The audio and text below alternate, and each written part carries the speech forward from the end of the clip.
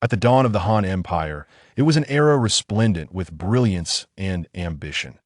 Even the Emperor Gaozu of Han, seated upon the dragon throne, was cautiously navigating his path, wary of the missteps of the former Qin. The struggle for succession between the crown prince and Prince Zhao stirred the political waters. Yet Liu Ying yearned only for the carefree existence of a regional king. Liu Ying declared, "The crown prince of Han? Not even a dog would aspire to that." To which Liu Ruyi retorted, "Woof, woof." In his quest to evade the burdens of princely responsibility, Liu Ying propelled the Han Empire along a reckless trajectory from which there was no return. He sought to establish feudal domains, invigorate local governance, vanquish the Xiongnu, and pacify the valiant warriors. Emperor Gaozu Liu Bang was incensed, exclaiming, "What calamity has my rebellious son wrought upon the Han?" Zhang Liang lamented, "The crown prince's remarks have cast me into the shadow of Zhuge Liang." Xiao he added, "Your Majesty, should you depose the crown prince, I shall resign my office on the morrow." Han Xian expressed, "I believe I have found a kindred spirit. This is the sovereign I shall serve for a lifetime." Enraged, Gaozu retorted, "You all indulge him too much." In the 9th year of Emperor Gaozu's reign, Prince Zhao Zhang faced disgrace and was stripped of his title. Liu Bang appointed his favored son Liu Ruyi as the new Prince Zhao, who remained in Chang'an, ruling his fief from afar. Liu Ruyi's mother, Consort Qi, constantly whispered in Gaozu's ear, advocating for her son to be named crown prince. Meanwhile, the aging and now neglected Empress L, witnessing her son Liu Ying's misfortunes during a hunting accident, found herself in a precarious position. Rumors began to circulate that the crown prince had gone mad, further complicating the fortunes of Empress L's faction. "Master Zhou, as the grand historian, should you not advise His Majesty?" Liu Ying lounged carelessly, casting a languid glance at the visibly agitated grand historian Zhou Chang. "Crown Prince, you have not visited the Tianlu Pavilion for several days." Zhou Chang implored, "As a brother is akin to a father, you ought to set an example for the other princes." Zhou Chang, known for his integrity and fierce temperament, had repeatedly stood against Liu Bang's suggestions to replace the crown prince, ensuring Liu Ying's position remained secure. The phrase "qi ai," meaning to hesitate in speech, aptly described Zhou Chang's predicament. "Study?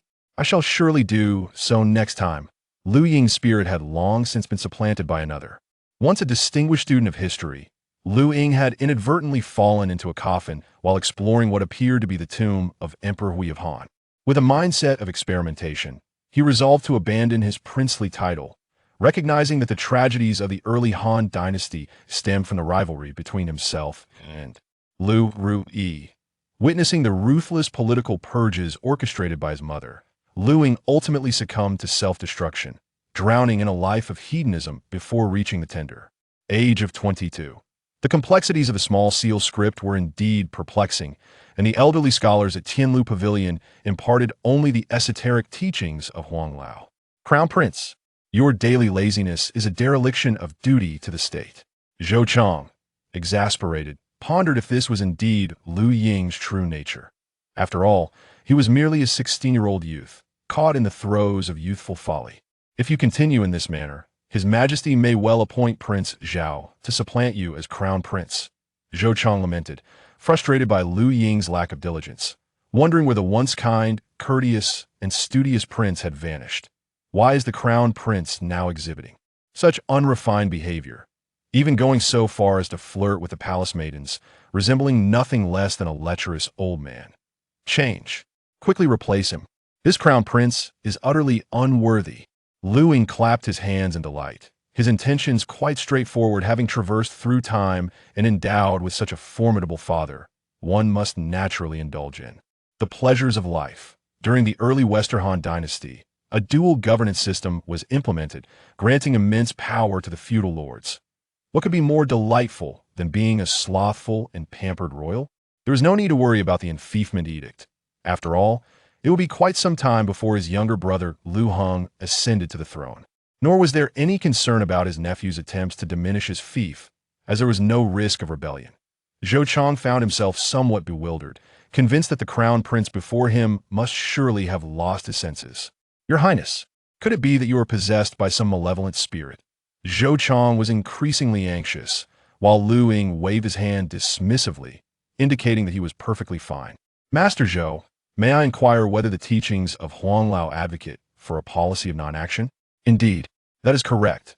Then if I recline and do nothing, what fault is there in that? I am merely practicing the doctrines of Huanglao.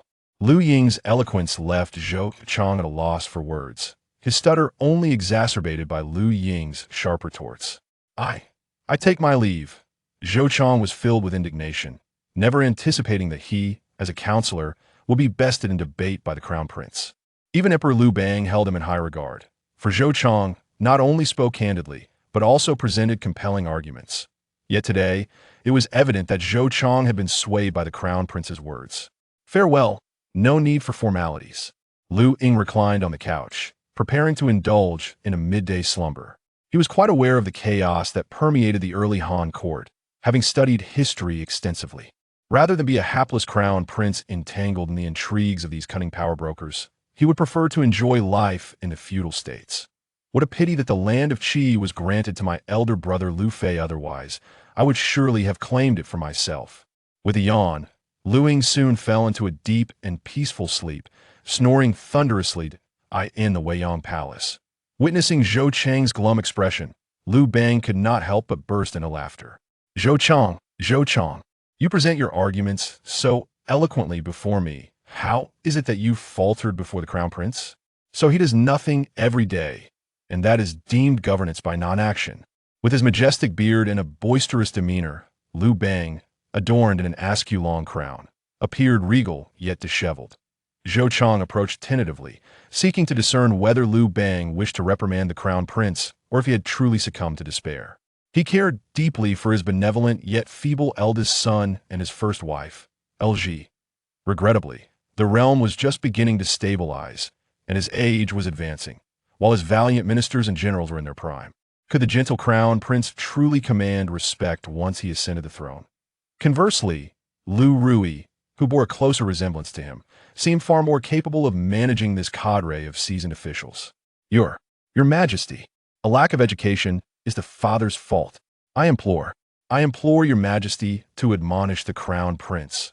Zhou Chang felt a twinge of guilt, unable to contend with the crown prince. He sought to report to the emperor, believing it to be unbecoming of a gentleman.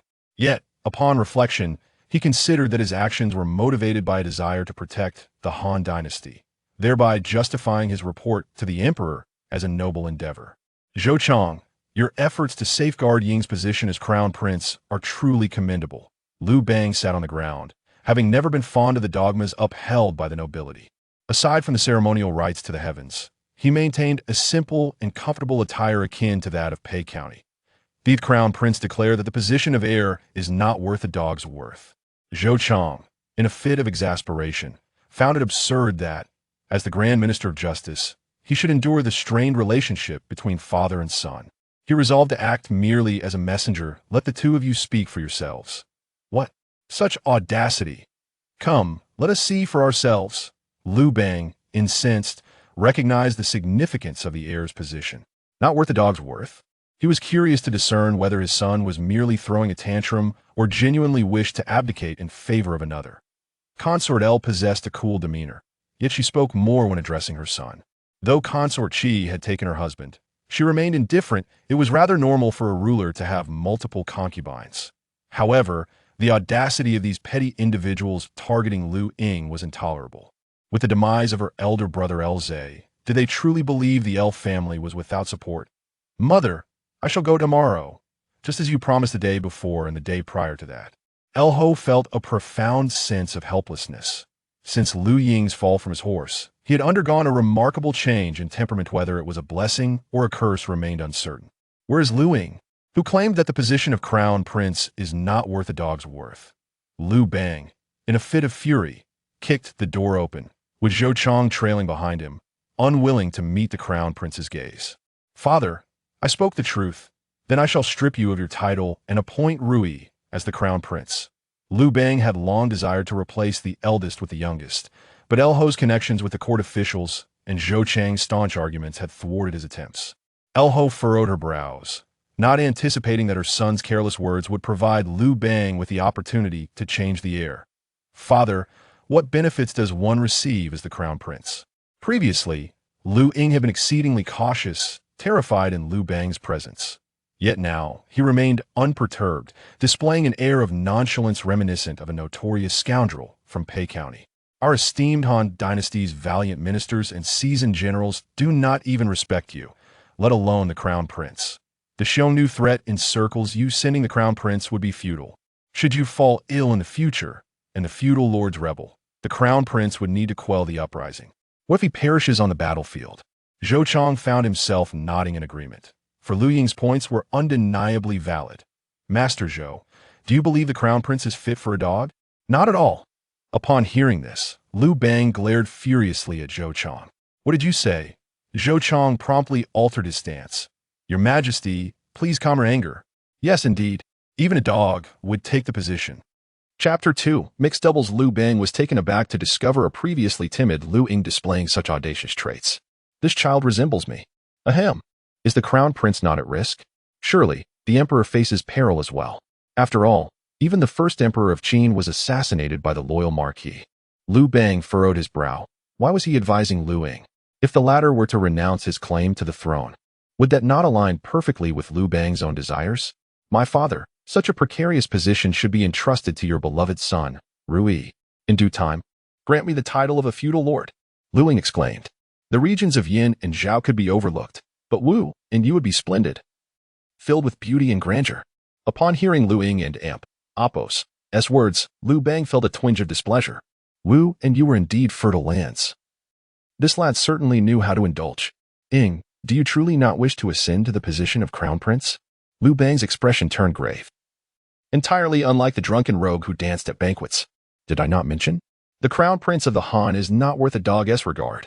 Liu Ying waved his hand dismissively, even inquiring of his mother, Liu Ji, about dinner plans. The Han had much going for it. Yet the variety of food was woefully insufficient. Not only was there a scarcity of fine salt, but even cooking oil was hard to come by.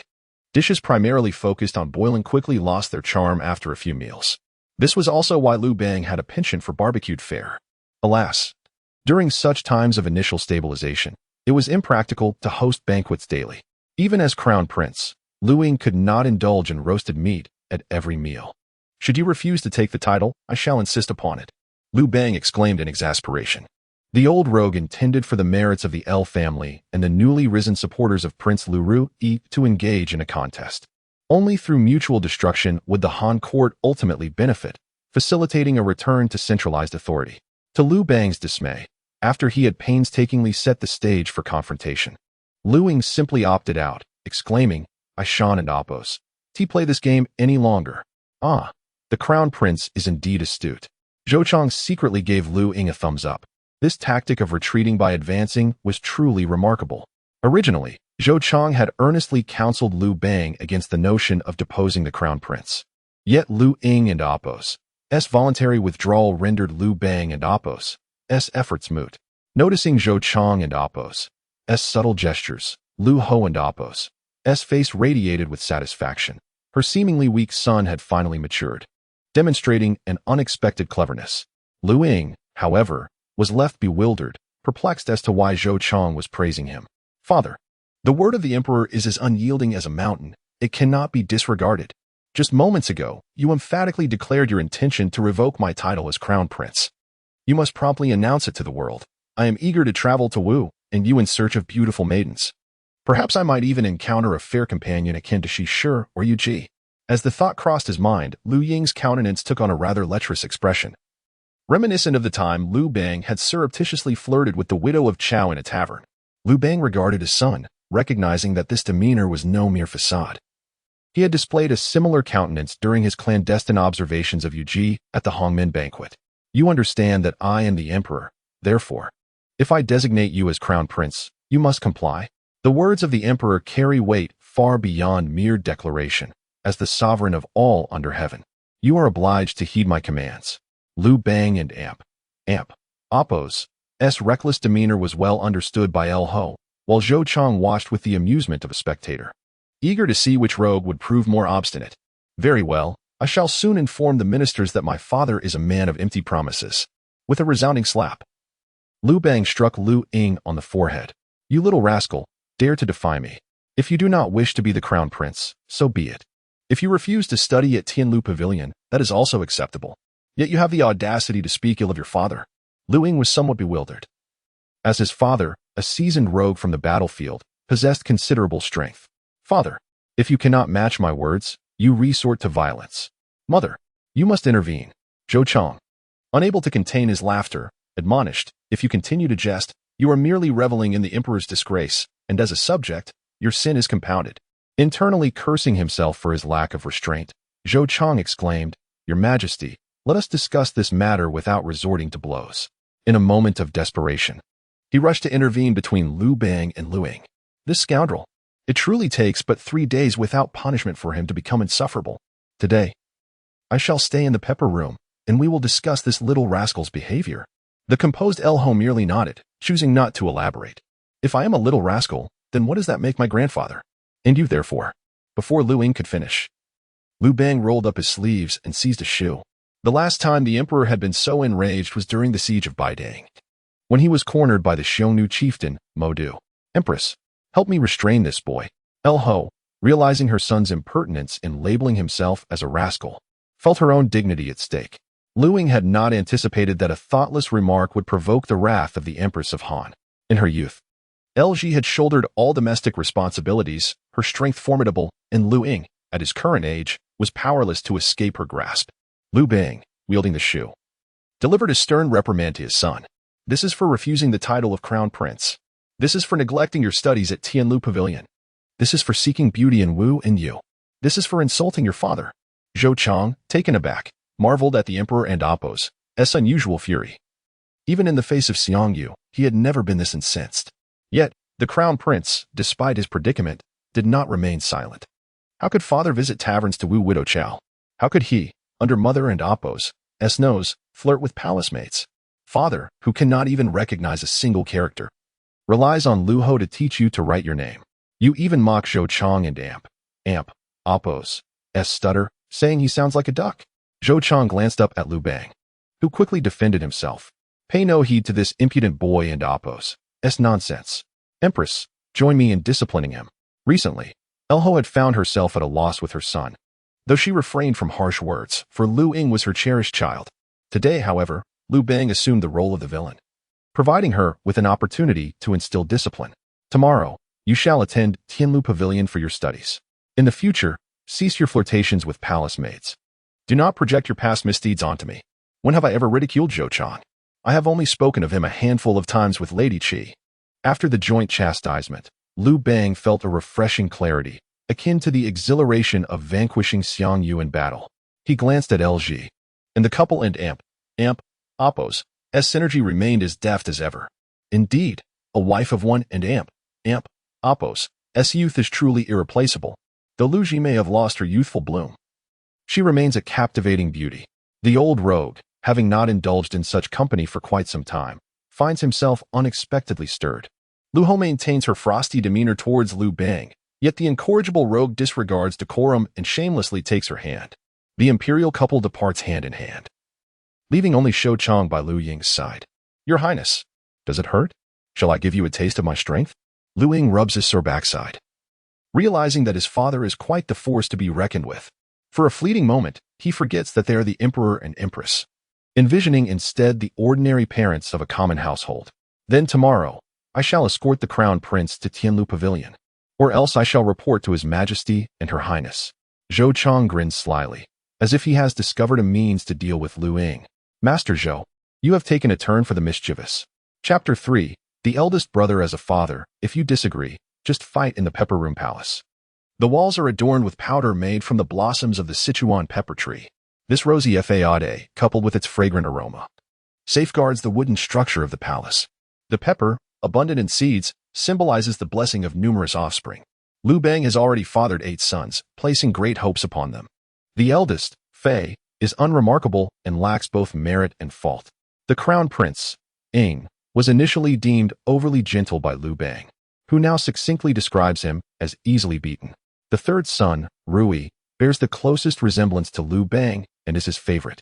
Had it not been for the counsel of his ministers, Liu Bang would have even bestowed upon him his treasured sword, Qi Xiao. The fourth son, Hung, treats the worthy with great respect, maintaining a dignified demeanor towards every official and showing compassion even to the commoners laboring on the palace and Appos, as construction. The remaining sons, Liu Hui, Liu Yu, Liu Chong, and Liu Jian, are still too young for Liu Bang to discern their temperaments. Too, carefreeing, he is our son. Liu Bang, adhering to customary formalities, could clearly sense the indifference of Empress L. Their passions had long since faded. Yet, can the gentle crown prince truly suppress those esteemed military officials in the future? At times, I ponder whether it is a cruelty to appoint Ying as crown prince. Should the realm enjoy peace, Ying would undoubtedly be a wise ruler. However, those military officials, while appearing to toast with me, are secretly preparing for conflict. What are their intentions? Liu Bang, holding LG and Appos' hand, shared rare intimate words with his wife. Why do you disagree today? Though touched, LG was acutely aware that she was no longer an individual, but rather a figure among the powerful L family. The Marquis of Wuyang, Fan Kuai, and the Marquis of Jianxing, L Shizhi, would never consent to Liu Ying relinquishing his title as crown prince. I find this lad perplexing, Liu Bang candidly remarked, chuckling. I cannot discern whether he seeks to advance through retreat or if he genuinely wishes to abandon his responsibilities. LG, equally uncertain of her son's intentions, was a sagacious woman. With her husband no longer by her side, her sole desire was to nurture her son. It is still early. Shall we rest a while longer? The old rogue chuckled and mounted his horse once more. The following day, in the Tianlu pavilion, Liu Ying was fully aware that Emperor Hui of Han also detested studying, shunning the company of those who incessantly wore smiles, and even lecturing his younger brothers on trivial matters. However, as the crown prince, he had not relished immense wealth. His existence felt precarious, fearing that his father, Liu Bang, might depose him. Little did he know, Liu Bang was a man of genuine sentiment, disliking his son's theatrical performances in his presence. The more the original Emperor Hui feigned the role of a sage crown prince, the more he irked Liu Bang. Who is your father? The leader of Peixian, the one who speaks on behalf of the Han dynasty. His current position was earned through military accomplishments. Yet his crown prince mingled daily with a group of pretentious scholars. No wonder he was incensed. Upon encountering Liu Ying, Liu Hong prepared to perform the customary bow, only to be halted by Liu Ying. Stretching lazily, Liu Ying chose not to kneel and sit as his brother Liu Hong did. Instead, he reclined on the ground, promptly succumbing to slumber, his snores soon filling the air. Once, my elder brother was not like this. Liu Hong shook his head. His mother, Lady Bo, was not favored, and he had always maintained a low profile among his brothers. The teacher, absorbed in his lessons, leisurely turned the pages of his book, only to be interrupted by the rhythmic sound of snoring. Master, the eldest brother is asleep again. Zhao Wang Liu Ruyi smirked slyly. This rascal, knowing Liu Ying's timid nature, felt no need for courtesy. The teacher, unwilling to involve himself in the rivalry between the crown prince and Zhao Wang, feigned ignorance and continued his instruction. However, Liu Ying and Appos' loud snores became unbearable, leaving the teacher in a state of suppressed fury. The reason His Majesty can rule the realm. Huff. The teacher, incensed, set down his book, convinced that the crown prince was deliberately targeting him. Before he could finish his thought, his words were drowned out by the crown prince and Appos' snores. Perhaps we should take a break. The teacher chuckled helplessly, contemplating a conversation with Zhou Chong. Forcing Liu Ying to attend would only result in a change of scenery for his slumber. Hey, Liu Ruyi, brimming with arrogance like his mother, kicked Liu Ying. Your snoring is too loud and disrupts our studies. Get up quickly, or I shall inform father. Liu Ruyi, with a sword at his waist, a gift from Liu Bang, held it with pride, signifying his favored status. Liu Ying rubbed his eyes. You disturb my sleep? Faced with the furious expression of his elder brother, Liu Ruyi felt a tinge of apprehension. Yet, recalling his mother and Appos' admonitions about his spineless brother, he pressed on. Yes. Your snoring is too loud. Liu Hong frowned, pondering whether Liu Ruyi remained the pampered Zhao Wang, while his elder brother seemed to be the same soft-hearted crown prince as before. Liu Ying stretched lazily before standing up. Am I not your elder brother? So what if I am? Liu Ruyi had grown quickly, now only a head shorter than Liu Ying. An elder brother is like a father. Today, I shall educate you on behalf of father. Liu Ying swiftly advanced, catching Liu Ruyi off guard and throwing him to the ground, then raised his shoe to strike at his rear. This is for disturbing my sleep. This is for your father hitting me with a shoe yesterday. This is for you kicking me. Liu Ying was evidently retaliating against the old rogue. Brother, I admit my fault. Please stop hitting me. Liu Ruyi cried out in despair. Having been doted on by his parents throughout his life, never having faced such punishment. Remember this, an elder brother is like a father. Treat father as you would treat me. If you disobey, I shall strike. I will hit you every time I see you. At that moment, the fifth brother, Liu Hui, rushed forward to retrieve the shoe Liu Ying had thrown aside. Fifth brother, you are the sensible one. In the future, when you see young and beautiful palace maids, I shall find suitable matches for you in advance. Liu Hui, both amused and bewildered, felt a chill despite his elder brother's laughter today. Liu Ying left Tianlu Pavilion. Having fulfilled his duty of educating the foolish Liu Ruyi on behalf of their father, exceeding expectations. Once winter arrives, it becomes challenging for people to procure fresh vegetables. Mother, are you preparing the pickled vegetables again? These pickles are a delicacy of the affluent, far surpassing the common pickled vegetables consumed by ordinary folk. Indeed, in the past, while in Paste-in, we would busy ourselves every year to prepare for the winter. Elji seemed to reminisce about her life in Paste-in, a serene smile gracing her face. Your Majesty, something terrible has happened. The Crown Prince has struck the Prince of Zhao. Chapter 4.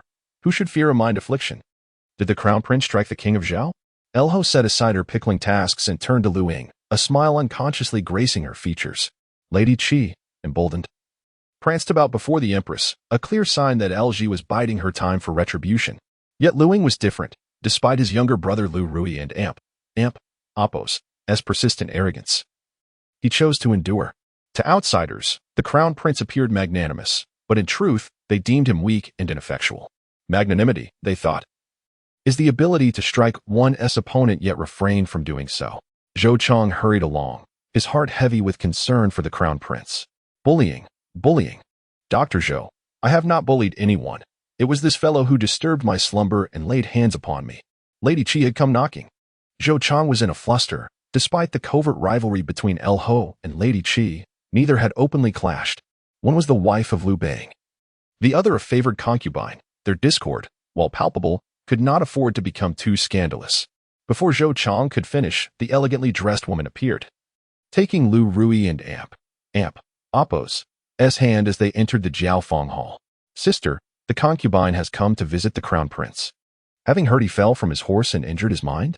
The newcomer, with her enchanting beauty and dulcet voice, was none other than the foremost songstress of the Han dynasty, Lady Qi. With Liu Bang as her protector, she commanded respect, even in the presence of his legitimate wife, LG, whom she could openly deride. Our second emperor of the Han cannot be a man of diminished faculties. Should he commit any foolish acts, it would be a disservice to His Majesty's hard-earned accomplishments. Lady Qi and Appo's mockery was unmistakable. She implied that Liu Ying was unworthy of his title. Whether Ying remains the crown prince is a matter for His Majesty to decide, not for a mere woman like you. Sister, your words are misguided. Must we remain silent if your son has indeed suffered a brain injury? El Ho and Appo's eyes flashed with anger.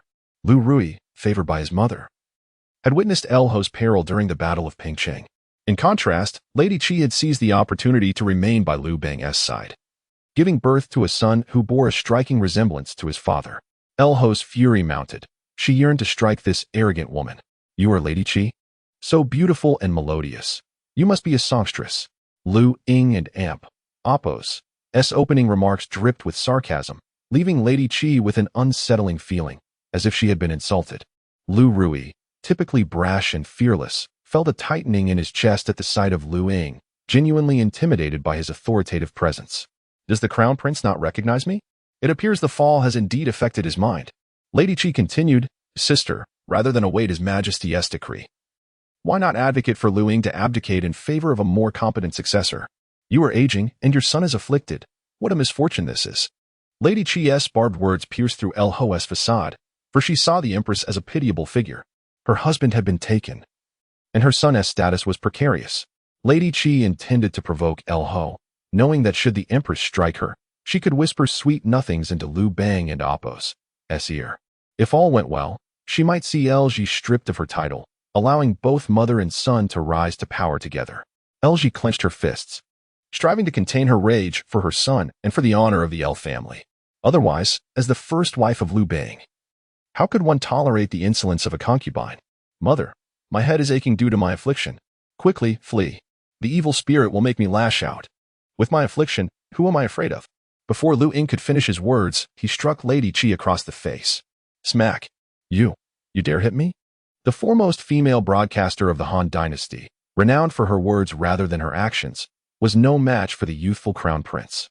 A group of palace maids had already turned pale with fright, witnessing the crown prince atop Lady Qi, delivering blows to her face with both hands. Smack. Lady Qi, run. The evil spirit has possessed me. I cannot control myself. Smack. Liu Ying, you are atop me. How can I possibly run? Smack. Liu Ying disregarded everything, striking until he felt satisfied. Initially, he had intended to be a mere spectator of the conflict between the first wife and the concubine. However, the emotions of the original owner continued to influence Liu Ying as the son yearned to protect his mother. During the Battle of Pengcheng, Liu Ying and Princess Liu Yuan fortuitously encountered Liu Bang and Apos' carriage, where they were rescued by Xiaohuang. Meanwhile, LG and Liu Taigong were unfortunate, being directly imprisoned by Xiongnu for 2 years. Even the timid Emperor Hui of Han had someone he wished to protect. LG could now see that her son was using this as an opportunity. The former Liu Ying would not have employed such cunning. Did you not say I had a mental affliction, Lady Qi? Then I shall oblige your words and feign an episode to strike you. Do not. Stop hitting me. Call someone to pull him away. Sister, I was wrong. Please make the crown prince cease. Liu Ying, do not feign madness. Lady Qi shrieked like a slaughtered pig. Just as Liu Ying prepared to strike again, his arm was seized.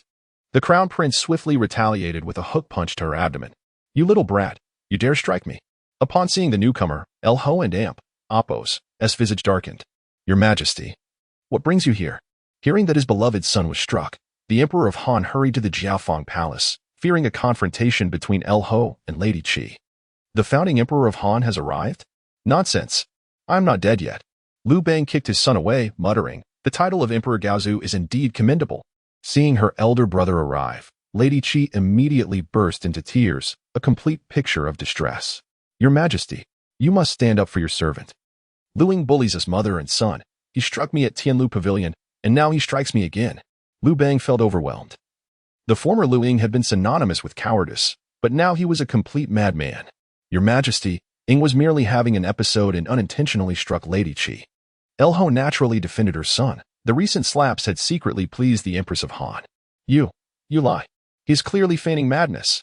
Why is it that when your Majesty arrives, he no longer has a mental affliction? Lady Qi's face was swollen like a pig's, evidence of Liu Ying's heavy hand. Liu Bang glanced at his favorite concubine, decisively choosing to stay at Jiaofeng Palace tonight. Speak. Why did you strike your brother? Liu Bang, holding Liu Ruyi, evidently intended to show favoritism. I usually teach you the importance of brotherly love, not to turn against one another. Liu Bang exclaimed in exasperation. Do not be deceived by my current status as emperor. I still hold the Marquis of Heong in the highest regard. The Marquis Liu Zhong, Liu Bang and Apos' second brother, was the subject of this respect. Upon hearing this, Liu Ying was instantly invigorated. Ruyi, did you hear that? Your father teaches you to honor your elder brother. Today, if you kick your brother, I shall discipline you accordingly. Is that too much to ask? Liu Ying then picked up his shoe, a gesture that immediately caused Liu Ruyi to concede, nodding like a chick pecking at grains. What? Ruyi, you were the one who provoked Liu Ying first? Lady Qi was somewhat bewildered, while the old rogue found himself embarrassed. Who would have thought that it was the beloved child who instigated the rebellious one? Ruyi is still young. As the elder brother, you ought to be lenient. Lady Qi insisted, unreasonably entangled in the situation. As for Ruyi and Apos' mischief, let it be. But you just pretended to be mad and struck me. Your Majesty must stand up for me. One must consider the master when punishing a dog. Liu Bang glared at Liu Ying, clearly preparing to wield the shoe. Father, I am afflicted with a mental ailment, possessed by malevolent spirits. You are the true dragon son of heaven. Merely approaching me sends those evils fleeing in terror. Liu Ying immediately surrendered, bowing respectfully. Father, your wisdom is unparalleled. No evil can approach. After all, he had already dealt with Lady Qi and now sought to appear virtuous. Liu Bang was somewhat taken aback. When had this rebellious son become so eloquent? Meanwhile, Zhou Chang applauded, exclaiming, well said. Enough of this nonsense. Be silent. Liu Bang retorted. Chapter 5. Could this ungrateful child actually be right? The simple and honest Liu Ying, who was typically timid in character, had surprisingly mastered the art of flattery and pretended to be foolish. Lady Qi was evidently bewildered, silently contemplating. This child has been feigning all along. His cunning runs remarkably deep. Zhao Chang glanced at Liu Bang and then at Liu Ying. The demeanor of His Majesty during the Hongmen banquet mirrored that of the former crown prince with striking similarity. Your Majesty, you cannot let Liu Ying off lightly. He has shown disrespect to his elders and even struck your consort. Seeing that reason was not on her side, Lady Qi resorted to a woman's ultimate tactic: tears, tantrums, and a scene. Lu Ho scoffed, her eyes filled with disdain. Truly, the older one gets, the more childish one's preferences become. Faced with such ridicule from Liu Ho, Liu Bang found it hard to maintain his composure. He cherished Lady Qi not only for her beauty and melodious voice, but also for her complete compliance, especially her ability to understand the burdens of being an emperor. Unfortunately, today Oppos, Lady Qi, confronted by Liu Ying, had devolved into a shrew, devoid of any grace. Let this matter be settled. Ruyi, you must not disrespect your elder brother again. And you, come to the Jiaofeng Hall and apologize to the Empress. Liu Bang evidently wished to downplay the situation. Though Liu Ho was dissatisfied, she felt powerless. Your Majesty, Liu Ying has assaulted us mother and child. How can he still be in the right? Let us present this matter to the officials for their judgment. Let us see what they have to say. Lady Qi, incensed, was determined to confront Liu Ying to the bitter end. Liu Ying, hearing this, rejoiced, having struck his younger brother and assaulted his father's consort. How could he not relinquish the crown prince position? Lady Qi was correct. Let us confront this in the court. Liu Ying boldly declared, while Liu Ho furrowed her brows, uncertain of her son and Oppos' intentions. What began as a family affair had now escalated to a public spectacle. How embarrassing.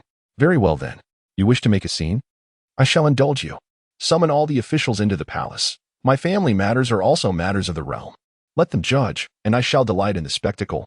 Liu Bang, in a fit of anger, shot a glare at Lady Qi, clearly displeased with her behavior today. Lady Qi mistakenly believed her favor stemmed from her beauty surpassing Liu Xi's. In reality, she was gravely mistaken.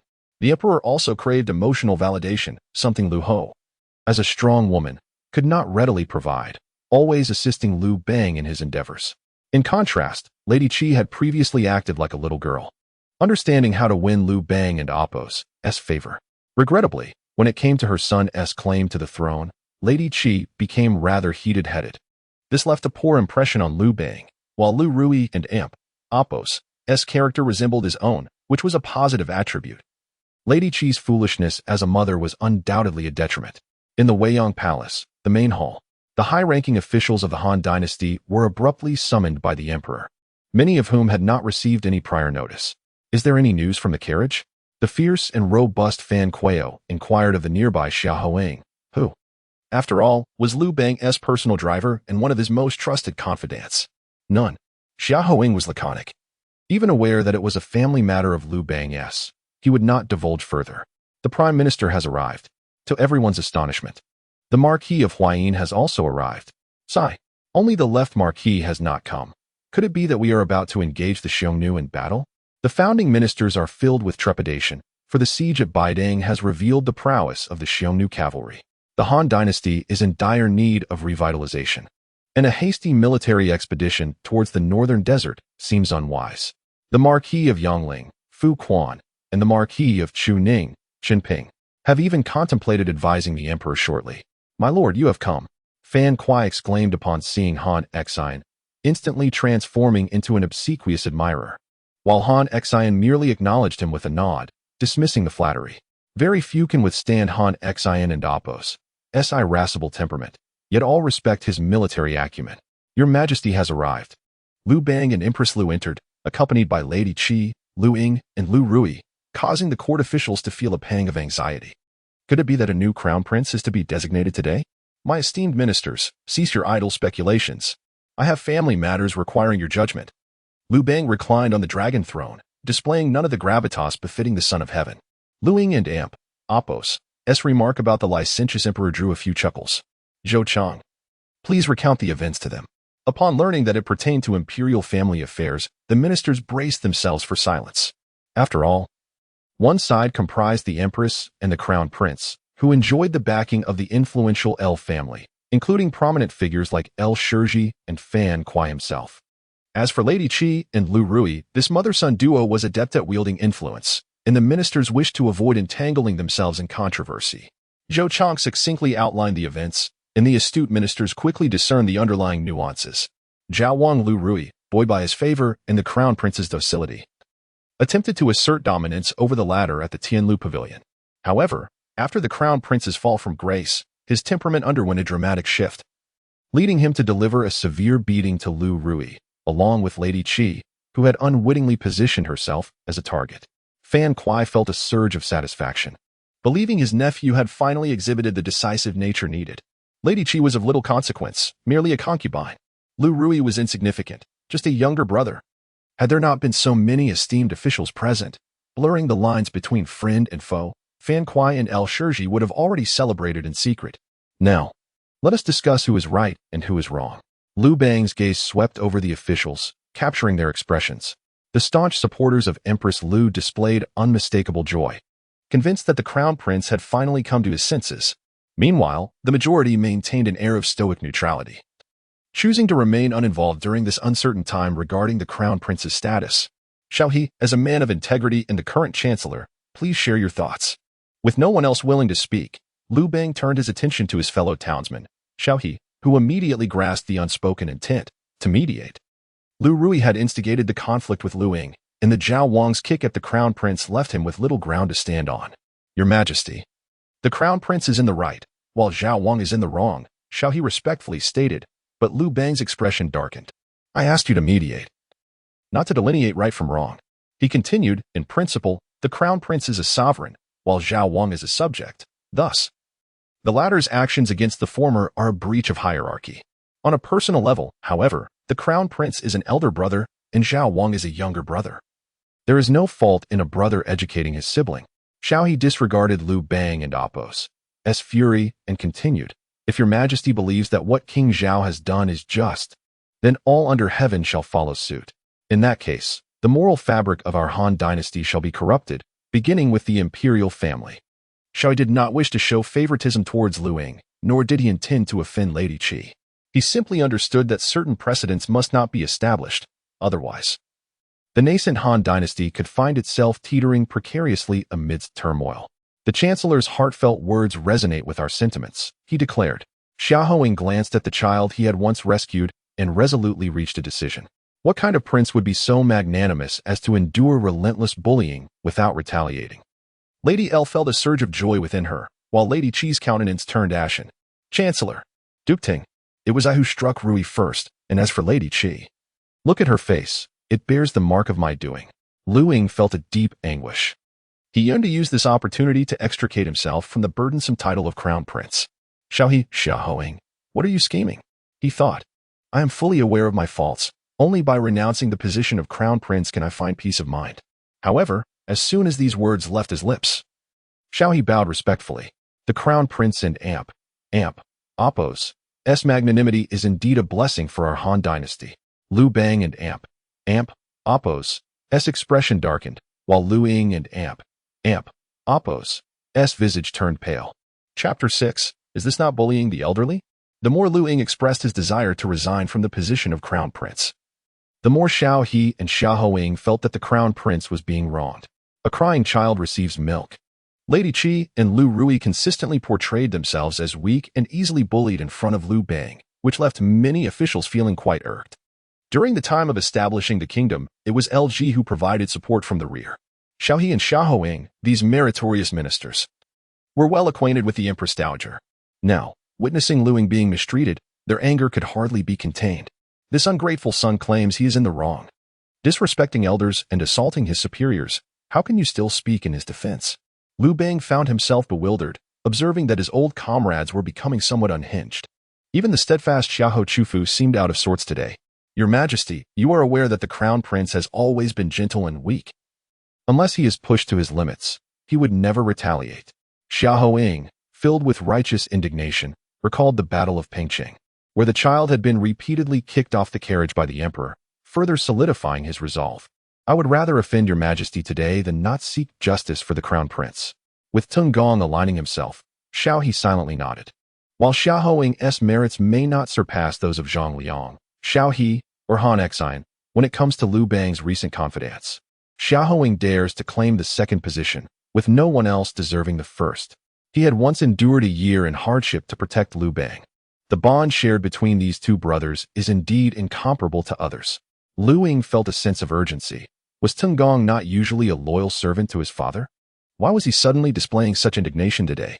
Teng Gong, as the saying goes, when one is struck, one must stand tall. I indeed made a mistake. Please allow my father to punish me. The position of crown prince should be held by one of virtue. And I truly lack the merit and ability to occupy this role. Liu Ying spoke earnestly, genuinely wishing to keep Xiaohong and Zhao He from getting involved. You achieve merit, while I enjoy the freedom of a vassal king. We all have bright futures ahead. Why must we argue incessantly in the court? After speaking, Liu Ying cast a suggestive glance towards Xiaohong and Zhao He. The crown prince is indeed a master of concealment. Zhao He was secretly astonished, but quickly came to terms with it. After all, he was the son of a person of exceptional caliber like Liu Bang and LG. So how could he be weak and inept? The dragon and phoenix are auspicious symbols. Heaven truly favors our Han dynasty. Crown Prince, do you wish for me to intensify my efforts? Xiaohong, not as astute as Zhao He, merely sensed that the crown prince was harboring unexpressed grievances. Ying has already acknowledged his fault. I shall not pursue this matter today. Instead, let him apologize to Lady Qi in front of everyone. As for the position of crown prince, we shall discuss it later. Liu Bang, feeling overwhelmed, did not forget to cast an angry glare at Lady Qi. Were it not for her insistence on escalating the matter, he would not be in such a precarious situation. As the chancellor, Zhao He held significant power and high esteem in the court. His public support for Liu Ying led many hesitant high officials to believe that Zhao He was indeed on Liu Ying's side. While Zhao He's influence was substantial, it did not fully represent Liu Bang. However, Xiahou Ying's repeated interjections solidified the conjectures among the crowd. Even the emperor's charioteer has spoken in favor of Liu Ying. The position of crown prince is undoubtedly as secure as a fortress. What? You claim that His Majesty blatantly favors consort Qi? That is merely the machinations of imperial strategy. Clearly a performance in collaboration with the chancellor and the charioteer, Xiahou. Liu Ying could not fathom the intricate thoughts of the shrewd ministers around him. He felt that the moment was ripe to relinquish his title as crown prince. In future confrontations with keyboard warriors, he would be the authority. What of his father? Emperor Gaozu of Han? Why not be a bit audacious? Your Majesty, this cannot be. At this moment, Xiaohong stepped forth, while Zhao He appeared bewildered, questioning why the charioteer was so audacious today. The old rogue was equally perplexed, for this brother had always been the most obedient and understanding. Could it be that Liu Ying had secretly bribed Lord Ting? Liu Bang, drenched in sweat, had always been the one to win hearts. He never anticipated that his rebellious son would surpass him in this regard. Fan Kuai and El Shirji were undoubtedly among the ministers who felt the best today. Liu Ying and Appos. As performance revealed to all that despite his usual low profile, he could execute a brilliant counterattack that left even the emperor momentarily stunned. What do you mean by this, you lowly charioteer? Liu Bang erupted. ISN and Appos. Team my family chaos enough? Get lost. Xiaohong was equally taken aback. Liu Bang and Appos. S explosive demeanor was clearly not an act. Only Han Xin regarded Liu Ying with an unusual glint in his eyes. Your Majesty, I believe the crown prince speaks wisely. One must stand firm when faced with adversity. In the past, Marquis of Huayin endured humiliation. The crown prince was merely kicked by King Zhao. Why must he retaliate?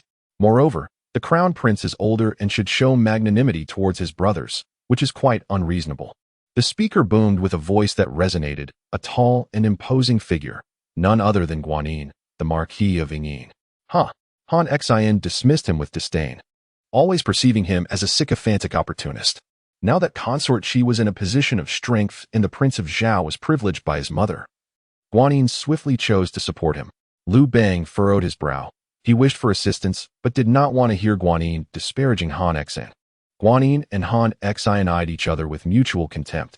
The former believed Han Xin was a fallen general unworthy of the title of Generalissimo, while Han Xin scorned Guanyin's character, considering him merely a toothless tiger without military power.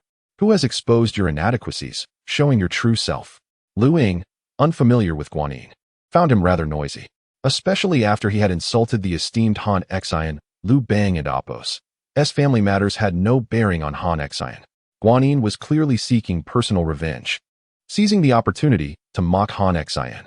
You, Guanyin did not expect the crown prince's sharp tongue to convey such a vivid depiction without uttering a single vulgar word, likening him to some unsavory organ. Filthy. How disgraceful. The crown prince speaks incorrectly, Guanyin frowned. Han Xian, as a general, was once humiliated by ruffians. Such news would bring shame upon the entire Han dynasty. She furrowed her brow slightly. She could not comprehend why her son would defend Han Xian.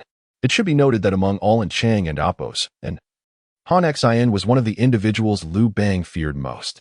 Of course, now Liu Ying must also be added to that list. Indeed, Liu Ying raised his thumb and smiled, saying, if the Marquis of Yingyin believes that one should retaliate when bullied, then what is wrong with me striking Liu Ruyi? Guanyin was somewhat taken aback.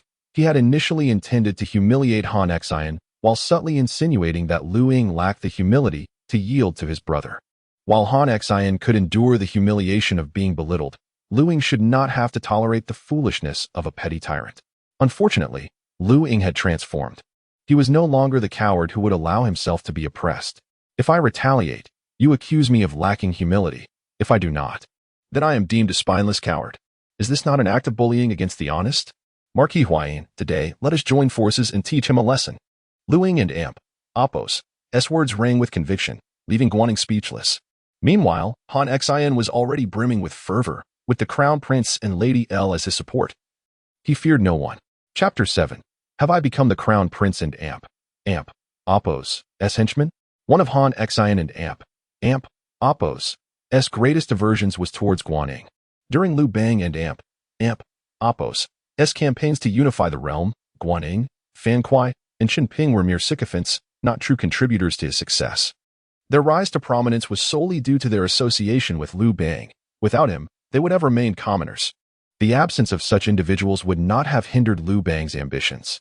Rather, it was the likes of Zhang Liang, Xiao He, Han Xian, Yingbu, and Peng Yu, genuine heroes, who were Liu Bang's true partners. Without their support, Liu Bang might not have triumphed over Xiongnu.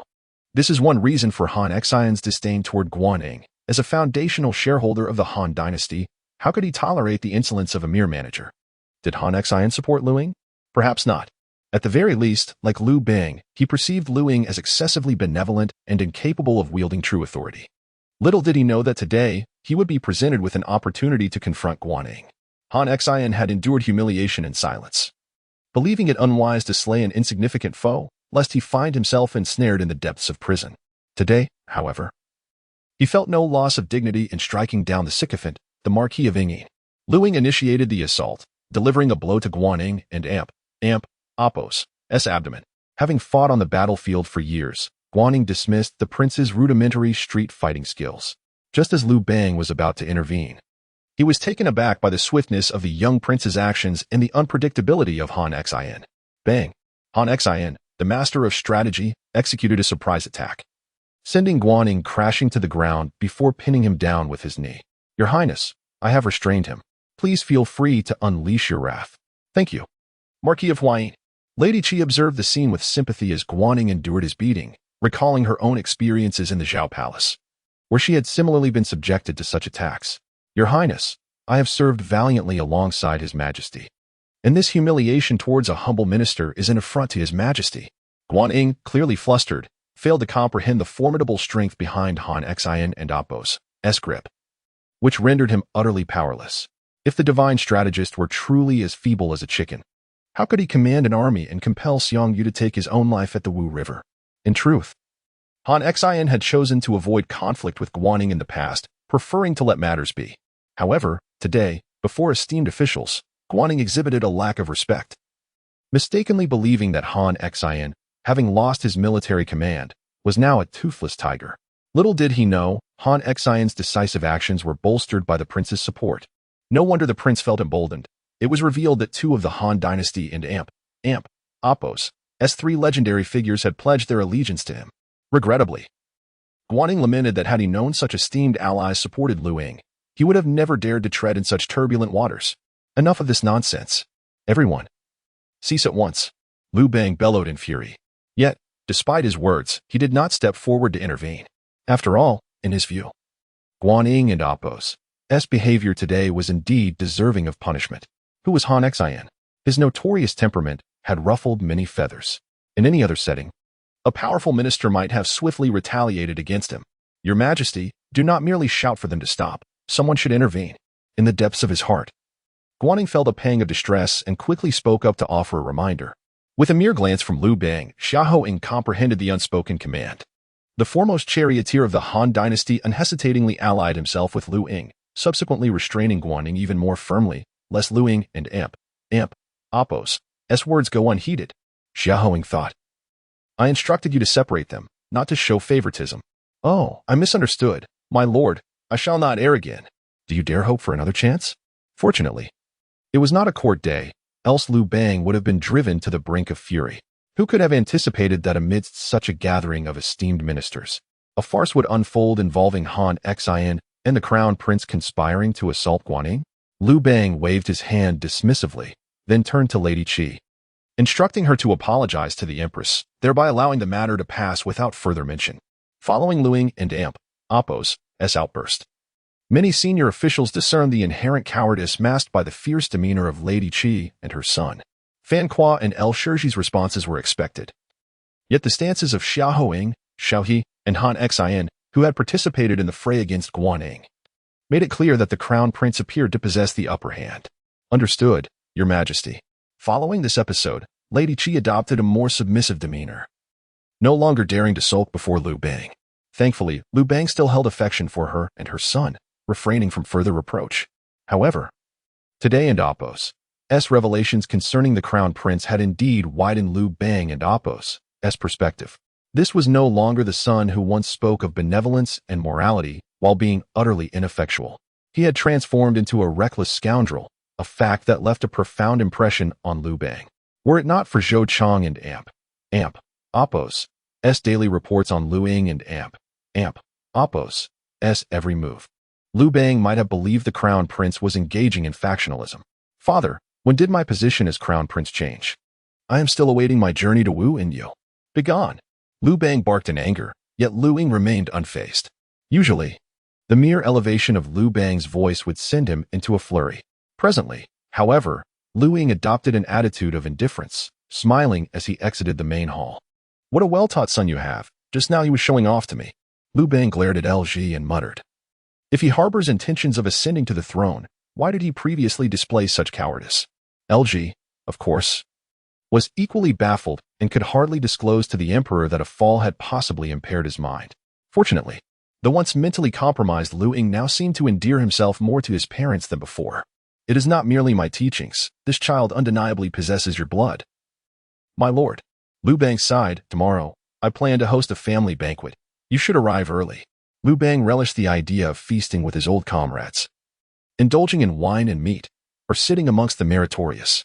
The familial gathering was primarily intended to dissolve the tensions between LG and her son and Lady Qi and her offspring. At the very least, it was essential for both parties to maintain a facade of cordiality. Otherwise, the court and the populace would eagerly await the royal family and Oppos' misfortunes. Understood. While at Mangdang Mountain, LG had sent countless jars of pickles. Regrettably, the Liu Ji who once relished those pickles had now ascended to the pinnacle of power in the Han dynasty.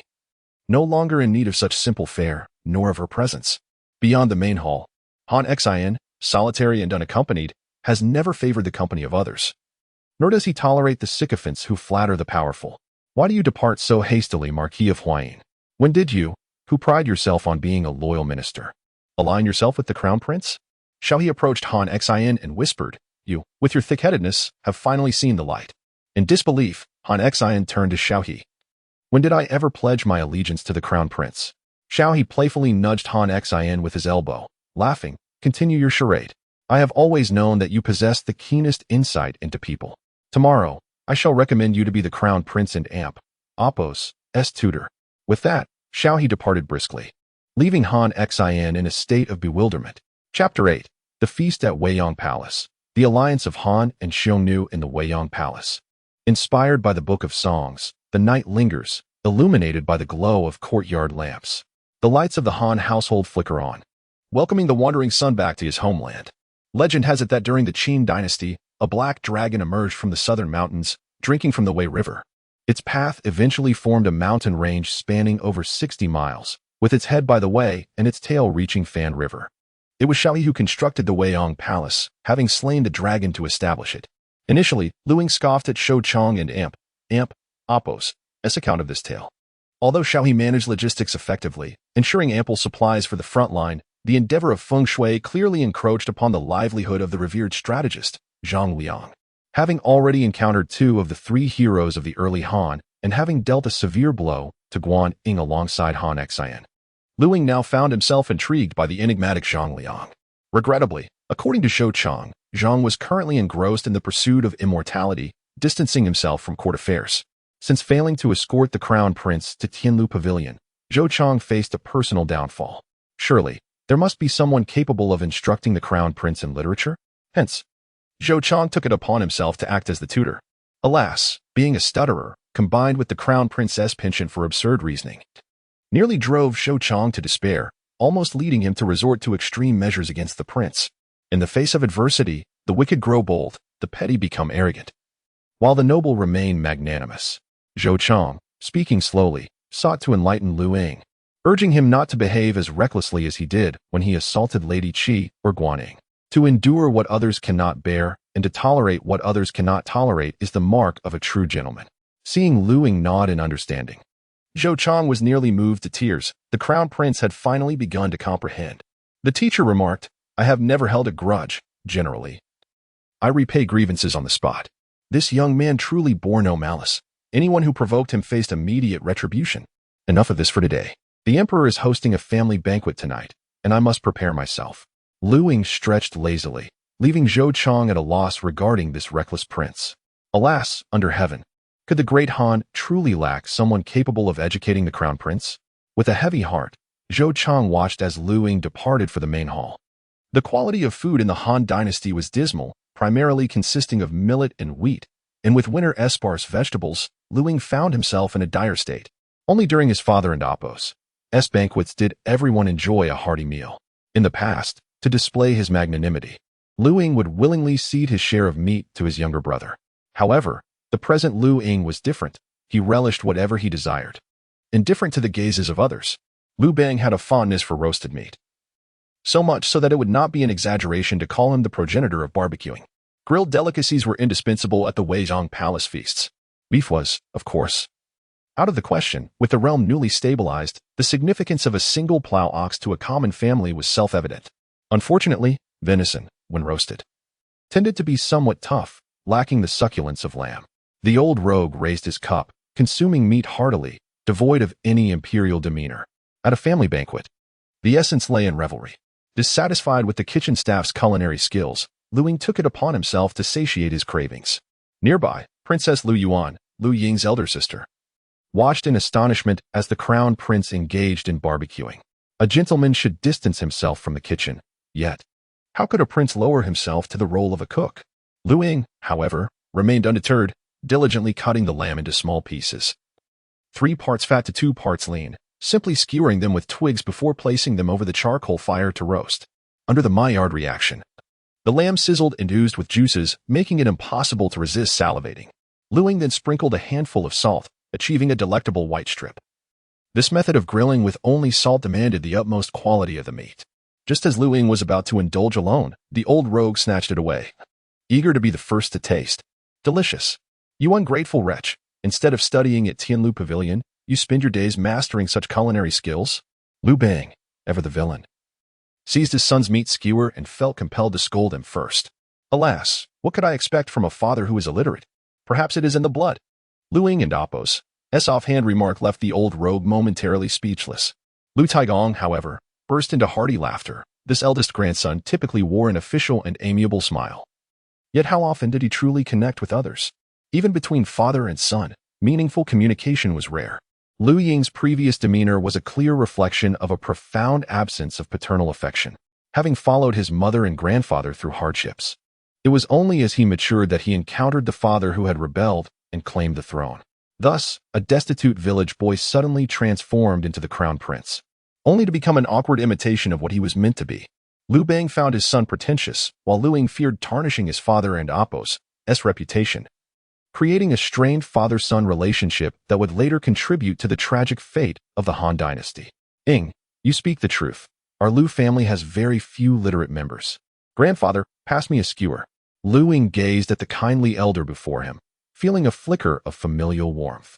Once, in Patien's fields, the two of them had been mere farmers, toiling from dawn till dusk. The grandson's cooking was indeed delightful. Liu Taigong beamed with joy, unable to recall the last time Liu Ying had shown a genuine smile. Seeing Liu Ying and Apos, as camaraderie with the retired emperor, Lady Qi hastily nudged her son Liu Ruyi, urging him to make an impression. Ruyi and Apos, as offerings were equally delectable.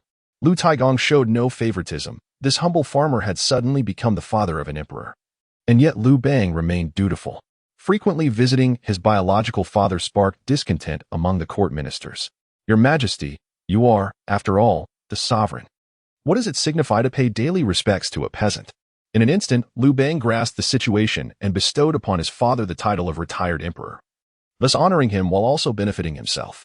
After several rounds of wine and a variety of dishes, Liu Bang finally addressed the crux of the family banquet. The Xiongnu have repeatedly invaded our Han territory.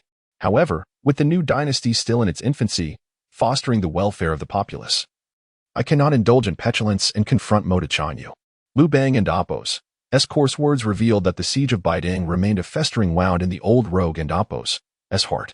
The Marquis of Jinshin proposed a marriage alliance, suggesting I wed my daughter to Xiongnu. The region north of the Great Wall is under Xiongnu control, while that to the south belongs to the Han. Let us treat each other as brothers and refrain from hostilities. Upon uttering these words, Liu Bang turned to his only daughter, Princess Liu Ying. Liu Ho and Apos' icy demeanor was evident, clearly displeased with this proposition. Liu Bang and Apos' desire to replace the crown prince rests upon her son. The princess, who was married off in a diplomatic alliance, is her daughter. Liu Ho and Apos' expression darkens, akin to a long-dormant volcano on the verge of eruption. Ru Yuan, can you fathom the heart of our father? The old rogue, rarely overcome with shame, exhibits little concern for Liu Ying and Princess Ru Yuan, yet at this pivotal moment, he is prepared to sacrifice his only daughter, Princess. This is also for the greater good of the Han dynasty. Seeing the tension in the air, Lady Qi intends to offer words of consolation. Why not marry my sister instead? Why not send you off in her stead? Liu Ying, reluctant to speak, finds himself torn by the emotions inherited from Emperor Hui of Han, unwilling to witness his sister wed to the Xiongnu. Chapter 9. The great Qin points a deer as a horse. Our great Han can also do so. Why not marry you off? Lady Qi and Apos' face flushed crimson. And Liu Bang, incensed with shame, exclaimed as he reached for his shoe sole to strike that unrestrained adopted son. You scoundrel, to suggest marrying my woman to Xiongnu. I shall strike you dead today. Liu Ji, cried Liu Taigong, and the once formidable rogue transformed into the simple-hearted third son of the Liu family. Father, this is where you err. It is your woman you are marrying off, and yet you are angry. Why must your daughter become someone else and Apos' grandson? Is Ru Yuan not your own flesh and blood? You are simply cowardly. Liu Ying's words struck Liu Bang like a dagger to the heart. You call me cowardly? With a swift motion, Liu Bang tore off his garment, revealing scars that decorated his body. Even Liu Ying, accustomed to the brutality of war films, was taken aback by the scars that marred the old rogue's skin. In the 6 years since the Chu-Han contention, he bore 12 grievous wounds, with 4 arrows having pierced him. I defeated Xiongnu, and though I had the assistance of Han Xian, Zhang Liang, and Xiao He, I did so while adorned with 12 wounds and 4 arrow strikes, emerging unscathed from countless battles to extinguish Chu. Compared to Xiongnu, Modern is but a triviality. Were it not for the exhaustion of the realm, I would have captured him as a mere horse servant. Clearly enraged, Liu Bang was met with Liu Ying and Apos' provocative retort.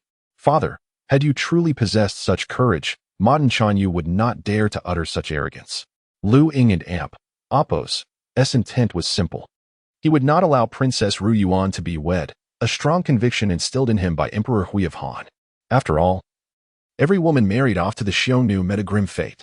These so-called Shanya showed no respect for Han women, only indulging in endless exploitation. While the alliances preserved the political interests of the Han dynasty, they often left the women wed to the Xiongnu in suffering. What did that fellow say? Liu Bang was evidently still brooding over the siege of Baiding, and the marriage proposal suggested by Marquis Jinshin, Liu Jing, was indeed astute. The Xiongnu feared the might of the Han dynasty, while the Han needed to recuperate, allowing a beleaguered world to catch its breath. Liu Bang had fought valiantly against Xiongnu at Rongyang, contending at the mouth of Qing, enduring 70 major battles and 40 minor skirmishes, leaving the populace in despair. With countless lives lost and cries of anguish echoing endlessly, the old rogue longed to recklessly lead his brothers Han Xin, Zhang Liang, and others against modern Xiongnu once more. Yet he soberly recognized that it was not the opportune moment for a war between Han and Xiongnu. Modern Xiongnu has set his sights on my mother. Knowing your advanced age, who knows when you might depart this world? Once you are gone, he would be willing to marry my mother. Liu Ying and Appo's audacious words would have made even Empress L grind her teeth in fury. Princess Ru Yuan, astonished, could hardly fathom when her typically timid brother dared to speak thus to their father and mother. You unfilial son, Liu Bang, with a fierce glare, would often dance to the sweet melodies sung by Lady Qi after each family banquet, occasionally letting loose a raucous tune of his own. However, today he was evidently in no mood for merriment. After much contemplation, Liu Bang arrived at a resolute decision. He would no longer seek a marriage alliance. Instead, he would confront the Xiongnu leader, Modu, in battle. He intended to make Modu his horse servant within the Han dynasty. In a fit of royal fury, he could bring about the demise of millions. Liu Ying and Appo's words had thoroughly incited Liu Bang and Appo's animosity towards the Xiongnu. Liu Ruyi had never witnessed such a menacing side of his father, while the other princes appeared as frightened as ostriches, desperately wishing to bury their heads in the earth. Father, at your age, how can you still be so immature? The Xiongnu cavalry moves like the wind, striking and fleeing swiftly. What do you possess to contend with them? Should you engage in a campaign against the Xiongnu, and something befall you, the realm will once again fracture. Could you not exhibit a modicum of maturity? As others pondered how to tactfully dissuade Liu Bang, Liu Ying spoke his mind. Liu Bang felt the weight of Shou Chang and Appo's frustration. The man was indeed a master of words. It is you who calls me cowardly, and you who deems me reckless. Empress, bring me my shoes. Today, I must punish this rebellious child. LG surmised that a mixed confrontation was indeed advantageous for Liu Ying. I concur, she added, as the Han Emperor and Empress allied once more. Liu Ying quickly sought refuge behind the Grand Emperor. Grandfather, save me. Liu Taigong nodded reassuringly to his grandson, signaling him to remain calm. For the Grand Emperor had a particular disdain for Liu Ji of Peisin. Father, Ying and Appo's unfiltered tongue will inevitably lead him into trouble. LG interjected. As Liu Taigong held this daughter-in-law in high esteem, viewing Lady Qi and her ilk as mere concubines, not worthy of being considered his daughter-in-law. Ying, I apologize. Your mother terrifies me. Upon uttering this, Liu Taigong pushed his grandson forward, insisting that Liu Ying stand at attention to accept his punishment. Father, mother, you misunderstand my intentions. The Han is already weary. How could I possibly support an expedition against the Xiongnu? It is you who is foolish for failing to comprehend my counsel. Liu Bang, upon hearing these words, was poised to strike. Not only was this fellow attempting to evade responsibility, but he was also insulting his intelligence. Hold on. Let us hear Ying's explanation. LG sensed that her son was different from before, and that Liu Ying had intentionally provoked Liu Bang to prevent the marriage of Princess Liu Yuan. Ahem. Let us speak calmly. For someone of your stature, is it not disgraceful to resort to violence?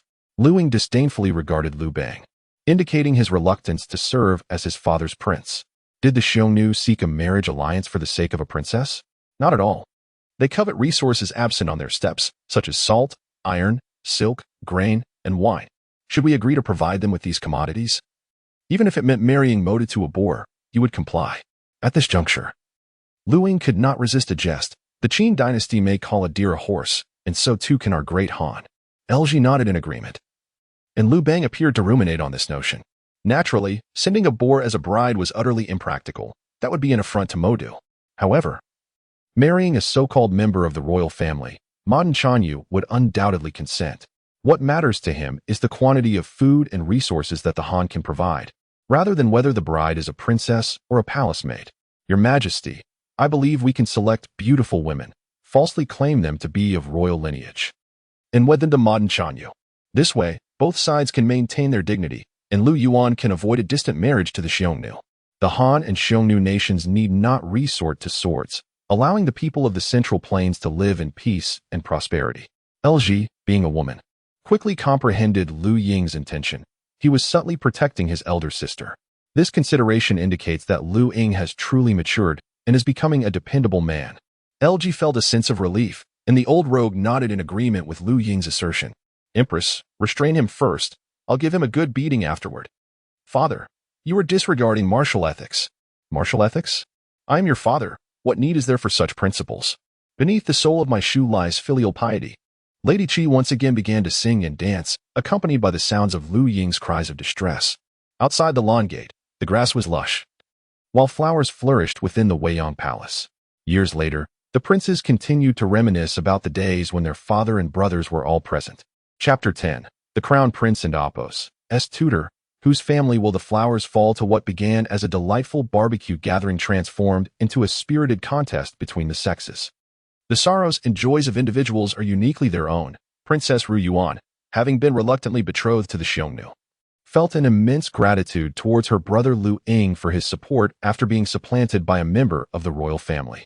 Meanwhile, Empress L, equally anxious, was left to resort to the most potent weapon in a woman's arsenal, tears, should Liu Bang's resolve be unyielding, weeping day and night. While she may not have succeeded in vanquishing the formidable Modern, her tears certainly vexed Liu Bang, ultimately swaying his intentions. Lady Qi, on the other hand, reveled in a sense of vindication. Liu Ying had finally received his deserved punishment, and it was right before her eyes. She danced and sang in celebration of the Crown Prince and Apos' comeuppance. Liu Ruyi felt a swell of joy knowing that Princess Ruyuan was spared from a distant marriage. They cherished her as their only sister and wished to shield her from the hardships of life among the Xiongnu. It was common knowledge that Modern was a ruthless figure, having murdered his own father to ascend the throne and taken his mother as his wife, uncivilized and savage. Yet, the greatest burden fell upon Liu Ying, who bore the entirety of the responsibility to free Princess Ruyuan from the Xiongnu's grasp. The strength of the Han Empress was indeed formidable. Even the old rogue, when contending with Xiongnu, had not experienced such a cathartic release as today.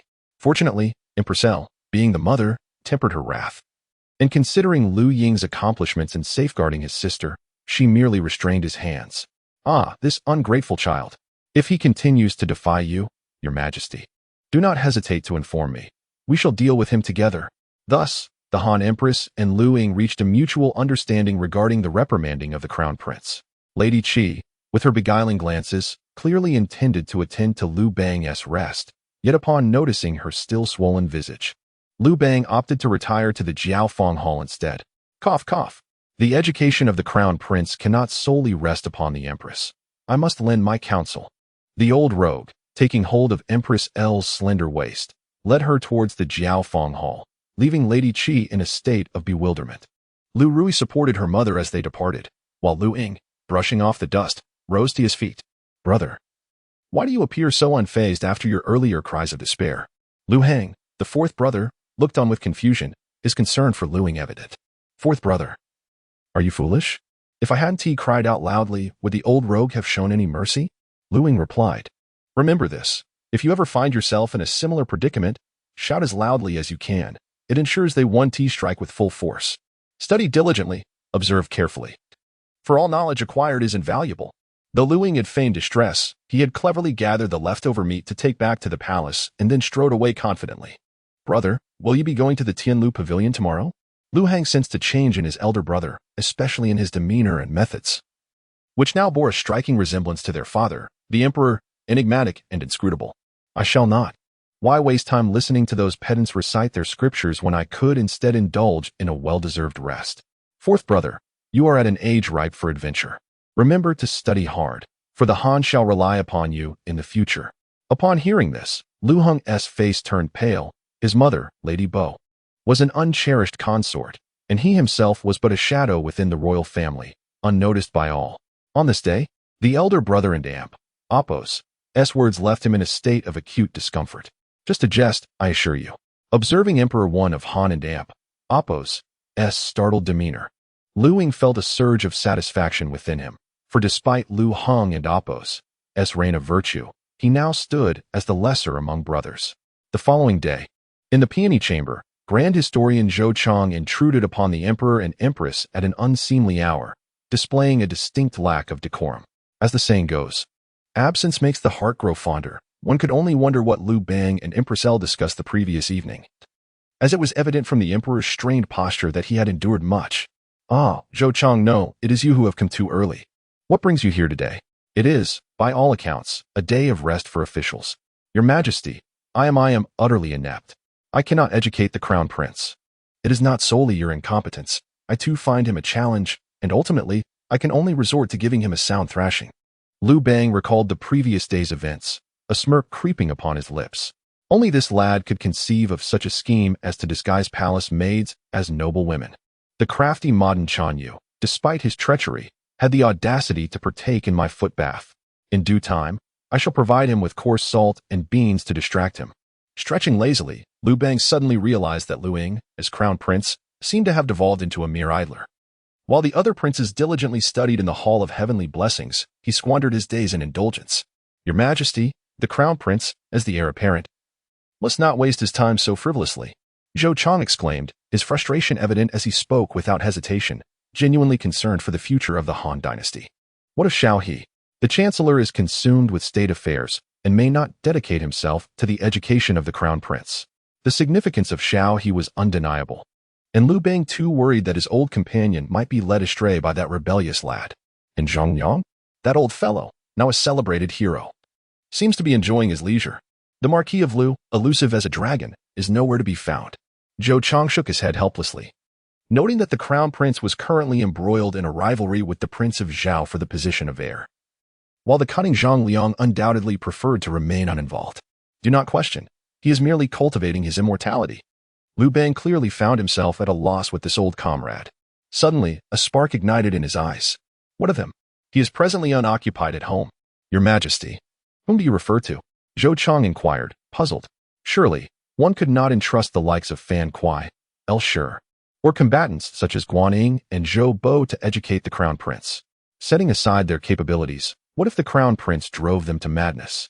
Zhou Chang, how could you forget my dear brother? The emperor chuckled, tapping his toes in a crude manner. Hasten, issue a decree to appoint him as the crown prince and Apos, as tutor.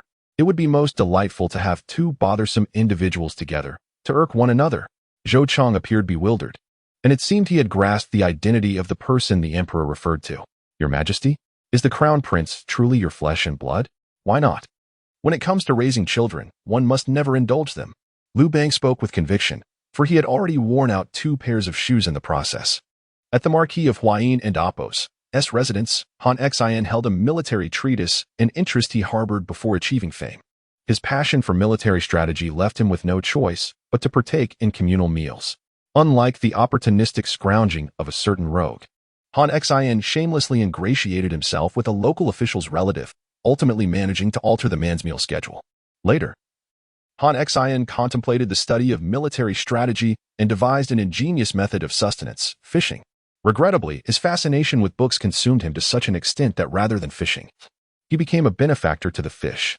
Fortuitously, he encountered the laundress, a benevolent woman, without whom the military sage might have perished by the riverbank before achieving prominence. Han Xian harbored gratitude towards Liu Bang. Even when stripped of his military authority, he comprehended the emperor and Apos' intentions, being allowed to return home in glory. Transitioning from the king of Qi to the king of Chu was honor enough. Marquis of Huayin, His Majesty has decreed.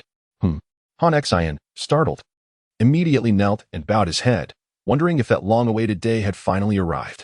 He was appointed Marquis of Huayin and entrusted with the education of the crown prince.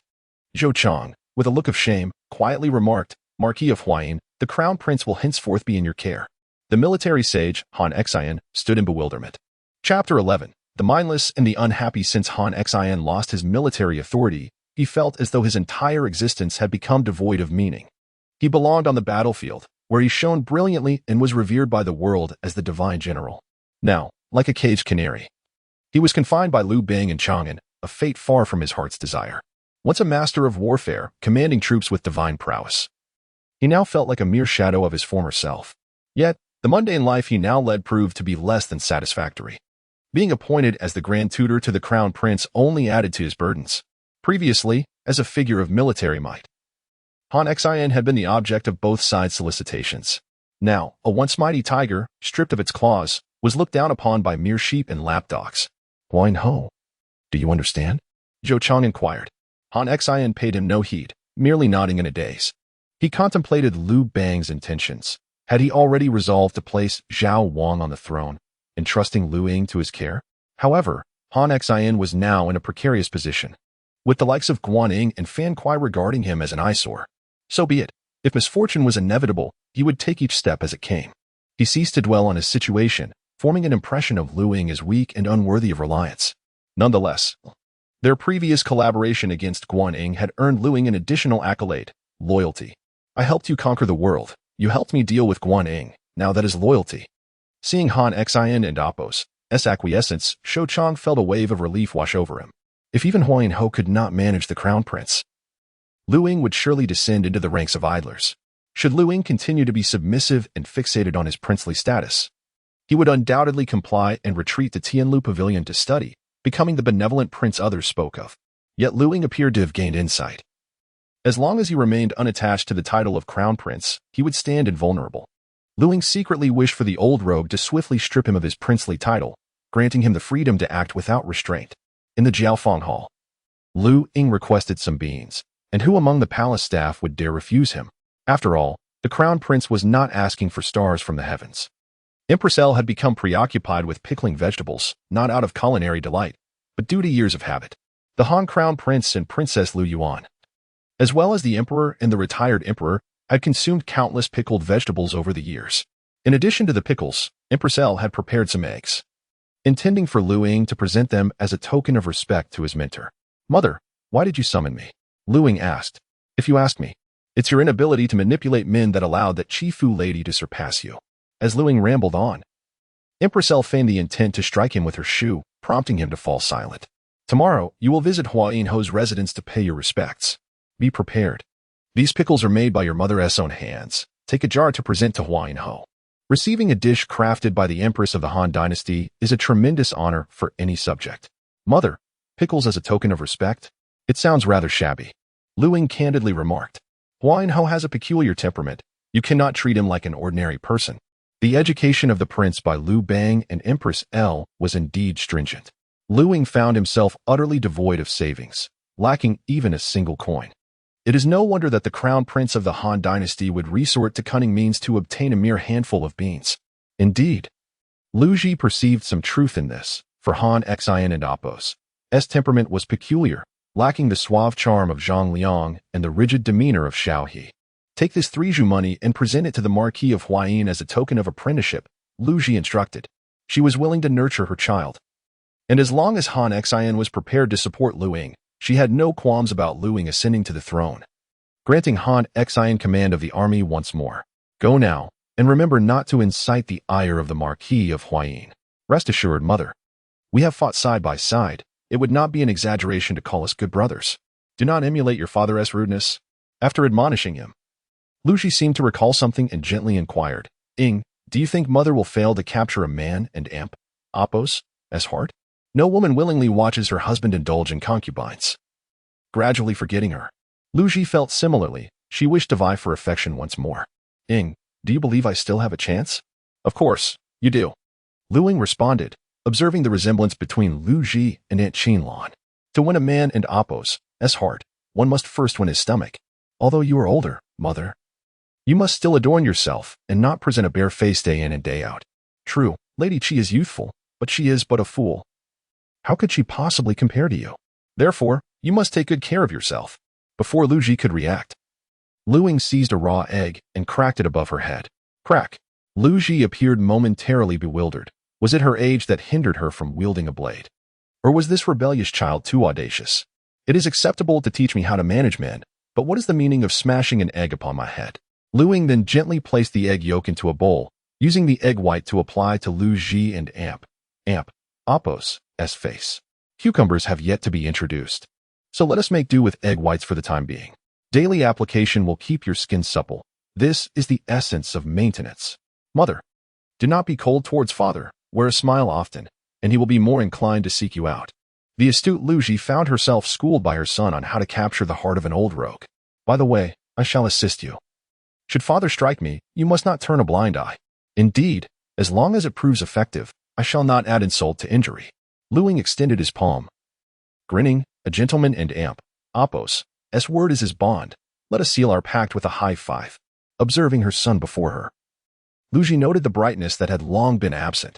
Once a vibrant young man, he had been subdued by the oppressive atmosphere of Weiyang Palace. Clap. The mother and son exchanged a high five, and Liu Ying bid farewell to his mother, even embracing her, a stark contrast to his previously formal demeanor. Yet, in Liu Ji and Appo's eyes, whether he was the once polite crown prince or the now erratic and rebellious son, he would always be your child. The following day, at the Marquis of Huayin and Appo's residence, Liu Ying arrived with a basket of eggs, seeking to pay his respects to his mentor. He found the pickled vegetables, painstakingly prepared by the empress, far too cumbersome to carry. As for the money Liu Ji had given him, Liu Ying had discreetly kept it for himself. The crown prince ought to treat himself well. An apprenticeship gift? A basket of eggs suffices. The gesture may be modest, yet the sentiment is profound. Your Highness, please. The tall and robust guard Tung personally escorted Liu Ying to meet Han Xian. The military sage of the Han dynasty was engrossed in his military texts, having intended to organize the ancient military writings alongside Zhang Liang, yet the left minister was unfortunately elusive, hidden away in his pursuit of immortality. Ahem, Marquis of Huayin. This is my token of apprenticeship, Liu Ying declared as he presented the basket of eggs. Han Xian furrowed his brow. Although he held a distaste for the cunning nature of Empress L, the apprentice gift was pitifully meager. Master, why do you appear displeased? It's nothing. I am simply lacking in wit. Observing the naive and foolish grin of the young prince, Han Xian could scarcely fathom that the apprenticeship offering from Empress L had been so brazenly undermined by this little rascal. Chapter 12. If I were Xiongnu, I would certainly have slaughtered you, Marquis of Huayin. The first meeting between the master and disciple was far from pleasant. The customary initiation gifts from ordinary families were worth far more than this basket of eggs. Although Han Xian was not a man enamored with vanity, he could not help but feel a sense of disdain from the queen and her son. Master, do you believe the initiation gift to be insufficient? Have I ever mentioned such a thing? No. Indeed, what makes you think I agreed to be your master? Han Xian focused intently on the military texts, deciding to disregard Liu Ying. He believed that once the crown prince found the encounter too tedious, he would leave voluntarily. After all, should this reach Liu Bang, it would be the crown prince who walked away, and what concern was that of Han Xian and Appo's?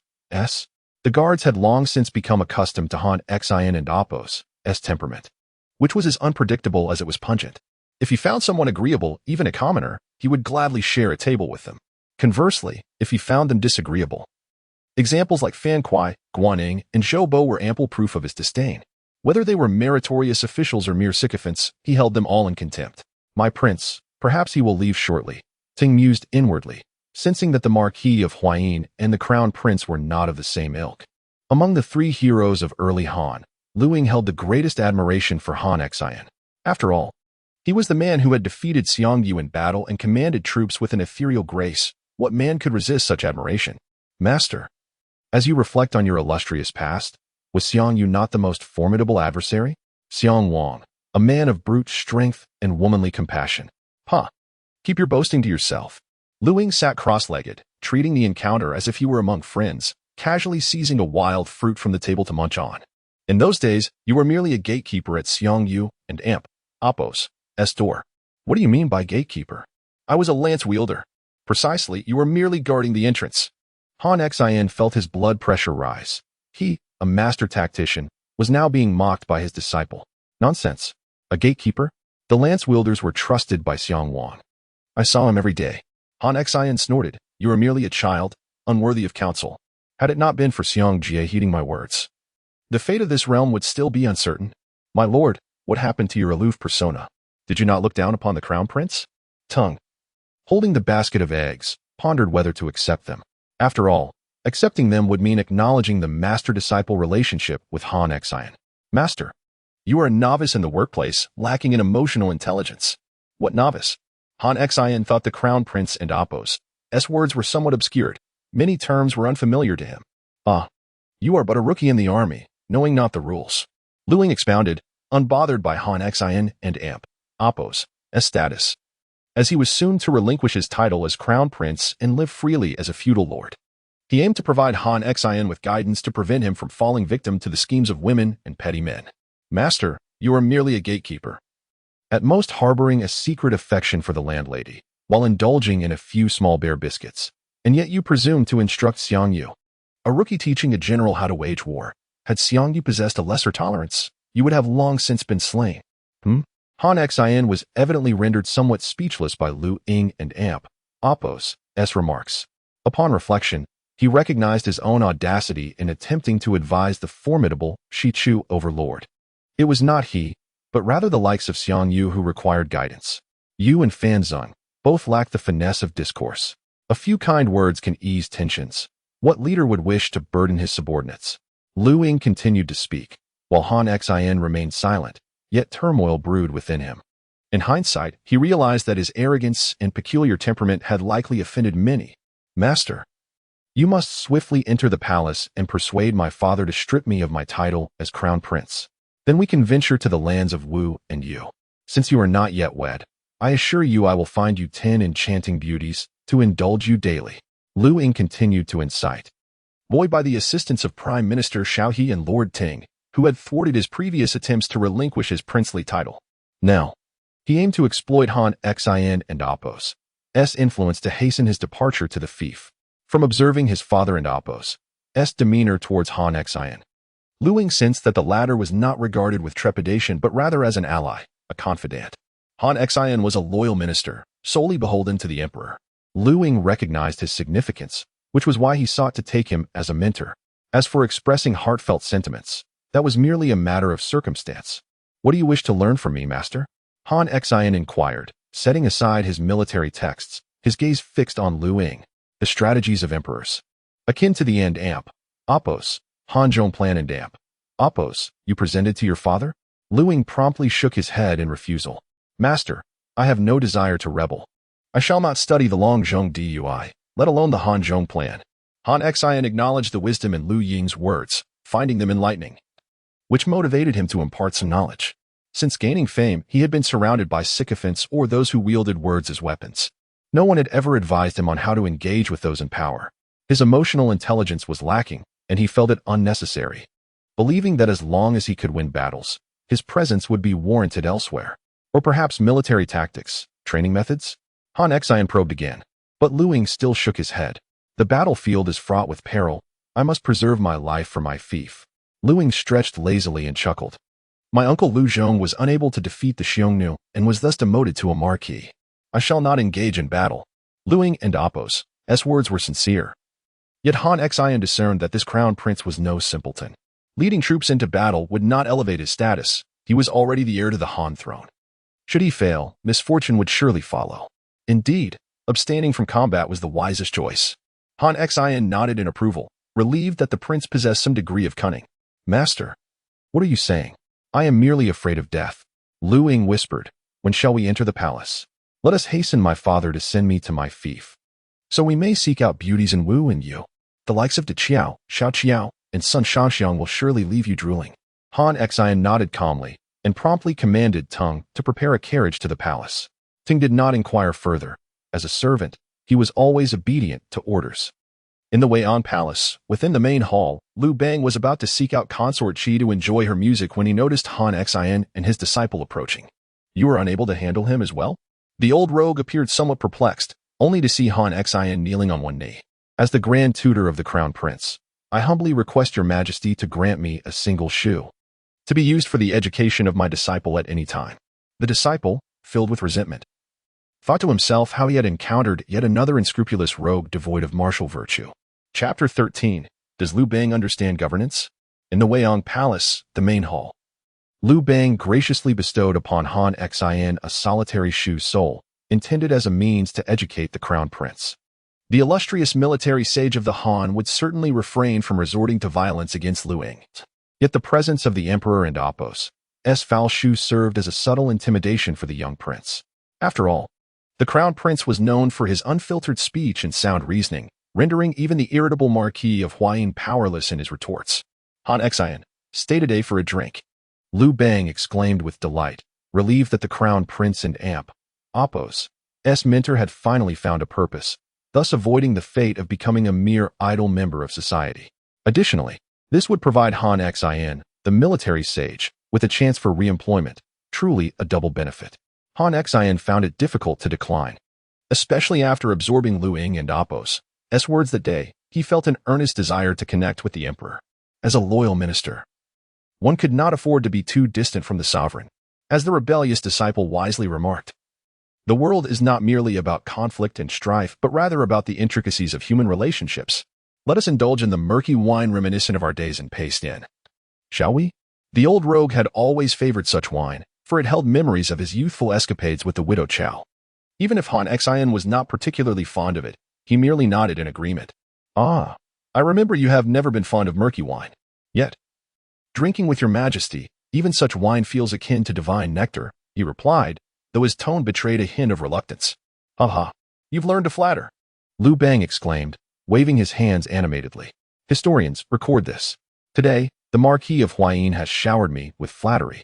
With that, Liu Bang playfully draped an arm around Han Xian's shoulders. Come, let us drink together. Liu Ying rubbed his posterior, watching the two unruly old men depart. With a jar of pickled vegetables and 3 bronze coins in hand, he deemed this exchange quite profitable. A grin spread across his face. With this initial capital, he could considerably enhance his own living conditions. Otherwise, enduring the palace's monotonous fare would be utterly uninspiring. Han Xian, what do you think of the crown prince? Liu Bang asked, still with an arm around Han Xian. To his surprise, Han Xian retorted impulsively. He was struck lightly. HM. Liu Bang nodded, sensing that today his rebellious son had truly vexed the Marquis of Huayin. The crown prince was not the timid character rumored. Rather, he exhibited a certain overzealousness. Could it be that a fall while hunting has enlightened the boy? Liu Bang mused, stroking his beard before inquiring, have you tasted the queen's pickled vegetables? I partake every year. Otherwise, winter feels devoid of something essential. Pickled vegetables? Han Xian appeared bewildered, prompting Liu Bang to sense something amiss. Ah. The queen has prepared some 3 bronze coins for you. Though not much, it is a token of her goodwill. 3 bronze coins? Han Xian clenched his fists tightly. Liu Bang, ever composed, had managed to provoke the typically calm Marquis of Huayin into this state of agitation. And Han Xian realized who had been hoarding the pickled vegetables and the coins. Your Majesty, let me speak candidly. Han Xian exhaled deeply. Do you genuinely wish for me to instruct the crown prince, or is it your intention to incite him against me? Liu Bang smirked, replying, you spend your days idly at home, neglecting state affairs. Would it not be delightful for him to accompany you? Moreover, the crown prince cannot be without a mentor for even a day. I believe you are the most suitable person. Were the counterpart not Liu Bang, Han Xian would undoubtedly have turned against him. Alas, the bond between mentor and disciple has only just begun, far from its conclusion. Come, let us go and indulge in some wine. The Xiongnu Palace, situated in the southeastern corner of Chang'an, is also known as the Eastern Palace. After the completion of the Wei Yang Palace, Liu Bang grew weary of the old and took this palace as the residence for the crown prince. Meanwhile, Zhao Wang Liu Ruyi still resided in the Wei Yang Palace, highlighting the differences in their relationships. Yet Liu Ying was quite pleased with the arrangement, as living apart from his parents allowed him the freedom to pursue various endeavors. The beans he had previously requested from the palace maids had begun to sprout after soaking and watering. In a few days, he would be able to present bean sprouts to his mother. Who says one can only eat pickled vegetables during winter? Liu Ying could not endure a daily diet of pickled dishes, so to satisfy his culinary desires, he decided to cultivate the simplest of sprouts. Thus began the crown prince's agricultural journey, which alarmed the maidens and eunuchs of Xiongnu Palace. Liu Ying, handling beans in one hand and vegetables in the other, transformed into a scavenger of sorts. This incident was reported by the maidens to Empress L. This formidable woman, who wielded significant influence in the inner palace, had never cared to monitor her son. However, the current Liu Ying was exceedingly unconventional. Particularly, the maidens of Xiongnu Palace discovered a jar of pickled vegetables intended for the Marquis of Huayin, Han Xian, along with 3 bronze coins. Enraged, Empress L planned to confront Liu Bang and give Liu Ying a thorough scolding. While applying egg whites to her delicate visage in front of a bronze mirror, she pondered Liu Ying and Apos' methods, genuinely believing her skin had become much smoother and more radiant. Perhaps I shall simply observe his future behavior. Ultimately, Empress L refrained from reporting the matter, unbeknownst to her that Liu Bang had already learned about his rebellious son's actions through Han Xian. The following day, at the Marquis of Huayin and Apos' residence, the oblivious disciple Liu Ying, in the presence of his displeased master Han Xian, was fast asleep, accompanied by the sound of his snoring. Han Xin found the military text rather tedious. You come to my residence to study, yet you learn nothing, spending your days in slumber? Han Xin cursed inwardly at this prodigal youth, unaware of the number of princes who wished to learn his military strategies. Liu Ying had the opportunity to study, but chose instead to take long naps in class. At that moment, the old rascal had completed his morning duties and intended to assess the crown prince's studies. However, upon arriving, he overheard the conversation between master and disciple. I did not wish to disturb my master while he was reading. Liu Ying wiped the drool from the corner of his mouth and casually grabbed some wild fruit to eat. The guards chuckled as they observed the pair. Despite their mutual disdain, they coexisted harmoniously. With a swift motion, Han Xin produced a pair of imperial slippers. Speak plainly. I feel drowsy whenever I read. If you disagree, go speak to my father. Liu Bang, standing outside, seethed with anger upon hearing this. If you have no love for reading, so be it. But what do you mean by feeling drowsy? Han Xin, infuriated, put away the slippers and earnestly advised, if you wish to become emperor one day, or even a feudal lord, you must learn some military strategy. Otherwise, how will you protect your subjects? Liu Ying declined, saying, under heaven, there is no land that does not belong to the emperor. Along the borders, there are no subjects who are not under the emperor and Apos' dominion. We are all subjects of the emperor and should allow him to protect us. What relation do we have with the feudal lords? Moreover, the existence of these lords is but fleeting, unable to persist beyond 3 generations before they vanish entirely. Master, do not attempt to impart any skills to me. Instead, hasten to suggest to my father that I be granted a fief. Every day I delay is a day less of enjoyment. Curse it. That wretched boy only knows to seek pleasure in his fief. The old rogue eavesdropping outside the door could not help but feel a surge of anger towards the rebellious son. Han Xin, somewhat bewildered, furrowed his brow and remarked, the coexistence of commanderies and principalities is a unique system established by His Majesty. Upon hearing this, Liu Bang felt grateful that his old comrade Han Xin understood his plight. Liu Bang, does he truly comprehend governance? Liu Ying blurted out, he knows nothing at all. Chapter 14, The Parallel of Prefectures and Kingdoms, a Calamity for Future Generations. Liu Bang, does he truly grasp the art of governance? Not in the slightest. 10 words, each piercing to the core. Infuriated, Liu Bang nearly stormed in to teach Liu Ying a lesson about filial piety through the soles of his shoes. Fortunately, Zhao Chang intervened just in time, urging, Your Majesty, let us first hear the words of the crown prince before you act. Liu Ying spoke with astonishing boldness. Even Han Xin found himself somewhat overwhelmed. If you claim Liu Bang is inept in military affairs, Han Xin would certainly concur. After all, the old rogue could lead only a mere 100,000 troops, while Han Xin thrived on commanding greater forces. To assert that Liu Bang lacks the capability to govern is indeed a gross misjudgment. Master, why do you still harbor doubts? The notion of parallel prefectures and kingdoms is nothing but a poorly conceived system, akin to drawing a tiger and ending up with a dog. Liu Ying spoke eloquently, gesturing for Tang to pour him a cup of water. Tang, unwilling to see the crown prince suffer, attempted to signal discreetly, but his small eyes betrayed him, failing to convey the message effectively.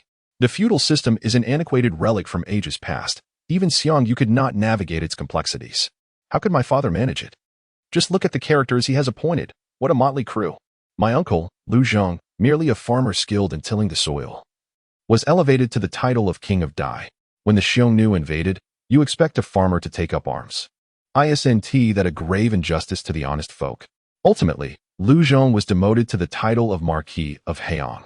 Liu Ying's words prompted Han Xin to nod in agreement, recognizing that the feudal appointments were a desperate measure on Liu Bang and Apos' part. The downfall of the Qin dynasty under the second emperor left numerous unresolved issues. Many rejected the prefectural system, believing it contributed to the Qin and Apos' premature demise. Coupled with the ambitions of certain individuals seeking greater power, the feudal system was championed. Xiongnu was among its proponents, liberally distributing titles to lords, plunging the realm into perpetual chaos. Faced with a host of arrogant generals, Liu Bang ultimately resorted to the incongruous system of parallel prefectures and kingdoms. Naturally, to ensure the loyalty of the feudal lords, he intended to appoint members of the Liu family to these territories. Yet, in his generation, aside from the old rogue himself, the rest were nothing but inept buffoons. Upon hearing of the Xiongnu and Apos' invasion, King Liu Zhang did not dare retaliate and chose instead to flee, which greatly incensed the old rogue. Even if he had fought back even a little, his brothers could have borne the pressure together. Ultimately, Liu Bang had no choice but to demote his own brother to the rank of marquis, and then he embarked on another campaign against the Xiongnu, leading to the siege of Baidang. When Liu Bang proposed the system of parallel prefectures and kingdoms, it was met with unanimous praise from both civil officials and military generals, as well as his esteemed relatives. While they could perceive the inherent dangers, it mattered little to them. Akin to a bubble that appears resplendent yet bursts with the slightest prick. The downfall of the second Qin emperor was a direct consequence of the prefectural system. Han Xian, seeking to test his disciples, jested, "It seems you favor the policies of the Qin emperor."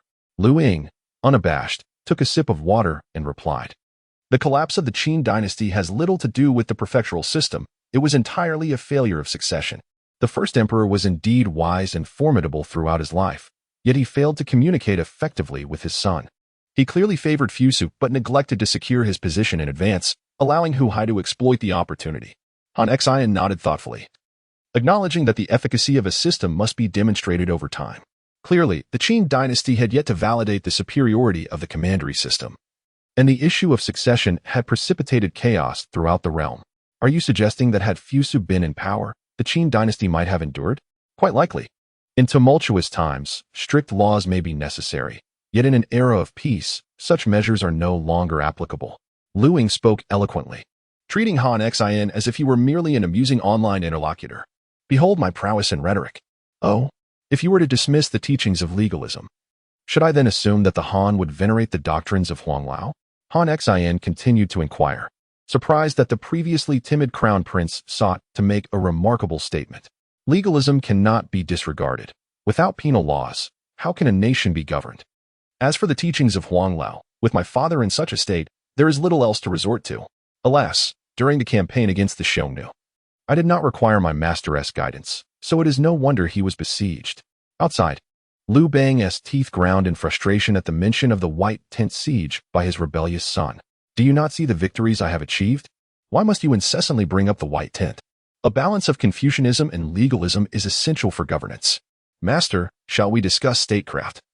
Or perhaps the maidens of the Xiongnu palace? You are nearing 30 and yet remain unmarried. Allow me to assist in finding a suitable wife for you." Observing Liu Ying and Oppos, lack of decorum, Han Xian sought to extract further dialogue but was abruptly interrupted by the old rogue. "Well, I brought you here to learn from me. And yet you are preoccupied with palace maids?" Just as the old rogue prepared to chastise him, Zhou Chang intervened in the nick of time. "Your Majesty." The crown prince was engaging in philosophical discourse with the Marquis of Huayin. "Your sudden entrance has interrupted him." Zhou Chang expressed regret, wishing to hear more about the balance of Confucianism and legalism, but the emperor was too impatient. Han Xian also rose to pay his respects to Liu Bang. "Your Majesty, what brings you to my humble abode?" Han Xian hastily ordered refreshments for Liu Bang and Oppos' hospitality. "Today, with court adjourned, I thought to visit you both." Han Xian, "In dealing with this rebellious son, you must discipline him without leniency. I have entrusted him to you, so do not indulge him." Just as Liu Ying was about to speak, he noticed the old rogue waving his shoe sole, prompting him to swallow his words. "Once I am in my fief, I shall be free as a bird in the sky and a fish in the sea, no longer subjected to indignities." Liu Ying seethed inwardly, but fortunately, after Liu Bang had a couple of drinks, he announced his intention to take his leave. "Come with me to the pepper chamber, to see your mother." Confirming that no one was around, the somewhat tipsy old rogue now had eyes wide as saucers. "Quickly, tell your father what the balance of Confucianism and legalism entails." Liu Bang grinned mischievously. "I shall certainly learn before Han Xian and Zhou Chang." Liu Ying felt somewhat bewildered, realizing that the old rogue had brought him to the pepper chamber for his own benefit. "Ahem. Father, the depths of this matter are quite profound. I fear you may not grasp it fully." "Ha!" Liu Bang, upon hearing this, was not angered, seizing the shoe sole once more. "You dare to mention the white tent siege again today? Old rogue, what a miser you are." Liu Ying muttered under his breath, while soothingly saying, "Father, Isn and Oppos, see it wonderful for us to share a bond of paternal affection and filial piety? Let us quarrel, but strive to refrain from resorting to violence." Upon witnessing his son's submissive demeanor, Liu Bang resumed donning his shoes, disregarding the regal image he was expected to uphold. and sat down on the stone steps to engage in conversation with Liu Ying. With the coexistence of the commanderies and principalities, the people of the realm now enjoy tranquility. How can you claim that I lack understanding in governance? Liu Ying sighed, recalling the turmoil of the 7 states in later times, which caused him profound sorrow. If it were not for the chaos of the 7 states, perhaps the Han dynasty would have seized the opportunity to counter the Xiongnu much sooner. Chapter 15. The disruptors of the Han dynasty are the feudal lords. The coexistence of commanderies and kingdoms poses a threat to the Han dynasty. In contrast to the enchanting beauty and melodious voice of Lady Qi, Liu Bang appears far more captivated by the allure of power. In truth, he has already recognized the inherent flaws of the feudal system, which is why he adopted the dual structure of commanderies and kingdoms. Xiongnu's extensive bestowal of fiefs ultimately enabled Liu Bang, the king of Han, to reap the rewards and ascend as the founding emperor of the Han dynasty. This serves to illustrate the unreliability of the feudal system. The feudal lords, possessing both manpower and wealth, could simply resort to rebellion if displeased, disregarding the imperial court entirely. In stark contrast, the Qin dynasty's commandery county system continually reinforced central authority while diminishing local power. Ah, the ungrateful son. Oh no, Yinger. Liu Ying. Feeling the inexplicable concern emanating from his father, Liu Bang, was left with goosebumps. Even the original Emperor Hui of Han had never experienced such an overwhelming display of paternal affection. I have made all our Liu family members into feudal lords, Liu Bang declared. Although the current generation may be lacking in merit, the next might yield exceptional talents, capable of safeguarding the imperial family against any schemers aiming for the Han dynasty.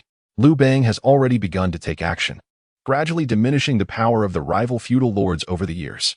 Despite his considerable efforts, some still fail to comprehend, even believing that upon becoming emperor, he has forgotten the contributions of his former allies. When the birds have flown, the good bough is hidden. When the cunning hare perishes, the hunting dog is cooked.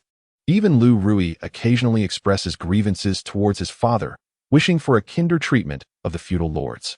Yet, it is the current crown prince, Liu Ying, who astutely identifies the failings of the feudal lords. This child embodies not only the blood of the L clan, but also the lineage of Liu Bang himself. Does the father truly believe that the Liu clan will remain loyal to the court simply because they are granted kingship? Liu Ying seated himself on the ground, idly toying with a few pebbles. You share a close bond with second uncle, as you are brothers, and indeed blood is thicker than water. But what of the children of second uncle? We are separated by a generation, and the ties of blood have grown tenuous, despite our frequent interactions as relatives. What of 3 generations hence? Other than sharing the surname Liu and a common ancestor in the family tree, what familial bonds remain? Liu Ying's words, though rough, bore an undeniable truth, casting Liu Bang into deep contemplation.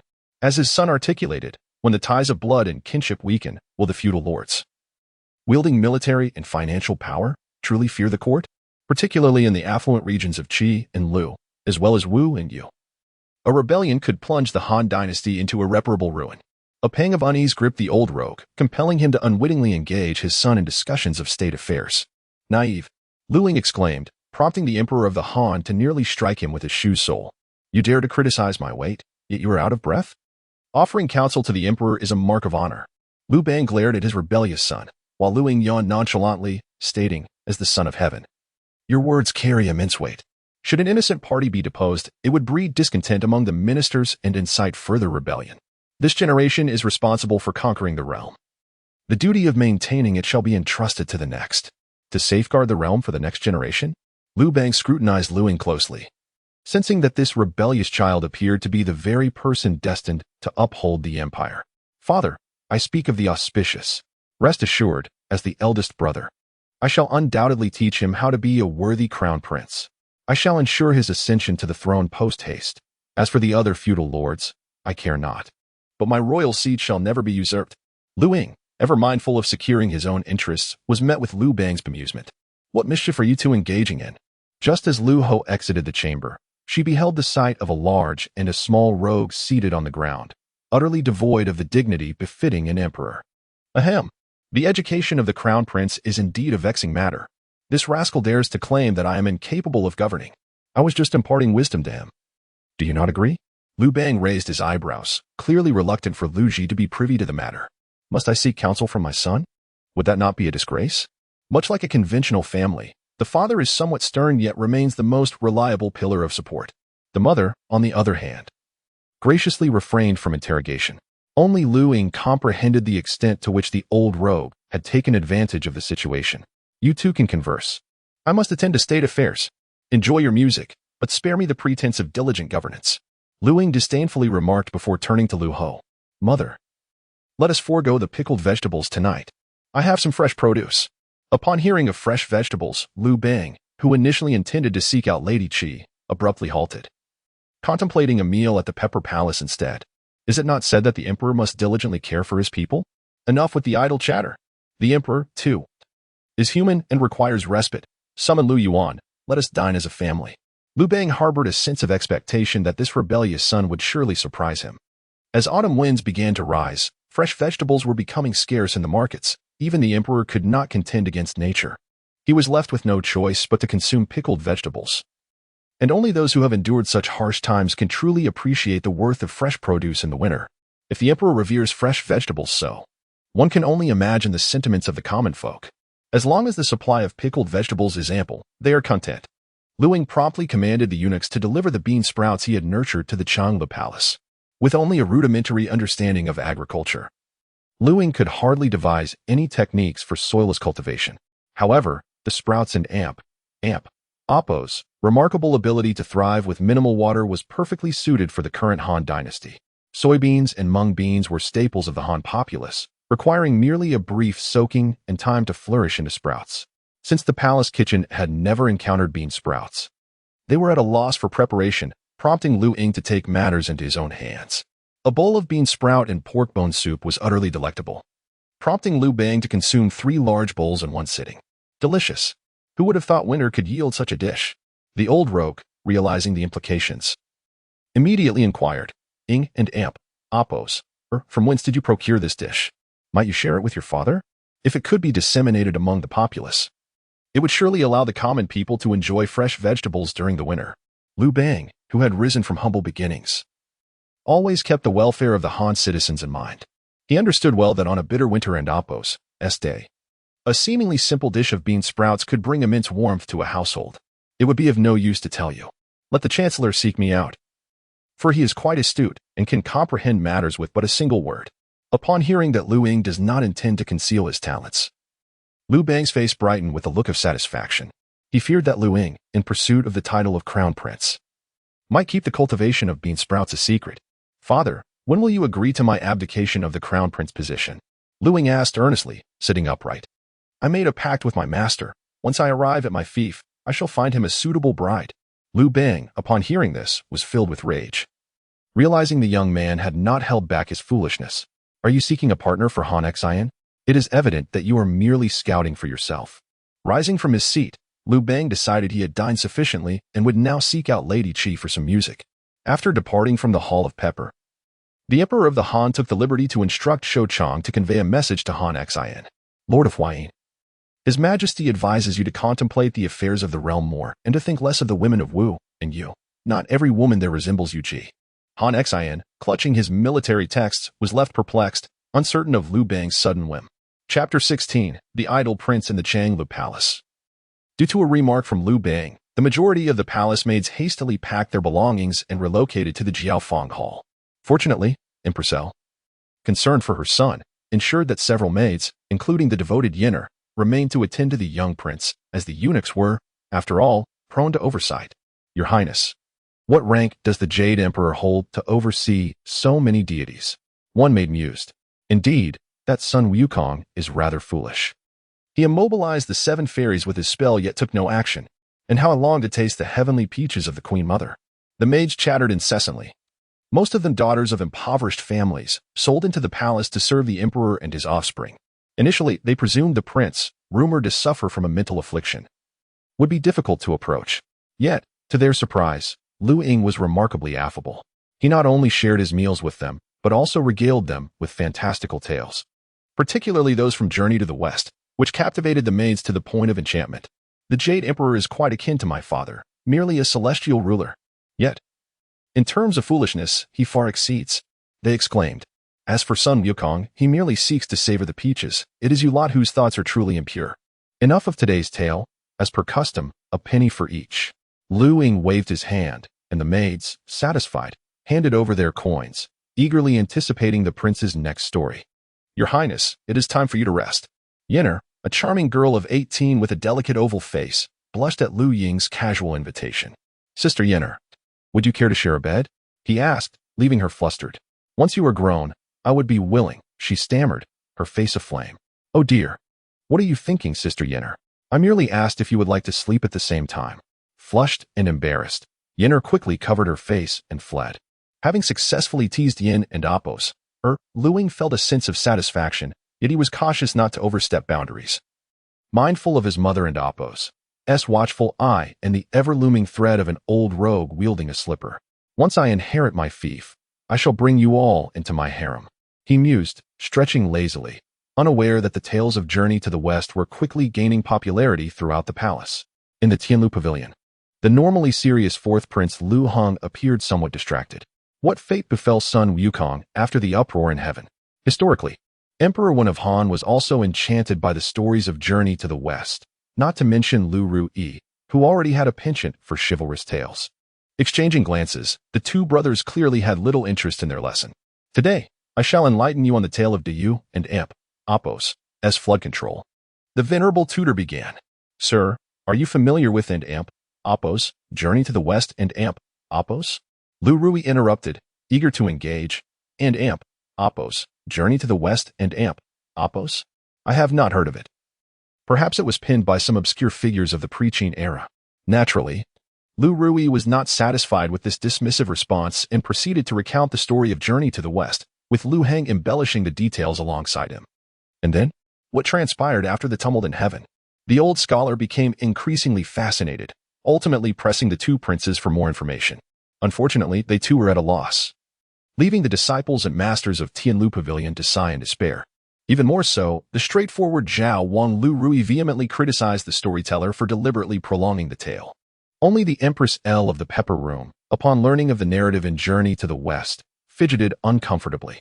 Liu Ying, engrossed in agricultural studies, focused on bean sprouts, which could be interpreted as filial piety and a blessing for the people of Han. Yet, discussing such obscure and intricate tales seemed a diversion from his duties. What repercussions might ensue should this reach the Emperor and Appos' ears?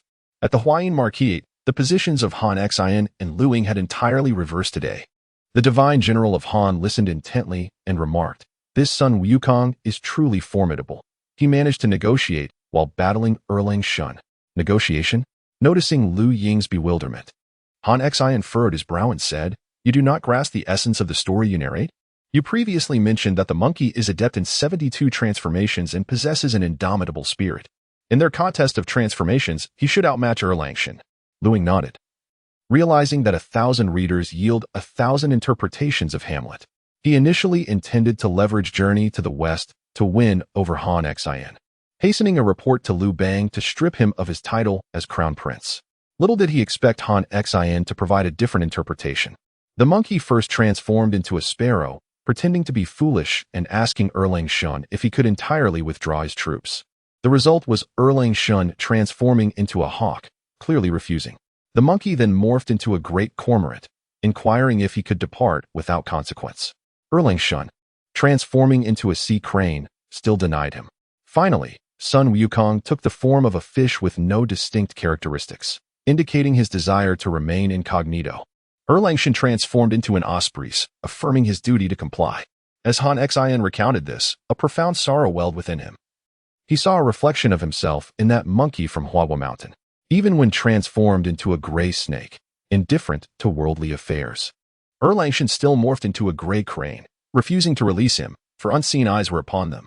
Ultimately, Sun Wukong resorted to becoming a promiscuous flower bird, which finally elicited Erlang Shun and Appos' compassion, saving his fellow monkeys. Upon hearing this, Liu Ying could not help but give a thumbs up. "Master, perhaps when Wu Chang and Appos penned this tale, he never anticipated such profound insights." "Oh, so it was indeed the work of Mr. Wu. I suspected you, my rebellious disciple, could not conceive such an exquisite story." Han Xin smiled, yet a wave of melancholy washed over him. These feudal lords would likely not meet a favorable end. Regrettably, he had not yet heard Liu Ying and Appos' musings on the external Confucianism and internal law. Liu Ying, have you truly never contemplated the possibility of ascending the throne one day? Han Xian set down his military treatise, frowning. If, one day, someone you hold dear is condemned to death by the emperor, what could you possibly do? Han Xian was acutely aware of the brutal nature of political strife, despite the current tranquility of Lady Qi and her son. They were merely biding their time for the next opportunity to strike. The monkey's rebellion in the heavenly palace concluded with him being suppressed under Five-Finger Mountain, leaving him a sliver of hope. But what about you?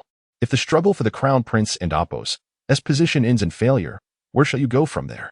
Han Xian gazed intently at his rebellious disciple, yearning to glean some insight from the other and Apos' countenance. Alas, Liu Ying remained utterly indifferent.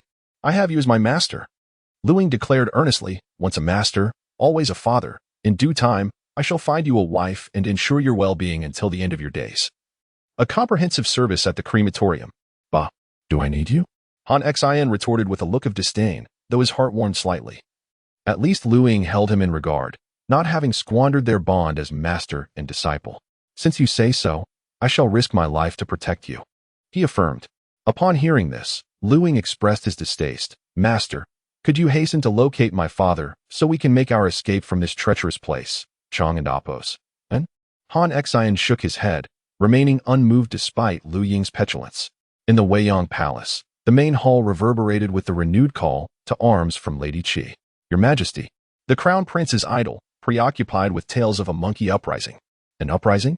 And a monkey, no less? The old rogue suddenly perked up.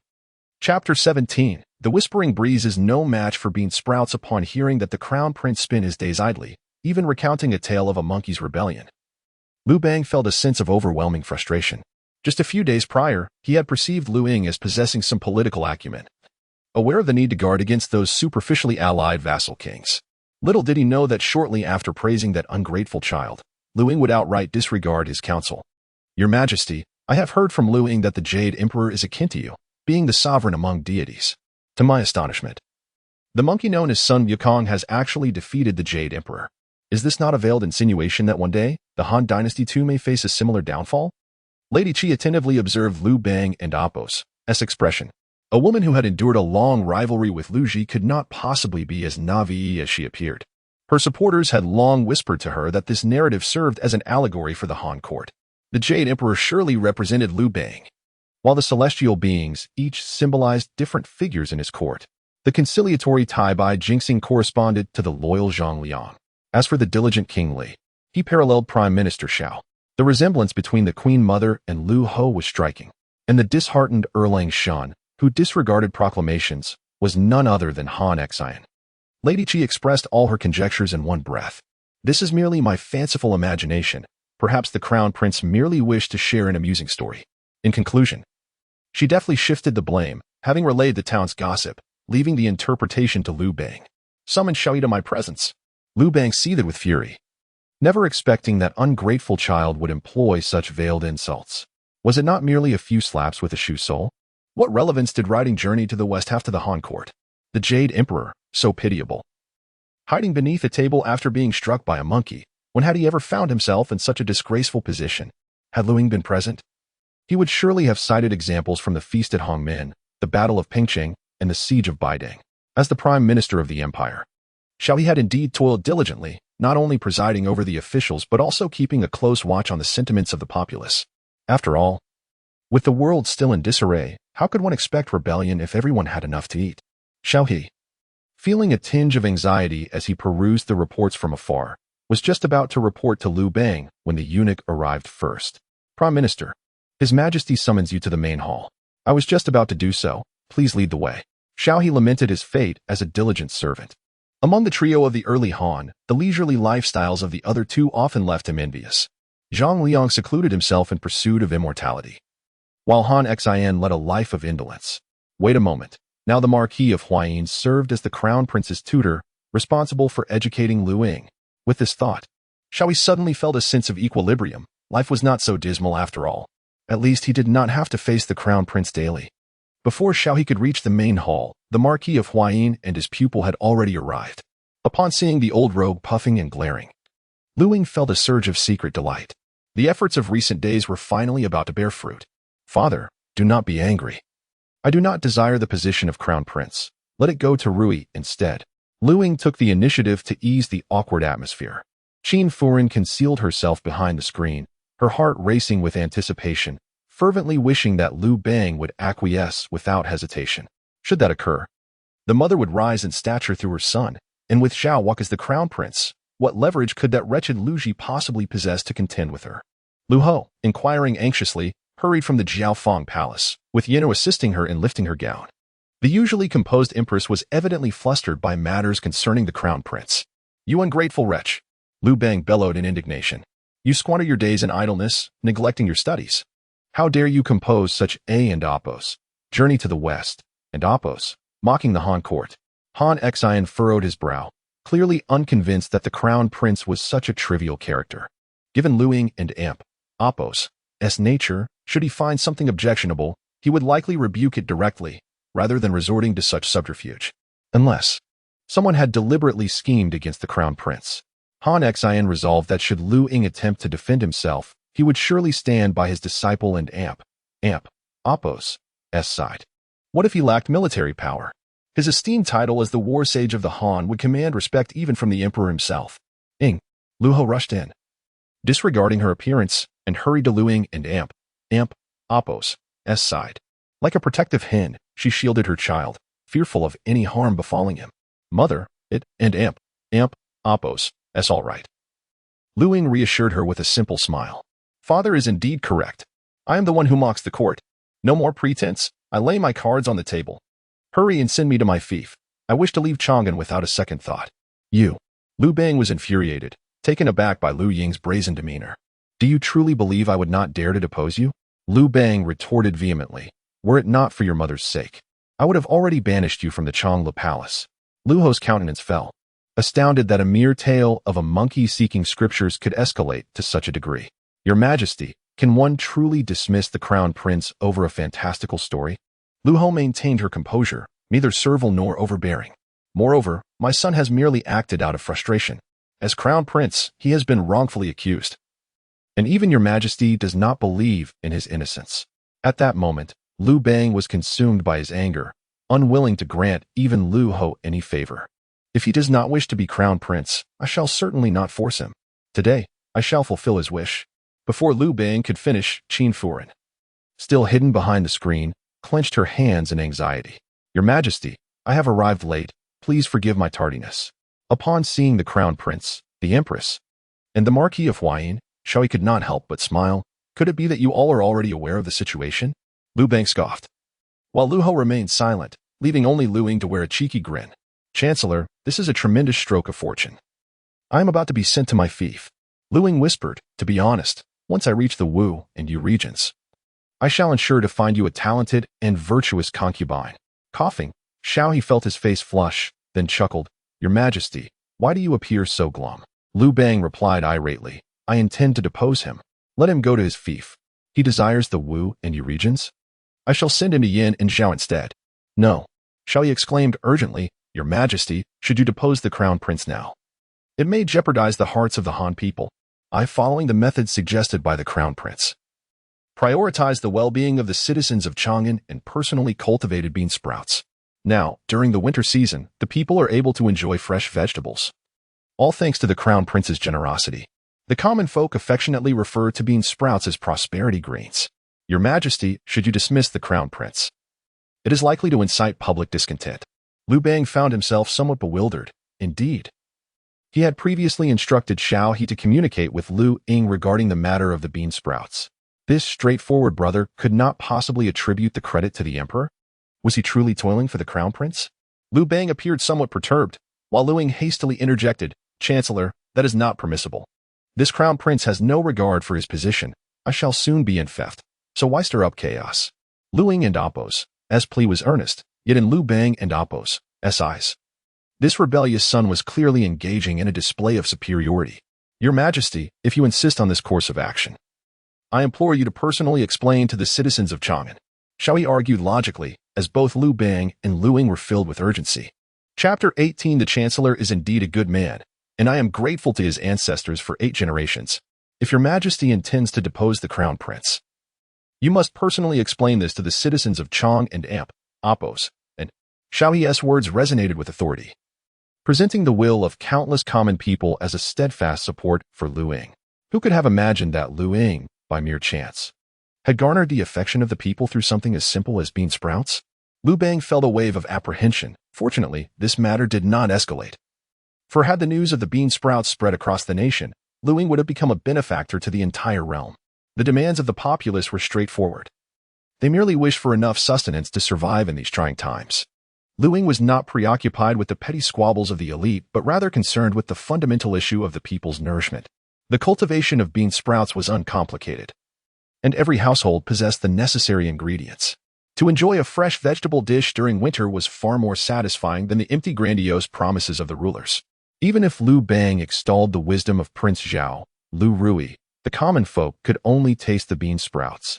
They were unable to perceive or grasp the alleged brilliance of the prince.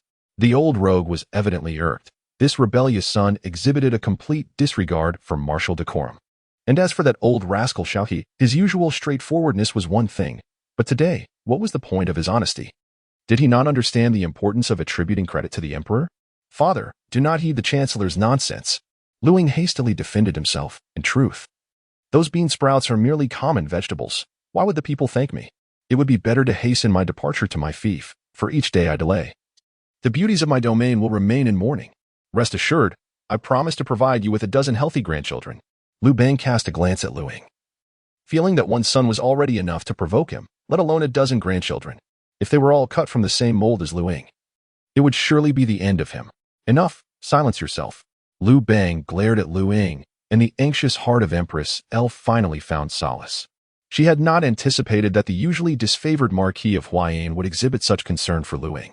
Evidently, the bond between the master and disciple was not as strained as the rumors suggested. All of you may leave. Xiao He, you stay behind, Liu Bang commanded. Han Xin, you two must remain to share your thoughts with me.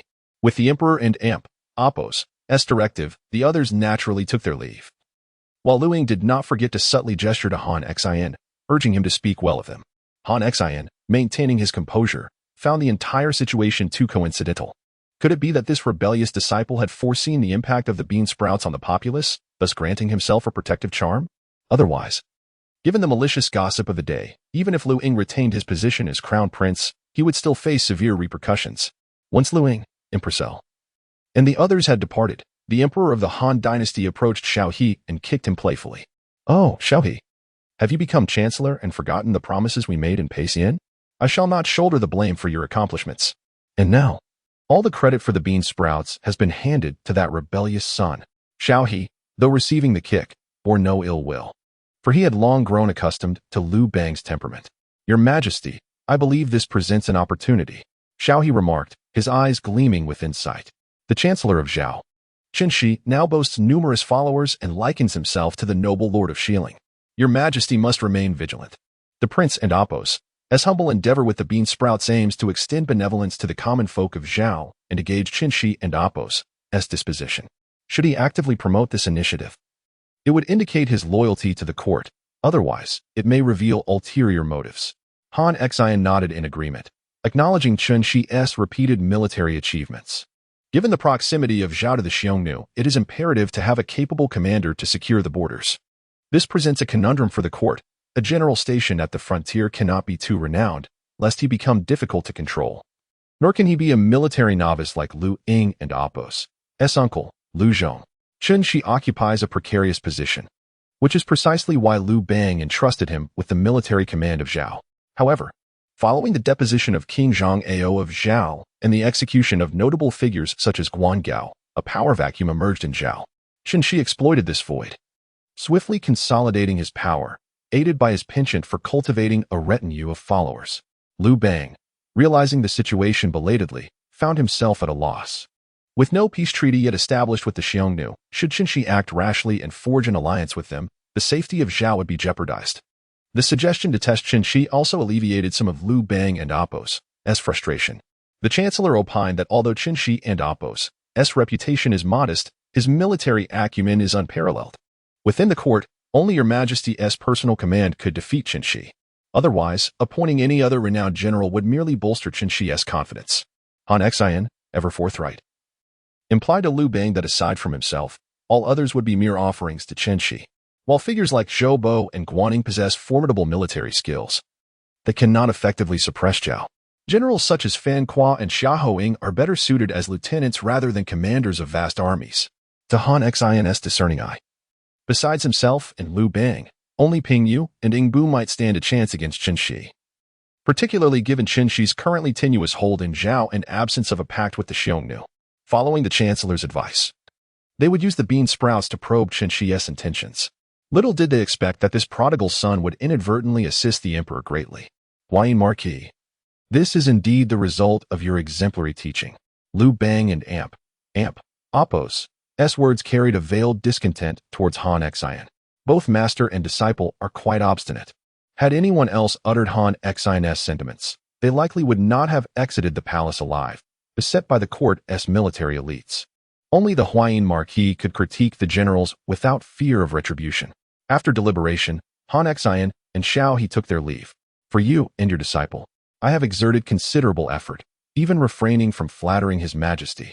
Upon exiting the palace, Xiao He grinned and said, Han Xin, will you not treat me to a drink? Han Xin shook his head in resignation. It is you who should be wary of siding with the prince, not I. Have you considered whether Liu Ying himself desires to ascend to the throne? Xiao He waved his hand dismissively. The emperor's appointment of you as grand tutor is quite telling, don't you think? I believe the bond between father and son is strong, otherwise. Why would he assign a solitary minister like you to the prince? He added, once you achieve success, do not forget the assistance I provided today. After Xiao He finished speaking, he proceeded to attend to state affairs, for he was indeed the most occupied individual in the Han court. Han Xin could only smile helplessly, sensing that this path was increasingly leading him astray. Upon returning to the Marquis and Amp.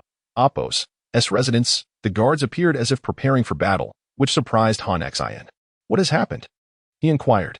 My lord, Chen Shi's men have arrived and are waiting at the residence. Han Xin squinted his eyes. What was destined to arrive would inevitably come. In the pepper hall, Empress L was sipping bean sprout soup and imparting maternal wisdom to Liu Ying. Ying, you must refrain from discussing and Oppos' journey to the west and Oppos' in the future. Were it not for the Chancellor and Oppos' assistance today, your position as crown prince would undoubtedly be at risk. Why meddle in others and Oppos' affairs? Liu Ying retorted, only to see Empress L brandishing a shoe sole. Liu Ying quickly conceded, rest assured, mother, I shall never mention and Oppos' journey to the west and Oppos' again. The Chancellor is a good man, and I am eternally grateful to him and his ancestors. Chapter 19. Call me father. The pepper room in gratitude for Xiao He and Amp. Oppos' just advocacy. Empress L specially hosted a banquet to express her appreciation. Liu Ying had no intention of attending. He felt Xiao He was meddling in affairs that did not concern him. Just as he was about to depart for his fief, the Grand Chancellor of Han had disrupted his plans. Ying, why do you not rise and thank the Chancellor? Empress L, noticing Liu Ying's slouched posture reminiscent of a ruffian, felt a surge of irritation. Ever since his hunting accident, Liu Ying had adopted this careless demeanor. Rumors circulated within the palace that the crown prince had sustained head injuries, making him increasingly resemble His Majesty. Your Highness, how can you hope to bring peace to the realm with such an unrefined posture? Xiao He, unable to overlook the prince and Oppos' behavior, felt compelled to admonish him. In Empress L and Oppos' eyes, this was a golden opportunity. The three heroes of early Han were no ordinary figures. Zhang Liang, devoted to his reclusive pursuits, remained elusive. Although Xiao He was preoccupied with state affairs, he had, for the sake of the bean sprouts incident, regarded Liu Ying with newfound esteem. The virtuous ministers of Han all harbored aspirations to aid the common folk. As for Han Xin, since arriving in Chang and Amp. Oppos', and he had adopted a life of indolence. The Chancellor and Amp. Oppos' lesson was clear. I must exercise greater discipline over the Crown Prince. Empress L hurriedly approached to pay her respects, for Liu Ying and Amp. Oppos' position was precarious. And as a member of the L clan, she needed to cultivate alliances, particularly with someone like Chancellor Xiao, the foremost among officials. If he could firmly stand by Liu Ying, the Crown Prince's position would surely be secured. Chancellor, there is something I do not comprehend. Liu Ying initiated the inquiry, and Empress L cast a look of approval. At last, the young man had grasped the importance of aligning himself with Xiao He. Empress L did not mind an abundance of mentors for the Crown Prince. She could always seek Liu Bang and Oppos' as support and conveniently appoint Xiao He as the crown prince and Apos as tutor. What troubles you, your highness? If I am aware of it, I shall answer without reserve. Upon hearing Liu Ying's words, the smile on Xiao He's face vanished in an instant, and even Empress L's expression turned icy with frustration. This rebellious son, how vexing. How could such an astute man as Xiao He fail to grasp Liu Ying's intent? Chancellor, perhaps you should take a page from Zhuge Liang and Apos' book and refrain from overly interfering in the prince and Apos' development. Zhuge Liang? Who is he? Xiao He was momentarily bewildered, and Liu Ying realized he had spoken out of turn, considering that the illustrious strategist had yet to be born. Ahem.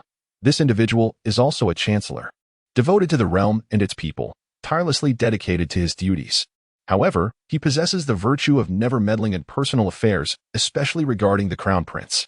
To clarify his intent, Liu Ying recounted the tales of Zhuge Liang and Apos' 3 visits to the thatched cottage and the entrustment at Baidi City to the Grand Chancellor of Han. That Liu Xuande truly embodies the spirit of His Majesty. Xiao He, moved, chuckled. Indeed, that Zhuge Liang is a remarkable talent. I understand the crown prince and Apos' sentiments and am willing to emulate Zhuge Liang, dedicating myself wholly to the service of our Han. Liu Ying and Apos' face turned pale. His true intention was to implore Xiao He not to meddle. Just look at Liu Shan, who indulged in pleasures yet remained blissfully unaware of his duties. Once again, observe the current crown prince of the Han dynasty, who resorts to beguiling palace maids for mere coins. Is this the life of a carefree individual? Chancellor, do you grasp the implication? Liu Ying was somewhat anxious, fearing that Xiao He might misinterpret his intentions, jeopardizing his plans for a leisurely visit to his fief. Your Majesty, as age advances, your attempts to raise troops against Qin and vanquished Chu have resulted in numerous injuries. Should there come a day when you ascend to the heavens, I wish to emulate Zhuge Liang and assist the crown prince in securing the nation's prosperity. You. Liu Ying trembled with indignation, pointing at Xiao He, momentarily at a loss for words. I see now that the crown prince harbors such lofty expectations of me. Xiao He replied with a smile. The crown prince and Apos' ability to entrust the common people with the management of bean sprouts is sufficient to designate him as a ruler of benevolence. The arguments presented by Lady Dou and her son were both logical and convincing. I confess, I was previously short-sighted. Upon hearing Xiao He's willingness to align himself with Liu Ying, even offering to be his Zhuge Liang, Liu Ji was filled with delight. Ying, why haven't you knelt yet? Liu Ying was momentarily bewildered, unsure of his mother's intentions. Mother, I already have a mentor. I am fully aware of that. Kneel down now, and do not make me repeat myself. Liu Ji had already raised her shoe, prompting Liu Ying to swallow his pride and kneel immediately. Chancellor, this child of mine has suffered since birth, unlike the current King Zhao, who was born into royalty. Liu Ji lamented, tears streaming down her face, prompting Liu Ying to marvel at her dramatic prowess. Indeed, a woman's tears could appear at will. Xiao He sighed. There is no need for the Empress to be so sorrowful. His Majesty also bears his own burdens. In the Prince and Apos' youth, while he was campaigning across the land, even if I wished to accompany him, it would have been nearly impossible. Liu Bang cared deeply for his family. Yet upon becoming emperor, he turned around to find Liu Ying had grown up. Faced with this familiar yet strange son, Liu Bang found it challenging to express paternal affection. Conversely, Liu Ruyi had always enjoyed her father's company during her childhood, and now she stood but a step away from the position of heir apparent. Xiongnu was able to dominate the realm, thanks to Fan Zhang and Apos' assistance. However, Xiongnu disregarded Fan Zhang and Apos' counsel. Although my son may be somewhat reckless, he treats the chancellor as a father. Ying, why haven't you knelt to pay your respects to your adoptive father? Damn, Liu Ying thought. As a multitude of expletives surged through his mind, he was thoroughly impressed by his mother Liu Ji and Apos' cunning ability to seize opportunities. Xiao He had only just shown a hint of goodwill, and she had already managed to elevate him to the status of an additional father figure. Xiongnu had but one adoptive father, Fan Zhang, and could not make use of him. My son not only has adoptive father Xiao He but also mentor Han Xin. The saying goes, once a teacher, always a father. You must not neglect either of these two. As Liu Bang's wife, Liu Ji was troubled by her inability to win over Han Xin and Xiao He, yet Liu Ying unexpectedly became the perfect bridge. Moreover, Xiao He and Han Xin were close friends. Had it not been for Xiao He pursuing Han Xin under the moonlight, the latter would still be languishing in obscurity. Truly remarkable. Liu Ying raised his thumb in admiration. With a single statement from my mother, I have gained 2 additional fathers. The Chancellor, unlike my mentor, remained solitary. As a young man, I find myself tasked with supporting 5 elders. Elho furrowed her delicate brows and inquired, "What 5 elders are you referring to?" Liu Ying gritted his teeth and replied, "You, along with my father, my adoptive father and mother, and of course, my ever-troublesome master." Xiao He clapped his hands in delight. He had anticipated the crown prince and Apos' opposition, yet was taken aback by the young man's filial piety, as he had already considered the care of their elders in their twilight years. The crown prince, being exceptionally dutiful and kind-hearted, was truly admirable. Xiao He hastily supported his newly adopted son and exclaimed, "Your Highness, to call me and Apos, adoptive father and Apos, is rather unseemly.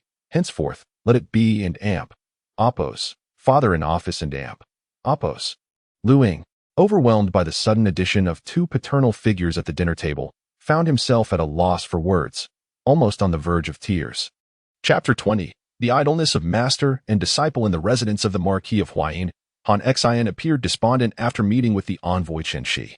The envoy was straightforward in his approach, addressing Han Xian as Your Majesty and promptly extending an invitation to join in rebellion, should Han Xian show interest. Chen Shi even promised to facilitate his escape from the city of Chang and Apos, and Han Xian was taken aback. Realizing that many of the Emperor and Apos' old allies were secretly in collusion with Chen Shi, it seemed that his own prominence as the god of war had attracted such attention.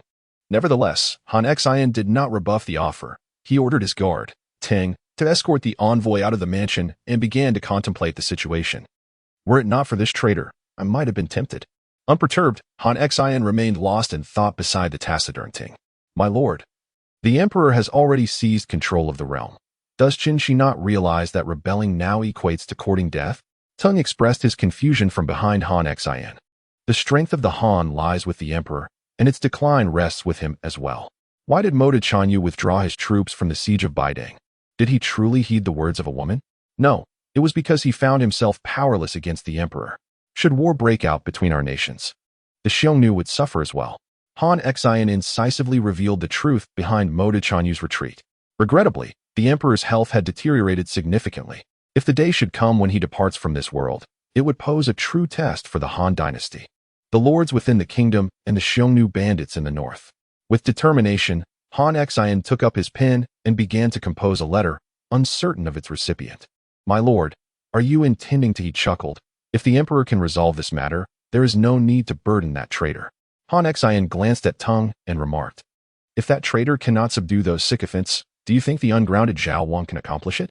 Teng smiled broadly. He held a favorable impression of the crown prince, for it was only in his presence that Han Xian revealed his genuine smile.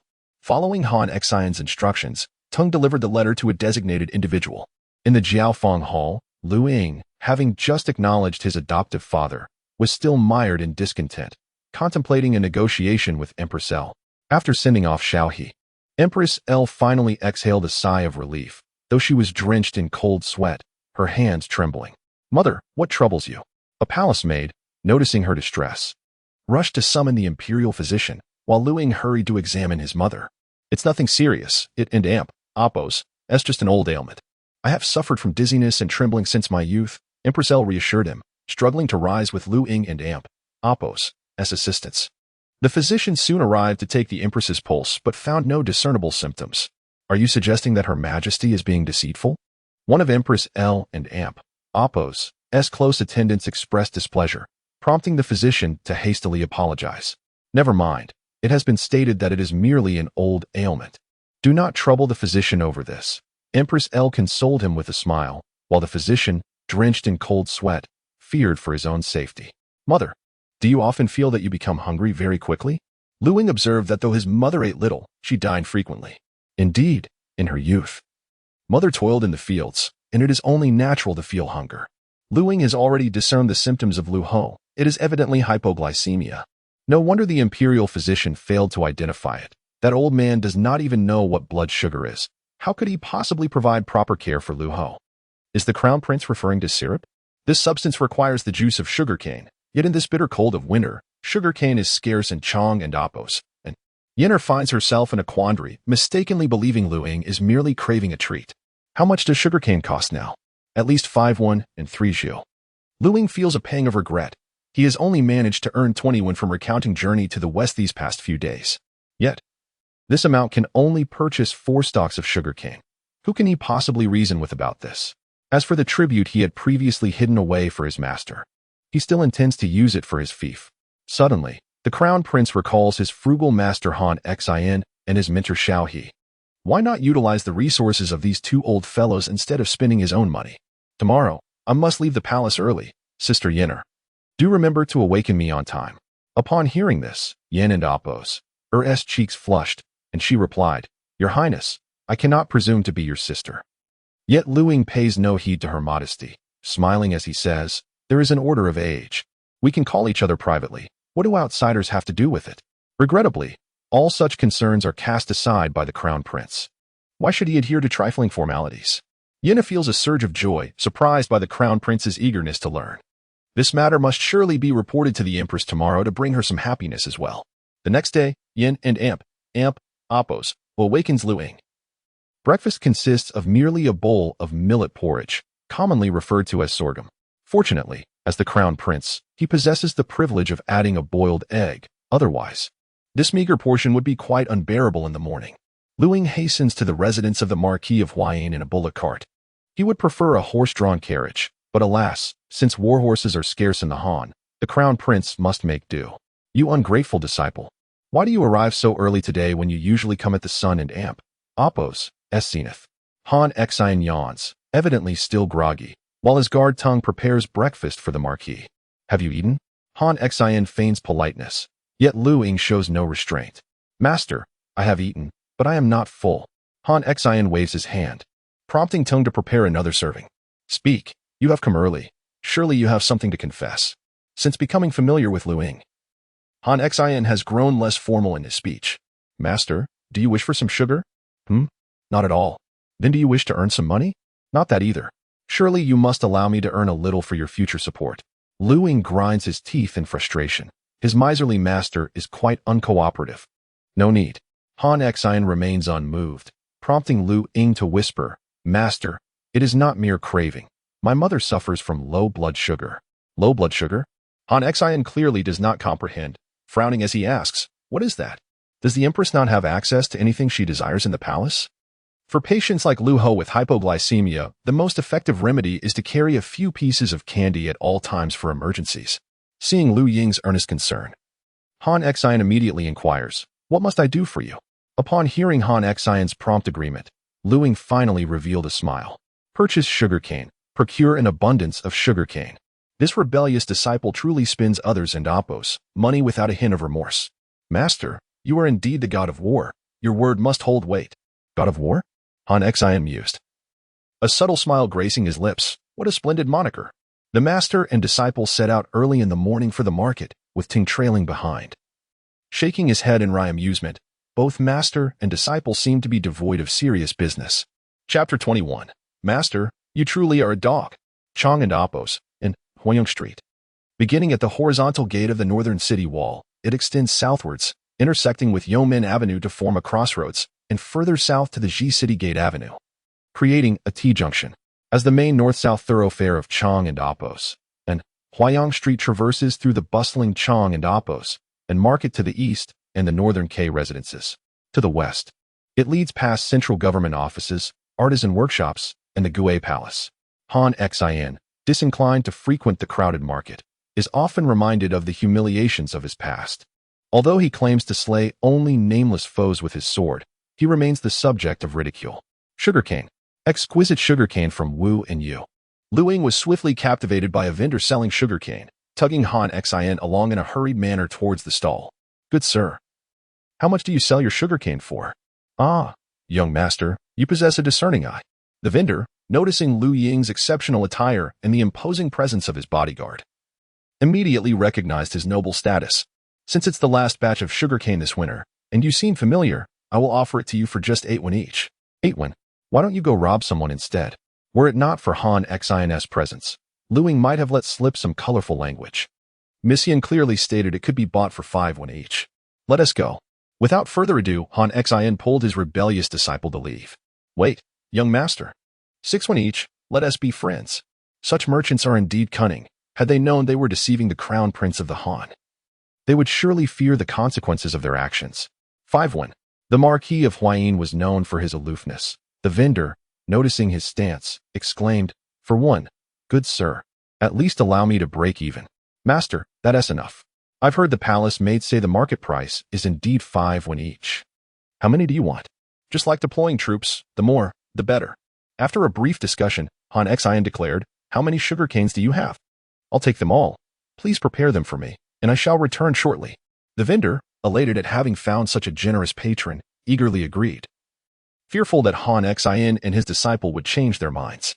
"Master, shall we purchase anything else? You've bought so much sugarcane. What more do you desire?" Han Xin replied tersely, "Let us go get the money."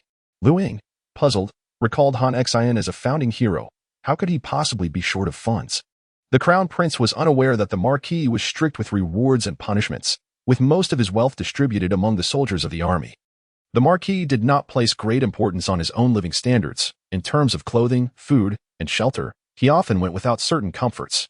Tung held great respect for Han Xin, recognizing that many soldiers on the battlefield had suffered disabilities or lost their lives.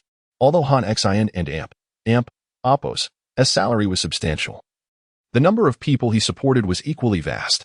Despite his elevation from the King of Chu to the Marquis of Huayin, Han Xin never forgot those who had fought alongside him through life and death, even if they had returned to their eternal rest. Han Xin continued to provide for their families.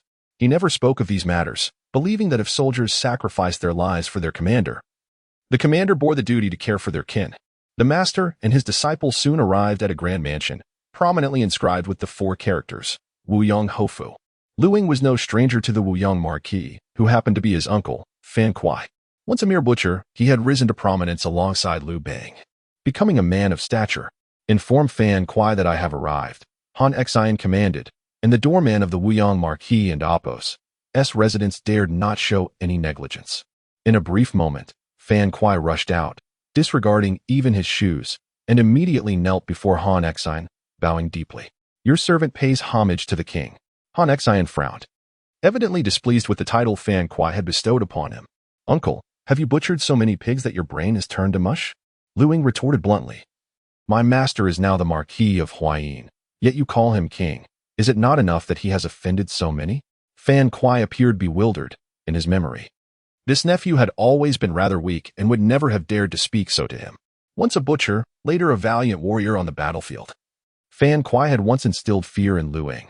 However, now that he faced Liu Bang without trepidation, why should he fear a mere butcher? I recognize my fault. I hope the Marquis of Huayin will not hold it against me." Fan Kuai felt a sense of dismay.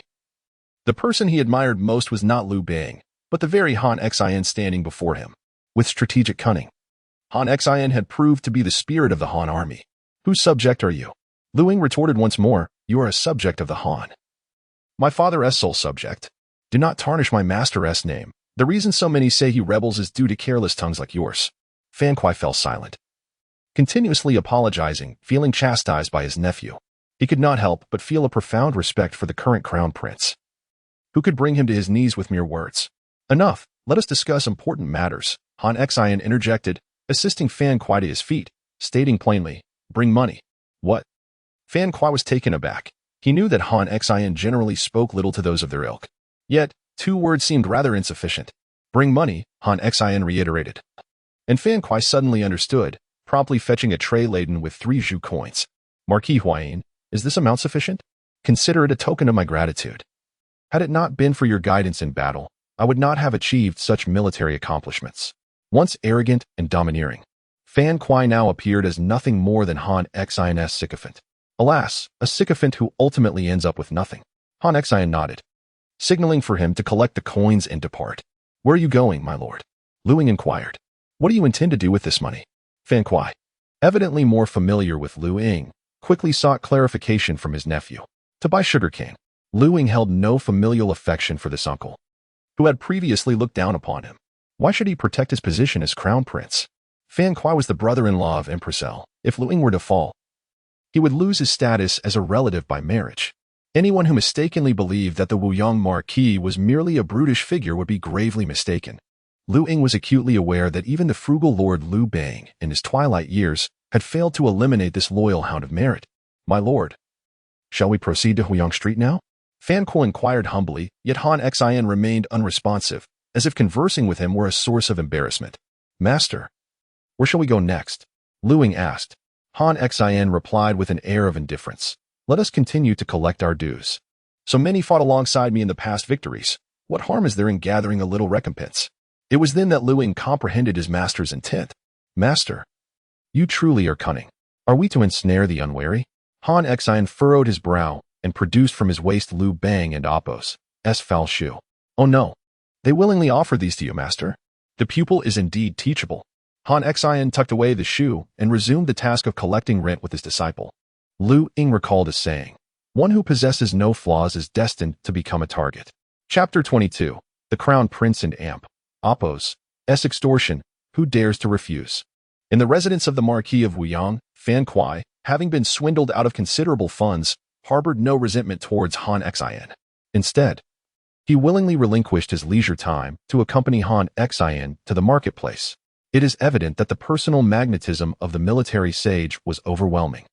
The once defiant Fan Kuai, who dared to confront Xiongnu, had transformed into an obsequious follower. "Master, you may as well take my uncle's money," he mused. "As for the others, who would willingly part with their wealth, we ought to make haste. I cannot afford to lose face by following you." Liu Ying never imagined that his unscrupulous mentor would resort to cunning schemes to amass wealth. How ironic that those who once fought alongside his master have now prospered. Zhao Qian, Guaning, and Fu Quan are all remarkable figures of their time. Could I not demand a trifling sum of 3 xiu? Would they dare refuse? When Han Xin mentioned Zhao Qian and Fu Quan, his expression starkly contrasted with that towards Guaning. "What is Guaning to me? Rest assured, whatever the Marquis of Huayin desires, Fan Kuai shall procure it all." Fan Kuai's disdain for Guaning was palpable, as the latter was aligned with Lady Qi and the Zhao King, making him an adversary of the L clan and Appo's achievements. Zhao Qian, the prime minister, was the second in command under the Marquis of Huayin. Even when the emperor conferred titles, he remained the foremost figure. Fan Kuai spoke highly of Zhao Qian. As for Fu Quan, this crafty individual was equally formidable. It was no wonder he thrived alongside Zhao Qian in the land of Qi. Liu Ying was somewhat aware that the 3 great generals under Han Xin were, in fact, Zhao Qian, Guaning, and Fu Quan. Unfortunately, the current rift between Han Xin and Guaning meant that only the 2 far-off individuals in Qi could be considered as old friends. "Master, your 2 friends are not in Chang'an. Indeed, who claims I intend to seek funds from them? If I were to demand money, what kind of friendship would that be?" Han Xin retorted with a sardonic laugh. "Let us go find Guaning. I shall extort him of his riches." Liu Ying felt a wave of embarrassment. It appeared that his master bore a grudge, and Guaning was in for a rough time. At the residence of the Marquis of Yingyin, Guaning bore bruises on his back and swelling on his face, all courtesy of the master and disciple Han Xin. "Father, Liu Ying is merely a crown prince destined for obsolescence. Does he truly have the right to lay hands upon you? And as for the Marquis of Huayin, his survival is already a favor from his majesty. What right do they have to strike you?" Guan, filled with indignation, expressed his dissatisfaction with his father's plight. Subsequently, Liu Bang did not even offer consolation to Guaning, leaving the son of this esteemed minister feeling somewhat disheartened, believing that the emperor was overly lenient towards Han Xin. "You know nothing," Guaning scoffed. "The position I hold today is due to his majesty and Appo's favor, having led cavalry in battle. Furthermore, it was through following Han Xin that I quelled the regions of Qi and Shu. As for Liu Ying, once he is supplanted by the Zhao King, I shall certainly seek my revenge." Guan discerned that his father harbored resentment towards Liu Ying rather than Han Xin, the one who had struck him. "Remember this. I do not stand with the Zhao King, nor do I ally with Lady Qi, but with His Majesty the Emperor." Finding a rare moment of leisure, Guaning resolved to impart lessons to his son, asserting that the Zhao King and Appo's ascension was in accordance with the Emperor and Appo's will. In the current realm, whom does His Majesty most abhor? Naturally, it is the Marquis of Huayin. As his former subordinate, if your father were to maintain frequent contact with him, what would the Emperor think? Guan was struck by a sudden realization. He had not anticipated that his father could possess such foresight, which explained his remarkable success. "Father, what about the Crown Prince? He has already taken the Marquis of Huayin as his mentor. What significance does he hold?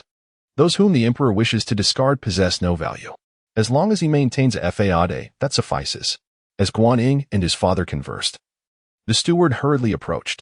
My lord, the crown prince and the Marquis of Huayin, along with the Marquis of Wuyang, seek an audience. Before the steward could finish, Fan Kuai strode forward, clearing the path for Han Xian and Liu Ying. Guanyin, you certainly possess a great deal of arrogance. The Marquis of Huayin has arrived. Yet you do not deign to welcome him personally. Humph. Witnessing Fan Kuai and Amp, Apos, obsequious demeanor, Guanyin and Amp, Apos, eyes brimmed with disdain. This butcher of men. Were it not for a fortunate marriage, could he ever have attained such rank? Nevertheless, Guanyin envied those who benefited from such connections, despite their lack of intellect.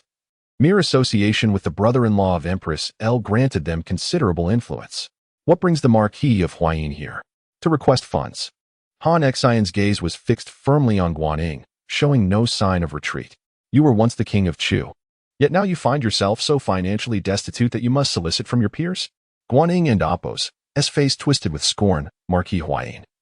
Did you not once regard wealth as mere refuse? After conquering the palace of King Qi, you distributed all the riches among your soldiers, taking not a single coin for yourself. Why now do you come here to beg? Seeing Guanying's sharp retorts, Fan Kuai was eager to resort to violence. While Han Xian placed a hand on Liu Ying and Amp, Apos, shoulder, indicating that his disciple should take action. Master, what is the meaning of this? You suffer insult, and I, your disciple, cannot remain idle. As Han Xian spoke, he produced the foul shoe of a notorious rogue from Peixian, prompting Liu Ying to grimace and reluctantly step forward. Marquis, your statement is erroneous. My master, in coming to your residence to seek funds, does so out of respect for you. Haha, the crown prince speaks too highly of me. I have no need for Han Xian's esteem. Guanyin firmly aligned himself with Liu Bang, having long since disregarded any prior kindness from Han Xian. The Marquis of Huayin previously led cavalry, yet his achievements were rather lackluster. It was only after aligning with my master that he shone brilliantly in the conquest of Qi. Some individuals, upon achieving success, abandon all semblance of dignity. Liu Ying and Amp, Apos, word stoked Guanyin and Amp, Apos, ire. The truth was a sharp blade, given Guanyin and Amp, Apos, current standing. Who would dare speak it? Yet Liu Ying dared, for he was the son of Liu Bang and, at present, the crown prince. Although it was well known that Liu Bang harbored intentions to depose the crown prince, until a decree was issued, Liu Ying remained the heir apparent. Bring forth the funds. Father, what did you just say? I said, provide them with money. Guanyin was furiously incensed, should he refuse to yield today. Who could predict what scandalous words the crown prince might utter? Especially with Fan Kuai and Amp, Apos, loose tongue. Whatever he learned would surely echo throughout the entirety of Chang and Amp, Apos, and today. The crown prince has once again subjected me to a scathing reprimand, leaving me utterly humiliated. Liu Ying and Apos, current position grants him a certain audacity. As the crown prince and future emperor, he instills fear in all the loyal ministers, who dread the possibility of Liu Ying ascending the throne and subsequently seeking retribution against them, rather than risk incurring Liu Ying's wrath. It is far wiser to maintain a peaceful disposition. Here lies a sum of 10,000 coins. I wonder if the crown prince finds it satisfactory? When Guanyin extended a hand, it was indeed for 10,000 coins, deliberately omitting any mention of Han Xian, thereby emphasizing his obstinacy. Nevertheless, the significant expenditure from his old subordinate evidently put Han Xian in a good mood. Not bad. If I find myself in need of funds again, I shall seek out the Marquis of Yingyin. With that, Liu Ying gestured for Fan Kuai to collect the money and depart. After a brief moment, Guanyin prepared to enter the palace. Father, where are you going? I am going to the palace to report that the Marquis of Huayin has led the crown prince astray and is extorting the loyal ministers. Chapter 23, Extortion. This is a demonstration. In the Weiyang Palace, within the main hall, while the ministers indulged in leisure, Liu Bang chose to entertain himself with music. Lady Qi danced gracefully, her form enchanting, stirring the desires of the old rogue. Your Majesty, something is amiss. Zhao Chang rushed in. Having been tirelessly occupied since assisting Liu Ying in securing his position as the crown prince. What has happened now? Liu Bang grumbled, somewhat displeased. As he was on the verge of engaging in less than appropriate activities when interrupted by Zhao Chang. Guanyin has lodged a complaint against the Marquis of Huayin. What is so unusual about that? Let the loyal dogs turn against their fellow ministers. They can amuse themselves. Liu Bang waved his hand dismissively, signaling Zhao Chang to leave him be and not disturb his enjoyment. There is also a complaint against the crown prince, extorting wealth from the meritorious ministers. What? That ungrateful wretch has the audacity. Liu Bang, in a fit of rage, cursed, he has done things I have not. Zhao Chang, bewildered, pondered whether the emperor might also entertain thoughts of extorting his own ministers. Since the Chu Han contention and the establishment of the new Han dynasty, it was utterly unfathomable that the common people possessed the right to mint currency. This was, in fact, a desperate measure by Liu Bang. After all, with the populace in dire straits, they needed money to wield purchasing power. Yet, what was the court lacking? Money, while facilitating purchases for the populace. It simultaneously presented an opportunity for the ministers to amass wealth, and they grew increasingly affluent. Liu Bang had indeed targeted his ministers, especially those he had nurtured for so long. It was time to reap the harvest. Little did he know, before he could act, Liu Ying had already begun extorting Guanyin. That insolent boy, using extortion as a pretext for his demonstration? Liu Bang found himself increasingly perplexed by his son's actions. How could the esteemed crown prince stoop to extort his ministers? Would this not be a source of mockery? Yet, this maneuver served to admonish the ministers, bringing a sense of satisfaction to Liu Bang. Bring the rebellious son and Han Xian here. Let them confront Guanyin face to face. With leisure time on their hands, this spectacle would prove infinitely more entertaining than mere music. The old rogue settled on the floor, commanding that pastries and fried beans be brought forth. Ready to enjoy the show. Lady Qi, meanwhile, secretly rejoiced. The more trouble the crown prince stirred, the greater the opportunity for her son, Liu Ruyi, to supplant him as the heir. In the Jiaofeng palace, after finishing her pickling, Empress Elle heard that her brother, El Shirji, wished to see her. Brother, what brings you here today? Even in the presence of her brother, Empress Elle maintained a calm demeanor, as if nothing could disturb her composure. Sister, are you still preoccupied with pickling? El Shirji exclaimed anxiously. I cannot fathom why Ying, as the crown prince with all his needs met, would resort to extorting the ministers. Why target Guanyin, of all people? He is now reporting to the emperor, and the situation is turning against Ying. Upon hearing this, Empress Elle furrowed her brow slightly. Since being enlightened by her son to provide emotional value, she had clearly become more perceptive. While she could not compete with Lady Qi in beauty or charm, her greater age afforded her a deeper understanding of human nature. This matter does not require my intervention. After Liu Ho pondered the situation, she calmly stated, Brother, do not concern yourself, simply regard it as if nothing has occurred. Observing that her sister, who typically doted on Liu Ying, today exhibited indifference towards her son and Apos, as well-beings, left her uncle feeling quite embarrassed. Sister, you. Liu Ho, with unwavering confidence, engaged in the mundane task of nurturing bean sprouts. The Han dynasty, much like the beans, requires immersion in water and the cleansing of winds to germinate.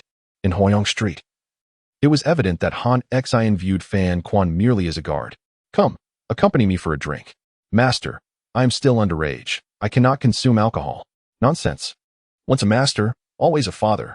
I am your father, so drink when I say. As Han Xian appeared ready to strike with his shoe, Liu Ying had no choice but to submit to his mentor's imposing authority. The master and disciple ordered a few small dishes, and Han Xian turned his gaze upon Liu Ying. Pour the wine. Am I to serve you? Yes, yes, you are the master. Whatever you say is correct. Liu Ying was perplexed. How could a homebody, who usually preferred to stay in and study military texts, suddenly wish to drink in the marketplace? Your move is quite commendable. What commendable? It is about reprimanding the meritorious and winning the emperor's favor. Han Xian incisively remarked. What troubles the emperor are the Xiongnu and the meritorious. The Xiongnu are a distant concern, but the meritorious are an immediate threat. He fears that in a century he will be unable to control them. Liu Ruyi's favor stems from his willingness to converse openly with the meritorious, while you, in your previous cowardice, made me wish to kick you. Liu Ying, bewildered, simply sought to purchase some sugarcane to make sweets for his mother. What does that have to do with reprimanding the meritorious? Furthermore, wasn't he at your idea to extort Fan Quan and Guanyin? Master, is it not that you are out of funds and wish to catch a wolf with empty hands? Impudent. Did you not agree? The master and disciple had just sipped a few cups when they were summoned to the main hall by Liu Bang's envoy. The old rogue lounged with his legs crossed, amusedly observing the parties involved. Speak up. Why did you attempt to extort the meritorious? You are embarrassing me. The immediate accusation left Liu Ying quite displeased. Extort? Father, your words are inaccurate. Liu Ying cast a cold glance at Guan Ying and coldly remarked, "It seems some individuals are deliberately severing ties with the Han court and even showing disrespect to father." Liu Bang expressed his dissatisfaction. "What has your trivial exchange with Guan Ying to do with me? Under heaven, all land belongs to the king. On every shore, the subjects belong to the king. Even the world is Liu's. Is it not entirely reasonable for me to collect some funds? Yet some, over a mere 10,000 coins, seek to trouble the crown prince. I ask, do such individuals deserve the title of meritorious?" Liu Ying and Oppos' remarks pointedly targeted Guan Ying, suggesting that his complaint stemmed from dissatisfaction with the crown prince and Oppos' finances. "Alas, the world bears the surname Liu. Your money is also the Liu family and Oppos' money. Thus, Liu Ying and Oppos' acquisition of funds instantly became justified, while the one who complained, Guan Ying, was reduced to a mere jester. Even an inadequate explanation could lead to Guan Ying being accused of disrespect towards the royal family." Han Xian smirked, for he regarded Guan Ying as his esteemed disciple. Meanwhile, Guan Ying was drenched in cold sweat, pondering how to justify the situation.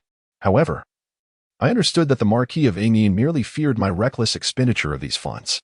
Rest assured, I only wish to procure some sugarcane." Such a rationale would hardly convince even a dog. Liu Bang, uninterested in quarreling, merely sought to seize this opportunity to evaluate Liu Ying and Oppos' ability to manage affairs.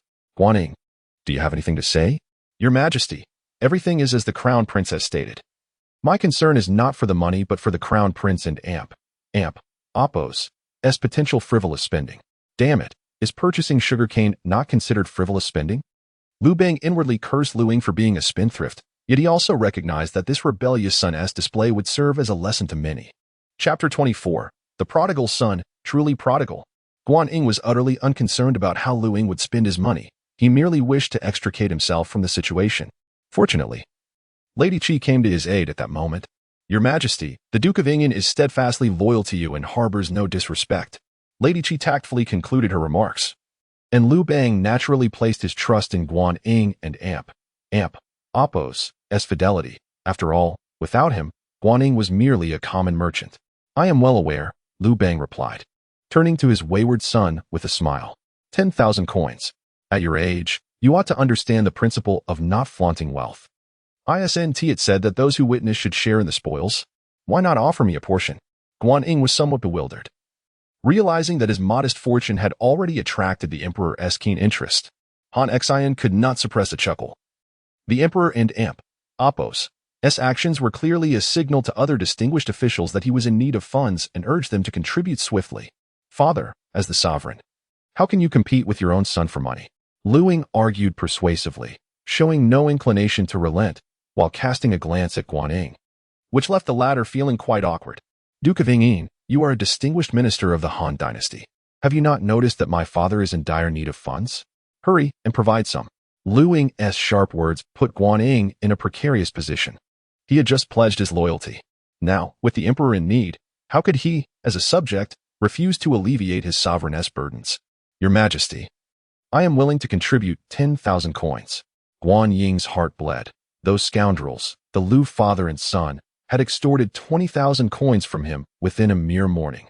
Truly, as the saying goes, a crooked beam leads to a crooked plank. Who could claim that Liu Ying was not the emperor and Oppos' own flesh and blood? His actions were even more unscrupulous than the emperor and Oppos'. That is not my intention. Since the Duke of Ying has expressed such goodwill, I shall, albeit reluctantly, accept it." Liu Bang reassured. "Rest assured, the Duke's generosity clearly marks him as a loyal subject." Guan Ying seethed with frustration, feeling that the term generosity was hardly flattering. The Liu father and son, having profited from the situation, feigned innocence, and the matter concluded with Guan Ying donating another 10,000 coins. It seemed all parties were satisfied.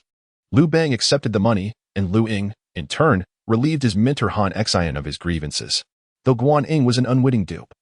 Contributing a total of 20,000 coins, he managed to preserve his image as a loyal servant, albeit a dogged one, for loyalty does resemble that of a faithful hound.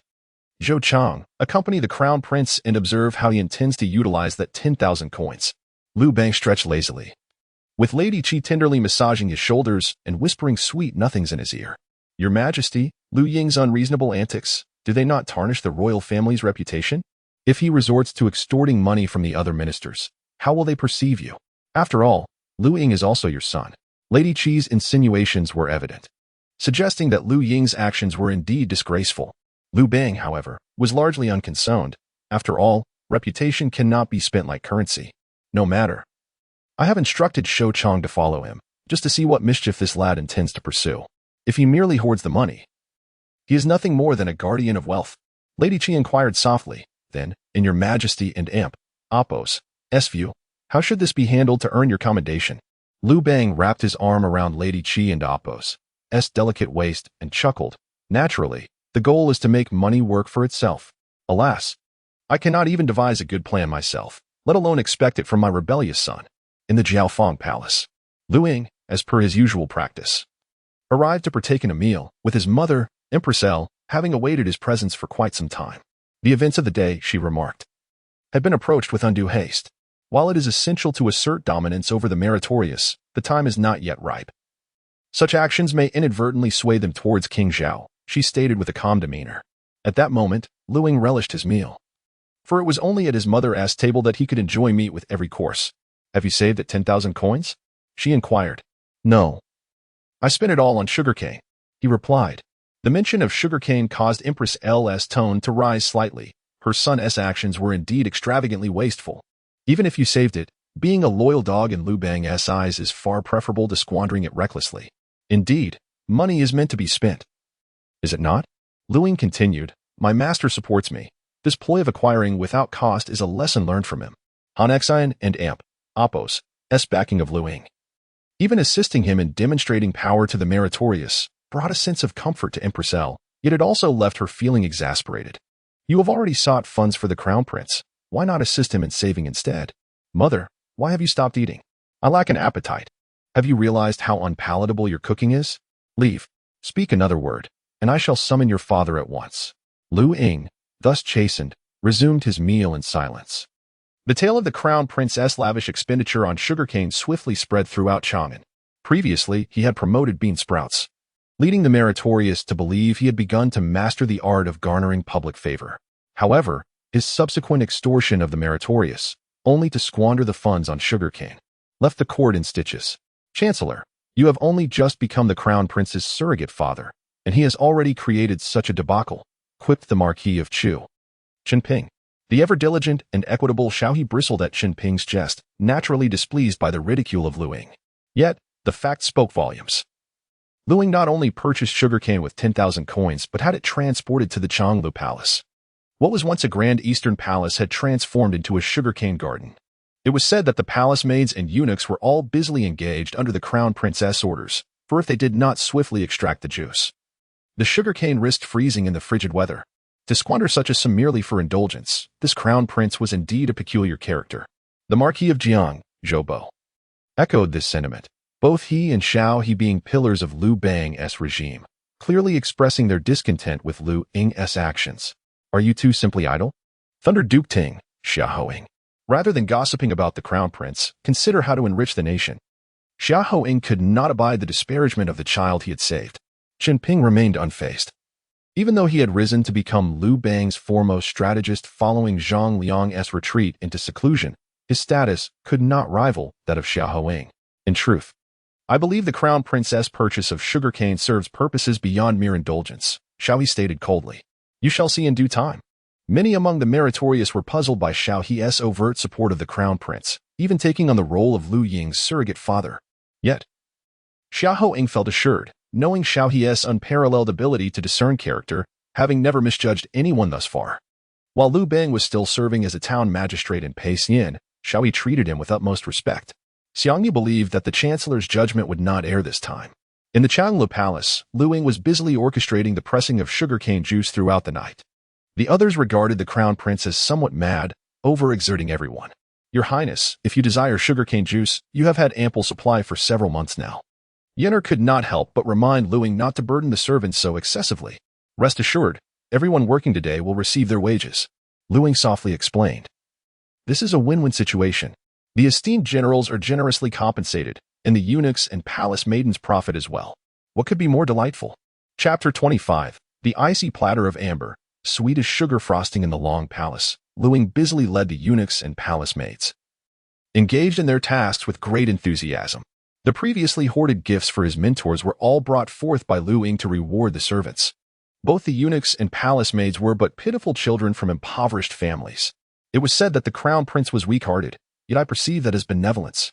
Within the palace, we ought to toil for the crown prince, and yet he has granted us wages.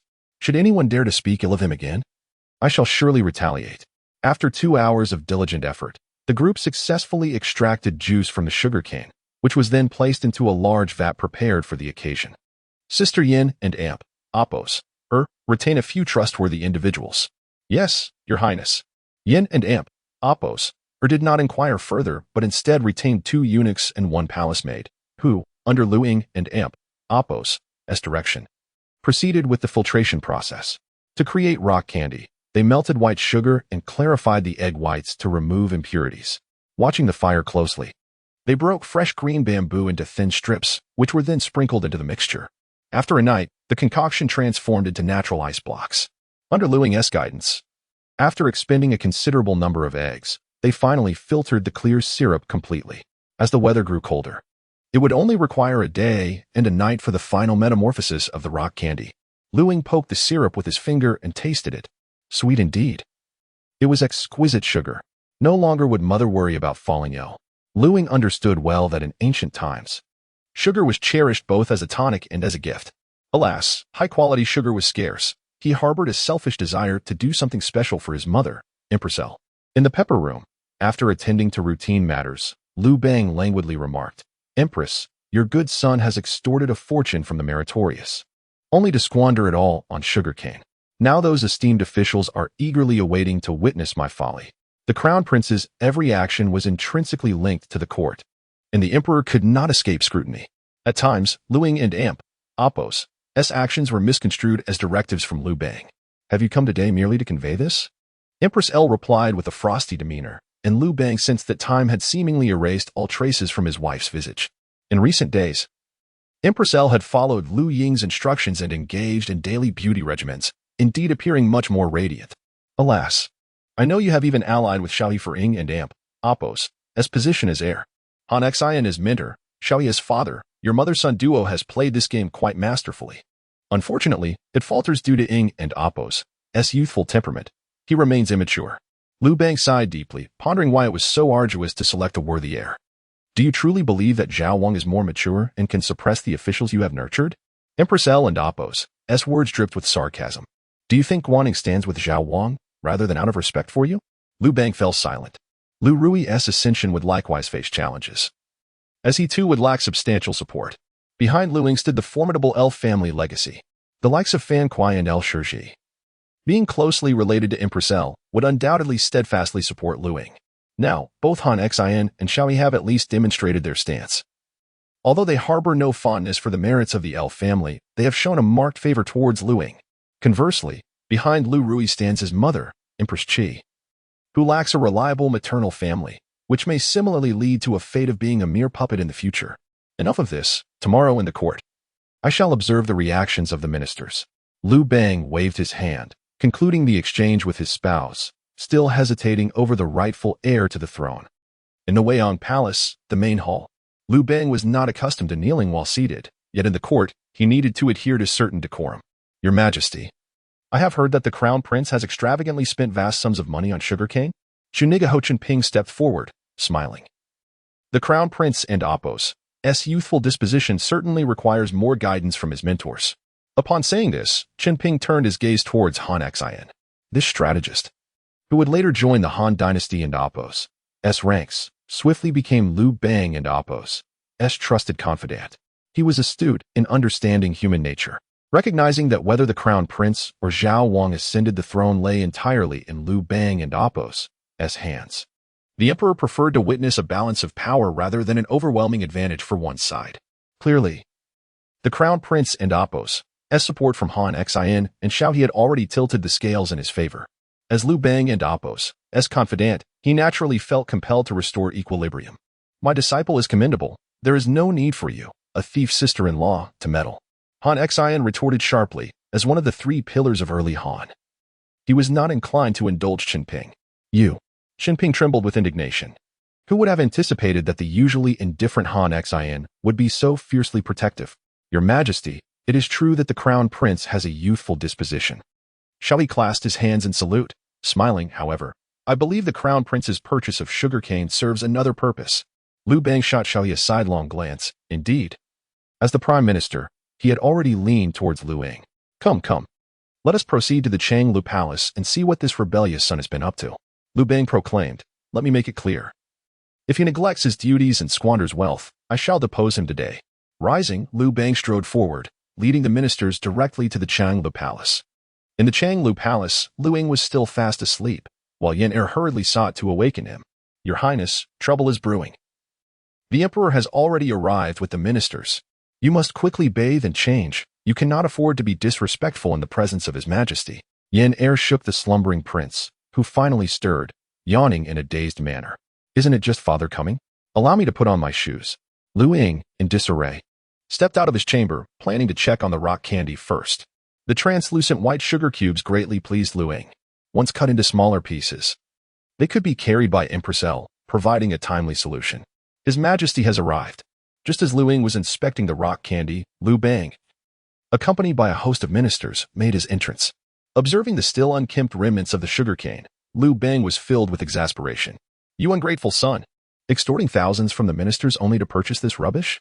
Liu Bang fumed, initially comforted by the crown prince's demonstration of prowess, but now feeling utterly deceived. With a swift motion, Liu Ying seized a piece of rock candy and shoved it into Liu Bang and Appo's mouth. What on earth are you feeding me?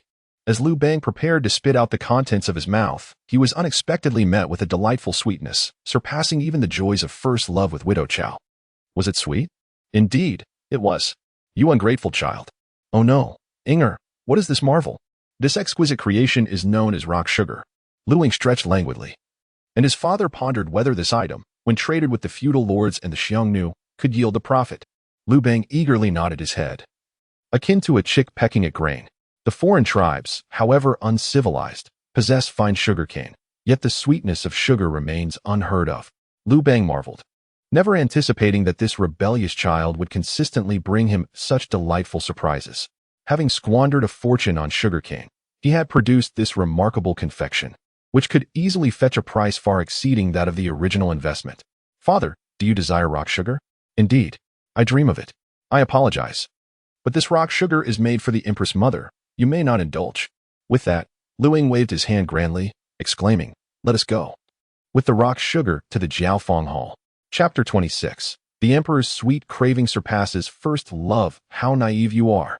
Upon uttering these words, Liu Bang stood frozen in disbelief. The mighty Emperor of the Han dynasty had been outwitted by his own rebellious son. Your Majesty, where shall we go now? Are you deaf? Are you blind? Follow me to the pepper chamber. The old rogue, in a fit of frustration, tossed a remark at Qinping before hastily trailing behind Liu Ying. Liu Bang discerned that securing the rock candy hinged upon the whims of Empress L. Such exquisite confectionery, if traded with the Xiongnu, Nanyue, or other feudal states, would undoubtedly yield immense profits. What does the Han dynasty lack? Money, even if the government permitted private minting. The insatiable thirst for currency remained unquenched. The old rogue had racked his brain, yet found no promising ventures to enrich the court. However, the sugar was different. Once introduced to the market, it would surely incite a frenzy among the affluent. After all, these wealthy families lacked nothing but money. The court could reap substantial profits. What a delightful prospect. Liu Bang was a shrewd man, knowing when to bow his head and adapt to the situation. Ingo, why did you not mention your desire to make rock candy sooner? You nearly caused me to neglect state affairs. Let us do this. You shall prepare some sugar for me, and we shall overlook the disruption to governance. The old rogue, seeking to justify himself, chattered incessantly behind Liu Ying. With a serene smile, Liu Ying replied, must I announce to the world that I am preparing rock candy for mother? Determined to gradually transform Xiongnu Palace into his domain, Liu Ying noted the Han dynasty and Appo's harsh treatment of palace maids and eunuchs. These servants could barely make ends meet, let alone receive fair wages. Should they err, they faced brutal punishments. Mutilation was not uncommon. In contrast, those serving in Xiongnu Palace had no such concerns. For the Crown Prince Liu Ying was not a tyrant. Master, guardian, this is your share. Liu Ying neatly wrapped white sugar and handed it to Han Xin and Xiaohe. The disparity was stark compared to the old rogue and Appo's desperate quest for sugar. Yet, Liu Ying and Appo's actions turned somewhat awkward as Han Xin and Xiaohe, upon receiving the rock candy, witnessed the old rogue pounce upon it like a famished beast. Have you two lost your senses? I haven't and Appo's to even tasted it yet, and you have already claimed it. Liu Bang scolded, then popped a piece into his mouth, savoring the sweetness. Hearing this, Xiaohe rejoiced, while Han Xin seized the opportunity to take a piece of candy himself, realizing only after tasting it why Liu Bang was so exhilarated.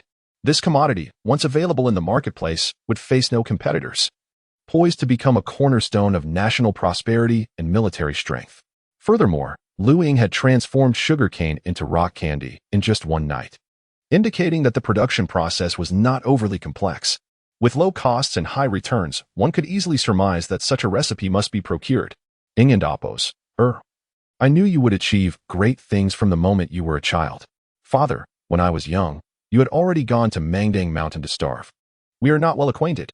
Liu Ying spoke the truth. Throughout the formative years of Emperor Gaozu of Han, he was nearly devoid of paternal companionship.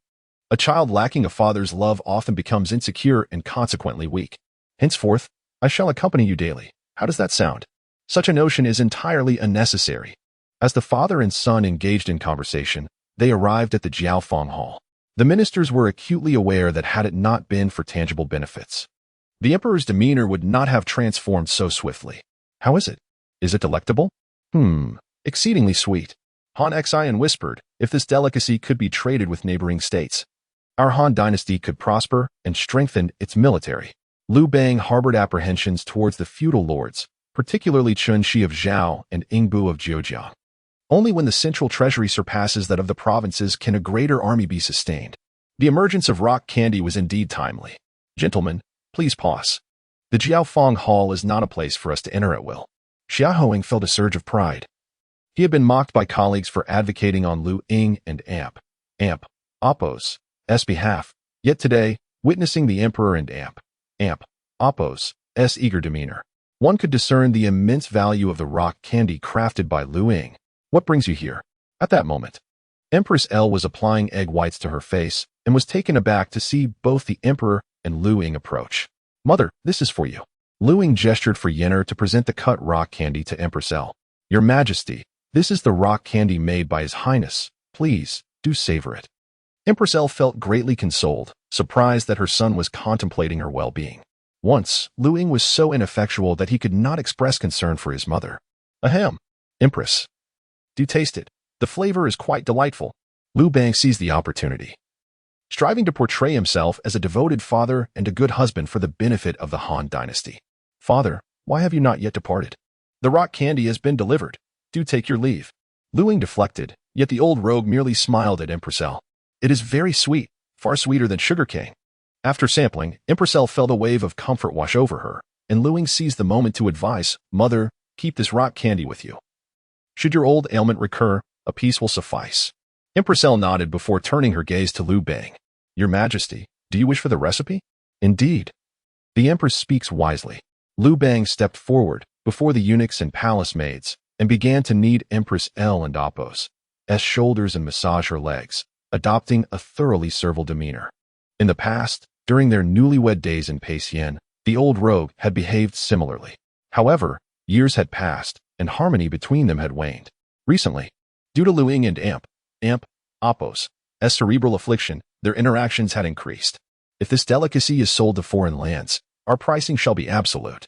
The foreign tribes possess excellent sugarcane, yet rock candy remains unknown. Empress, this is a brilliant strategy for the Han dynasty's ascent to prosperity. Liu Bang's words made Empress L swiftly comprehend the implications. What advantages would a prosperous nation bring to her and her son? Initially, Empress L intended to leverage the sugar recipe to coerce Liu Bang into securing her son's position as heir apparent. Little did Liu Ying know that he had inadvertently blurted out, Father, is it not merely for the recipe of rock candy? How agitated you seem. The recipe can be handed directly to the court. However, there is a condition. Upon hearing the word condition, Liu Bang felt a twinge of discomfort. As he had yet to decide on the heir apparent, Liu Ying, despite his reckless extravagance, occasionally displayed moments of brilliance. In contrast, Liu Ruyi possessed far greater potential, leaving Liu Bang in a quandary. "Speak, I shall listen to your condition first," Liu Ying declared, "as long as you serve my mother well, and she is pleased. The recipe shall be yours." With that, Liu Ying strode confidently, exchanging knowing glances with his mother, Empress Liu. "This impudent boy." Empress Liu silently chastised him, only to witness Liu Bang beginning to prepare himself. "Your Majesty, what are you doing?" "For the sake of the people, so that all may enjoy sugar. I shall serve the Empress well today, even if it costs me dearly." Chapter 27. Is it necessary to use one and Oppo's own money for business? In the vibrant establishment of Jiaofengdian, Liu Bang rubbed his weary waist while Liu Ho radiated charm, clearly pleased with the old rogue's demeanor. "Alas, Your Majesty." "Why the sigh?"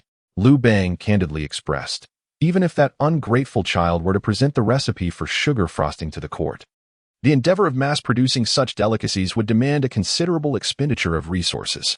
Liu Ho nodded in agreement. The current economic landscape of the Han dynasty was indeed bleak. The mere act of relinquishing the basic right to mint currency to the populace indicated a desperate adherence to the doctrines of Huanglao. Despite this, the Han dynasty remained precariously balanced amidst internal strife and external threats. Internally, the vassal kings of differing surnames were mustering their forces, while externally, the Xiongnu chieftain lurked menacingly. Liu Bang and Oppo's ambition to produce sugar frosting on a grand scale was likewise a perilous gamble. The first step in the business venture of the Emperor of Han was fraught with challenges. Establishing peace with the Xiongnu would also necessitate the offering of grain and valuables to cease hostilities. However, the exact figures had yet to be deliberated with his ministers. For Liu Bang, the sugar frosting was a delightful dilemma. A veritable mountain of gold lay before him, yet it remained tantalizingly out of reach. Enough of this. I shall confer with the Chancellor and others regarding this matter. Liu Bang rose to adjust his attire, while Liu Ho softly remarked, "I shall have El Shirji and Fan Kuai contribute some of our family wealth." At her words, Liu Bang felt warmth swell within him. In times of need, this woman steadfastly stood by his side. Even if the two of them were to offer their entire fortune, it would amount to but a drop in the ocean. "There is no need for the Empress to worry. I shall find a solution." The old rogue and Oppo's unwavering confidence was indeed one of the reasons Liu Ho was drawn to him.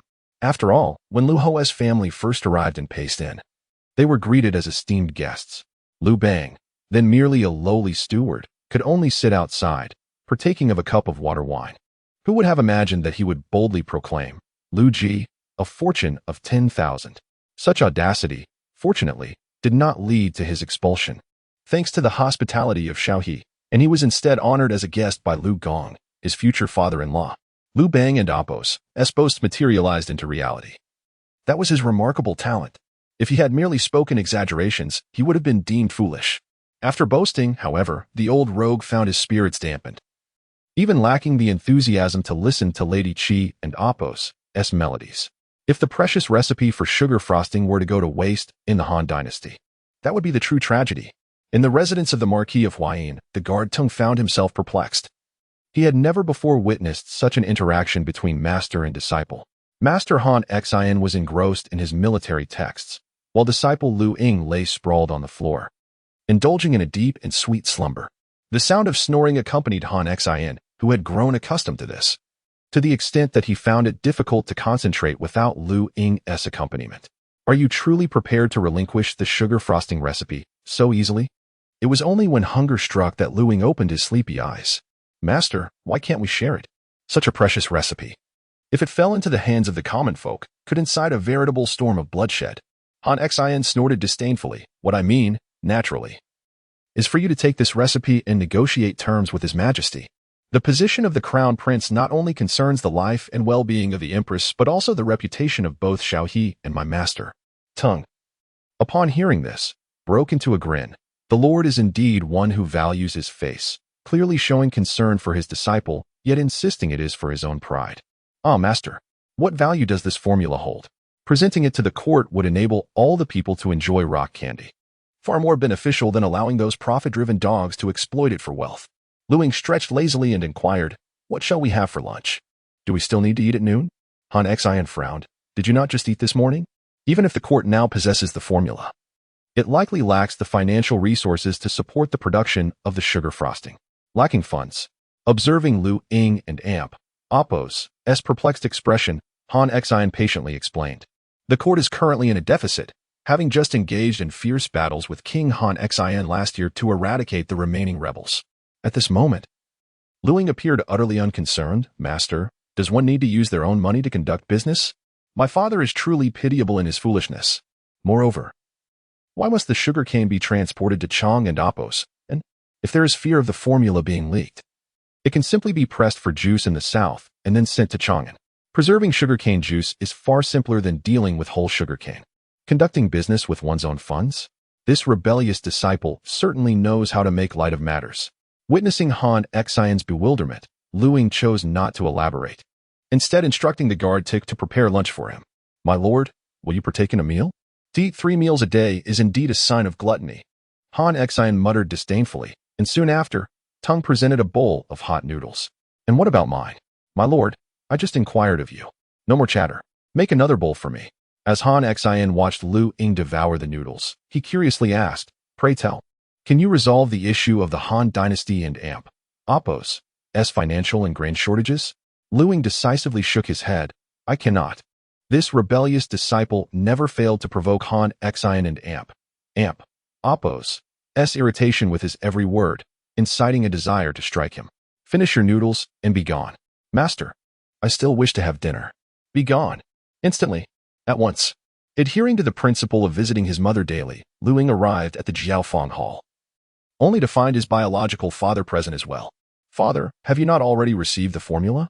Why come to the Jiaofeng Hall every day? You ungrateful child. The Empress is my wife. I shall come and go as I please. What can you do about it?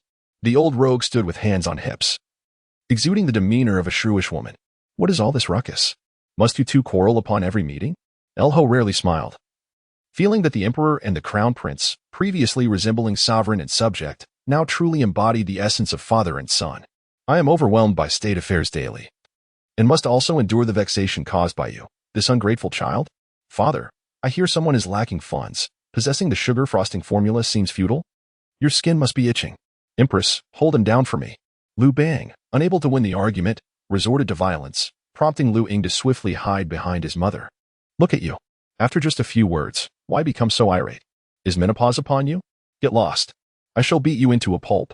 Evidently, Liu Bang was unaware of the concept of menopause, yet this did not hinder him from being a devoted son beneath the soles of his shoes. Stop. Hold your blows.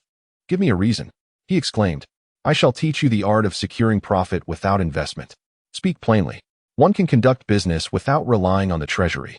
Upon hearing these words, Liu Bang and Appo's demeanor changed instantaneously. He cast aside his foul shoes and turned to his son with a beaming smile. Ying and Appo's, do enlighten your father on how one can achieve success without any initial capital. Father, I still prefer your earlier audacious demeanor. Elho observed the father-son duo and could not help but smile warmly. Chapter 28.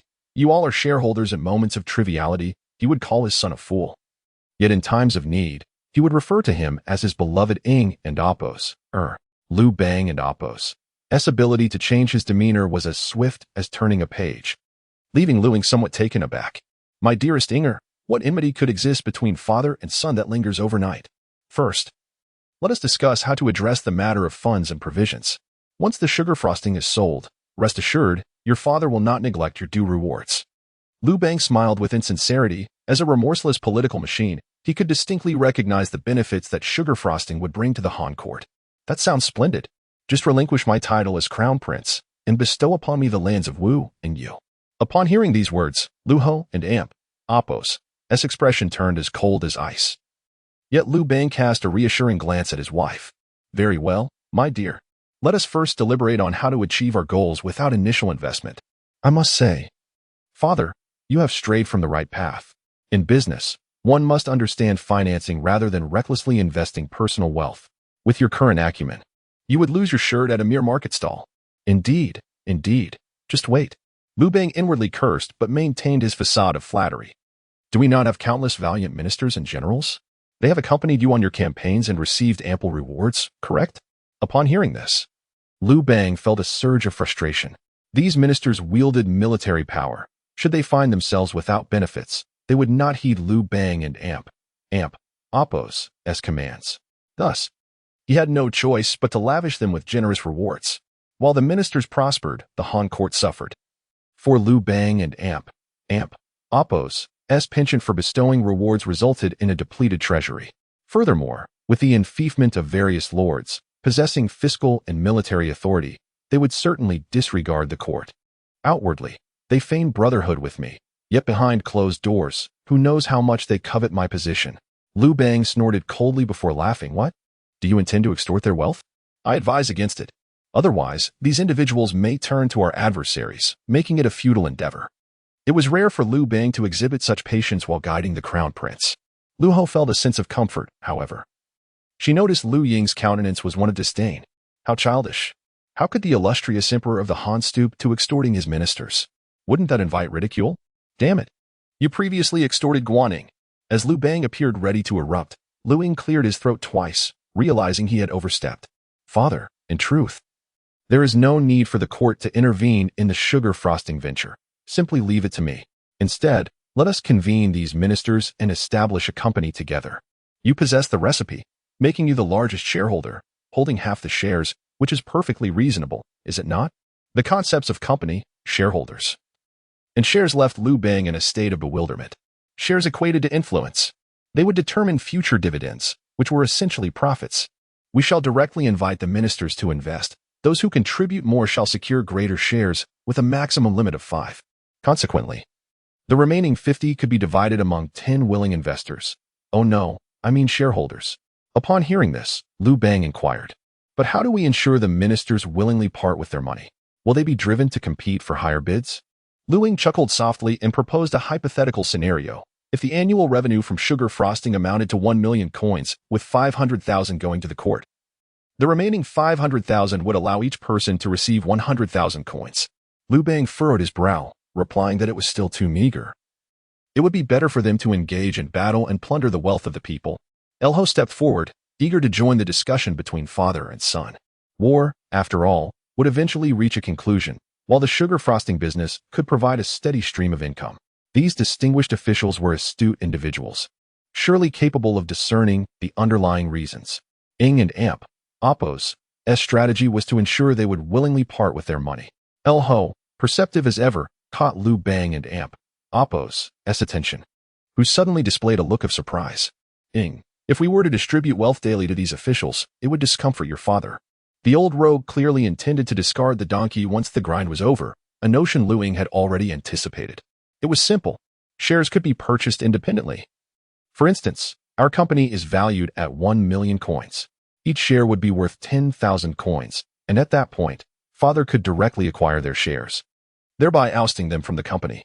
However, I implore you to agree to one condition. Upon hearing this, Liu Bang nodded eagerly, his anticipation to engage with the company palpable. I shall agree to even 10 conditions. Liu Ying, however, did not become overly demanding, but rather spoke softly. I hope father can lower the price of sugar frosting in 5 years, allowing the common folk of the Han to enjoy it as well. Liu Bang was somewhat moved. He had anticipated that his rebellious child would propose conditions advantageous to himself. Yet Liu Ying was considering the welfare of the populace. This thoughtfulness alone earned him considerable admiration. I shall grant your request. Liu Bang nodded, reminiscing about his past, when he had risen in pay skin not solely for personal gain but for the sake of the people. Empress, let either Fan Kuai or El Shirji take shares. Liu Bang then smiled, stating, in 5 years, they could earn quite a fortune, and I will acquire their shares thereafter. The rights to minting currency, salt, and iron must be returned to the court. El Ho understood that Liu Bang was reciprocating kindness, allowing the elf family to partake in the profits, even if only for 5 years, ensuring their coffers overflowed. Yes, your majesty. Liu Bang pointed at Liu Ying, smiling. Tomorrow, you shall accompany me to court, and together we shall determine who is qualified to invest in the company. At the Huayan Marquis, Tang wore a serious expression and quietly reminded, my lord, Qin Shi's men have yet to depart. They are still awaiting your response. As an old subordinate of Han Xin, Qin Shi's military prowess was unquestionable. Yet he remained disregarded by Han Xin. His rebellion relied on the formidable support of the Xiongnu and Oppo's Modichanyu. Should Qin Shi and Oppo's rebellion succeed, the Central Plains would descend into chaos, a scenario Modichanyu would relish. Let us postpone our response. We shall keep them at bay. As long as I remain silent, Qin Shi will not dare to act rashly. He fears that your majesty will command me to lead troops and worries that he is no match for your servant. Han Xian, lacking both troops and power, was nonetheless the individual Chun she feared the most. My lord, your affection for the crown prince indeed extends to all associated with him. With a grin, Han Xian scoffed, as a man. How can you chatter like a gossiping woman while out on a mission? Tung, unfazed, remained the most loyal warrior by Han Xian's side. He was well aware of the hidden secrets of the Marquis of Huayin, had it not been for his ties with Liu Ying. Han Xian might have contemplated becoming an insider for Qinshi. Chapter 29. The establishment of the Han Sugar Company in the Grand Hall of Weiyang Palace. The ministers murmured amongst themselves, for today was a rare occasion. The crown prince was present alongside the emperor. The appearance of the crown prince in court typically signified a shift in power dynamics, causing unease among many. Had their prior support of the Zhao prince been a grave miscalculation? Would the Marquis of Huayin share any insights? After all, he was the crown prince and Appo's mentor, and likely possessed more knowledge than the rest. My lord, as an old acquaintance, please bestow your wisdom upon us. However, Han Xian harbored a deep disdain for those eager to align themselves with power. Why not inquire of Xiaohe, my adoptive father? With that, Han Xian closed his eyes, opting to meditate quietly in the court. In the Han dynasty, ministers were not required to stand. They could kneel and sit alongside the emperor. A rogue like Liu Bang was indifferent to the rules of propriety and even permitted officials to adopt comfortable postures, as long as they remained obedient and did not rebel. Chancellor, have you heard any news? Fan Kuai felt a pang of bitterness. As Liu Ying's uncle, he was unaware of the crown prince and Appo's presence in court today. He held affection for Liu Ying, appreciating both his earlier benevolence and later eccentricities. Yet, he harbored a disdain for the L clan, who prioritized immediate gains. If Liu Ying retained his previous disposition, his ascension to the throne would spell trouble. It was the L clan who sowed chaos in the realm. With a strong external family and a weak emperor, who was the puppet and who was the master? Having taken on the role of Liu Ying and Appo's guardian, Xiaohe began to contemplate the well-being of his adopted son. He had no reason to favor Fan Kuai. Whether it was to protect his old friend and Appo's legacy, or to uphold his adopted son and Appo's rights. Fine, if you choose not to speak, then so be it. Subsequently, Fan Kuai engaged in private discussion with El Shur, both having previously held Liu Ying in low regard. Their willingness to assist was driven not by familial bonds, but by the pursuit of their own power and status. Ahem. Silence. I have a few words to share. With the emperor's words, the ministers promptly ceased their conversations. Bring forth the sugar. With a wave of his hand, Liu Bang summoned the palace maids, who presented the crystalline sugar, albeit in meager quantities. The ministers, puzzled, examined the glistening morsels, while only Xiaohe and Han Xian comprehended the significance of today's discourse regarding sugar. Do partake. I intend to lead you all into prosperity while simultaneously undermining the Xiongnu in the vassal states. Liu Bang reclined, exuding no regal demeanor. Yet none dared to underestimate this rogue emperor. What makes this so delectably sweet? Your Majesty, if our Han dynasty could market this delicacy, we would surely strengthen our nation and military. Indeed, the surrounding regions, including Nanwei and the Xiongnu, lacked such a product. Among the ministers, only a few were lacking in discernment. Fan Kuai, however, found the sugar delightful, rapidly crushing and consuming it. I have devised a plan. Let the crown prince elaborate. Liu Bang had no intention of allowing his son to overshadow him. The concepts of shares and companies were utterly foreign to him, especially when one speaks ambiguously. It would be preferable to allow Liu Ying to elucidate matters clearly. Esteemed gentlemen, my father intends to establish the Great Han Sugar Company, which you may regard as an organization. The company comprises 100 shares, of which my father possesses half, thus making him the principal shareholder.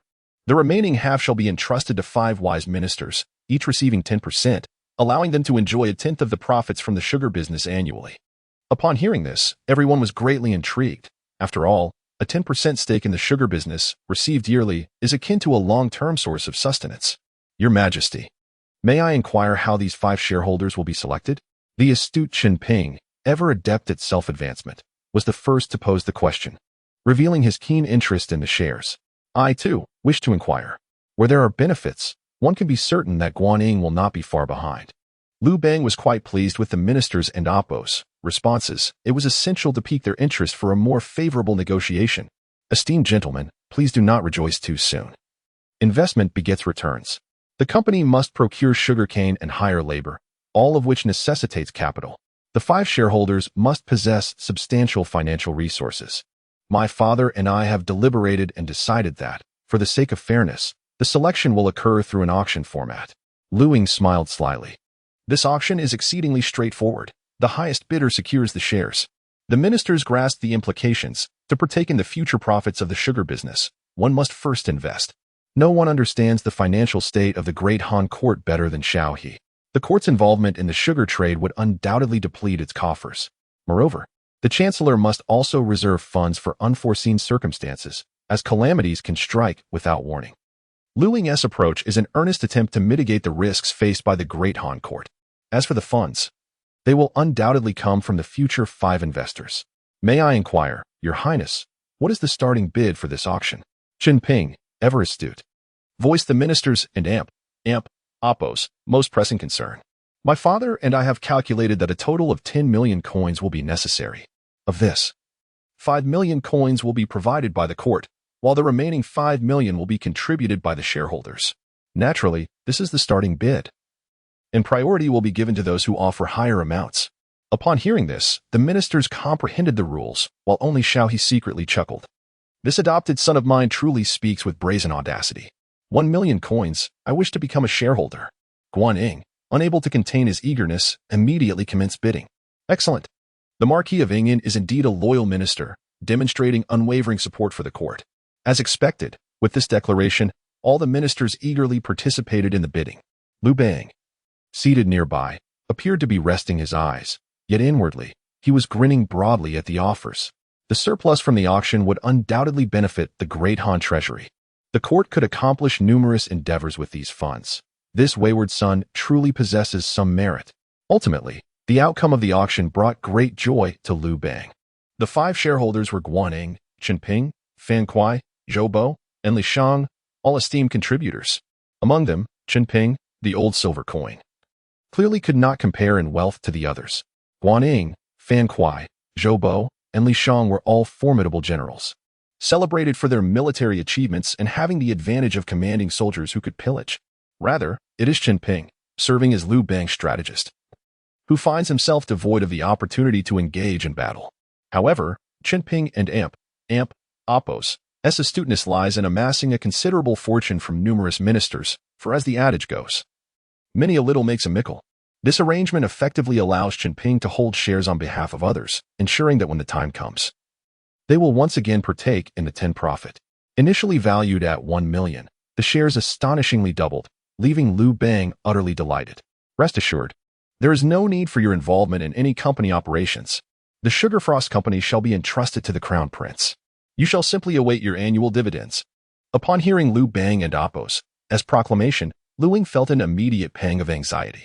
Father, you said I would assist you in managing it. The enterprise is your creation. If you do not oversee it, who will?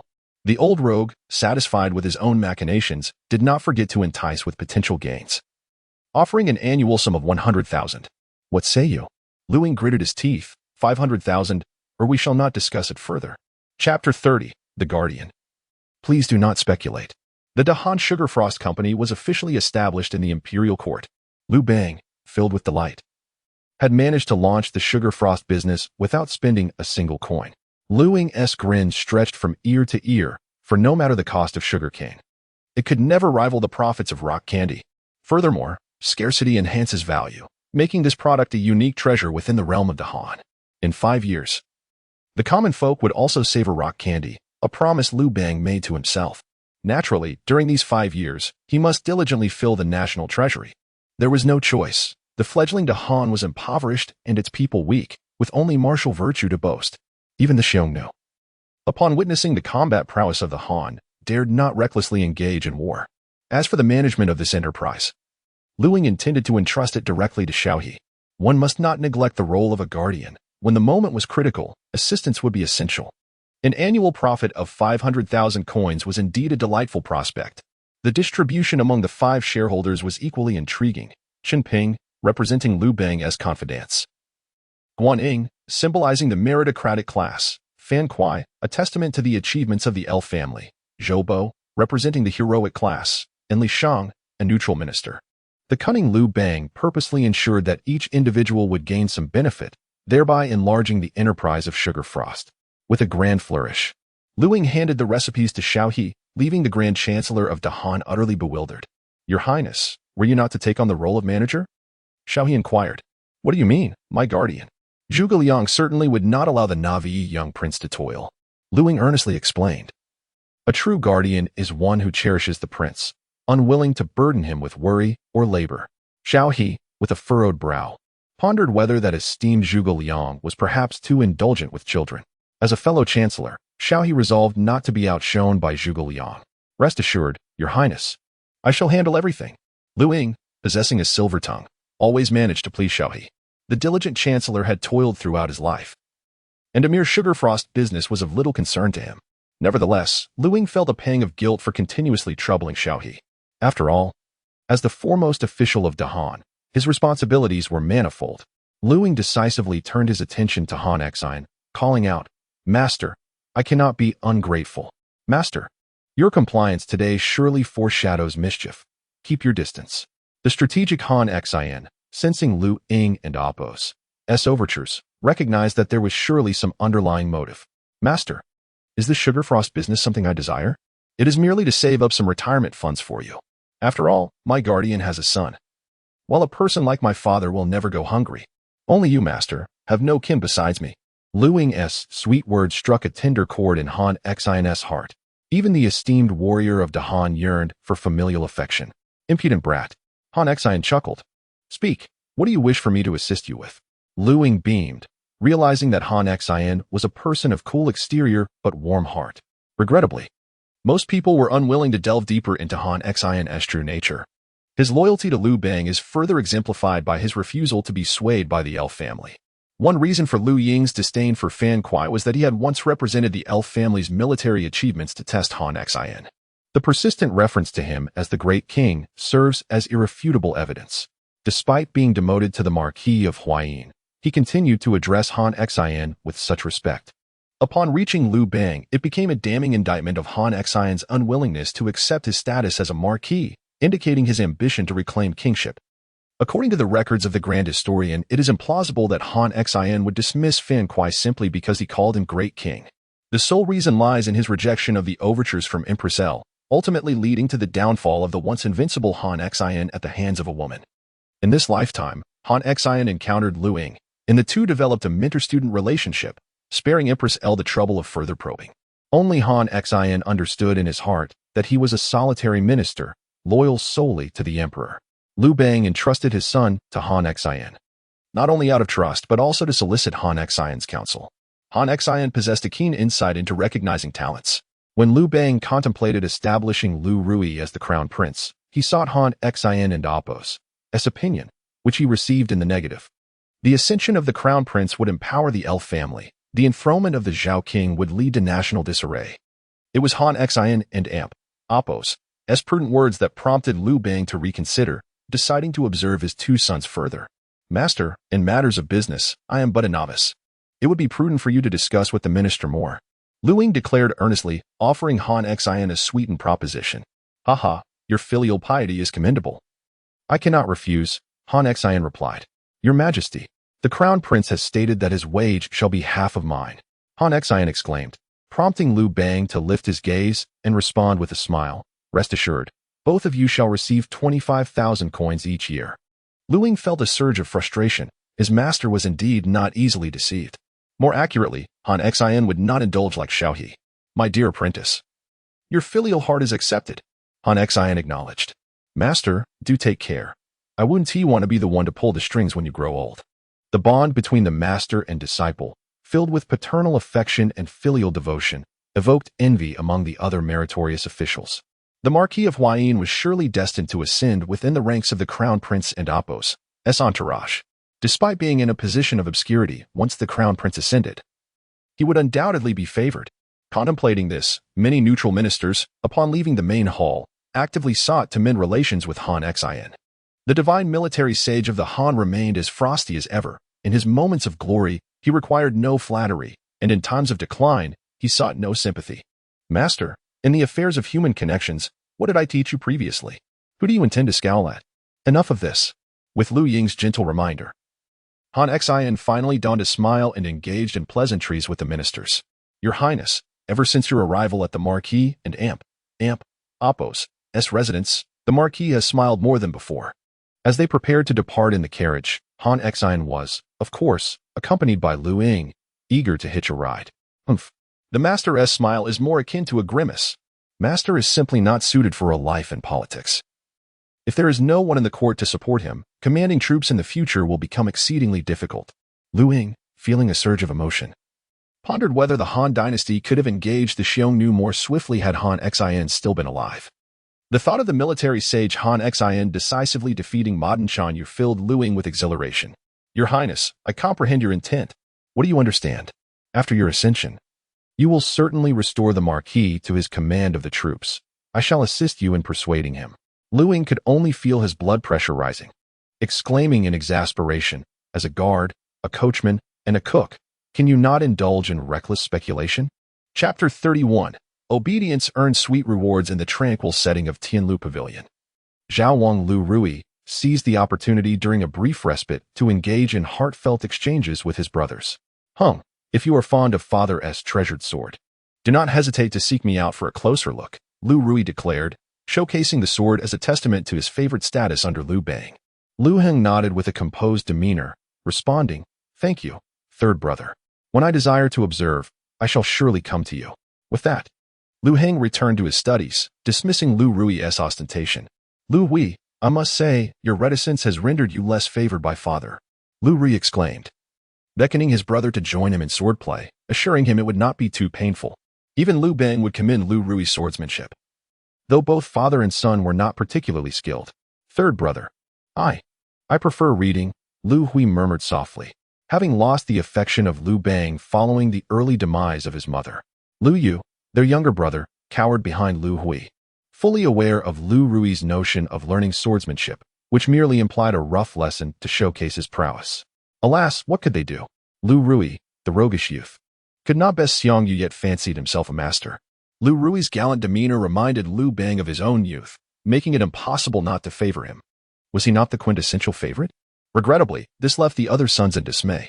Who among them would willingly endure daily studies, only to witness Liu Ruyi flaunting his sword and skills? Alas, you two remain oblivious to what pleases father. Liu Ruyi lamented their misfortune and lack of ambition. Envious of his fortunate upbringing, Liu Bang's heart was firmly captured by Liu Ruyi. Yet, as per Lady Qi, Liu Bang had recently taken to spending nights in the Jiaofeng Palace, ostensibly for the education of the crown prince. Yet who could deny it was for the sake of indulging in Liu Ho's company? What more could be taught to that ineffectual crown prince? With a scoff, Liu Ruyi recalled how he had followed his mother's advice to instigate trouble, only to have Liu Ying endure it in silence. The last encounter had ended with Liu Ying delivering a sound thrashing, leaving Liu Ruyi humiliated before his brothers. Chong, come and spar with me. Why not seek out eldest brother instead? Liu Chong, still a mere child, was under the care of Liu Ho after their mother's passing. His innocent words struck at Liu Ruyi's core. Third brother, I believe what seventh brother says holds merit. I have heard that eldest brother has taken the Huayin Marquis as his mentor and must possess exceptional swordsmanship, Liu Heng remarked, not intending to provoke, but rather to intimidate Liu Ruyi with the mention of Liu Ying. After all, besides Liu Bang, the only one Zhao Wang feared was Liu Ying. Indeed, go seek out my eldest brother, Liu Chong declared, hands on his hips, reveling in his perceived superiority, having been raised by Liu Ho to regard Liu Ying as his true elder brother. Yet, each time he approached Liu Ying with tears in his eyes, he was met with disdain and the retort, little brat, go play in the mud. Liu Qian would obediently follow this advice, ending up soiled and receiving a harsh reprimand from Liu Ho. You think I fear him? Liu Ruyi deliberately raised his voice, intending to bolster his own courage.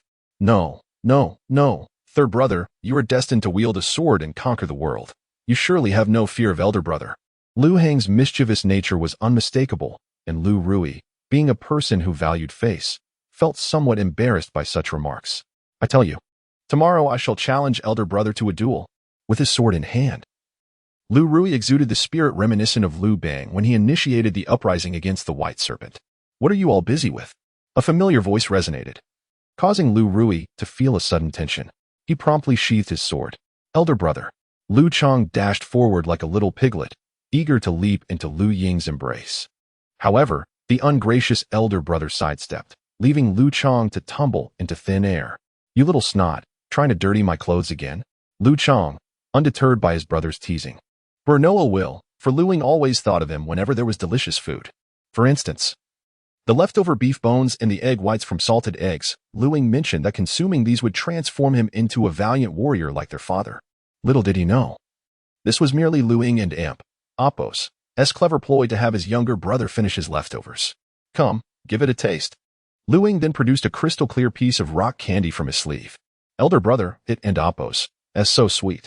"Well, since you have no adverse reaction, it must be perfectly fine." Liu Ying and Apos' spirit soared. The production of rock candy had already been entrusted to Xiaohe, while its transportation was managed solely by his master, Han Xin. Today, he had come to Tianlu Pavilion to let his brothers sample the delicacy. Liu Chang quickly devoured the candy, then gazed at Liu Ying with his big, innocent eyes. Looking utterly pitiful. "Elder brother, I want more. You little glutton." Liu Ying rewarded him with another piece before placing the remaining candy on the table, chuckling. "Why so formal? Come and enjoy the candy." No matter how mature the child, the allure of sweets is hard to resist. Liu Heng was the first to approach, feeling inexplicably drawn to the sincerity radiating from his elder brother. "Brother, this candy is delightful." Liu Heng grinned. If sold outside, it would surely fill the national treasury. Liu Ying nodded in satisfaction. Truly, Liu Heng was destined to be Emperor I of Han, possessing a clear perspective on matters. While Liu Chong, the little rascal, continued to indulge in candy, the others, Liu Hui and Liu Yu, hesitated to approach, feeling somewhat shy, unable to contain himself. Liu Ying grabbed a handful of candy and placed it before them. "We are all brothers. Why be so polite? I one tea bite." Despite the formidable presence of Empress L and Liu Ying and Apos' recent transformation in character, Liu Hui and Liu Yu felt a twinge of fear. However, upon tasting the rock candy, their apprehension towards Liu Ying seemed to dissipate. "Delicious, right? But for the sake of your teeth, do not overindulge in the future. Especially you, Liu Chong." Noticing Liu Chong had already consumed 5 pieces without a glance, Liu Ying playfully smacked the boy on the head to halt his candy feast. Liu Ruyi, witnessing Liu Ying and Apos' sudden emergence and the attention he commanded, felt quite displeased. "Humph, it's merely a trinket for amusing children. How could my 3-foot sword at my waist be any less formidable?" Before Liu Ruyi could finish her words, Liu Ying approached her, a piece of candy in hand. "Will you eat it?" "Yes, yes, yes. Thank you, brother." Liu Ruyi exclaimed joyfully, promptly placing the rock candy into her mouth. "Third brother, I apologize. I forgot to wash my hands after using the restroom just now." "Ugh." As Liu Ruyi began to gag, Liu Ying chuckled mischievously. "Just kidding. Behave. And there will be more candy for you in the future." After playfully toying with the foolish Ododo, Liu Ying left, thoroughly satisfied. With the prowess of the great Han Sugar Frost Company, there was not a single scholar in Tianlu Pavilion who could confidently teach Liu Ying anything. Infuriated by the prank, Liu Ruyi bellowed, "Where and Apos' the candy? I want 10 pieces." Chapter 32, Qinshi, a major client. The residence of the Marquis of Huai, once a loyal subordinate, now impatiently yearning to rebel and claim kingship. With the support of the Xiongnu chieftain Modern at his back, and the Han populace suffering, it is conceivable that Liu Bang might refrain from attacking him due to the interference of the Xiongnu. Even if a confrontation arises, Qinshi remains unperturbed. For the number of generals willing to support him in the Han does not exceed 5. Han Xin is unlikely to lead troops again. Liu Bang has never trusted him. As for Liu Bang himself, his health declines with each passing day. As he has advanced in years, each expedition a gamble against fate. Ping Yu and Ding Bu, both lords in their own right, would only dispatch troops to assist, never to engage personally. As for Chao Qin of Qi, having heard of Han Xin and Apos' subjugation by Liu Bang, he harbors discontent and would never willingly seek battle. These myriad factors have bestowed confidence upon Qinshi. Should Han Xin act as an inside ally, he might have the opportunity to establish himself as king. "My lord, my master has always regarded you as sovereign. Should you be willing to act as an inside ally, my master will continue to serve you faithfully." The messenger patiently persuaded, while Tang grew increasingly restless. No one knows better than he that Han Xin and Apos' life has finally taken on color, no longer resembling the lifeless existence of the past. This transformation is entirely thanks to one person, Crown Prince Liu Ying. Han Xian oversees the transport of sugar, while Xiao He manages the recipe. Neither can do without the other. To command two of the three heroes of early Han for one and Apos' own purposes, besides the current emperor, only Liu Ying possesses such capability. This matter can be discussed later.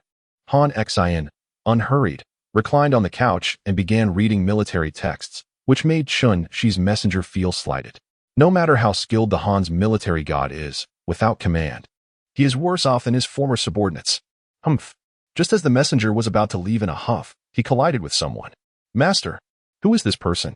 Qin and Amp? Apos, TDC?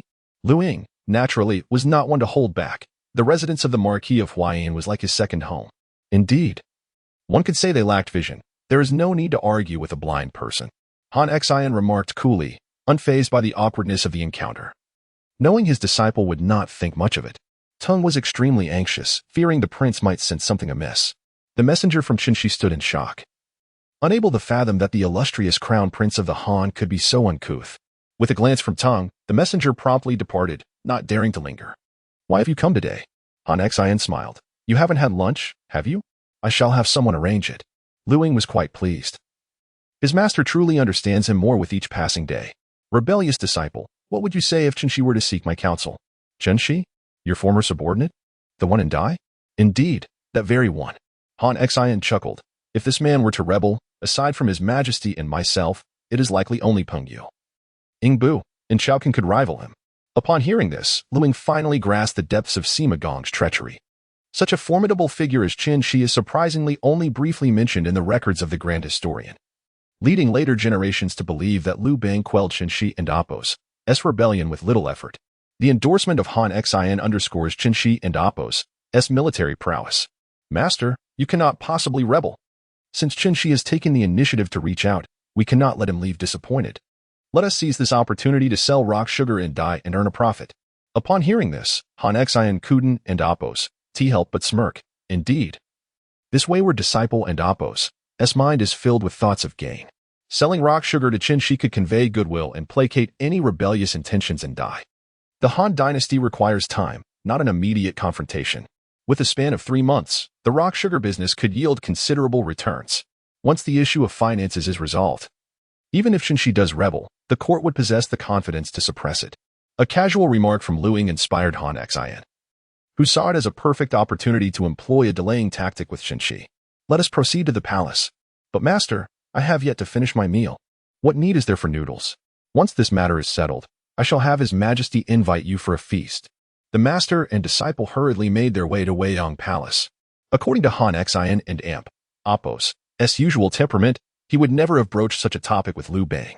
Why inform you when I am not betraying you, and my actions are just? However, Liu Ying's suggestion made Han Xian realize that being a loyal minister is not without its challenges, especially as he now serves as the grand tutor to the crown prince. He must be circumspect in his words and deeds. Since there is no intention of rebellion, why not clarify matters directly with Liu Bang? What trouble have you two stirred up today? Liu Bang was currently engaged in a duet with Lady Qi, and the interruption dampened his spirits. Your Majesty, Qin Shi and Apos' men have come to see me. Han Xian and Apos' words instantly caused Liu Bang to tense. Having dealt with Zhang Tu and Zhang Er, Qin Shi was evidently the individual Liu Bang regarded with the utmost caution. He held military strength and was allied with the Xiongnu. Qin Shi possessed all the conditions necessary for rebellion, along with thousands of followers, declaring himself as the Duke of Xinyan of the Han dynasty. What did you say to his men? Han Xian sat upright, while Liu Bang gestured for Lady Qi to leave first. Liu Ying made to exit but was retained by both Han Xian and Liu Bang, each grasping a sleeve. Father, master, I am still a child. I should not be privy to such matters. Liu Ying felt aggrieved. What business did he have meddling in state affairs? Utilizing the free labor of Xiao He and Han Xian, he merely awaited dividends from the sugar company each year. After all, the more one knows, the more perilous it becomes for him. Some things can only be discussed in your presence, for it makes it more convenient for me to speak. Han Xian and Apos' demeanor indicated that his visit to Liu Bang today was rooted in his trust in Liu Ying. Wayward child, sit here. You are old enough now to hear about state affairs. In my day, I was already. Already what? Father, at your age. You were still idling about as a vagabond. Liu Ying and Apos' retort made Liu Bang grit his teeth in frustration, for the wayward child spoke the truth. I intend to persuade Qin to rebel. Han Xian, what do you mean by this? Han Xian smiled and said, Your Majesty, let us speak candidly. You are advanced in years, and I can no longer lead troops into battle. Who else could unite the myriad heroes of the realm to combat Qin? Liu Bang fell momentarily into silence. It was evident that none of his sons possessed the mettle for warfare. Should Qin be astute, he would bide his time, waiting for the moment you depart this world. I ask, who then would be capable of restraining him? Rather than passing this calamity onto future generations, it would be wise for your Majesty to address it now. Han Xian continued with a smile. If I were to inform Qin and become his informant within the court, I assure you that within a year, he would surely rebel. Your Majesty, you have a year to prepare for this impending conflict. Chapter 33.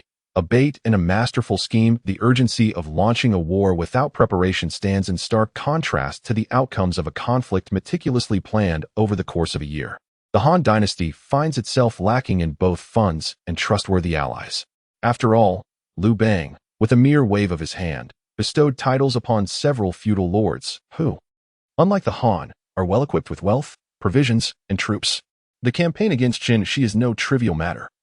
It cannot be assumed that his adversaries will simply retreat at the sight of an old rogue. Behind Qin lies at least two formidable forces. The Xiongnu are likely to intervene, eager to witness the separation of Dai from the Han. Furthermore, the treacherous Han Xian will undoubtedly seize the opportunity. Having long coveted the Central Plains, Your Majesty must not only prepare the troops but also maintain a delicate balance among the various feudal states within a year. Han Xian sat upright, articulating his thoughts with precision. The state of Zhao must not be neglected, even if the king of Zhao refuses to take office. An envoy should be dispatched to oversee the affairs. The likes of Cao Can and Fu Quan from Qi, Ping Yu from Liang, and Yingbu from Zhejiang. These four individuals must be cultivated to ensure their participation in the war. Even as a mere observer, Liu Ying could feel the gravity of Han Xian's resolve regarding the campaign against Qin. As one of the first meritorious officials, the rebellion of the Yangxia Marquis Qin is indeed a grievous blow to the Han. Even amidst the unification of the realm, internal strife continues to plague the Han. Liu Bang understands the suffering of the common folk, yet as an emperor, what recourse does he have? He cannot idly stand by while ambitious individuals like Qin threaten to sever Dai from the Han. The mere mention of battle invigorates you. Were it not for the need to mentor the crown prince, I would genuinely consider entrusting the military command to you. Upon hearing Liu Bang's words, Han Xian maintained an expression of stoic calm, clearly indicating that the old rogue's provocation had not succeeded. Liu Bang was intrigued to see if Han Xian would take the bait. Should Han Xian remain enamored with military power, Liu Bang would ensure he remained a caged canary for life. Perhaps even before his departure, he would take Han Xian with him to the underworld for a final meeting. For now, Han Xian's demeanor pleased Liu Bang immensely. Military authority must be conferred by the emperor. One must never seek it for oneself. My father, spare the pretense. Even if you dared to grant military power, my master would not dare to accept it. Can we not be candid? My master is currently preoccupied with the sugar and frosting business. Let him be free from other burdens. Liu Ying's words shattered the tension between Liu Bang and Han Xian. The rebellious son speaks wisely. Your ability to sell sugar and frosting greatly aids me. You may both take your leave. I wish to rest. Liu Bang waved his hand, evidently issuing a dismissal. Humph. All day long, he only listens to music. Will such music vanquish Qin? Liu Ying provocatively retorted, prompting Liu Bang to grab his shoe sole, scaring the crown prince into hastily departing the Weiyang palace alongside Han Xian. After Liu Ying's departure, a young man stepped out from behind the screen. Your Majesty, it is my duty to offer counsel and strategies on your behalf. Zhang Liang, with a demeanor as gentle as jade, appeared far from the cunning and resourceful strategist known as the Marquis of Liu. Can Han Xian's words be trusted? The old rogue had found his answer. Yet he still adhered to his customary practice of consulting the strategists around him. However, Han Xian seemed to have changed considerably. Zhang Liang chuckled, expressing his conviction that Han had seemingly sheathed the sword within his heart entirely. The sugar frosting mentioned by the crown prince was, indeed, quite amusing. As Zhang Liang jested, he took a piece of rock candy from the platter and placed it directly into his mouth. Even the reclusive Liu Ho, who devoted his days to cultivation, could not resist the allure of rock candy. After all, Zhang Liang had discovered that fasting was truly arduous, often leaving him dizzy and faint. A piece of rock candy was remarkably effective in alleviating his discomfort. Liu Ying remained unaware that Zhang Liang had developed a favorable impression of him due to the matter of the sugar frosting. I have tasked you with analyzing Han Xin and Qin Shi, yet you remain fixated on the sugar frosting on the plate. What does this signify? The emperor inquired. Your Majesty, the mountains are fraught with hardship. Very well, this plate of sugar frosting shall be your reward. The old rogue replied impatiently, yet Zhang Liang remained unperturbed. I have a scheme that could sow discord between Qin Shi and Mao Dun. Ah, Liu Ho, why did you not mention such a brilliant plan earlier? The emperor exclaimed. Your Majesty, what of the sugar frosting? How much do you desire? I shall provide you with as much as you wish. The two old silver coins struck a deal, commencing their plot against Qin Shi. Far away and die. Qin Shi could not have fathomed that he had become the target of the three most formidable figures in the Han dynasty, Emperor Liu Bang, Huayin Ho Han Xin, and Liu Ho Zhang Liang. To be conspired against by the three men was a testament to Qin Shi and Apos' significance. Outside Weiyang Palace, Liu Ying strode with an air of indifference, exclaiming, Master, dinner has yet to be arranged. You do not harbor any disdain for your disciple, do you? Han Xin frowned. Responding, your thoughts are rather simplistic. The key lies in how to distribute the profits, ensuring that Qin Shi does not take the lion and Apos' share while making him value the sugar frosting business, thus delaying any inclination to wage war. Otherwise, if I propose him as an insider, he might dare to rebel at any moment. Liu Ying appeared bewildered, realizing that his master had merely been boasting moments ago. What of the year gained for Liu Bang? It seemed Han Xin had yet to devise a concrete strategy. That is simple. We are the business owners. And Qin Shi is merely a salesman. We just need to confirm the commission. Let him sell more vigorously. And he will certainly not entertain thoughts of rebellion in the short term. After all, who would refuse an abundance of wealth? This gives my father ample time to prepare for war. Han Xin glanced at his rebellious disciple, noting that the lad had become remarkably astute since his fall from the horse. Do continue with the specifics.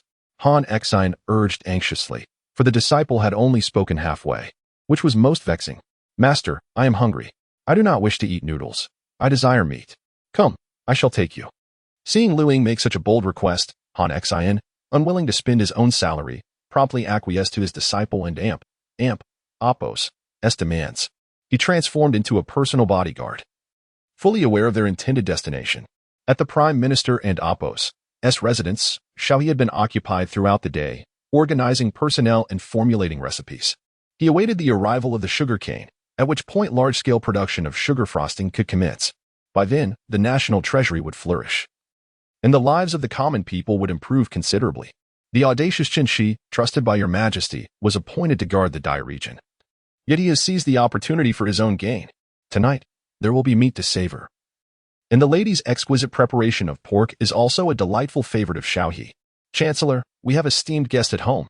Upon entering the residence, I noticed the doorman was in a state of anxiety. Who has arrived? It is His Highness the Crown Prince, along with the Marquis of Huayin. What business do these two rascals have at my abode? Chapter 34. Qin Shi? The livestock of our great Han. In the Chancellor's residence. Today the lady is preparing stewed pork, one of the favored dishes of Xiao. In the past, while residing in Paste Inn, even as a minor official, Xiao might not have been able to enjoy meat at every meal. Now, as the Chancellor of the Great Han, despite having indulged in numerous delicacies, his heart still longs for the lady and Apos' stewed pork. However, the tranquility of what should have been a modest drink and a moment of warmth was disrupted by two unexpected guests. Serve me a bowl. Upon removing his official robes, Xiao discovered the shameless duo of master and disciple already feasting heartily. Madam, your meat soup is simply delightful, far surpassing that of the palace chefs. Liu Ying effortlessly flattered the lady, bringing a smile to her face. As a woman, her duties lay in supporting her husband and raising her children. Yet her culinary prowess was a source of pride.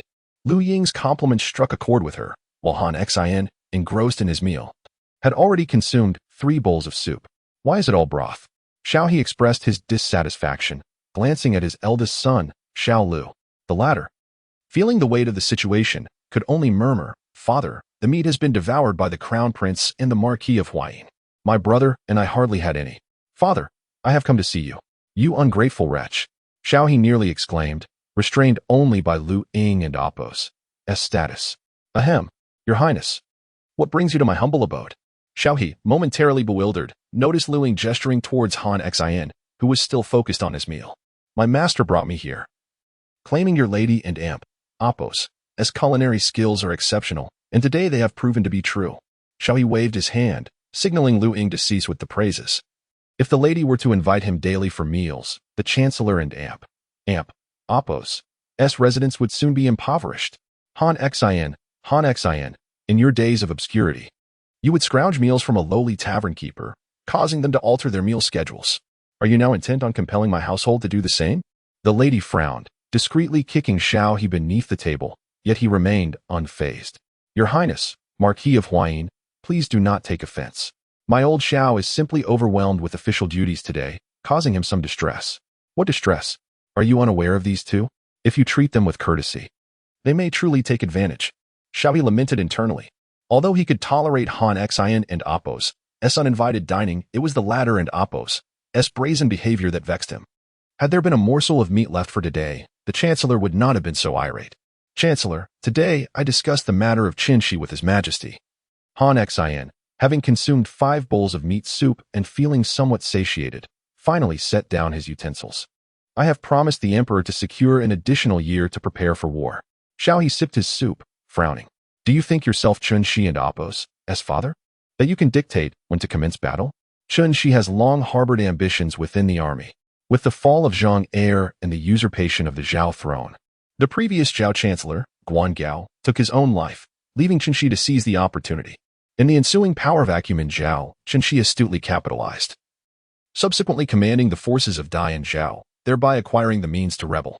Han Xin pointed towards Liu Ying, suggesting that as his elders, both he and Xiao should lend their support to the young man who claimed to have a solution. Upon hearing the term support, Xiao felt a chill of indignation. Ah, Han Xin, how easy it is for you to speak without bearing the burdens of responsibility. In addition to managing state affairs daily, I also have to oversee the sugar business. You merely handle transportation. Do you think I won't report this to the Emperor? Observing Xiao and Appos' frustration, Han Xin swiftly redirected the conversation. Let us return to the matter at hand. How can we delay Qin and persuade him to speak? Liu Ying also set aside his bowl and chopsticks, smiling. This is quite simple. We merely need to entice him with profit. Entice him with profit?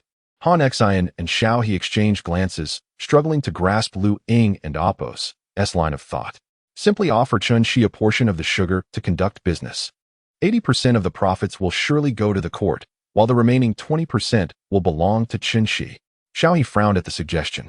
What if Qin decides to pocket all the profits for himself? Liu Ying replied calmly, that would be a one-off transaction. Qin is no fool. He would prefer a steady stream of income. The crux lies in setting sales targets for him. Qin can purchase all the sugar at full price, and he can decide the selling price to the Xiongnu himself. Moreover, we can offer him commission bonuses based on his sales volume, encouraging him to become our sugar company's star salesperson. Xiao puzzled, asked, Wooden and Appos' that effectively bolster Qin and Appos' wealth and military strength?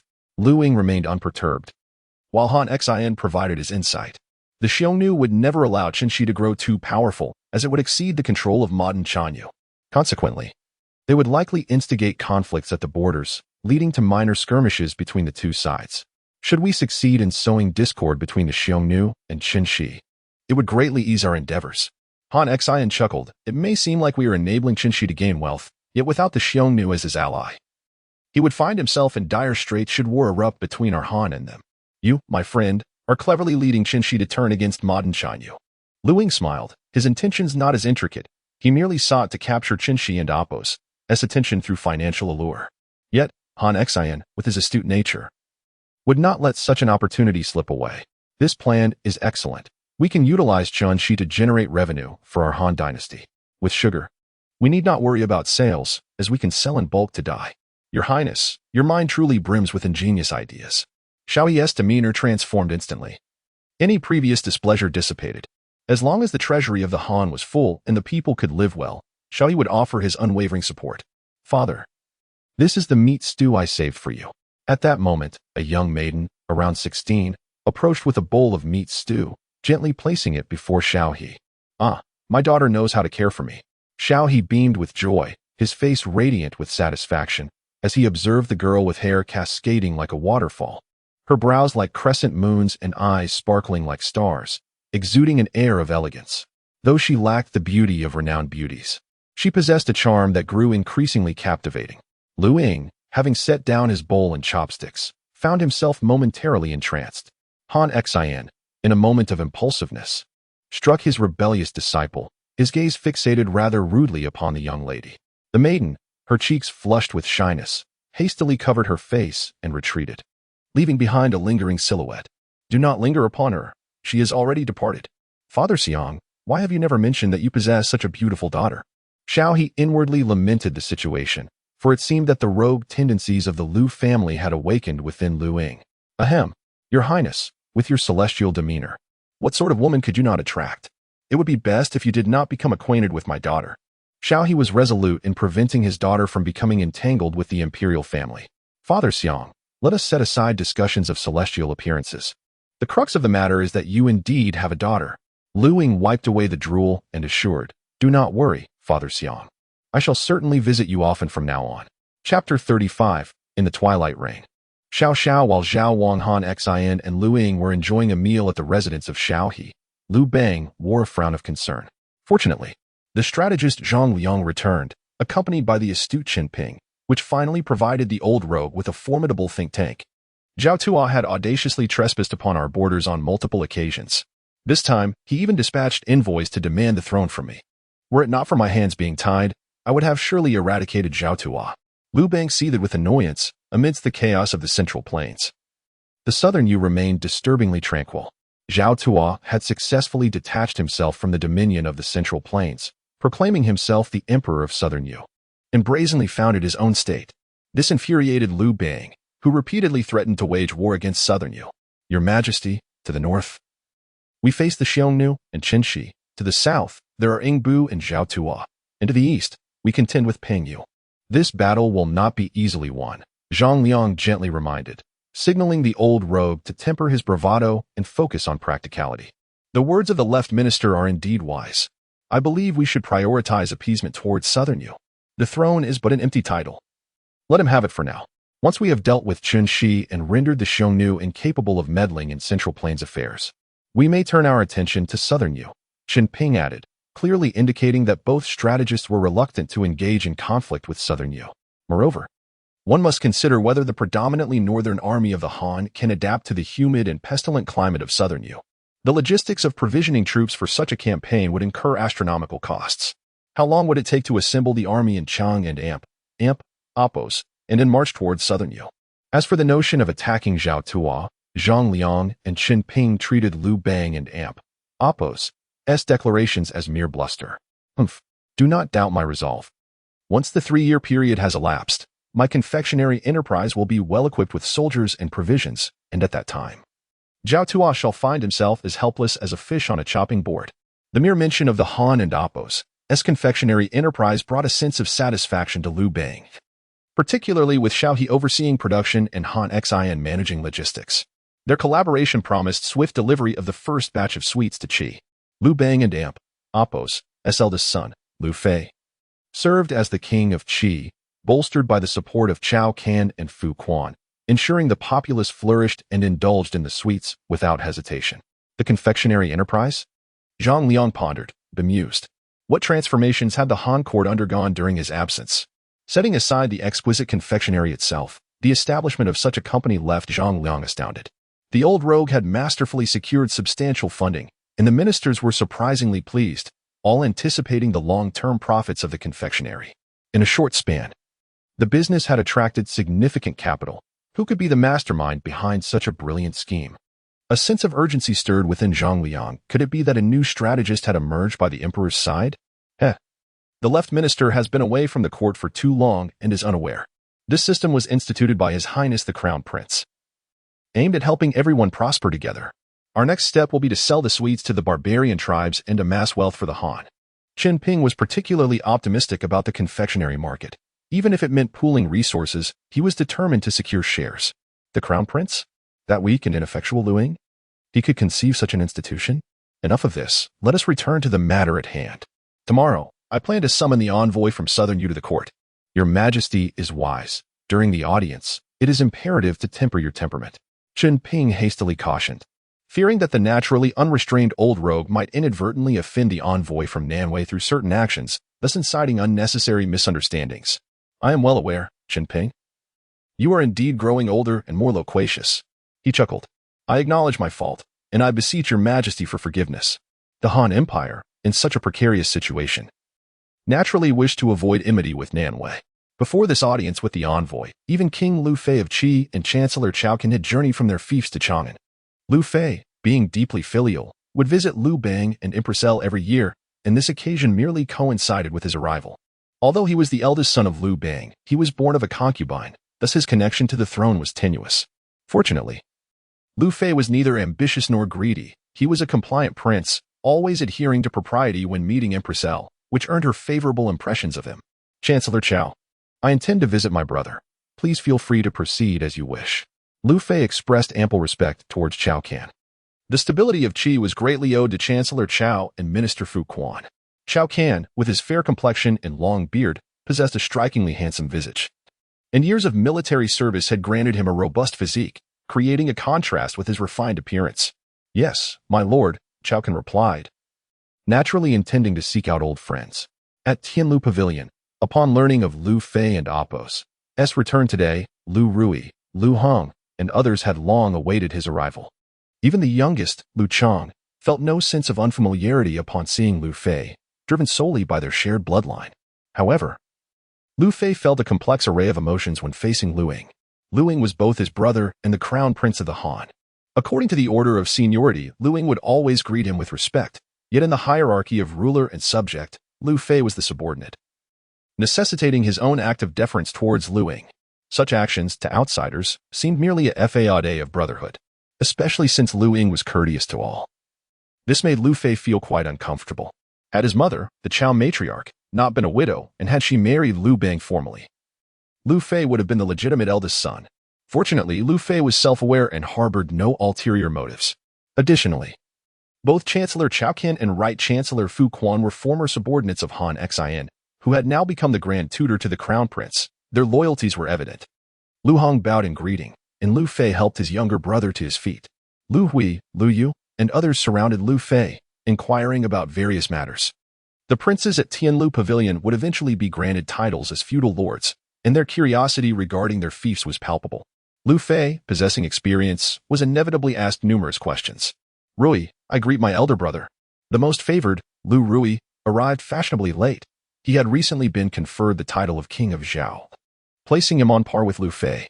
Brother, during your time in Qi, did you discuss military affairs with Chancellor Zhao and Chancellor Fu? These two are masters of strategy, ensuring the nation's security. Liu Ruyi expressed his envy, unaware of who their father might appoint as the Chancellor in Zhao.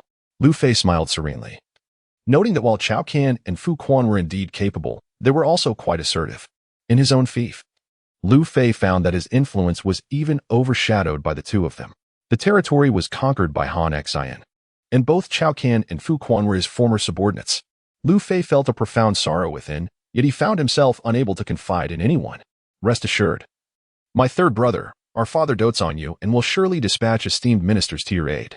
Liu Fei offered a comforting remark, only to witness Crown Prince Liu Ying approaching with a demeanor that seemed to disregard familial ties, making his way to the Tianlu Pavilion. Just as Liu Fei was about to pay his respects as a loyal subject, Liu Ying hurried forward and enveloped him in a warm embrace. What? Liu Fei was taken aback, questioning whether the Crown Prince truly suffered from the rumored affliction of the mind. Chapter 36, The Eternal Heavens. Brothers and Oppos. Night talks at the Tianlu Pavilion. Liu Fei could hardly fathom that the illustrious Crown Prince of the Han would pose such a down-to-earth inquiry. Elder brother, are there many beautiful women in Qi? When I visit you, be sure to find me a lovely concubine. As Liu Ying and Oppos' devoted follower, Liu Chang was the first to chime in. Indeed, you are rather bashful. Even the sight of a well-proportioned palace maid makes you flush, Liu Ying teased Liu Laozi, adding with a smirk, beauty varies across regions. Qi women are dignified and graceful, those from Wu, and you are like delicate flowers, while the northern ladies possess fair skin, perfectly suited for both subtle and bold makeup. Liu Heng and Oppos' face reddened, yet the mention of beauties from various locales piqued his interest. If given the chance, he would certainly wish to behold the exquisite fairness of northern women. Liu Ruyi, exhibiting a maturity beyond his years, reminded his brothers of their priorities. Only Liu Fei appeared awkward, Governance? He had no opportunity to engage in state affairs. Such inquiries would be better directed to Zhao Can and Fu Quan. However, Liu Fei had his own expertise in the appreciation of beauty. As a feudal lord, unable to partake in governance, he could only. Among Liu Fei's concubines, several were already with child, showcasing the prowess of the Qi king in matters of procreation. Enough of this, Liu Ying exclaimed, kicking Liu Ruyi gently. When brothers gather, must we discuss politics? Can we not share familial banter instead? Do you still wish to savor sweets in the future? Upon hearing this, Liu Ruyi promptly chose silence. The thought of missing out on sugary delights was intolerable. Indeed, there are many beauties in Qi. Though not alluring, they are dignified and graceful. As the crown prince has stated, Liu Fei could only muster the courage to discuss Qi women with his younger brothers, none of whom had yet fully matured. Liu Hui appeared shy, seemingly lost in thought. Liu Chong was exuberant, incessantly clamoring to travel to Qi in search of beauties, clearly having been influenced by someone else. With that, Liu Ying generously handed a pouch of sugar frosting to his elder brother. I have heard much about sugar frosting, this time. Prime Minister Zhao places great importance on it, which is why he accompanied me to Chong and Amp, Appos, and Liu Fei felt a surge of gratitude. He had not anticipated that his younger brother would keep him in mind. In Liu Ying and Appos' view, it was a modest gift laden with deep sentiment. Yet Liu Fei fully understood the worth of sugar frosting. She is rich in resources and adjacent to the coast, with its citizens enjoying a prosperous life, making it a potentially vast market for sugar frosting. Although they must initially procure it from the court, all subsequent profits would belong to the feudal lords. This is also why the various lords do not shy away from sugar frosting. There and Appos' always profit to be made, layered upon layers of exploitation. Liu Ruyi, favored by Liu Bang, was privy to many secrets. Hush. Father has yet to mention this matter. It shall remain between us. What is there to fear? We are all brothers here, Liu Ruyi declared, brandishing his sword with a smile. One day, I shall wield a 3-foot sword to bring peace to the world, just like father and uncle. The other brothers looked at the third brother with admiration. Even Liu Fei nodded slightly, recognizing his ambitious spirit. Alas, only Liu Ying was skilled at undermining such aspirations. Ruyi, did you not wet your pants a few nights ago? Perhaps you should refrain from contemplating world affairs for now. Whom do you listen to spouting such nonsense? Liu Ruyi felt her cheeks flush with embarrassment, and Liu Ying's words elicited muffled chuckles from his brothers. Oh. I happened to pass by Father's sleeping quarters and saw Lady Qi hanging your trousers. Liu Ruyi was at a loss, caught red-handed. How could she possibly explain herself? Come, let me tell you the tale of Lin Daiyu battling the white-bone spirit. Brother, ISN and Amp. Appos, that Sun Wukong? Father forbids speaking of monkeys. Let me choose another character. Every visit Liu Ying made to Tianlu Pavilion brought joy to his younger siblings, for he always had peculiar stories to share. Liu Fei listened with rapt attention, occasionally inquiring about previous events. Though he could not fathom how Lin Daiyu could spring forth from a stone, in Weiong Palace, unlike the light-hearted conversations with the princes, Liu Bang regarded King Liu Jiao of Chu with grave seriousness, imparting earnest counsel. The sugar frosting will flow only in limited quantities to your fief. I intend to allocate the majority to Yingbu. Brother, are you aiming to stabilize the king of Zheojiang? Liu Jiao astutely discerned Liu Bang's intentions. Indeed. You must show respect to Yingbu. To deal with Qinshi, we cannot afford any troubles in Zheojiang. With Qinshi and the Xiongnu to the north, and Yingbu and Zhao Tuo to the south, the survival of the Han dynasty hinged on this year's events. Liu Bang rose, hands clasped behind his back, gazing upon the myriad lights of Chang'an, burdened with the responsibility of safeguarding the realm's populace. Rest assured, brother, Yingbu shows no signs of treachery. Besides, he is well aware of the benefits of the sugar frosting. Yet, the situation with Zhao Tuo remained uncertain. One could not predict whether they would seize this opportunity to instigate war. Liu Jiao inhaled deeply. He was the most educated among Liu Bang's brothers, second only in capability to the old rogue. His governance philosophy closely aligned with Liu Bang and Appos' earning him the Emperor and Appos' favor. Compared to their elder brother, who had been demoted to a marquis, Liu Jiao enjoyed considerable affection. Zhao Tuo? Merely a petty warlord. Liu Bang dismissed Zhao Tuo with contempt.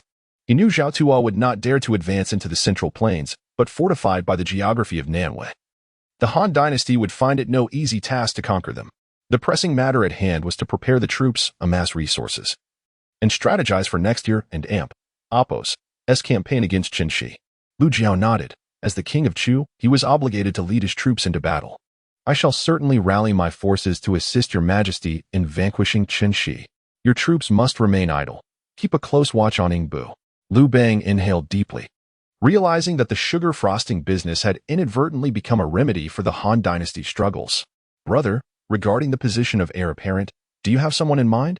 Lu Jiao sighed, contemplating his words. Your age is advancing, yet your offspring are still quite young. If this matter remains unresolved, it could lead to misfortunes can strike unexpectedly. Should you be away on campaign, and something were to happen, the succession might be left in limbo, potentially resulting in bloodshed in Weiyang Palace. This matter requires further observation. In the past, Liu Bang would have decisively chosen Liu Ruyi, the child most resembling him, as the ideal candidate for heir. Yet now, the image of Crown Prince Liu Ying frequently occupied his thoughts.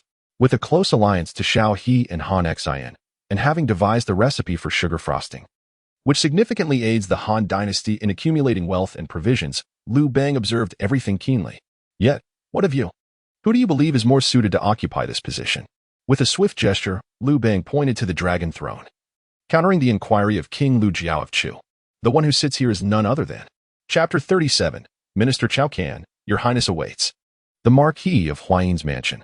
At long last, Cao Can had the opportunity to pay a visit to his old friend. It was the extraordinary military prowess of Han Xian that enabled the Han dynasty to swiftly seize control of Qi. With the support of the second-in-command, Cao Can, and the third-in-command, Fu Quan, Han Xian possessed all the necessary conditions to claim kingship. Qin Shi must have approached the king by now. Despite holding the esteemed position of a prime minister, Cao Can treated Han Xian with utmost respect. He could never forget how that masterful strategist led them to glory on the battlefield. Do not call me king. I am but the Marquis of Huayin now. Han Xian jested, playfully teasing, it is quite an honor for you, Minister Cao, to visit this humble marquis. Cao Can was momentarily taken aback. It was unusual for the typically solemn Han Xian to engage in banter. Indeed, Qin Shi has sent his emissaries, he replied. What does the Marquis intend? With your presence in Chang and Apos, and as an insider, should Qin Shi rise in rebellion, Fu Quan and I shall support him from Qi, and chaos would undoubtedly ensue. Cao Can gazed at Han Xian, realizing that following this man had unveiled a new dimension of warfare to him. Han Xian had perfected the art of strategic warfare. Even the formidable Xiongnu had ultimately succumbed to him. Cao Can was not jesting. The true power in Qi did not reside with King Liu Fei, but rather with him, Minister Cao. Fu Quan, obedient to Cao Can, alongside both being old friends of Han Xian, posed a potential threat to the Han dynasty should Han Xian choose to rebel. Rebel? Haven and Apos, do you fought enough? Han Xian gestured for Cao Can to take a seat and continued with a smile. If there is to be war, let it be against the Xiongnu. What purpose does it serve to wage war amongst ourselves? No matter how many internal conflicts we endure, it is the common folk of the Central Plains who ultimately suffer.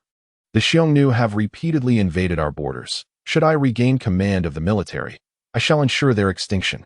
In that moment, Cao Can seemed to behold the spirited warrior he once knew. This was a stark contrast to the rumors he had heard. At least those who remained in Chang'an claimed that Han Xian was discontented and dispirited. Just as Cao Can was immersed in his thoughts, a figure rushed in hastily. My lord, he has arrived, he is here to mooch a meal again. Who has come? Cao Can inquired, bewildered. Tung was Han Xian's most formidable warrior. Could this visitor instill such fear in him? Cao Can instinctively tightened his grip on his sword, apprehensive that it might be someone sent by the emperor. Oh, do not be so frightened. It is just a meal. Han Xian sighed, waving his hand dismissively. I had already informed him that it was not a suitable time for lessons. Let him in, Han Xian said wearily. Minister Cao, I must ask you to act as a commoner for now and refrain from speaking. Cao Can nodded respectfully, replying, Yes, Your Highness. Han Xian was exasperated. Cao Can and Apos' address of him as king stemmed from genuine respect, in stark contrast to Fan Kuai's veiled provocations. Master, after such a long absence from the door, how fearful of me could you possibly be? Is it merely for the sake of your meals here? Next time, take me to the Chancellor and Apos' residence. I find the Chancellor's daughter quite agreeable. Liu Ying, with a carefree demeanor, entered the room and casually lay down beside Han Xian, who seemed accustomed to this familiarity, promptly offering him a wild fruit. In stark contrast, Cao Can sat upright, the three individuals within the chamber representing distinct personas. Cao Can had already discerned that the visitor was none other than the crown prince of the Han dynasty. The fact that Han Xin had ascended to the role of Grand Tutor to the Crown Prince lent some credence to Zhao and Amp, Appos, s thoughts. What need was there to assist such a feeble and inept ruler as Liu Ying? The emperor truly displayed a ruthless disposition, entrusting a talent like Han Xin to aid Liu Ying, a mere child. And what of the Prime Minister and Appos, s daughter? Wait, Xiao He's daughter? How audacious of this toad to aspire to court a swan. Zhao Qian couldn't help but scrutinize Liu Ying more closely. The latter, reclining and indulging in wild fruit, exuded none of the genteel demeanor one might expect from the rumors. Master, may I inquire about the identity of this gentleman beside you? An inconsequential figure. Merely an old acquaintance, Zhao Qian thought to himself, suppressing a curse that begged to be voiced. After all, he had traveled tirelessly to pay his respects to Han Xin after a night's rest. He slanders me, he mused. Ah, since he is a friend, what difference does it make whether he visits or not? Yet you, why the sudden interest in Zhao Qian? Han Xin raised his gaze towards Zhao Qian, only to find the latter overly serious, reminiscent of military decorum. Little did Han Xin realize that his prolonged association with Liu Ying had instilled a sense of ease within him. Qi is indeed the fief of my elder brother. It is said that Zhao Qian is tyrannical, leaving my brother with no power at all. If you ask me, using the emperor as a pawn to command the feudal lords seems to have enlightened the old Zhao family. Their ancestor holds the title of King of Qi, serving as a prime minister. The descendants follow suit. Isn't Zhao Qian merely a treacherous minister? Liu Ying came to vent his grievances to his master, simultaneously advocating for his brother Liu Fei. There was no other place where Liu Ying could freely express his frustrations than at the residence of the Marquis of Huayin. Meanwhile, Zhao Qian felt a wave of cold sweat trickling down his back, pondering whether this individual had come specifically to reprimand him. As soon as the thought crossed his mind, Liu Ying called out, "Sir, aren't you weary sitting like that? Relax, treat this place as your own home. There are no outsiders here." Zhao Qian awkwardly nodded, astonished that this ineffectual crown prince, who rarely stepped beyond Chang'an, was aware of matters concerning Qi. If even the crown prince knew, did that not imply the emperor was also informed? A chill ran down Zhao Qian and Appos' spine, yet Liu Ying continued to speak with ease. My elder brother is just too accommodating. However, having Zhao Qian and Fu Quan as advisors is quite commendable, as they are indeed my master as capable generals. Stretching lazily, Liu Ying smiled. If, in the future, the two of them could assist me, I would be content to be a figurehead, managing nothing at all. Han Xin felt a mix of amusement and restraint. He longed to reveal to this rebellious disciple that the esteemed Zhao Qian he spoke of was right before him. To be a figurehead would essentially cede power to Zhao Qian. The Chancellor of Han was far more formidable than the Chancellor of Qi. Surprisingly, a flicker of excitement ignited within Zhao Qian. Surely, the Crown Prince was subtly promising him that as long as he supported him, he would one day dominate the court. At that moment, with Zhao Qian as Chancellor, Han Xin as the Grand General, and Fu Quan as the third in command, the three brothers could fight side by side. What a splendid prospect. Upon reflecting on this, Zhao Qian resolved not to feign ignorance any longer and directly knelt before Liu Ying, offering his respectful greetings. I, Zhao Qian, pay my respects to His Royal Highness, the Crown Prince. Liu Ying was taken aback, utterly astonished that after speaking ill of someone for so long, the very subject of his remarks was right beside him. Chapter 38. Lord Zhao, have you misunderstood? Upon witnessing Zhao Qian perform such a profound act of reverence, even Han Xin stood by in utter bewilderment, momentarily at a loss regarding the peculiar antics of his old comrade. Ahem. Lord Zhao, is it truly necessary to bow so deeply upon our first encounter? Liu Ying found himself rooted to the spot, momentarily forgetting to assist Zhao Qian, who knelt with utmost sincerity. In Zhao Qian and Appos' mind, the Crown Prince of the Han had painted a promising future for him. As the second in command of Han Xion's legion, Zhao Qian had been designated to serve as the Chancellor in Qi, effectively distancing him from the central power of the Han court. Though discontent brewed within him, he could only suppress his grievances as Han Xion ultimately prioritized the greater good, refraining from opposing Liu Bang. As for his political career, serving as Chancellor in Qi seemed to be the pinnacle of his aspirations. However, Liu Ying and Appos' recent remarks rekindled a glimmer of hope within him. While Liu Bang would never appoint him as Chancellor, Liu Ying might just consider it. If Liu Ying ascended the throne smoothly, he could return to the Han court and fulfill his ambitions. Despite Qi's vast and fertile lands, Zhao Qian's aspirations encompassed the entire realm. Liu Ying scrutinized Zhao Qian, noticing that the Chancellor bore an increasing resemblance to his descendants, albeit with the distinction of being a striking figure, standing tall at 8 feet. Your Highness jests. Should you ascend the throne in the future, I am certain that the Marquis of Huayin will regain command of the military. Zhao Can flattered. Qi shall forever remain a steadfast support for your Highness. Before I even express my stance, you are already fawning over Liu Ying? Han Xian, having recently picked up a plethora of new phrases from Liu Ying, found himself reminded of the term sycophant upon observing Zhao Can's demeanor. Ahem, Lord Zhao, have you perhaps misunderstood something? Who said I aspire to be the crown prince? My ambition lies in becoming a sovereign of the Wu and Yu lands. When that day arrives, you and Fu Quan shall assist me, and I shall ensure you both receive the highest salaries, Liu Ying declared, gesturing grandly. Leaving Zhao Can somewhat dazed. Old Zhao, he harbored no intentions of vying for the position of heir. I see. I was too hasty in my assumptions. Zhao Can feigned a slap to his forehead, chuckling, as long as your majesty remains, even with intentions, it must not be overtly expressed. Unlike the Zhao King and his mother, whose contest for the heir apparent is common knowledge. Seeing the situation deteriorate further, Han Xian chose to remain silent.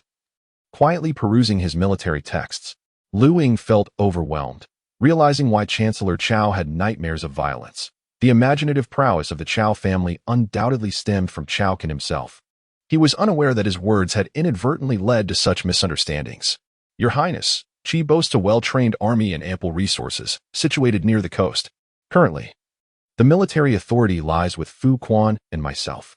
As Zhao Can approached this point, Liu Ying swiftly redirected the conversation. Lord Zhao, since you command military power, why not contemplate strategies to deal with Qin?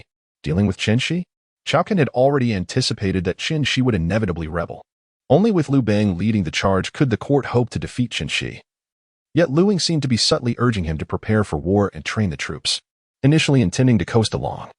Zhao Can suddenly grasped the gravity of the situation. Could it be that the crown prince intends to lead the campaign in place of his majesty? How might one quell this band of arrogant warriors? The only way is through military achievements, to thoroughly subdue them. Your Highness possesses such grand ambition. It is indeed a boon for the Han dynasty. In the future, should your Highness embark on an expedition, Zhao Can would be honored to accompany you and clear the obstacles for his majesty. Upon hearing this, Zhao Can attempted to bow, startling Liu Ying, who quickly assisted him to rise. This old Zhao is quite intimidating. When did I ever declare my intent to lead a campaign? Liu Ying decided against uttering another word to Zhao Can, for he knew that a single statement could inspire a cascade of 10 thoughts from that fellow. Master, I shall not intrude for dinner today. Farewell. Truly a rare occurrence. Han Xian made no attempt to retain him, allowing Liu Ying to depart. Once the crown prince of the Han had left, Zhao Can excitedly exclaimed, Your Majesty, with such a disposition in the crown prince, our opportunity has finally arrived. Witnessing those achievement-hungry officials holding sway over the court, I feel a sense of discontent. Han Xian shook his head in resignation, admonishing, Attend to your governance in Qi, and do not entertain other matters. In the Weiyang Palace, the Emperor of the Han dynasty never fails to include meat at every evening banquet. Although beef is a precious delicacy, the availability of pork is also appreciated. The palace maids and eunuchs, while not entirely emaciated, appeared notably gaunt. As the master of the Xiongnu Palace, Liu Ying took pleasure in sharing the meat with his subordinates. This generosity endeared him even more to the servants of Xiongnu Palace. The sudden arrival of King Liu Jiao brought immense joy to Duke Liu. Compared to the oft-troublesome Liu Bang, Liu Jiao was clearly much more agreeable and understanding. When grandson Liu Fei returned, Duke Liu eagerly engaged him in warm conversation, especially upon learning that Liu Fei and Apos' consort was with child, which brought him great delight. Upon the arrival of Prince Liu Ruyi, adorned with a sword and brimming with youthful vigor, Liu Zhao and Apos' eyes sparkled with approval. Ruyi has arrived. Please take your seat and await your brother. Except for Liu Ying. Everyone else was present, and the old rogue was growing impatient. He yearned to taste Liu Ying's roasted meat, yet had been deprived of the opportunity. Your Majesty, why has the crown prince not yet arrived? Upon Liu Bang's inquiry, LG softly responded. Ying has gone to the Huayin Marquis' residence to pursue his studies and has yet to return. Hearing this, Duke Liu also interjected in support of his grandson. Studying is of utmost importance. It is merely a meal. What difference does it make whether he arrives early or late? In light of the sugar frosting, Liu Fei could not help but chuckle. The crown prince learns the skills of the Huayin Marquis, so he may better assist his majesty. Humph.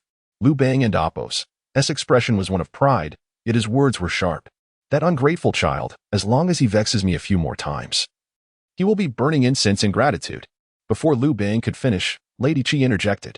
Your Majesty, I have heard that Chancellor Zhao also visited the Huayin Marquis and Appos as residents. Her seemingly casual remark instantly heightened the tension in the atmosphere. Lu Jiao frowned in silence. Why had he been the first to bestow a title upon Zhao Qian? It was to placate him, to prevent the detention of Han Xin, which could incite turmoil in Qi. Now, with Zhao Qian clinging to old ties, Liu Bang felt a twinge of concern. Your Majesty, the Crown Prince has arrived. You ungrateful child. What business do you have at the Huayin Marquis' residence? Was it not you who instructed me to go? Indeed, I also urged him to return power to the elder brother. Otherwise, if the elder brother remained in Qi, what significance would it hold for him to be regarded as the king of Qi? Upon hearing this, Duke Liu clapped his hands and laughed heartily. While Liu Fei displayed a hint of modesty, yet felt a profound gratitude towards Liu Ying within his heart. Chapter 39. The Family Feast and the Deceptive Youth in the Weiyang Palace. Liu Bang, who was initially consumed by rage, found his temper considerably eased upon hearing that Liu Ying had reprimanded Zhao Qian, an old comrade from Peixian, had, in Liu Bang and Appos' eyes, insulted the very foundations of loyalty by choosing to favor Han Xin instead. Had it not been for Zhao Qian's illustrious military achievements and Liu Bang's appreciation of talent, he might not have enjoyed such favor. As the crown prince, Liu Ying's position was precarious. To engage with a regional authority like Zhao Qian behind Liu Bang and Appos' back would be tantamount to provoking the emperor and Appos' ire. As long as I live, you shall remain merely the crown prince. Fortunately, Liu Ying had no such intentions and merely stumbled upon Zhao Qian during a visit to Han Xin, resulting in a series of misunderstandings. Meanwhile, Consort Qi had her own sources of information, which made Empress Elle somewhat wary. Previously, she regarded that woman as nothing more than a decorative figure, but now it seemed there were aspirations for Prince Zhao to become the heir apparent, vying for a position among the nobility.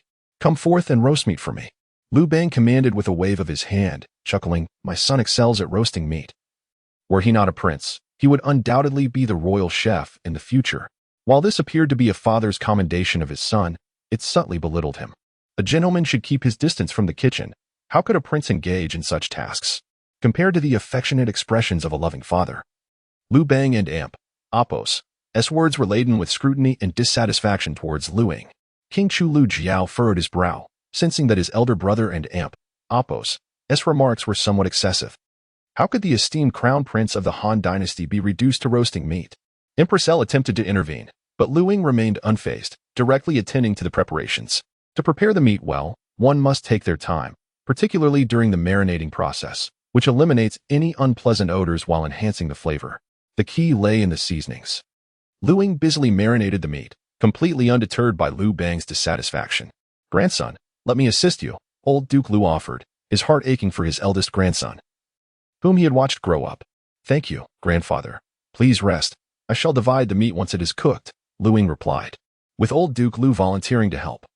Others could hardly remain idle. Liu Heng was the first to react, silently stepping in to lend a hand. Liu Yu and Liu Hui quickly followed suit, especially since they had just enjoyed the candied fruits Liu Ying had offered. Brother, I am still too young to help. I will cheer for you instead. Roast meat. Roast meat? May it cook quickly. Roast meat? Roast meat? How delicious it is. Lu Chang, ever the shadow, urged from Liu Ying's side, prompting the Han dynasty and Appos' crown prince to give him a gentle kick in irritation. Yet, Lu Chang bore no resentment, continuing to hover around Liu Ying. Prince Zhao Liu Ruyi also wished to assist, but was halted by a glance from Consort Qi. The camaraderie Liu Ying enjoyed was not lost on Liu Jiao and Liu Fei, showcasing his esteem among his brothers. Consort Qi observed with concern, often reminding Liu Ruyi to maintain good relations with his siblings, except for that ineffectual crown prince. However, Liu Ruyi, being young and buoyed by the sword bestowed upon him by Liu Bang, was rather carried away by the moment. Every day at Tianlu Pavilion, one must flaunt the sword bestowed by the emperor to the brothers, who wouldn't grow weary of such displays over time. Moreover, Prince Zhao delights in playing the teacher, often imparting lessons on how to gain the emperor and Appos' favor. This constant reminder leaves Liu Heng, who is not favored, feeling rather uncomfortable. As for Liu Hua, Liu Yu, and Lu Chang, they choose to let the words flow in one ear and out the other. What do you have that is so special? Is it merely that you possess a mother of exquisite beauty and a sweet voice? What is there to boast about? After some toil, Liu Ying finally roasted the meat to perfection. Just as he was about to distribute it, Liu Bang interjected once more. Ruyi, how do you plan to divide the meat? Liu Zhao glanced at Liu Ruyi, intrigued by how this young prince, who had been granted his title at such a tender age, would compare to his elder brother. Father. If it were I to divide the meat, the first piece would undoubtedly go to grandfather, as he is the eldest. The second piece shall be for you, father, as you are the sovereign of the realm. As for the third piece, it should go to the empress and mother, for they have nurtured me since my youth and must not be neglected.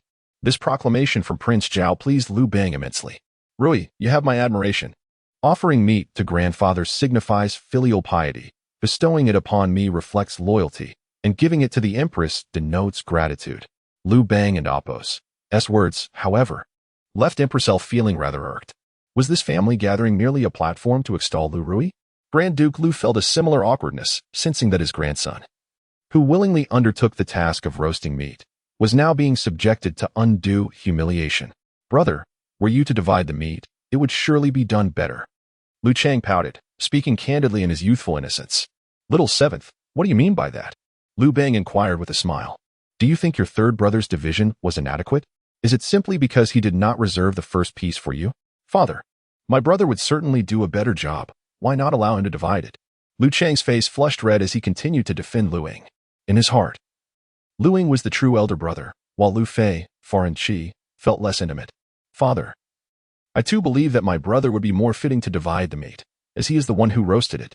Liu Hang, for reasons unknown, found himself speaking in favor of Liu Ying. His mother, Lady Bo, felt a surge of anxiety. The two of them were already out of favor and should not involve themselves in the succession dispute. Brother, perhaps it would be best to let him divide it? Just as Liu Bang seemed poised to become angry, Liu Zhao promptly spoke up to alleviate the tension, with the emperor repeatedly praising Prince Zhao. The younger generation's support for Liu Ying's division of the meat could be interpreted as a failure on Prince Zhao's part and a testament to Liu Bang's poor judgment. Humph! You ungrateful child, come and divide it yourself. Regardless, the first piece shall certainly go to your grandfather. Liu Bang, somewhat petulantly, felt that Liu Ruyi and Appo's method of distribution was quite satisfactory. If a crown prince could not even discern how to allocate meat, then he ought not to govern the realm in the future. You too, eat more meat and speak less. Liu Ying sighed, affectionately ruffling the foreheads of Liu Hang and Liu Chang. The first piece must surely go to my younger brother Liu Chang. This is a family banquet. He is the youngest and should be honored accordingly. Before Liu Ying could finish, Liu Ruyi countered, Brother, that assertion is misguided. Respecting the elderly takes precedence, while cherishing the young follows. How could you prioritize the seventh brother first? Very well. Liu Bang clapped his hands in delight, as today's family banquet, under his subtle guidance, transformed into a contest between the crown prince and the king of Zhao. Alas, my third brother, this is mere metaphysics. One must analyze each situation with specificity. Liu Ying sighed, saying, Our grandfather is elderly and has poor teeth. How much can he truly eat? Ultimately, it would be discarded, leading to unnecessary waste of food. Are you not aware of the scarcity we face in the Han dynasty? Conversely, the seventh brother is at a stage of growth. A bit of meat will not be detrimental. As he spoke, Liu Ying cut a generous portion of meat and directly offered it to Liu Chang, who beamed with delight. Eager to flatter. Thank you, elder brother, fourth brother, fifth brother, and sixth brother. Let us all enjoy this meal. Ahem, but not you, third brother. Liu Ruyi felt a bit embarrassed. Elder brother, then surely it is time for grandfather now? Liu Ying continued to shake his head. Not at all. Third brother. You are too hasty. Chapter 40. How can one divide the world without sharing the meat? In the Weiyang Palace, the roasted meat upon the table resembled the benefits of the realm, with its distribution solely at the emperor's discretion. Although Liu Bang was a man of simple nature, he had an inclination to perceive the grand through the minutiae. By allowing Liu Ruyi to divide the meat first, he aimed to grant his beloved son an advantageous position. If one could not even allocate their own meat properly, how could they be expected to apportion the benefits of the world in a manner that would command respect from all? Among Liu Bang's subordinates, the most adept at dividing meat was undoubtedly the wily Chenping, the Marquis of Chuanai. However, he was too slippery. A cunning rogue whom one could utilize but not fully trust. Liu Ying's approach to meat distribution was markedly different from that of Liu Ruyi. He prioritized the young before the old. The elder, being benevolent like Xiaohe, would consider the greater picture, even if discontent brewed within. As seen during the initial conferral of titles, A rebellious younger counterpart, much like Xiongnu, had already harbored grievances against Liu Bang concerning Han Xin. And if titles and rewards were not swiftly bestowed, the situation in Qi would become precarious. Liu Jiao perceived that the crown prince before him was not as incompetent and ineffectual as rumored. His sister-in-law, Empress L, had evidently not neglected his education. Or perhaps the Marquis of Huayin, Han Xin, had been a capable mentor. As the king of Chu, Liu Jiao, who succeeded Han Xin, recognized the formidable nature of this role. As for the second piece of meat, I shall naturally bestow it upon my uncle and elder brother. Without hesitation, Liu Ying commenced slicing the meat, evidently more astute in seizing the initiative than Liu Ruyi. The meat had already been apportioned, establishing a fait accompli, which was far more substantial than mere words. Elder brother, you are neglecting our revered uncle. Liu Ruyi clung tightly to the virtue of filial piety, clearly indicating that he had initially secured the upper hand in the meat division, only to be overtaken by Liu Ying. The hospitality extended to guests reflects the family's honor. Ruyi, you focus solely on your kin while disregarding the guests. That is a fundamental misstep. Your uncle and elder brother have journeyed from afar, and you are reluctant to share even a morsel. How miserly you are. While Liu Ying spoke of meat, Liu Jiao and Liu Fei discerned the underlying implications of profit. At the very least, Chancellor Zhao he was aware that the sugar and frosting trade had been skewed towards Chu and Qi. This was facilitated by Liu Bang's arrangements. As King Yingbu of Zhejiang was also a figure to be wary of. In Qi, the populace thrived, each a prosperous individual. Thus it was imperative to profit from them first. However, Liu Ying's seemingly innocuous remark led Liu Jiao to ponder that Xiao He's resource allocation might also involve the crown princess influence. Currently, who in the court was unaware that Han Xin was the mentor and Xiao He the father figure? The crown prince had managed to gain the favor of 2 out of the 3, not through the empress, but purely on his own merit. Ruyi is in peril. Liu Jiao mused inwardly, then glanced towards his elder brother, only to find Liu Bang's expression equally grim. Although Liu Ying's current demeanor surpassed his previous performances, it still fell short of Liu Bang's expectations for his successor. His heir could afford a slight deficiency in civil governance, provided he had the support of individuals like Xiao He and Qin Ping. However, martial prowess was non-negotiable. Otherwise, how could he subdue the unruly meritocrats and the covetous feudal lords? Enough. I am famished. Let us dine without further division. Liu Bang thought to himself. And in order to prevent Liu Ruyi from losing ground, he decisively halted Liu Ying's actions, the latter displaying a countenance of indifference. Having satiated the appetites of his devoted follower Liu Chang, who remained remarkably obedient and even reserved a substantial portion of meat for his elder brother, Liu Ying playfully urged, "Brother, do indulge." It was hard to fathom that this future sycophant would one day dare to rebel. After all, he was merely a gluttonous and affectionate little shadow, more fitting for his current persona. Yet, Liu Ying himself was far more suited to the role of crown prince. My brother, the future of the realm ought to be governed by central authority, suppressing the dominions at the periphery. Liu Jiao praised Liu Ying's roasted meat, inadvertently steering the conversation towards serious matters. Despite already holding the title of a feudal lord, his gaze was fixed on the future of the Han dynasty rather than the fleeting power he currently wielded. Otherwise, as our descendants become increasingly distanced from the imperial lineage, they will surely become a source of chaos. Liu Jiao and Amp Oppo's sentiments resonated with Liu Ying and Amp Oppo's previous assertion that only the feudal lords could disrupt the realm, echoing a shared conviction. My brother speaks wisely. Liu Bang readily expressed his admiration for his sibling, finding him far superior to Liu Erlang, who, upon receiving the title of a vassal king, had fled in disgrace when the Xiongnu invaded, bringing shame upon the royal family. Upon hearing Liu Jiao mention the state of the realm, Liu Ruyi sat upright, eager for such discussions. In stark contrast, Crown Prince Liu Ying was preoccupied with enjoying the roasted meat alongside his brothers, showing little concern for the serious dialogue unfolding around him. Brother, do you not wish to listen? Liu Heng interjected, reminding him of his status as the crown prince of the Han dynasty. With a dismissive wave of his hand, Liu Ying laughed. Why should I concern myself with such trivialities? They cannot alter our present circumstances. Come, feast upon the meat. If this is insufficient, there is more. Liu Heng was about to respond, but his mouth was already full of roasted meat. Observing the exchange between her son and the crown prince, Lady Bo felt a swell of pride, especially when Empress L cast her an approving glance, leaving her both honored and astonished, contemplating a bow of gratitude. Empress L waved her hand, signaling that such formalities were unnecessary. She had never sought conflict with those who respected her. Lady Bo's actions did not go unnoticed by Lady Qi, who huffed disdainfully, akin to an imperious swan. Father, if future feudal lords dare to show disloyalty to the court, I shall wield my sword and bring peace to the realm. Liu Ruyi declared passionately, brandishing his sword. Liu Bang and Amp, Oppos, S face lit up with joy. Such ambitious youth were indeed worthy of being the heirs of the Han dynasty. What you say is commendable, Liu Fei chimed in, noticing his father's delight.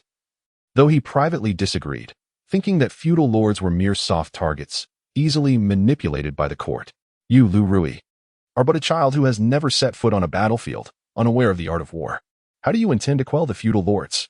Furthermore, seated before you are the kings of Qi and Chu, your brothers and uncles. Do you intend to eradicate our descendants? Liu Jiao also displayed a hint of embarrassment, reminding Liu Bang of the necessity of centralizing power, yet expressing a hope that his brother and Amp, Oppos, as progeny would not seek to eliminate their own kin. Liu Ruyi, oblivious to the shift in sentiments among his uncles and brothers, continued to revel in his own triumph. Lady Qi, serving by Liu Bang's side, raised her neck haughtily, defiantly challenging Empress L. How could the illustrious Empress of the Han tolerate such indignity? Ying, stop eating. El Ho, filled with indignation, interrupted Liu Ying, who was indulging in gluttony with several companions. Mother, do you wish for more meat? What kind of meat? Did you not hear what your father and uncles were just discussing? El Ho's face displayed her fury. She had assumed her wayward son was merely biding his time. Yet he was truly preoccupied with feasting. There was no denying the hardships faced in the early years of the Han dynasty. My brother, Liu Ruyi kindly cautioned. Our uncle has just mentioned that the feudal lords will surely become a calamity for the Han. I believe that in the future, we must take action against them. I wonder what insights you may possess. His intention was to see his brother stumble. Why resort to violence? Can we not resolve our issues peacefully? Liu Ying's words elicited laughter from the gathering, while El Ho felt an overwhelming desire to silence her rebellious son. Alas, this is utterly embarrassing. Chapter 41. Weakening the feudal states. Why resort to bloodshed? In the Weiang Palace, during a family banquet, Liu Bang, seizing upon Liu Jiao's topic, posed a second question regarding how to address the impending rebellions of the feudal states. This sentiment resonated with Liu Bang's intentions, as if to say, ISN and Amp, Oppos, see this precisely how I have acted? Regardless of the likes of Zhang Tu, Zhang Er, or Han Xin. Those who needed to be eliminated were to be killed or captured. Only thus could power be consolidated. Conversely, Liu Ying's reluctance to engage in violence rendered him the subject of ridicule at the banquet. Liu Hong furrowed his brow, unwilling to believe that his elder brother possessed such limited capabilities. He intended to speak further, but upon noticing his mother, Lady Bo, shake her head in disapproval, he restrained himself. The conflict between the crown prince and King Zhao had little relevance to a mere illegitimate prince like him. To simplify, neither Lady Bo nor her son possessed the authority to speak at the table. What did it matter if Liu Bang harbored disdain for Liu Ying? Liu Ying had the formidable support of Empress L, along with the merits of the L clan, and the backing of the influential figures Han Xin and Xiao He. In contrast, King Zhao Liu Ruyi enjoyed the favor of the beloved Lady Qi and the assistance of the esteemed Marquis Guaning and Marquis Chenping, both of whom were loyal to Liu Bang. They would undoubtedly act without hesitation should their master desire it. The plight of Lady Bo and Liu Hong, however, was truly dire. Had it not been for Empress L and Oppos, as a reminder to Liu Bang about his concubine, Lady Bo, he would have completely forgotten her. After conceiving Liu Hong, Lady Bo led a life akin to that of a widow. Liu Hong typically maintained a low profile, treating both the arrogant Liu Ruyi and the timid Liu Ying with courtesy, striving to render himself inconspicuous. Yet, following Liu Ying and Oppos' fall from his horse, he sensed a profound absence of fraternal bonds within the palace. Nevertheless, Liu Ying's subsequent actions illuminated the essence of brotherhood for him. What are you laughing at? My elder brother would never speak recklessly. Liu Chang, with the candor of youth, boldly shouted at Liu Bang and the others. Ha ha, Chang. You are still too young to grasp the grand currents of the world. Liu Bang replied, refusing to stoop to the level of a mere child, and added with a smile, since you have spoken, letting articulate how he intends to weaken the feudal lords in order to concentrate power. Liu Jiao and Liu Fei exchanged glances, both equally eager to hear Liu Ying and Oppos' response. If there existed even a slight possibility of achieving this without bloodshed, they were willing to relinquish their power. Yet, in the current world, the Liu clan and Appos, as feudal lords, served as the foundation of the court. My father. No matter how eloquently one speaks of violence, it is ultimately the common people who suffer. Should the central authority wage war against the feudal states, how many families will be left shattered, ultimately leading to widespread displacement? My approach requires no warfare. It necessitates only a gradual decline of their power. Upon hearing Liu Ying and Appos' words, curiosity sparked among the gathered guests. Liu Heng awaited the response with bated breath, wishing fervently that his brother would not become a target of ridicule during the banquet. Brother, I see you are indulging in fanciful dreams. Liu Ruyi scoffed, seemingly predicting that the one to pacify the feudal states would undoubtedly be himself. Alas, why do you always favor brute force? Such foolish valor is to be shunned, and it remains unclear whom you have followed. Upon hearing these words, Liu Bang felt that this rebellious son was subtly mocking him. Enough with the pleasantries. Quickly share your method. Liu Ying chuckled. Father, do not be anxious. I simply require a decree, the Edict of Bestowal. The Edict of Bestowal? The crowd was perplexed, and Liu Ying began to elaborate. After the death of a feudal lord, the throne would pass to the legitimate eldest son. The feudal lord could then distribute portions of the kingdom and Appos' land to his descendants as marquises, with the emperor designating the titles of these fiefdoms, which would fall under the jurisdiction of the commanderies. According to Han law, marquisates were subordinate to commanderies, holding a status akin to counties. Therefore, the division of a kingdom into marquisates represented a reduction in the kingdom and Appos' size and an expansion of land directly governed by the court. Gentlemen, do you comprehend? Liu Ying turned to Liu Zhao and Liu Fei, smiling. Uncle and elder brother need not worry. Implementing this decree will require no bloodshed. Instead, it will serve as a warning to the descendants of the Liu family, if one merely aspires to be a slothful idler. The family fortune will wither away within 3 generations. It will also encourage greater talent to emerge from the Liu clan, rather than merely producing boorish brutes who resort to violence at the slightest provocation. Liu Bang raised an eyebrow, feeling a mix of irritation and provocation from Liu Ying's words. Liu Ruyi was preoccupied, counting on his fingers, calculating how many generations it would take for his lineage as the king of Zhao to vanish.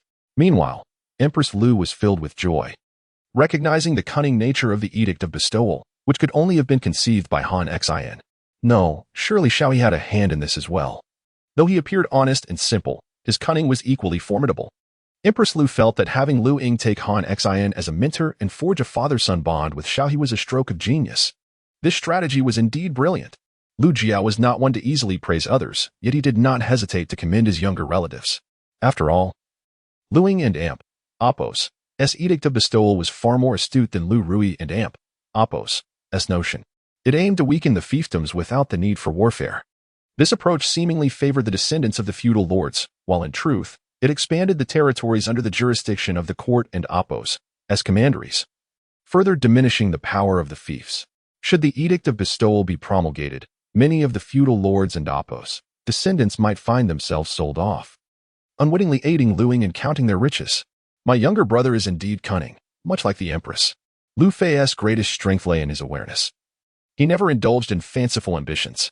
He had never coveted the position of crown prince, even as the king of Qi, delegating various state affairs to Cao Can. Liu Jiao felt a complex mix of emotions, realizing that even he, who was often perceptive, could occasionally misjudge circumstances. Initially, Liu Ruyi, resembling Liu Bang in many ways, seemed destined to secure the position of crown prince. Little did they know that Liu Ying's performance today had caused Liu Jiao to waver. Among the Liu family feudal lords, Liu Jiao was the most favored by the emperor. His words could often sway the emperor's opinions. Empress Liu maintained her composure, observing the fluctuating expressions on Liu Jiao's face, likely astonished by her rebellious son. A round of applause, perhaps? I have finished my discourse. Liu Ying noticed the crowd and Appos' silence, appearing rather displeased. After all, this was a grand stratagem from the descendants of the illustrious Emperor Wu. Dear grandson, please forgive your grandfather. I have preemptively utilized your Edict of Bestowal. Liu Ying silently mused, harboring no remorse whatsoever. Had Liu Bang promulgated the decree of enfeoffment sooner, perhaps the Han dynasty could have evaded the turmoil of the 7 states. Liu Ruyi pouted, clearly having calculated the inevitable downfall of the Zhao royal lineage, their fiefdom ultimately reduced to nothing. Brother, well said. Liu Chang, the ever-enthusiastic follower, was the first to applaud, soon joined by Liu Taigong and consort Bo, while Empress Liu cast a serene smile toward her son. Your Majesty, when do you intend to implement the decree of enfeoffment? Not at all. Liu Bang inhaled deeply, casting a glance at Liu Jiao and Liu Fei. What has been discussed today must remain strictly confidential. Not a word shall escape your lips. Chapter 42. The Crown Prince is causing trouble again. In the Weiyang Palace. Following Liu Ying's introduction of the enfeoffment decree, it was clear that the family banquet would come to an abrupt conclusion. The old rogue hastily summoned Zhang Liang, who was meditating with rock candy, and Qin Ping, who was about to enjoy a moment of tenderness with his wife. Speak up. What do you think of this enfeoffment decree? Lu Meng inquired, his eyes gleaming with excitement as he relayed Liu Ying's words from the banquet to the two strategists. Qin Ping pondered carefully and ultimately uttered two words. Perfect. Your Majesty, the enfeoffment decree can be utilized, but certainly not at this moment, Zhang Liang cautioned.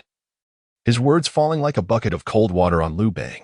Each generation bears its own mission, and the concurrent governance of counties and kingdoms is most suitable for the Han dynasty. Many in the court opposed the county system, including numerous meritorious subjects who long for the feudal system of the Zhou dynasty. Your Majesty, you must heed the times, hence the coexistence of counties and kingdoms. Zhang Liang explained. Liu Bang, growing impatient, snorted, Liu Ho, speak plainly. I am not one of those insipid Taoists. I have no time for your philosophical ramblings. Having grown accustomed to Liu Bang's demeanor, Zhang Liang responded with a smile. The central authority is too weak. If the enfeoffment decree is issued directly, it could incite rebellion among several feudal lords. King Liang, Peng Yu, King of Zhejiang, Ingbu, including your own kin, King of Chu, Liu Jiao, and King of Qi. Liu Fei, how long has it been since they were enfeoffed? And now you wish to redistribute power? Qin Ping nodded in agreement, whispering, Your Majesty. Even if you wish to redistribute power, at least allow the initial lords to enjoy their privileges for a while. Among the meritorious officials, how many are fools? Even Liu Fei, who is not greedy, has seen battle. The court may issue the enfeoffment decree, but can we not allow their descendants to enjoy a few generations of prosperity? Liu Bang recognized the wisdom in Zhang Liang and Appo's words. Indeed, he had been somewhat hasty. It is all that rebellious son's fault. I warned him against haste, yet he insisted on introducing the enfeoffment decree. Doesn't Appo's tea that tempt fate? Liu Bang lamented, thumping his chest in frustration, feigning a desire for power redistribution, while in truth, it was Liu Ying's folly that truly incited such thoughts. Qin Ping, with a knowing expression, nodded in agreement, adeptly placating the emperor. Zhang Liang, maintaining an impassive facade, found himself increasingly intrigued by Crown Prince Liu Ying.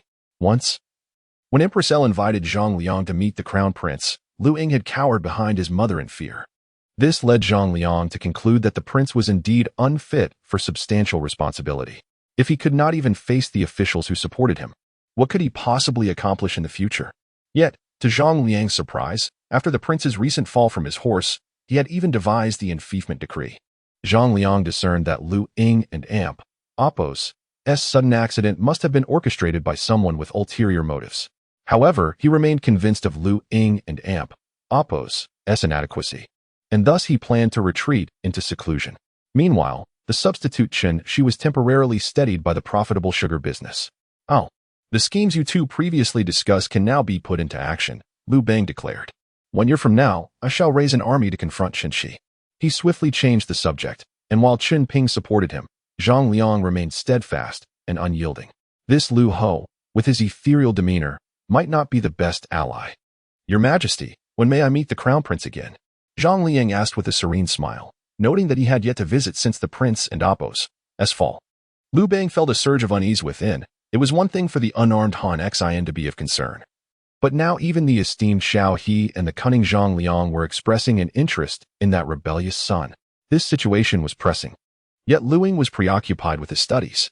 However, it had come to my attention that the Crown Prince spent his days idly napping at the residence of the Marquis of Han, neglecting his education. Nonsense. That was all mere fabrication. The old rogue attempted to deflect the matter, while Zhang Liang felt increasingly exasperated. His intention was not to meddle in the struggle for succession. He merely wished to have a conversation with Liu Ying at the Marquis of Han and Appo's residence. The King of Chu and the King of Qi were engaged in serious discussions and had not departed from Chang and Appo's. Liu Ying planned to present some rock candy to his uncle and elder brother. Master, I have long pondered a profound question. Upon hearing this, Han Xian, who was absorbed in military texts, did not lift his gaze. Speak. Tong, standing at the doorway, was filled with curiosity. Could it be that the crown prince had attained enlightenment and sought to learn the extraordinary military strategies of the Marquis of Huayin? You all use bamboo strips to wipe yourselves, doesn't and oppos. Tea that hurt? Tong was bewildered. Realizing that the profound question posed by the crown prince was merely about the art of personal hygiene. Bamboo strips, processed and smoothed, were colloquially known as stirring sticks. In this era, there was no toilet paper. One had to resort to stones or leaves, which was a heavy burden for Liu Ying to bear. Given the economic conditions of early Western Han, if he dared to use silk for such purposes, Liu Bang and Empress Liu would likely make him rue the day. Is your concern limited to matters of the mouth or the behind? What could be more important than enjoying delicious food and a comfortable relief? Liu Ying was indifferent to the gazes of others, for he had already set his ambitious goal to invent toilet paper. Otherwise, continual reliance on bamboo strips might lead to dire consequences for his posterior. Han Xian, upon hearing this, could not help but touch his own behind. Realizing that the populace had long suffered from the indignities of bamboo strips, even the nobility, wielding jade stirring sticks, could not escape this fate. Speak. What do you propose to do?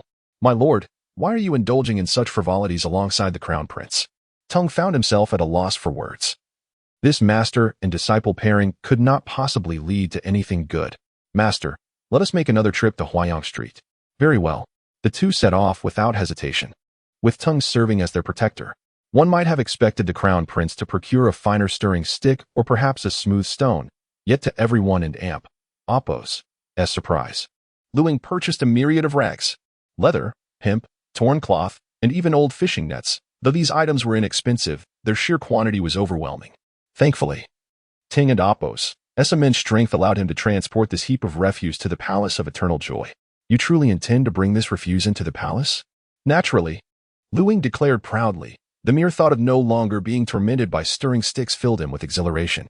Of course, this was contingent upon the successful creation of toilet paper. Well then, if anyone inquires, do not mention that I procured this for you. I cannot afford such disgrace. Han Xian remarked before preparing to take his leave. Have some dignity. Do not draw attention. Master, I shall return tomorrow for another meal. May I borrow Tong for a couple of days? As long as you remain tight-lipped, Tong is willing to assist you for as long as necessary. The master and apprentice swiftly concluded their transaction, leaving the guard Ting in a state of distress, for he, the mightiest warrior of the Huayin Marquisate, had been reduced to a mere porter for the crown prince. Your Highness, is it truly meaningful to engage in such endeavors? Tong, familiar with Liu Ying, spoke with a certain casualness. Alas, you do not comprehend the sorrow of the daisy. Liu Ying sighed, then commanded, let us commence the first step of material separation. By the way, procure a large pot and place all these items within to boil them down. In the Huayang Palace's main hall, Liu Bang was in discussion with his senior officials when Zhou Chang rushed in, breathless. Your Majesty, this is dire. The Crown Prince is boiling scraps in the Changla Palace. Chapter 43, Cooking Rags? The Wasteful Crown Prince. In the Huayang Palace, upon receiving Shou Chang's report, Liu Bang felt an overwhelming sense of frustration. His rebellious son had just introduced the decree of kindness, earning him a newfound respect. Yet he swiftly turned around and gathered a group to boil rags. Was the cuisine of the palace and Oppos' chefs truly so unpalatable? Liu Bang ultimately concluded that his reprimand was still too lenient. Zhou Chang dedicated himself to monitoring Liu Ying, promptly reporting any signs of misconduct. He resembled a strict teacher, while Han Xian chose a more hands-off approach, placing considerable trust in Liu Ying. Come, let us see for ourselves, Liu Bang exclaimed in a flurry, while the courtiers, maintaining their composure, secretly chuckled. Evidently, the crown prince had succumbed to a malady of the mind, far more complex than mere rumors suggested. Chen Ping and Guan Ying exchanged glances, both loyal servants of Liu Bang, determined to uncover the truth. Should the crown prince concoct another delightful treat? The challenges for Liu Ruyi's claim to the throne would undoubtedly intensify. The Han court was never short of onlookers, and many officials trailed Liu Bang, detecting the acrid odor wafting from the Xiongnu palace from a distance. A heap of rags simmered together. What good flavor could possibly arise from such a concoction? Even the battle-hardened Tong could do nothing but cover his nose in despair. Liu Ying had thoughtfully prepared a mask, essentially a piece of silk to cover his mouth and nose, which was better than nothing. Your Highness, how much longer must we endure this? It smells as if we are boiling excrement. Tung lamented, feeling utterly vexed that he, the mightiest warrior under the divine general, found himself in such a predicament. Soon. Do not rush. Liu Ying replied cheerfully. Am I not here with you? Tung rolled his eyes at Liu Ying, who stood 3 meters away, and continued to follow the crown princess' orders. The eunuchs and palace maids of Xiongnu Palace, however, bore no complaints. Liu Ying had often provided for them generously. When some were hungry, he would share his own food. Even rare delicacies like rock candy were willingly bestowed upon Yin and Apos, or in the other attendants. According to the crown prince and Apos' instructions, the rags had been sufficiently prepared. What rags, you ask? Allow me to enlighten you. This is called the steaming method. It allows the materials to be degummed in an alkaline solution and decompose into fibrous strands. Liu Ying spoke in terms that were often incomprehensible to the maids, who had grown accustomed to his peculiarities, though Yin and Apos persistently cautioned him against being so unconventional. Your Highness, please instruct us on our next steps. Now we shall crush the materials and transform them into pulp. With the greatest strength, Ting wielded a wooden pestle, relentlessly mashing the rags in the pot. This scene was clearly witnessed by Liu Bang as he entered the Xiongnu Palace. This rebellious son, is he truly intent on consuming rags? The stench was overwhelming. It would be one thing to boil them, but to crush them into pulp? Your Majesty? Chen Ping observed Liu Bang hesitating, clearly incensed. Leave not selecting this wayward son was indeed my wisest decision. With that declaration, Liu Bang stormed off, leaving the courtiers too intimidated to offer counsel. Meanwhile, news of the crown prince and Apos' rag cooking escapade spread throughout the palace. In the Jiaofeng Hall, Empress El was engaged in a discussion with Fan Kuai and illustrious, deliberating on how to enhance Liu Ying and Apos' advantage in the struggle for the position of heir apparent. Sister, my suggestion is to eliminate that Liu Ruyi. Anyone who dares to contesting for the throne shall meet a swift demise. Fan Kuai, emboldened by his fierce nature, left no room for doubt regarding the valor of the Marquis of Wuyang. Foolishness. Illustrious retorted angrily. Without Liu Ruyi, His Majesty could still elevate another prince. Have you not grasped that the target of His Majesty and Apos' ire is not Ying, but rather you and I behind him? The El family and Apos' accomplishments were too significant to overlook. Moreover, Liu Ying's lack of resolve and timidity had instigated Liu Bang's thoughts of replacing the crown prince. Your Majesty, speak plainly, said the trusted official Shinshi, who, as a confidant of Empress El, naturally kept a close watch on the Emperor and Apos' every move. Greetings to the Marquis of Wuyang and the Marquis of Jianqing. Let us dispense with idle chatter. Illustrious curtly motioned for Shinshi to express himself without delay. The crown prince was found boiling scraps in the palace of Xiongnu. Boiling scraps? Both Fan Kuai and Illustrious were momentarily taken aback, utterly perplexed by Liu Ying and Apos' actions. Did His Majesty say anything? Empress El furrowed her brow and inquired further. His Majesty left in silence, uttering not a word. Those familiar with Liu Bang understood that if he were to openly scold, it indicated he was not exceedingly furious. However, his silence signified that the Emperor of Han had reached his boiling point. Sister, you must swiftly explain to His Majesty, otherwise it will be difficult for Ying to retain his position as crown prince. Shall he, Han Xian, summon them as well? Fan Kuai appeared somewhat flustered. Anyone who heard of the esteemed Han crown prince audaciously boiling scraps in the palace of Qianglu would surely be in shock. Silence. Let the Empress decide. Illustrious rebuked Fan Kuai, who, despite his imposing stature, showed great respect towards the El family. Sister, last time Ying purchased sugarcane, he ended up making sugar frosting. Perhaps those scraps hold some hidden utility in his eyes. Presently, we should not approach His Majesty, thereby inadvertently acknowledging Ying and Apos' negligence of duty. Illustrious, with a clear mind, articulated, until the truth is unveiled, we must not act impulsively. Shinshi awaited the Empress's command, and the El family and Apos' merits dictated that they maintain their composure amidst the chaos. Liu Ying remained blissfully unaware that his desire to create some toilet paper had stirred unrest within the Han court.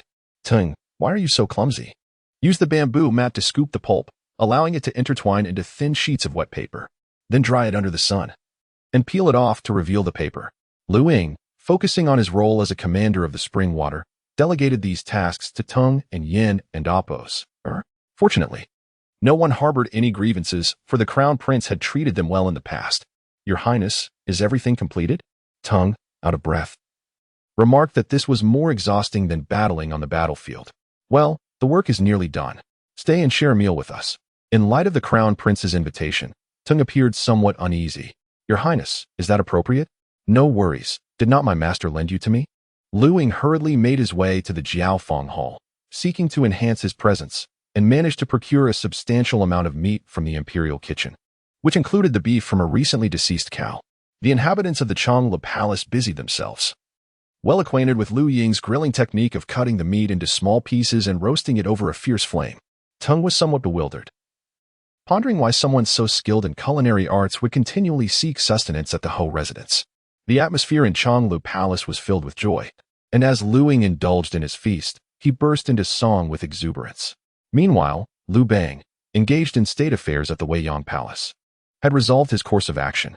He decided that on the morrow, he would accompany Xiaohe and Zhang Liang to Xiongnu Palace to strip Liu Ying of his title as crown prince in the presence of the empress. Liu Bang exhaled deeply, acknowledging that his disposition was ill-suited for the role of heir apparent. Perhaps sending him to the lands of Wu and Yu to serve as a regional king would be the most prudent choice. Qinping, too, recognized that the Zhao king had finally emerged victorious.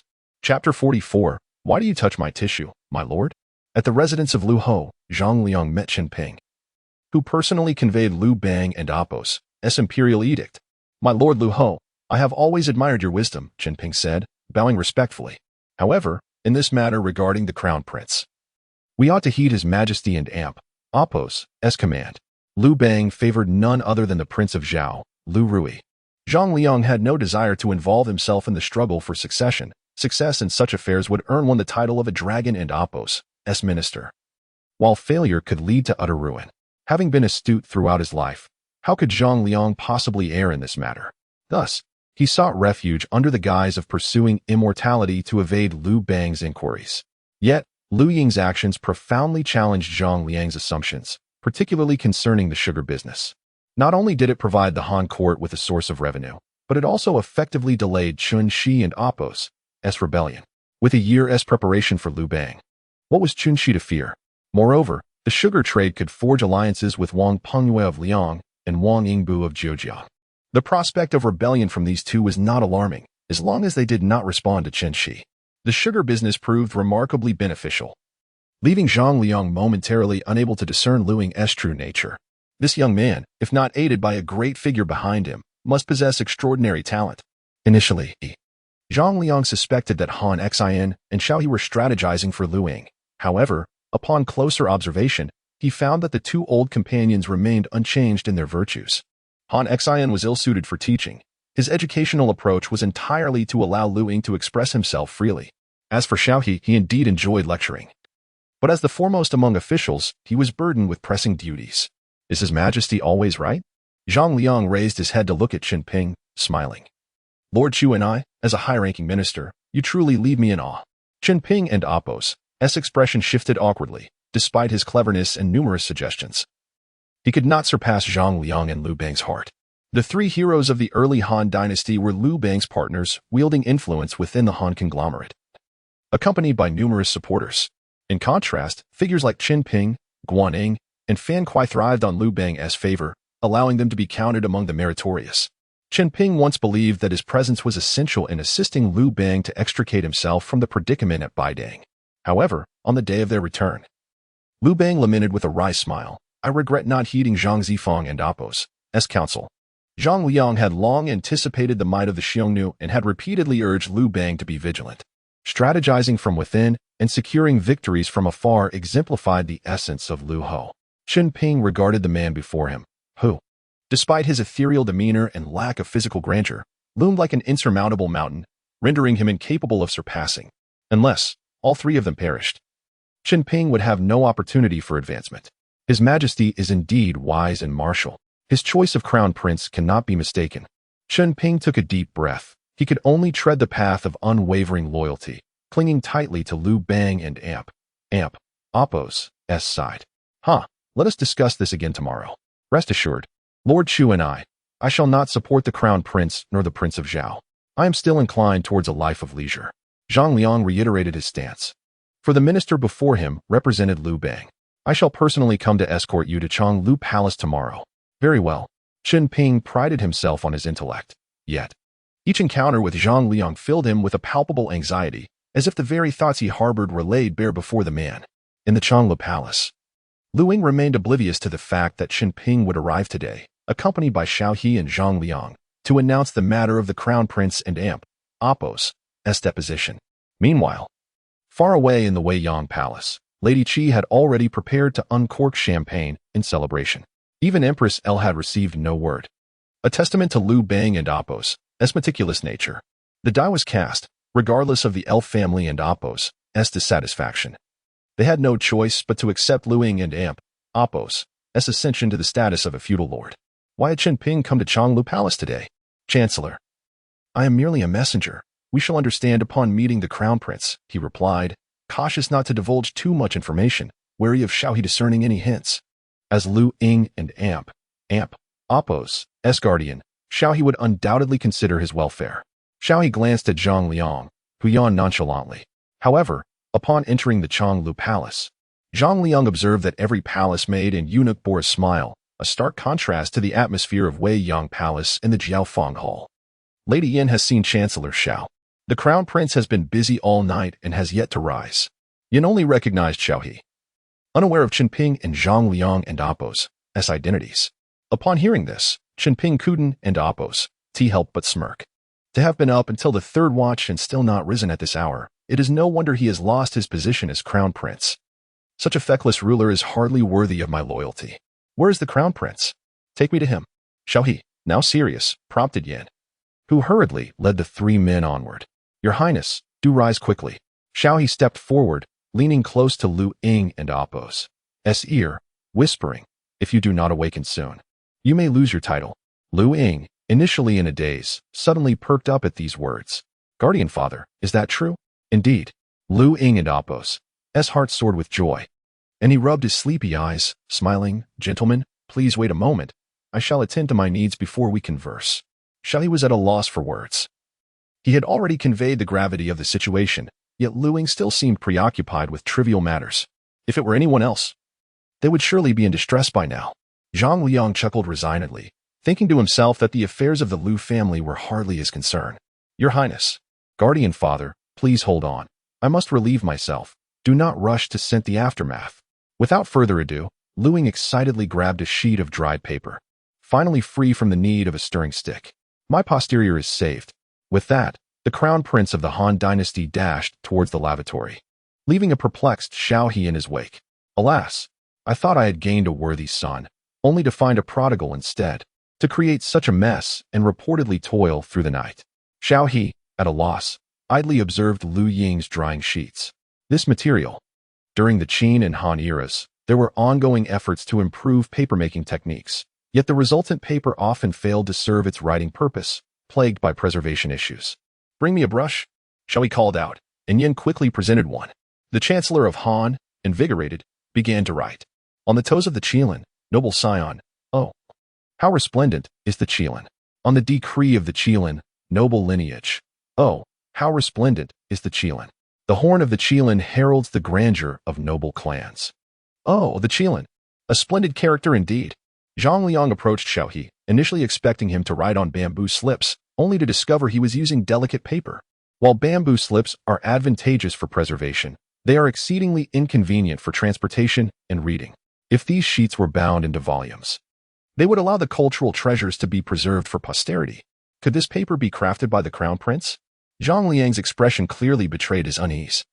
With such paper at hand, numerous texts from the pre-Qin era could indeed be passed down through the ages. To author books and nurture talent, this is the unique romance of the scholar officials. My esteemed elder, why do you both hold my wiping paper?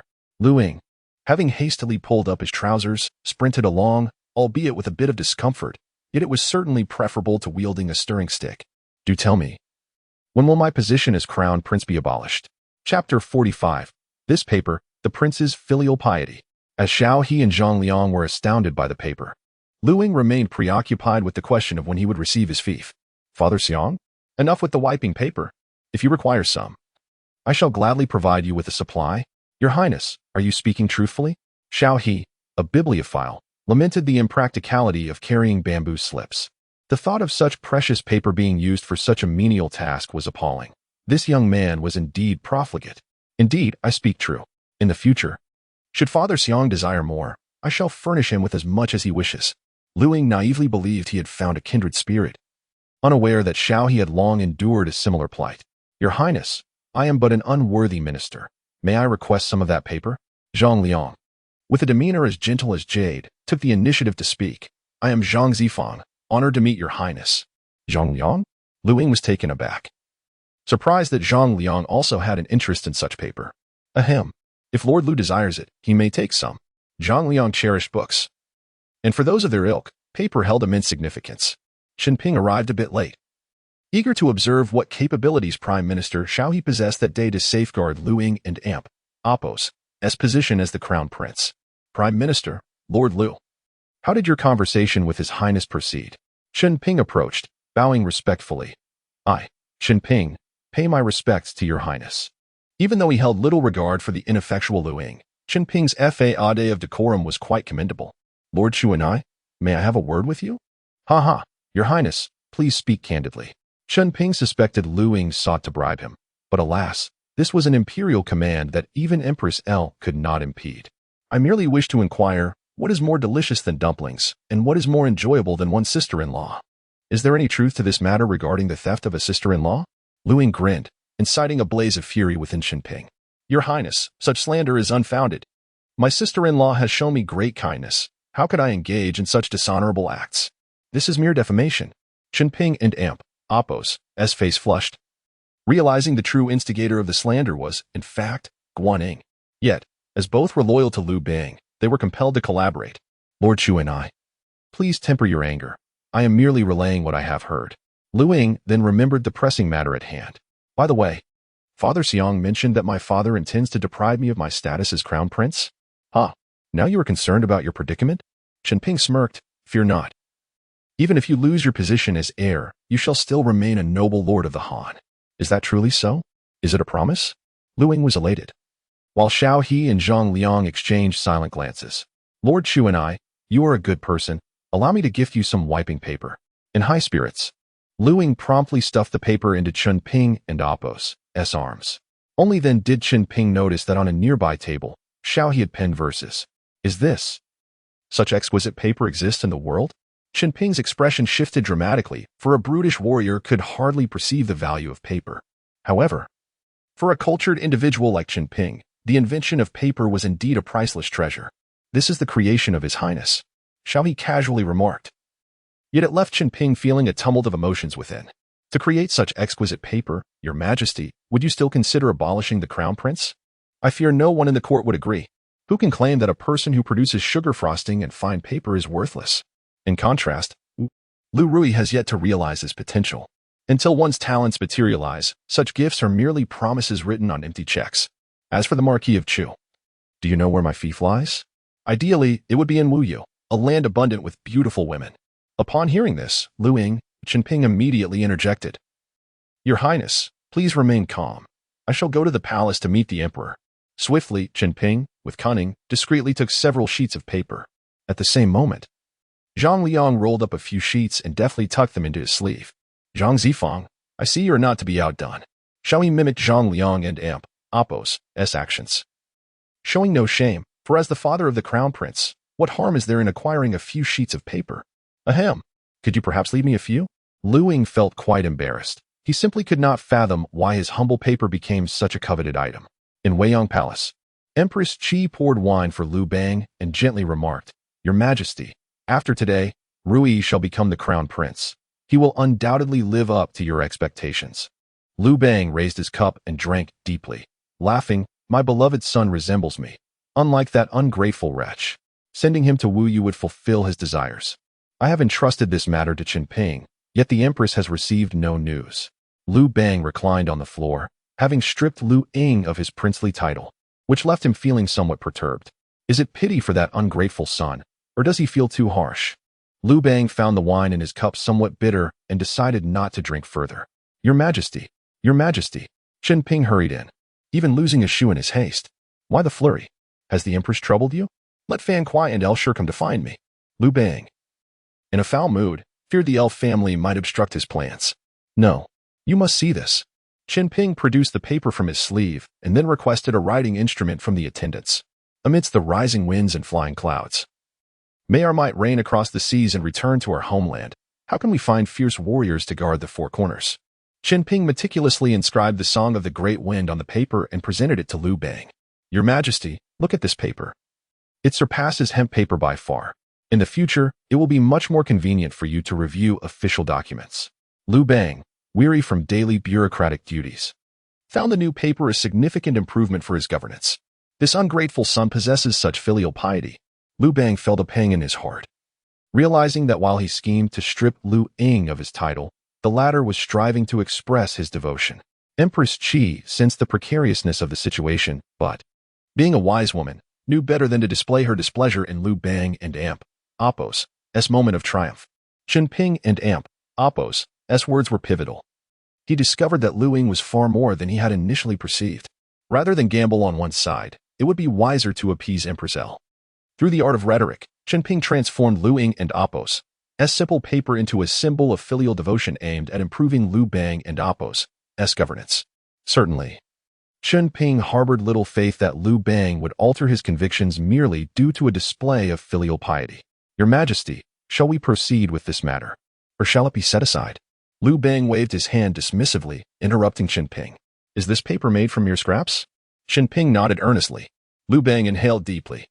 This paper is readily available, affordable, and facilitates the dissemination of literature. If I were to abolish it now, I fear that the scholars across the realm would vehemently oppose me. Lady Qi, filled with indignation, let the wine vessel she was holding slip from her grasp and shatter on the floor. In the Xiongnu palace, Xiao He and Zhang Liang continued to accompany Liu Ying, who appeared somewhat agitated. Sir, is it really necessary to take so long to discuss matters concerning the fief? Liu Ying remarked. Haha, Your Highness, in my humble opinion, it seems you may not be destined to become a lord. Chapter 46, The Lost Marquis in the Pepper Room. The slow-witted LG finally realized that her son had nearly lost his position. A chill swept over her as she grasped the gravity of the situation. It was Liu Bang's sudden actions that extinguished her last flicker of hope. It became clear that he had never intended to preserve Ying's throne. What remained of their marital bond? There is no greater sorrow than a heart that has ceased to hope. For years in Pengcheng, LG endured humiliation at the hands of Xiongnu subordinates, drawing strength only from the glimpses of her son and husband that allowed her to survive until now. Yet upon returning to Chang and Amp Appo's, she was met with profound upheaval. Although her son held the title of Crown Prince, he received no affection. Her husband had long since turned his affections elsewhere, leaving her with nothing but the title of Empress. Dear sister, I never expected Ying would invent paper. LG nodded coldly, her face devoid of any joy. Prime Minister Zhao remained steadfastly by Ying and Amp Appo's side, and even Liu Ho was present when Fan Kuai finally spoke. A flicker of joy crossed LG and Amp Appo's face. Xiao Yi had risen to the esteemed position of Xiangfu. His integrity would surely benefit Liu Ying. As for Liu Ho Zhangliang, known for his elusive nature, it was surprising that he showed interest in the crown prince. This presented LG with an opportunity, a chance to rally the three heroes of the Han to support Liu Ying. From now on, whatever His Majesty says, you must obey. Do not regard him as merely an uncle. Serve him as you would an emperor. Yes, sister. Fan Kuai was perplexed, believing that Liu Bang still treated their old comrades without the airs of an emperor. Yet LG, as a sister-in-law, would not betray her brother-in-law. Withdraw now, henceforth. You shall appear less often in the pepper room. Should I require anything, I will have Shinshichi summon you. Understood, sister. After Fan Kuai departed, LG picked up a bronze mirror to gaze upon her still enchanting visage. With a sudden crash, the mirror shattered, echoing her heartache. At the Huayin Marquisate, Han Xian learned of his disciple's plight, realizing that the crown prince had narrowly escaped being unceremoniously deposed. Tung cast a cautious glance at Han Xian, aware of the general and Amp Appo's profound feelings for his rebellious apprentice. Tung, have I been too low-key, allowing anyone to challenge my disciple? My lord, you must remain composed. Tung, who was accustomed to the chaos of battle, found himself advising calmness. Prepare the carriage, we shall enter the palace.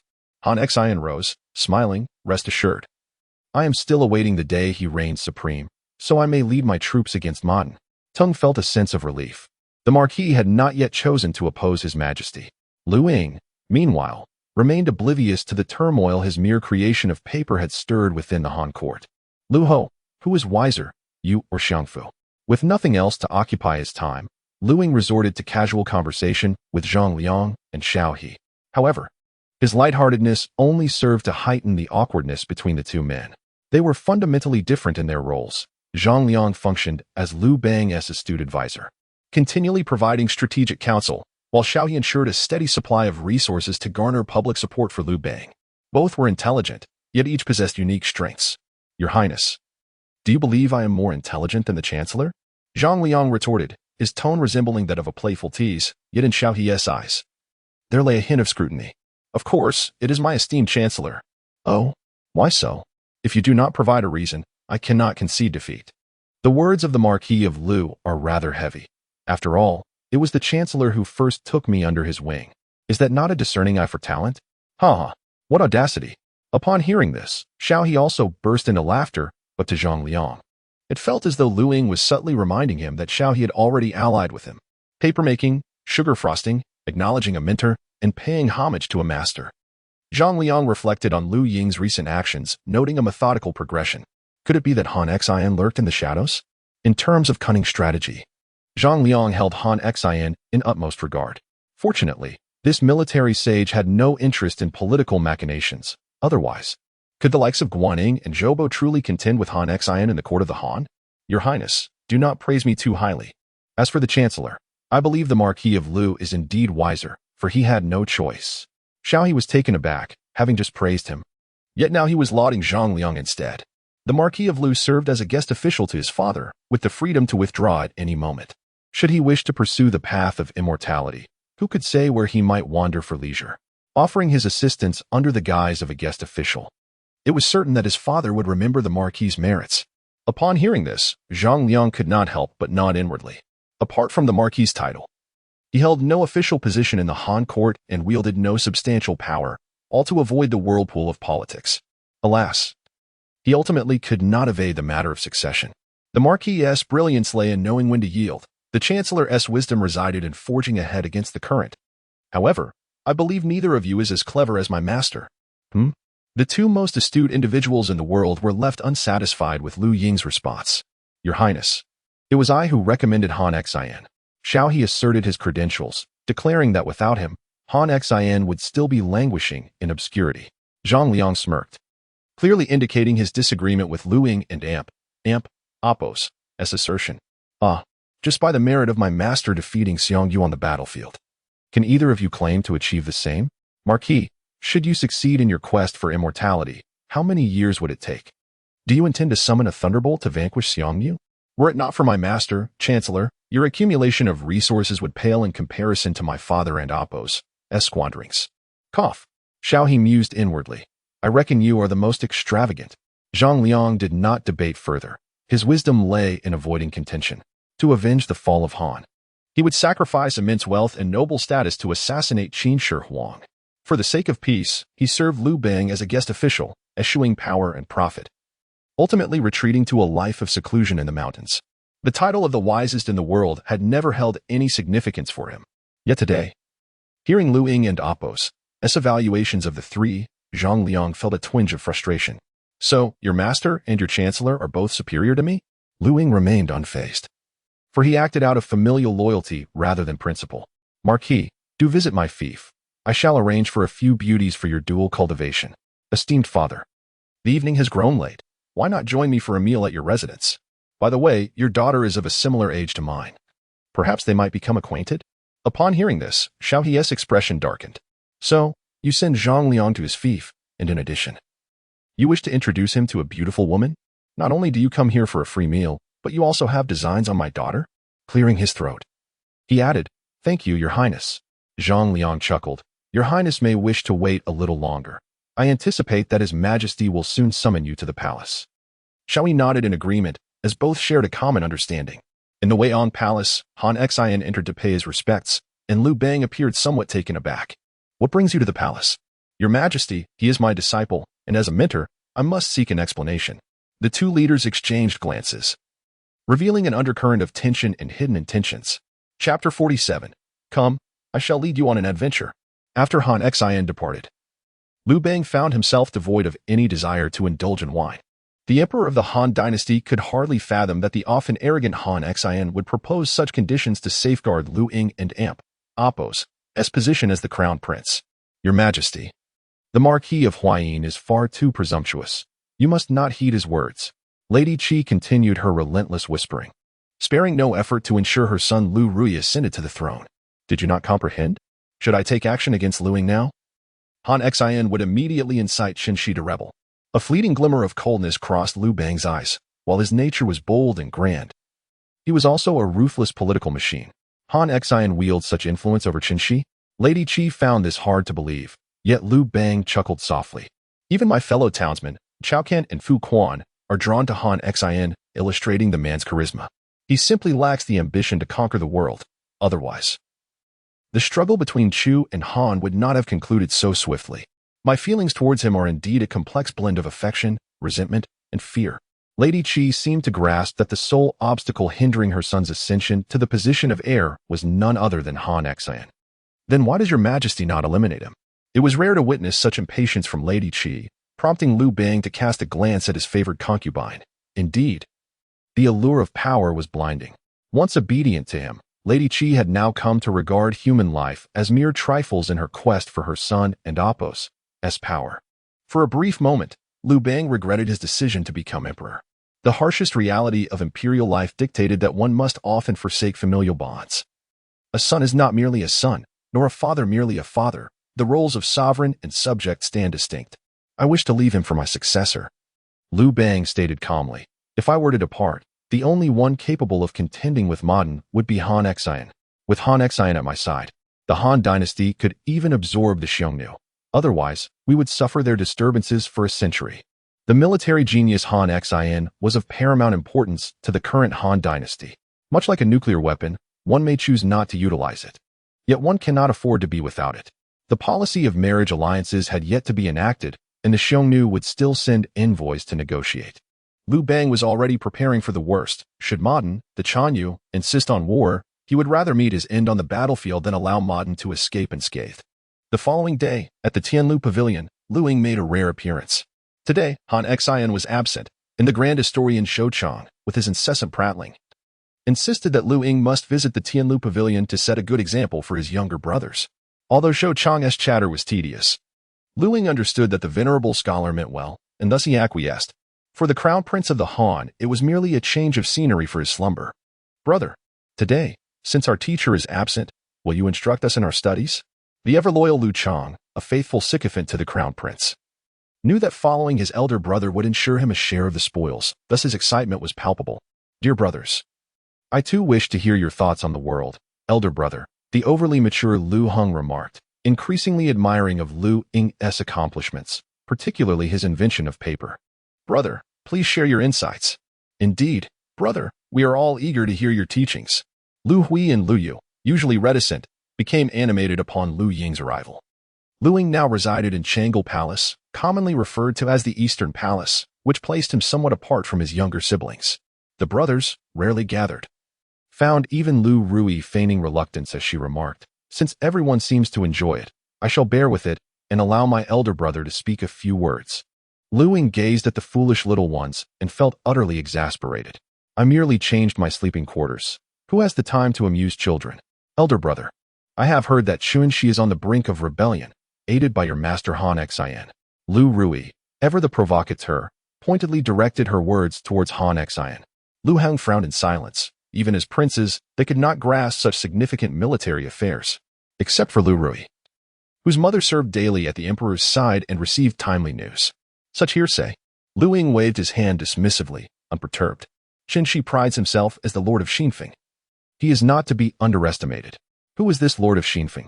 With 3,000 retainers, he seized the tiger talisman, encircled Wei to rescue Zhao, and posed a threat to imperial power. Although Liu Chang understood little, he gazed at Liu Ying with admiration, occasionally nodding in earnest agreement, signaling his attentiveness.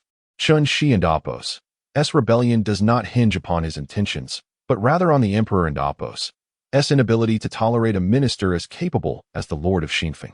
Imagine having a minister by your side who surpasses you in skill, possesses broader connections, enjoys better rapport, and might commandeer the army at any moment. Would you not eliminate him rather than let him linger? Liu Ying's discourse left Liu Ruyi speechless. She had intended to shift the blame onto Han Xin, but was met with a sharp rebuttal. What do you children concern yourselves with military affairs for? You would be better off pondering what to have for dinner tonight. Come along, as your elder brother, I shall take you to indulge in activities befitting your age. With a commanding call, Liu Ying was followed enthusiastically, and Liu Chang, the ever-obedient younger brother, complied without hesitation. Liu Heng, the model student, also set aside his scrolls and joined Liu Ying. Fifth brother, sixth brother, you do not intend to join us as well, do you? Come, follow your elder brother. Liu Hui and Liu Yu, gathering their courage, discovered that being alongside their elder brother felt as though the sky could fall and he would shield them. Liu Ruyi pouted. With everyone going, she had no choice but to tag along begrudgingly. After the Han dynasty's Zhao Wang had concluded his reasoning, he promptly followed in the footsteps of his brothers. Elder brother, why have you brought us to the bathhouse? As Liu Ying spoke, he shattered the facade. For the quality of the palace maidens here far exceeded those of his own abode. It was the Emperor's desire for many sons to ensure prosperity. Thus the maidens were cultivated to such exquisite beauty. Fourth brother, come take a look. The maidens are delightful. Elder brother, this seems inappropriate. Why put on airs? We are all men here. Liu Ying wasted no time in ceding the prime vantage point to Liu Heng, who, having never witnessed such alluring beauty, blushed furiously. Elder brother, I wish to see as well.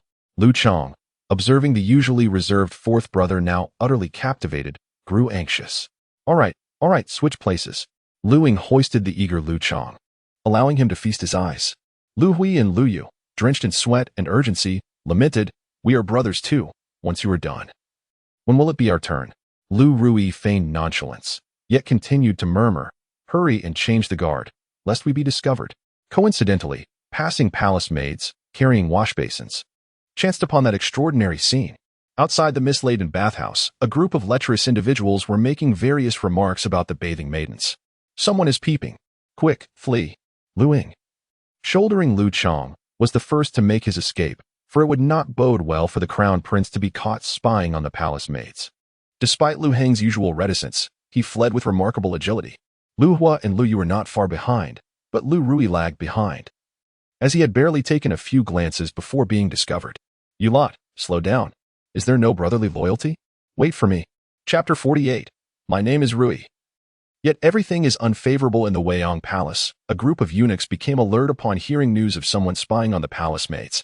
These men, having long lost their masculine traits, could only share meals with the maids, maintaining merely a nominal relationship as husbands. The notion of their dining being observed ignited a fervor within them, prompting a united pursuit of the shameless onlookers. Liu Ying led the charge, undeterred by the burden of Liu Chang, as he hastily fled the scene. Liu Heng, having spent too much time immersed in books, struggled to keep pace with his elder brother. Liu Hui and Liu Yu were equally panting, pursued by the relentless Liu Ruyi. Elder brother, how can you be so ungrateful? I barely glanced, and now I am being chased so fervently. Liu Ruyi exclaimed as she sprinted, ensuring her sword was secured at her side, a symbol of honor and, regrettably, of her identity, making her an easy target for suspicion. Why did you have to play the role of Liu Xionghui? Look at how forthright our fourth brother is. Liu Heng and Appo's face flushed at the remark, recalling the teachings of the sage, to refrain from seeing, hearing, or speaking of indecency. Speak less and run faster, lest you risk a stitch. The pampered princes had never experienced such an adrenaline rush before. Being caught would be trivial. The embarrassment was far greater. Elder brother, I can no longer run. Liu Heng gasped, clearly exhausted. Brother, we are princes. What need have we to run? Liu Ruyi protested. Although she practiced fencing regularly, it bore little resemblance to fleeing. Liu Hui and Liu Yu also found themselves unable to continue, while Liu Chang remained unaffected, being carried by Liu Ying, cheerfully waving his small fist in encouragement. Hung. Remember this. In the event of a chase, you need not outrun your pursuer, only your companions. Ruyi, are you truly unable to run anymore? Liu Ruyi nodded resolutely, saying, I shall not run. Let the embarrassment come. After all, we witnessed it together. Suddenly, Liu Ying pointed at Liu Ruyi and exclaimed, Everyone look. The voyeur is right here. Quickly apprehend this individual. The eunuchs, who had been struggling to locate the peeping Tom, rushed towards Liu Ruyi at Liu Ying's command. Liu Ying, Liu Ruyi shouted, gritting her teeth and making a swift escape. If they were all caught together, it could be dismissed as a collective fault. However, if she alone were apprehended, she would bear the blame. What are you all doing? Zhou Chang, having concluded court, came to check on Liu Ying, feeling uneasy about him. I was training with my brothers. Look at them. They can barely run a few steps without gasping for breath. How will they ever assume the responsibilities of lords and protect their subjects? Liu Ying proclaimed with righteous indignation, earning eye rolls from Liu Heng and Liu Ruyi. Brother, you truly are a master of exaggeration. Excellent. Zhou Chang responded with a satisfied smile. I just heard that someone was spying on the palace maids while they bathed. If you see such shameless individuals, you must bring them to justice. In unison, the princes turned their gaze towards Liu Ruyi, who became instantly embarrassed. What do you suppose the Zhao prince means by this? Confucius was unaware that the third brother was the epitome of integrity, one who could not coexist with evil. Liu Ying, with an air of earnestness, spoke nonsensically, while Zhou Chang nodded, acknowledging that the youth was indeed teachable. Once Zhou Chang departed, Liu Ruyi began to voice his concerns. Brother, what shall we do if we are captured today? At worst, the fourth brother will share our punishment. But the younger siblings are too young. Our father will surely not place blame upon them. Why panic? We shall simply say we took a wrong turn. At most, they will strip me of my title as crown prince, and then you shall take my place. Brother, you are being unreasonable. No, you misunderstand me. I truly wish to venture to woo you. As they watched Liu Ying's retreating figure, the brothers felt their expedition had been worthwhile. The bathhouse adventure was thrilling and exhilarating, particularly as it opened the door to a new world for them. Indeed, that young lady was quite alluring. Their brother, what are you saying? Off you go. You little rascal, go play in the mud. Bah, you are only captivated by her two buns. Liu Chang puffed up indignantly. Next time, Ashan and Appos, allow the eldest brother to take you along. After parting ways at Tianlu Pavilion, Liu Ruyi went to pay his respects to their mother, Lady Qi. As a dutiful son, Liu Ruyi visited her daily. Most of the time, Liu Bang was present, allowing him to maintain a semblance of presence before the emperor.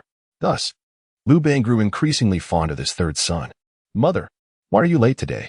Fortunately, your father is not here. Lady Qi exhaled deeply. You must remember to greet your father each day. Liu Ruyi nodded, and then Lady Qi expressed her frustration. How fortunate Liu Ying is. The emperor has already decreed to strip him of his title as crown prince. Yet, he accidentally produced a document, claiming it was to facilitate the emperor's review of memorials. The more she spoke, the angrier she became, her temper flaring as the position of air slipped through her fingers. Mother, I believe it would be all right for the eldest brother to be the crown prince. After today and Appos' events, Liu Ruyi felt that his brother Liu Ying possessed a certain warmth, unlike before when he wore a facade of insincerity towards everyone. What did you say? Lady Qi and Appos' face displayed anger as she admonished him earnestly. Do you consider him your brother? He sees you merely as a rival. You two are now contending for the throne. The loser faces only a path to demise. Liu Ying has LG, that wretched woman, and loyal supporters like Fan Kuai and Elshur. What do you have? Aside from your father, you are utterly alone. One day, should your father depart this world, we, mother and son, will be bereft of imperial protection, left vulnerable to be slaughtered. Lady Qi placed her hands on Liu Ruyi and Appos' shoulders, speaking with patience. Ruyi, you must stand up for me. With your father's support, Qinping, Guaning, and Zhoubo will all stand by your side. Liu Ruyi nodded, albeit in confusion. Mother, but my brother. Upon hearing this, Lady Qi erupted in anger. Do not call him your brother. You are enemies, rivals, not siblings. Liu Ruyi was taken aback, and hastily amended his words. Behind Liu Ying stand both Han Xine and Xiao He. Their positions far surpassed those of Qinping and Guaning. Lady Qi raised the corners of her mouth in a smile and said, Rest assured. Your Majesty has grown increasingly wary of Xiao He. As for Han Xine, who wields no military power, he is but a toothless tiger, having lost his claws and fangs. As your mother, I am striving to secure the support of the Marquis of Liu. With such sagacious advisors at your side, my son's ascension to the position of crown prince will be as effortless as turning over one's hand. Liu Ruyi nodded, unwilling to see brotherly bonds fray over a mere title. The adventure they shared today epitomized the essence of brotherhood. My name is Ruyi, yet everything seems to defy my wishes. Chapter 49. Why did Lord Yi visit the Prime Minister's residence? Changla Palace, situated on the eastern outskirts of Chang'an, is often referred to as the Eastern Palace. Throughout the ages, nearly all crown princes have been associated with this location. The Western Han dynasty revered the Weiyang Palace, overshadowing Changlu Palace. However, Liu Ying found solace in residing in Xiongnu Palace, where he was surrounded by the familiar presence of his dear sister Yin and Amp, Oppos. He often indulged in playful gestures, drawing laughter from her shy demeanor. Yet today, an unexpected guest arrived, Han Prime Minister Xiao.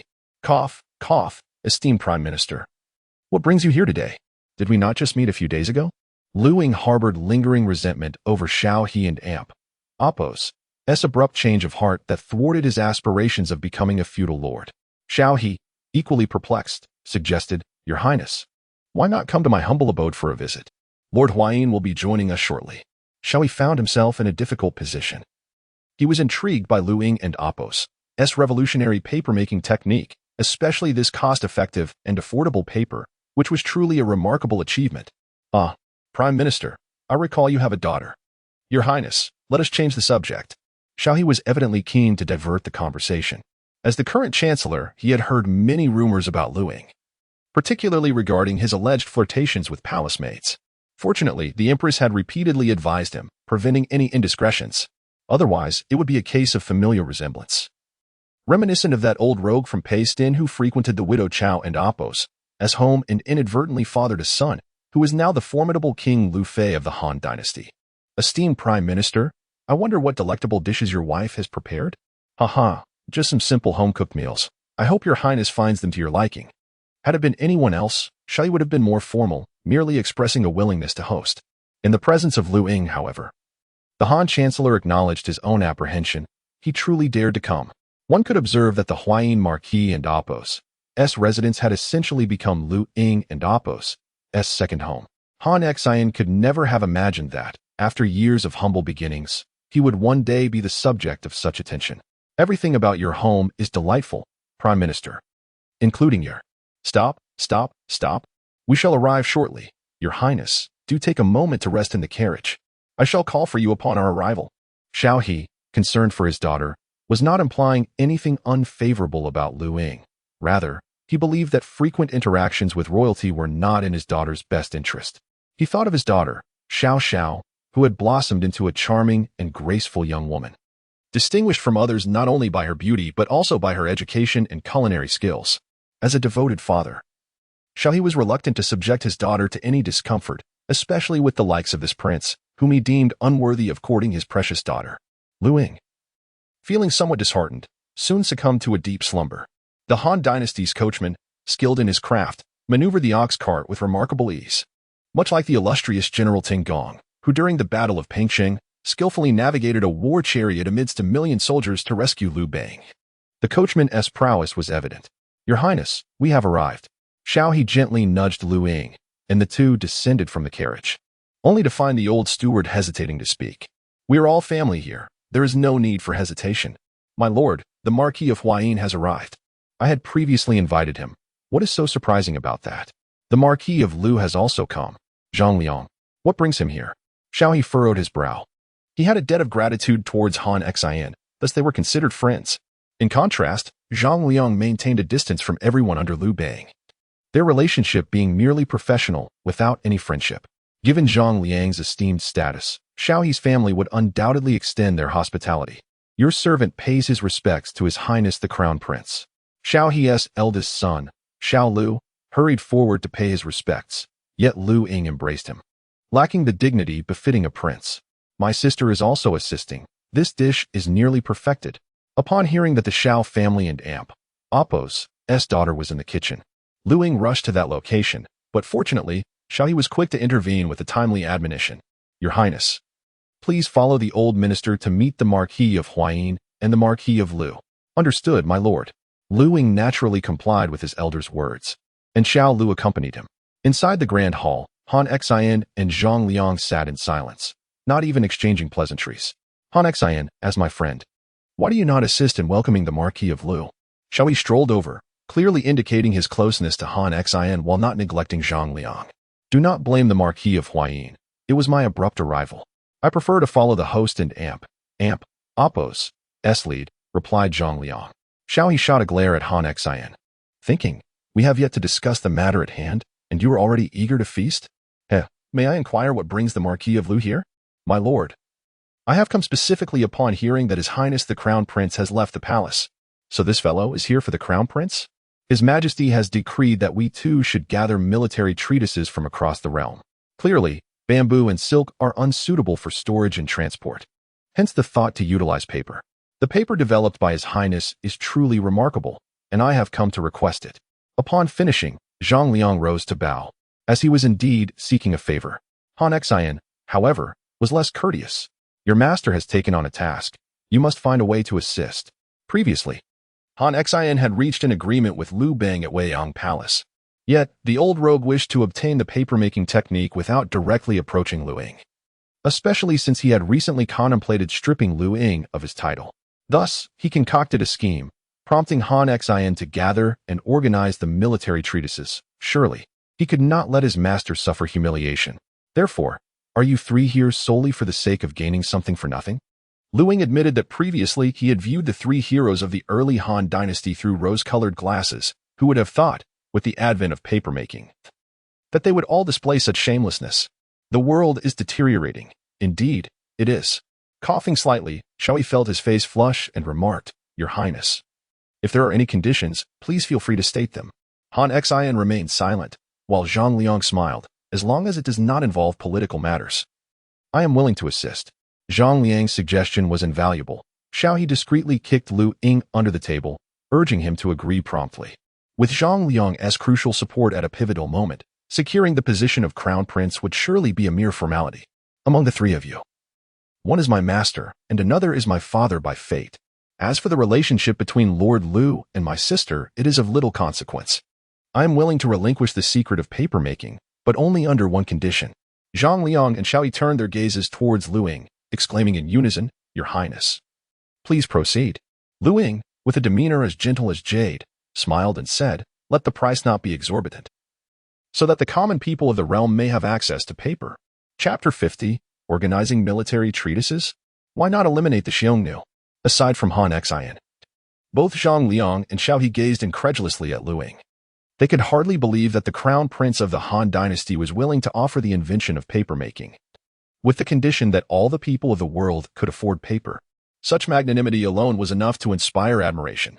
In Liu Ying's eyes, however, the modern paper, which seemed trivial, was a tool for oppressing the common folk, and his conscience could not bear it. Ahem, my respected father, I have changed my mind somewhat. Please speak freely, Your Highness. Xiao thought to himself that it was only right to make a profitable deal. This paper could be sold at a high price to Qin Shi and the Xiongnu. I have no other demands. Upon hearing this, Zhang Liang smirked. Had Liu Ying not taken the initiative to speak, he would have advised him to do so. Such a self-serving method was too advantageous to ignore. Xiao, bring the guests over for dinner. Lady Xiao's commanding voice resonated, prompting the Chancellor of the Han to quickly respond. Coming, my lady. Do not be anxious. Han Xian stood up first, chuckling. What a wise sister-in-law you are. Even this Chancellor dares not take a concubine. Xiao was immediately put on the defensive. You understand nothing. My wife and I regard each other with utmost respect. Why would I need a concubine to please myself? Zhang Liang chuckled behind his hand, while Han Xian continued to tease. Yet every time you enter the palace, why do your eyes light up at the sight of the palace maids? Does that have anything to do with how strict your wife is? Haha. Since it is not your wife's strictness, it only implies that old Xiao, you may be lacking in certain areas. As the two bantered, they approached the dining table. You all enjoy your meal. I shall escort the ladies elsewhere to dine. Adhering to the principle of gender hierarchy, Lady Xiao intended to take her daughter away. Mother of the crown prince, today we are all one family. This is a family feast. Would it not be a pity for you not to be present? Liu Ying rose with a smile to offer his seat, not to mention that there was only the Marquis Liu present, whom they could easily disregard. Zhang Liang was about to pick up his chopsticks when he heard this and felt quite embarrassed. Even after years of cultivation, he could not withstand Liu Ying's jesting. You are quite the charmer, my boy. Xiao, let us take our seats and enjoy a few drinks together. Come, you are of similar age to Ying. So sit together. Xiao kept signaling with his eyes, desperate to prevent his daughter from walking into danger. Unbeknownst to him, Lady Xiao had completely missed his cues, seating her eldest son, Xiao Lu, and daughter, Xiao, beside Liu Ying. She herself sat next to Xiao to better care for her younger son, Xiao Yin. Dear sister, would you like some candy? Liu Ying, upon seeing Xiao beside him, felt his heart flutter. Her gentle and pure demeanor matched his aesthetic perfectly. My father has advised me not to converse with you too much." As they spoke, Liu Ying took out the prepared rock candy and offered it to Xiao. "Eat one when you think of me, but do not indulge too much, lest you get cavities." Xiao blushed at the unexpected boldness of the crown prince, uncertain how to handle the small bag of candy in her hands. "Your disciple seems rather charming," Zhang Liang remarked teasingly. Who would have thought that the Marquis of Han would marry and have children? Zhang Liang encountered a setback, yet remained unperturbed, fully aware of Han Xian's eccentric nature. "Your Highness, would you be interested in collaborating with me and the Marquis of Han to collect military treatises?" Zhang Liang expressed his goodwill, for the notion of gathering military texts ultimately lay in the hands of him and Han Xian. When the time came, they could inscribe Liu Ying's name, thereby etching it into the annals of history. Han Xian paused his meal, unable to decipher Zhang Liang's intentions. The man, who typically shunned political affairs and distanced himself from the whirlpool of governance, had unexpectedly chosen to extend a hand of friendship to his own disciple, which was inherently suspicious. Xiao felt similarly, until he witnessed his rebellious offspring harassing Xiao, who, to his dismay, occasionally revealed a smile. A sense of foreboding washed over him. Ahem. "Your Highness, the Marquis is inquiring about you." "Not interested." Xiao, oblivious to the fact that Liu Ying was taking advantage of the situation, inquired with curiosity, "Your Highness, what might I see in your hands?" Liu Ying was not particularly discerning. He merely recognized that Xiao and Appo's hands were exceedingly soft and smooth. "Your figure is quite striking. Surely, you will achieve great accomplishments in the future." Liu Ying glanced up, confirming the prominence of her stature. As for matters of romance, it is common for young ladies to be concerned with such affairs, and Xiao is no exception, her cheeks flushing as she urged, "Your Highness, please do tell." Liu Ying chuckled. "The secrets of fate cannot be divulged, but your destined partner is closer than you think." Just as Liu Ying was about to continue his banter, Master Han Xian stepped forward to interrupt. "Come now, show me where my destined partner lies. Focus on your meal and refrain from idle chatter." Han Xian had initially wished to remain uninvolved, yet could not tolerate his rebellious disciple's audacity in pursuing a girl before her parents, as if he were not discreetly courting her behind closed doors. Xiao, her cheeks flushed with shyness, spoke up, "Father, Mother, I have finished my meal and shall take my leave." With a graceful bow to the assembly, she cast a lingering glance at Liu Ying, evidently impressed by the crown prince of the Han dynasty. "Your Highness, it would be prudent for you to participate in the organization of military texts." He stifled his anger and calmly stated, "His Majesty will surely acquiesce." Han Xian nodded in agreement, while Zhang Liang remained silent with a smile. With the three in accord, Liu Ying had no choice but to reluctantly embark on this venture. After all three had come together for the purpose of advancing papermaking technology. Liu Ying had relinquished the secret of papermaking as an elder and subject. They were bound to offer him some benefit in return. Today at this banquet, did you discern the underlying intricacies? Once the master and disciple had concluded their meal, Han Xian led Liu Ying away from the chancellor's residence. Xiao is both beautiful and kind-hearted. Her hands are exquisitely delicate. Han Xian was rendered speechless, observing his wayward disciple. At times, he exhibited unparalleled brilliance, having pioneered both papermaking and sugar refinement. Yet at other times, he proved to be remarkably unreliable. Zhang Liang and Appo's arrival was no coincidence. Xiao had strategically revealed Liu Ying and Appo's arrival to him. "Your father-in-law is subtly aiding you in winning Zhang Liang over. In the matter of seizing the throne, I am no match for Xiao." Han Xian candidly stated, "Tomorrow, the three of us will petition His Majesty, requesting that you join us in organizing the military texts. From now on, you must arrive earlier and abandon your languorous ways." Upon witnessing Han Xian's solemn demeanor, Liu Ying could only nod in acquiescence. "Master, I still aspire to be a carefree prince."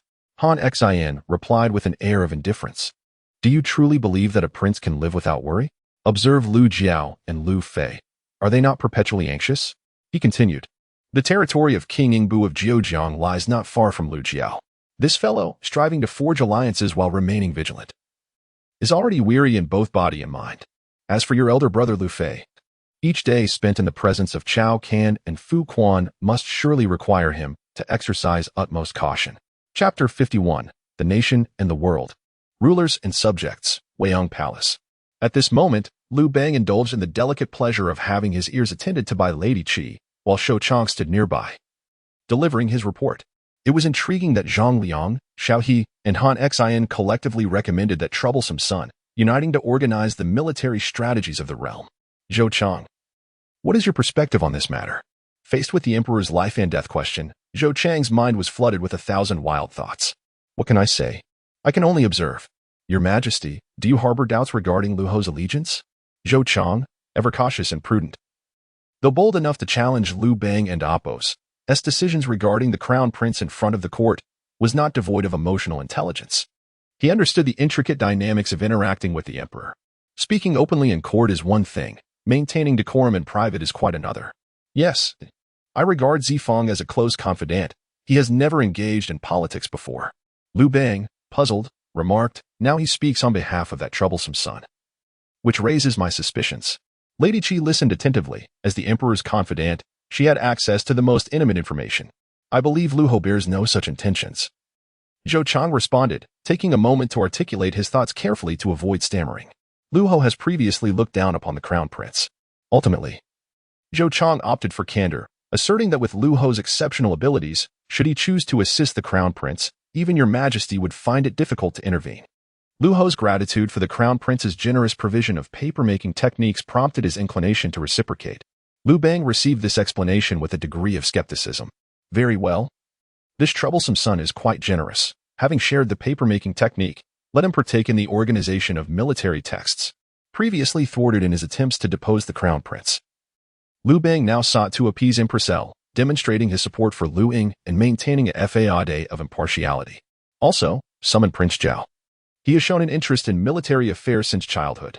Upon hearing this, Zhou Chang furrowed his brow. If Liu Ying were to organize the military texts, it was due to the provision of the paper-making technique. What right did Prince Zhao have?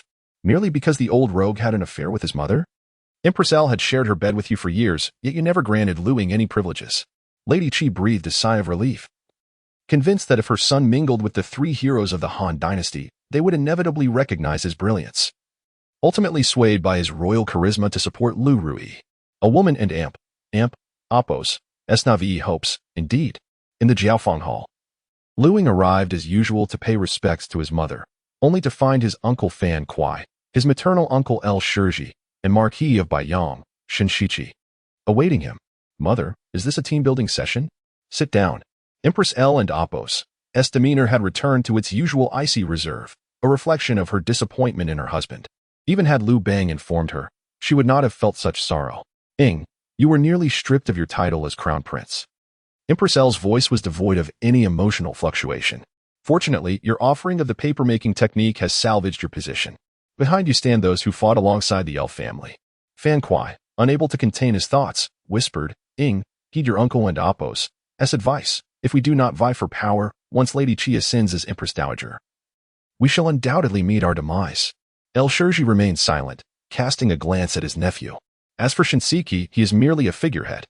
Were it not for his service to Empress L and Pengsheng, he would not even possess the qualifications to attend. Liu Ying stifled a yawn and chuckled.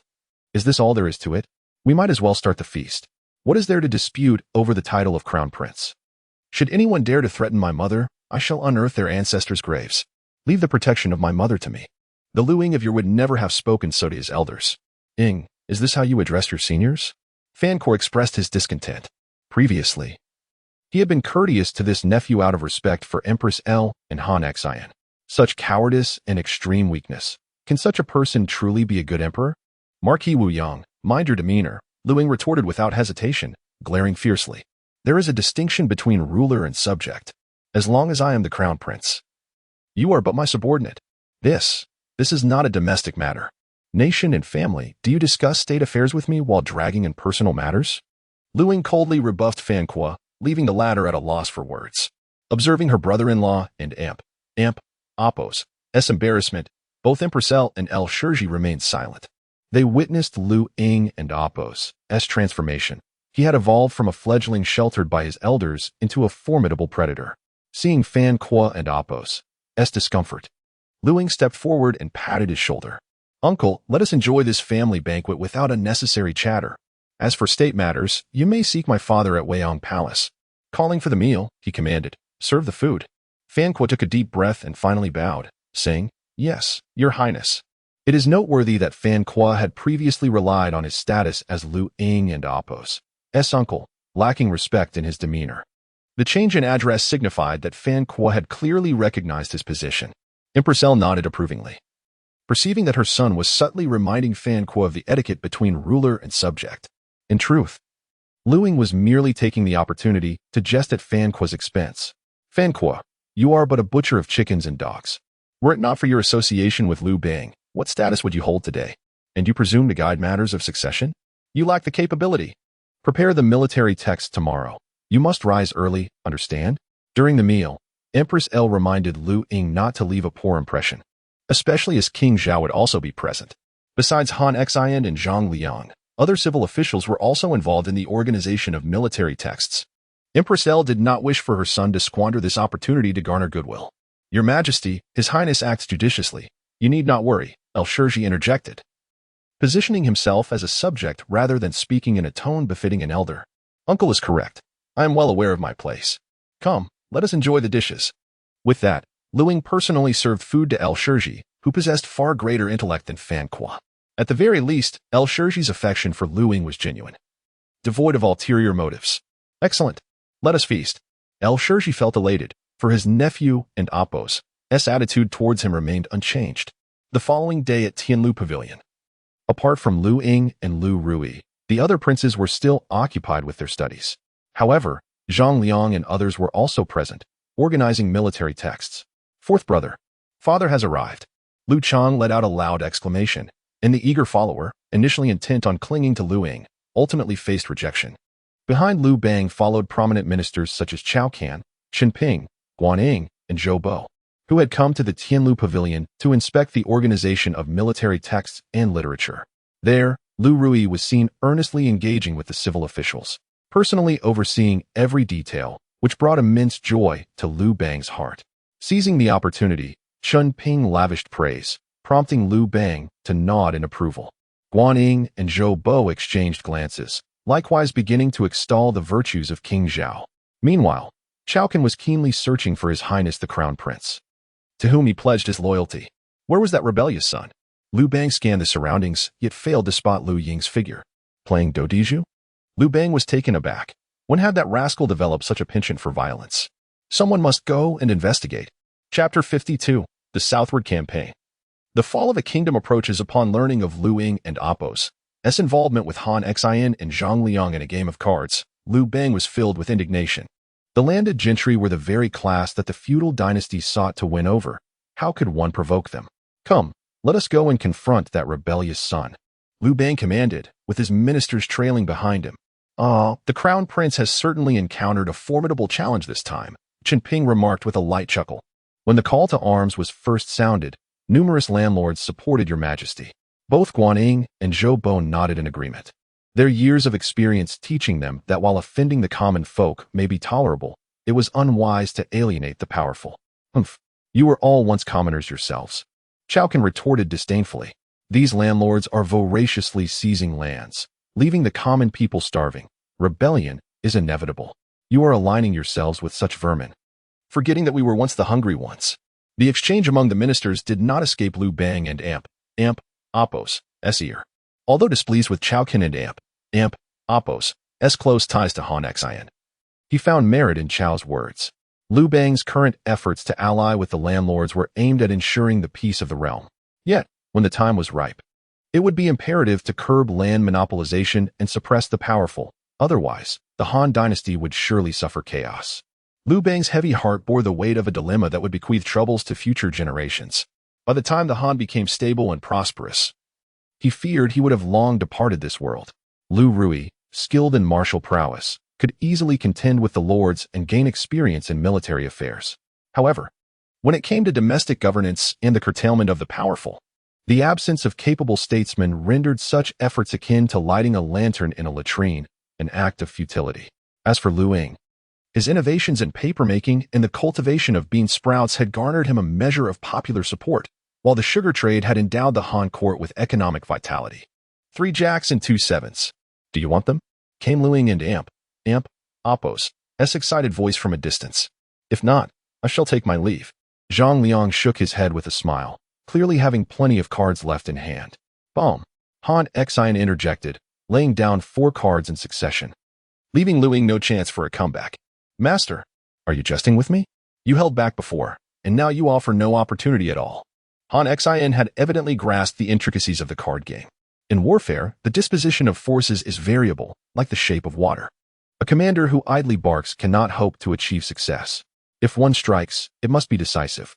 Han Xin chuckled lightly, yet Liu has consistently observed our contest without playing a single card. Watching the three engaged in their game, Liu Bang appeared somewhat bewildered. What is this? Your humble servant pays respects to your majesty, Zhang Liang and Han Xin said, rising to bow, while Liu Ying hurriedly tucked away the cards. The quality of the playing cards of the present day was evidently inferior to those of posterity, merely adequate for casual play. Both Han Xin and Zhang Liang were captivated by this novel form of entertainment and promptly joined Liu Ying in the game. Father, what brings you here? Liu Bang, upon hearing this, sternly replied, You rebellious son, how dare you question me? I summoned you here to organize the military texts of the realm, to assert the might of our Han dynasty for future generations. Upon hearing these words, the ministers fell into a profound silence, clearly sensing that the crown prince had become somewhat disillusioned. Father, can the compilation of countless military texts truly attest to the might of our Han dynasty? Rather than indulging in such pursuits, we should be sharpening our swords and preparing our horses to vanquish the Xiongnu. Liu Bang and Appo's voice trembled with anger. Yet Liu Ying continued unabated. Father, the siege of Baidang will undoubtedly be recorded in history. Apart from annihilating the Xiongnu, there seems to be no other means to cleanse our blemish. Those numerous military texts are not authored by you. Moreover, I am merely a supervisor. What do I know about organizing them? With righteous conviction, Liu Ying asserted that only specialists should undertake specialized tasks, admitting that he could barely recognize some of the characters, and that his attempts at organization would only lead to chaos. Unfilial son, look at your brother Ruyi. How can he assist? Before Liu Bang could finish his sentence, the voices of the scholars behind him interjected helplessly. Your Highness, please take a moment. This is agricultural science, not military strategy. Oh, I see. My teacher, Liu Ying stifled a laugh, while Liu Bang seethed with indignation, wondering which insufferable scholar dared to undermine his authority. Your Majesty, why not engage in a game of Dodiju together? This card game embodies both strategy and military tactics. With three factions vying for power and two forming alliances against the strong, it is indeed quite entertaining. Zhang Liang skillfully shifted the topic, alleviating Liu Bang and Appo's discomfort. Zifang, why are you indulging this rebellious child? Liu Bang sighed. Nevertheless, since you claim this card game is amusing, I shall give it a try. The moment Liu Bang learned that Dodiju was related to strategy and military tactics, he was evidently eager to participate. Come, explain the rules to me. Reluctantly, Liu Ying proceeded to elucidate the game, and after Liu Bang grasped the concept, he inquired, Zifang, Han Xin, do you believe our Han can eradicate the Xiongnu? Following the siege of Baidang, the Xiongnu had remained a persistent threat, harassing the borders. The Han dynasty, mired in internal turmoil, was forced into a passive defense, even resorting to diplomatic marriages. Within the next decade, it is impossible, Han Xin candidly remarked, adding, this is contingent upon the next sovereign being virtuous and capable, ensuring that internal strife is resolved while fostering the welfare of the populace. Liu Bang's previously stern countenance deepened into a shade of despair. It seemed that in his lifetime, he would not achieve the downfall of the Xiongnu. Your Majesty, every generation has its own mission. You have established the nation, and it is now for your descendants to carry on. Zhang Liang offered a serene smile, suggesting that the temporary strategy of marriage and forbearance was merely a precursor to the eventual eradication of the Xiongnu. With a swift motion, Zhang Liang played a 6, evidently assisting Liu Bang in familiarizing himself with the rules. Liu Bang sighed, the Xiongnu envoy will arrive in Chang'an within a month. While the emissary from Zhao Tua has already come, I plan to meet him in court tomorrow. The king of Nanhua, Zhao Tua? Liu Ying, who had been a mere observer, suddenly expressed curiosity upon hearing this. Zhao Tua, he is a relic from the end of the Qin dynasty. What do you both think? How should I interact with Zhao Tua? Liu Bang casually asked Liu Ying and Liu Ruyi. This Zhao Tua has long harbored treasonous intentions. He should rightfully be met with military action. Liu Ruyi harbored an intense loathing for evil, should any adversary oppose the Han. The only response would be a singular word, kill. Guan Ying and Zhou Bo nodded in agreement, feeling undeterred by the Xiongnu, let alone the insignificant Zhao Tua. Han Xin remained silent, while Zhang Liang smiled without uttering a word, both casting their gaze towards Liu Ying, awaiting the heir to the Han and Apos' verdict. Ying, what is your opinion? As for me, I believe Zhao Tuo should be granted a royal title. Liu Bang furrowed his brow, questioning why one would bestow a title upon a man who aspired to imperial power. Brother, how can you be so feeble? These you people show nothing but disdain for our Han. They must be utterly eradicated. Liu Ruyi exclaimed fervently, implying that Liu Ying's stance was merely one of obstinacy. Alas, having engaged in conflict with Nanyue, our Han stands perilously close to ruin. Chapter 53. Naturally, the ascension to kingship. The expedition to Nanyue draws near. Not far from the demise of the nation, Liu Ying and Apos' remarks undoubtedly stirred a tempest among the ministers. Liu Bang, having fought throughout his life, had only ever lost to Xiongnu and suffered setbacks due to overconfidence, leading to the encirclement at Baiding. In the eyes of the seasoned rogue, what qualifications did Zhao Tuo possess to bring about the downfall of the Han? It was indeed a farce. Yet, this gist of Ying's was hardly amusing. Liu Bang scoffed. Zhao Tuo? Merely a rat content with a corner of the world. In the chaos of the late Qin, holding a formidable army, he neither dared to support his homeland nor rebel and carve out his own territory. Such a person has no future. Qin Ping was the first to express his agreement, stating, Your Majesty speaks truly. How could Zhao Tuo possibly be compared to you? It is a chasm between clouds and mud. Guaning let out a cold snort, revealing a competitive edge even among the loyal generals. Qin Ping, ever more obsequious, added, Your Majesty, you are the sun in the sky. While the kingdom of Nanyue languishes in darkness, they are indeed in need of your light. Such crudeness. Even Liu Bang could not refrain from mocking Guaning and Apos' metaphor. What do you mean they are in need of the sun? Am I to bring daylight to Zhao Tuo? Guaning chuckled, utterly unperturbed. As long as he could curry favor with the emperor, any embarrassment was of no consequence to him. My father. Both Duke Chu and I and Duke Ingyin believe we ought to attack these barbarous Nanyue, Liu Ruyi proclaimed, hands on hips, clearly emboldened, as this marked his first political discourse with his elder brother Liu Ying. Xiongnu and Apos' eyes were fixed intently on Liu Ying. For this was the man who had promised him the position of Chancellor of Han. There must be wisdom in his words. Han Xian, however, remained aloof, nearly broadcasting to all that he had no stake in the matter, urging them not to associate him with the rebellious thoughts of a wayward disciple. Luo Zhongliang perused the bamboo scrolls, seemingly disinterested in the discussion. Zhao Tuo, he is indeed shrewd. The fall of the tyrannical Qin is a foregone conclusion. His support would be akin to a mantis attempting to stop a chariot. In truth, he has already established his own domain, and once the Qin dynasty collapses, he can rightfully govern Nanyue without bearing the infamy of rebellion. Liu Ying and Apos' words countered Liu Bang and Apos' disdain for Zhao Tuo. As for the conditions in Nanyue, have you considered them? The sweltering and humid climate renders our northern soldiers utterly unfit for battle. By the time a plague erupts, we would have already lost half our forces before the fight even begins. Liu Ying's assertions clearly cast a pallor over many faces present. If Nanyue were indeed a desirable territory, Xiongnu would not be a fool to refrain from launching an attack. Should our army face defeat, it would invite the likes of Chen Shi and Ma Dan to exploit our vulnerabilities. Should they join forces, one must ponder how the Han could withstand such a threat. Conquering Nanyue might be feasible with gritted teeth, but could you all accept the ensuing chain reaction? Liu Ying approached Liu Ruyi, patting his shoulder, and said with a smile, Third brother, maturity is essential. Let me take you on more adventures. Liu Ruyi huffed lightly, not in contradiction to Liu Ying, clearly acknowledging that mobilizing a great army to attack Nanyue was indeed an unwise course of action. Your Highness, your words ring true. Zhao Kun was the first to assert his stance. Are you not all supporters of King Zhao, or perhaps mere fence-sitters? I boldly declare my loyalty to the Crown Prince. Your Majesty, the Crown Prince and Apos' insights into current affairs have surpassed those of his peers. Should Your Majesty organize a grand army to attack Nanyue, please allow the state of Qi to decline. Xiao Can's words left Liu Bang astounded.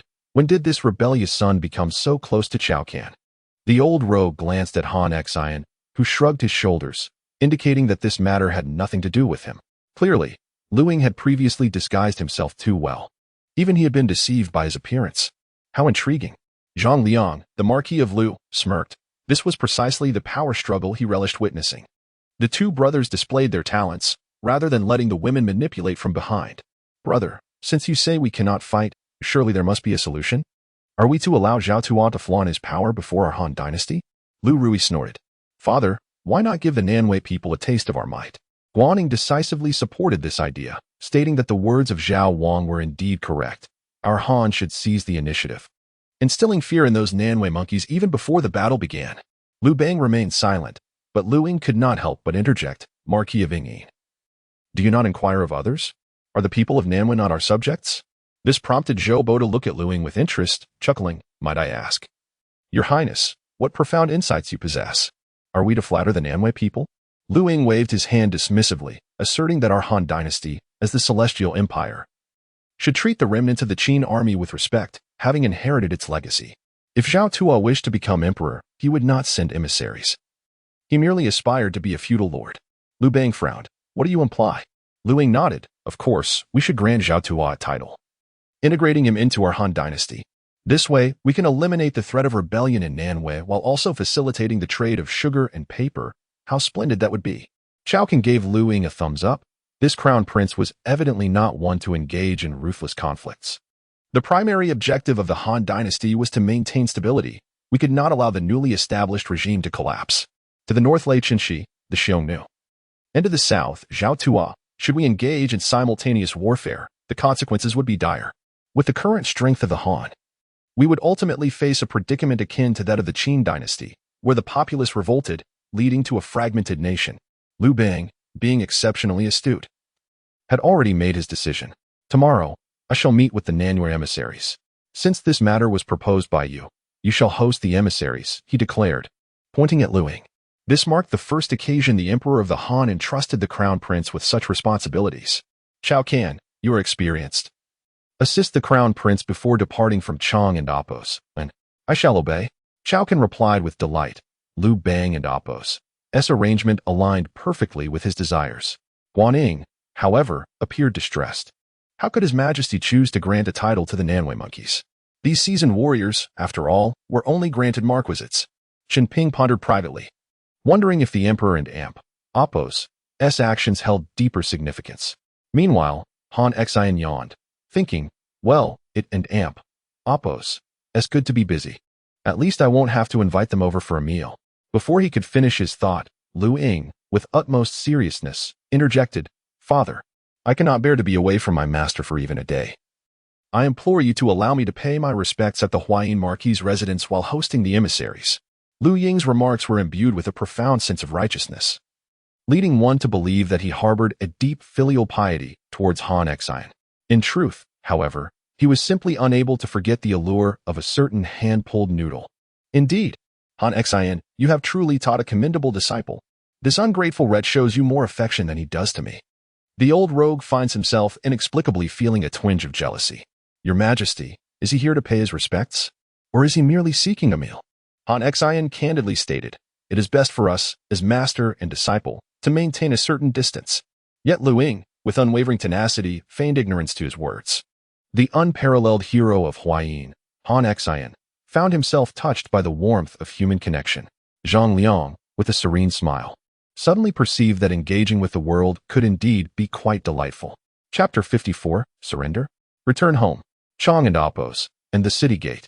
Zhao Yi, the envoy from Nanwei, arrived at the Han dynasty with an air of trepidation. Under the astute governance of King Zhao Tuo, Nanwei had experienced a significant transformation in its production and living standards. The advanced production techniques from the Central Plains had enabled them to achieve self-sufficiency while simultaneously educating the local populace. Zhao Yi had steeled himself for potential humiliation, as the previous edicts from the Han showed little regard for Nanwei. Zhao Tuo had dispatched him to gauge the sentiments of the Han court. Should Liu Bang persist in viewing them with disdain, Zhao Tuo would not hesitate to launch an offensive and declare himself emperor. My lord, we are still being underestimated by the Han, a subordinate whispered. There isn't even a proper envoy to greet us. Does the Han not understand basic etiquette? Zhao Yi furrowed his brow. Nanwei genuinely wished to align itself with the Han, especially considering that most of its leadership hailed from the Central Plains. However, if the Han maintained such an attitude, even Zhao Tuo would not bow down, as his soldiers would never permit it. Just as Zhao Yi prepared to enter the city gate, a cavalry unit approached. Are you the Nanwei envoy? A young man inquired. I am Liu Ying, here to welcome you. Liu Ying had never been fond of riding, For a novice, the friction between the inner thigh and the saddle could be quite painful. Yet, for the sake of propriety, he endured the discomfort. I am Zhao Yi, the Nanyue envoy. I humbly request you to lead the way, Zhao Yi responded. This is His Highness, the Crown Prince of the Han. Your presence commands great respect, Zhao Qin interjected, prompting Zhao Yi to scrutinize Liu Ying. The Crown Prince radiated an aura of gentleness and benevolence, inspiring a newfound admiration within Zhao Yi. It was indeed remarkable that the heir apparent would personally come to greet a humble envoy. Let us walk, Liu Ying suggested, and I shall show you around Chong and Apos. And that would be splendid. I appreciate your kindness, Your Highness, Zhao Yi replied. Zhao Qin nodded in satisfaction. Recognizing the Crown Prince's capacity to embrace talent and treat the worthy with respect, such qualities would undoubtedly cultivate exceptional individuals for the Han in the future. Unbeknownst to others, Liu Ying was merely relieved to dismount. Would you care for a treat? Liu Ying offered, producing a piece of rock candy from his sleeve. Zhao Yi looked on, puzzled. This is sugar, a delicacy unique to the Han. Please, do taste it. Thank you, Your Highness. Zhao Qin maintained a warm smile. Aware that the Crown Prince had already laid the groundwork for future interactions. Upon tasting the rock candy, Zhao Yi and Apos' eyes widened in astonishment. This is truly made from sugarcane? Indeed. If you find it to your liking, the Han can supply it to Nanyue at wholesale prices. It is a promise. I shall express my gratitude to Your Highness on behalf of the people of Nanyue.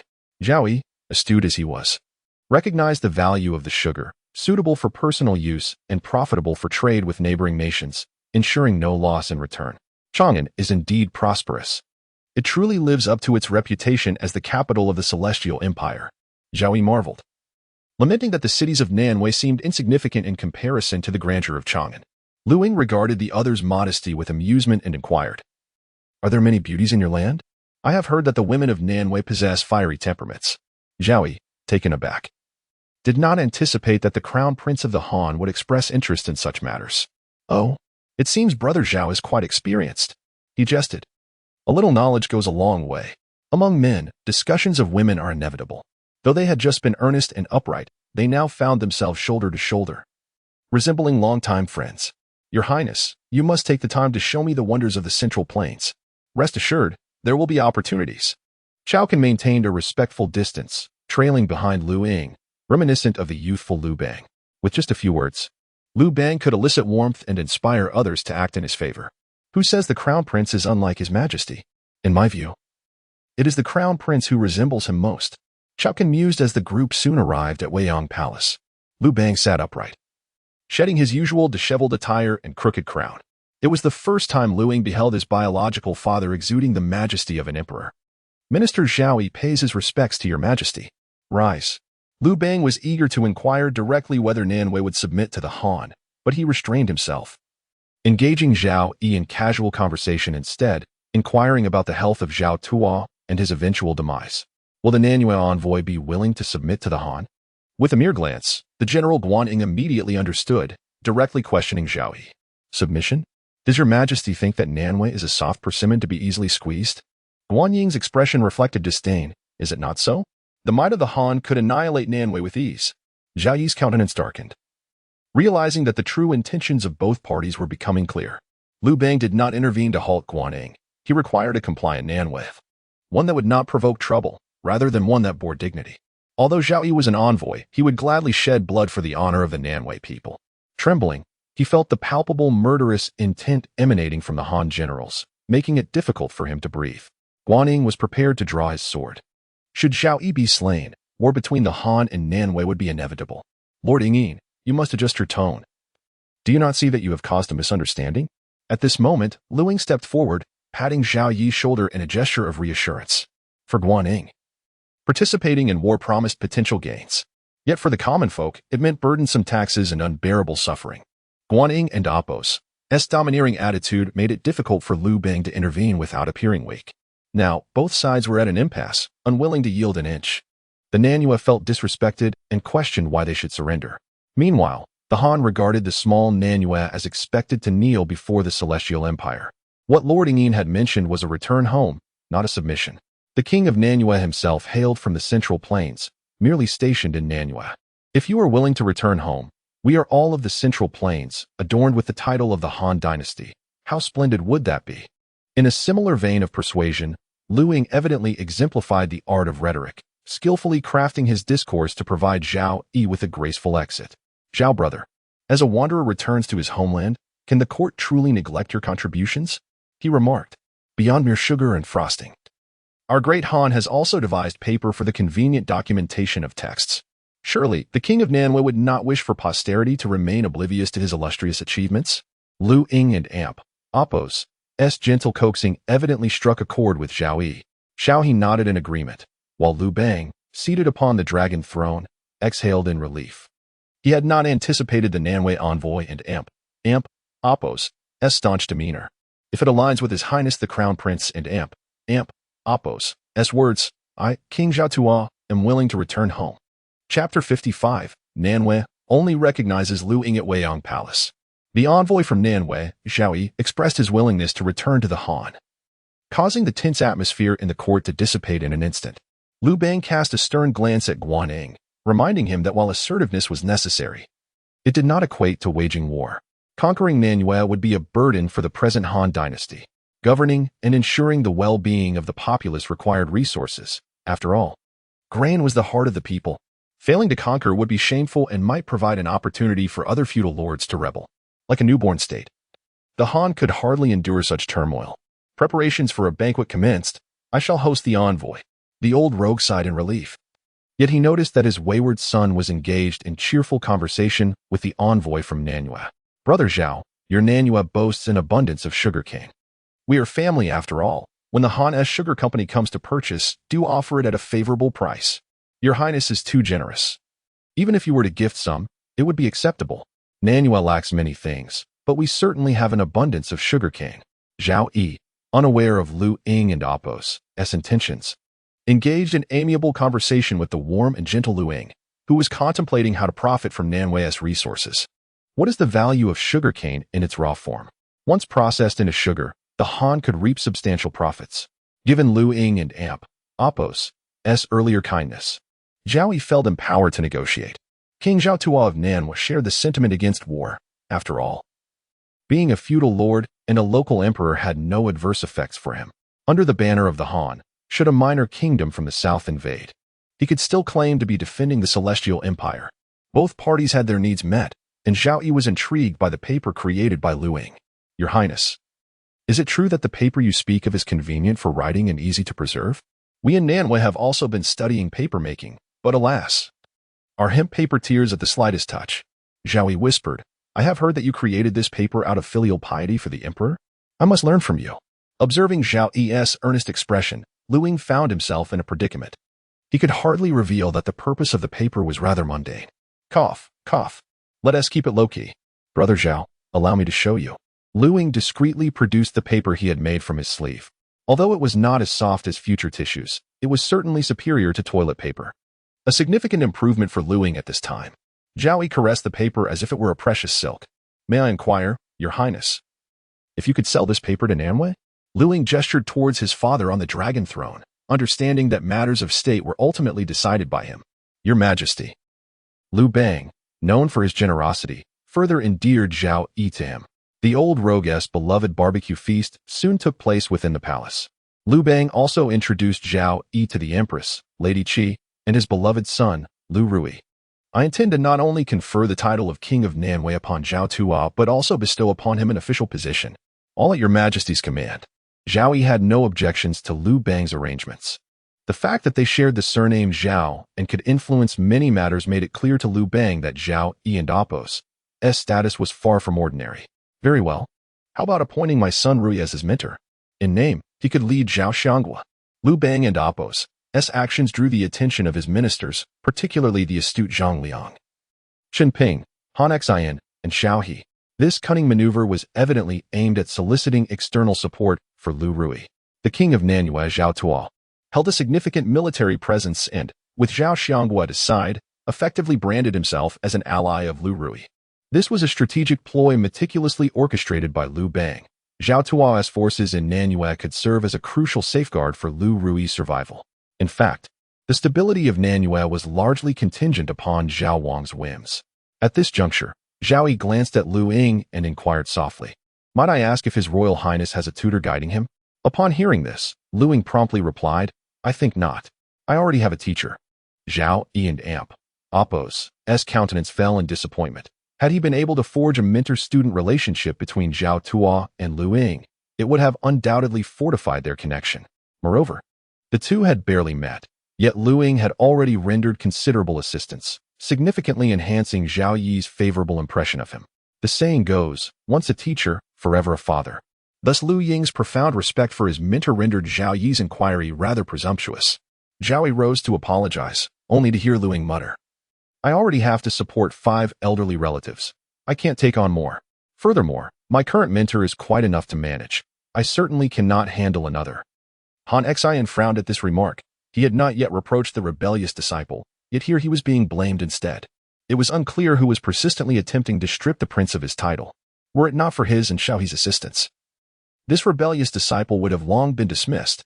Coughing awkwardly, Zhao Yi ventured, in truth, my father, my king of you is rather easy to manage. It is merely a nominal arrangement. Would His Highness consider it?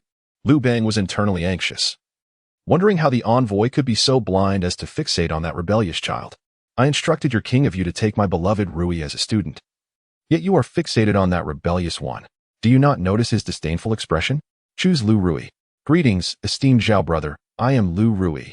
The Han and Appo's Zhao Wang stepped forward to pay his respects, deliberately showcasing the sword at his waist to emphasize his favored status with the emperor.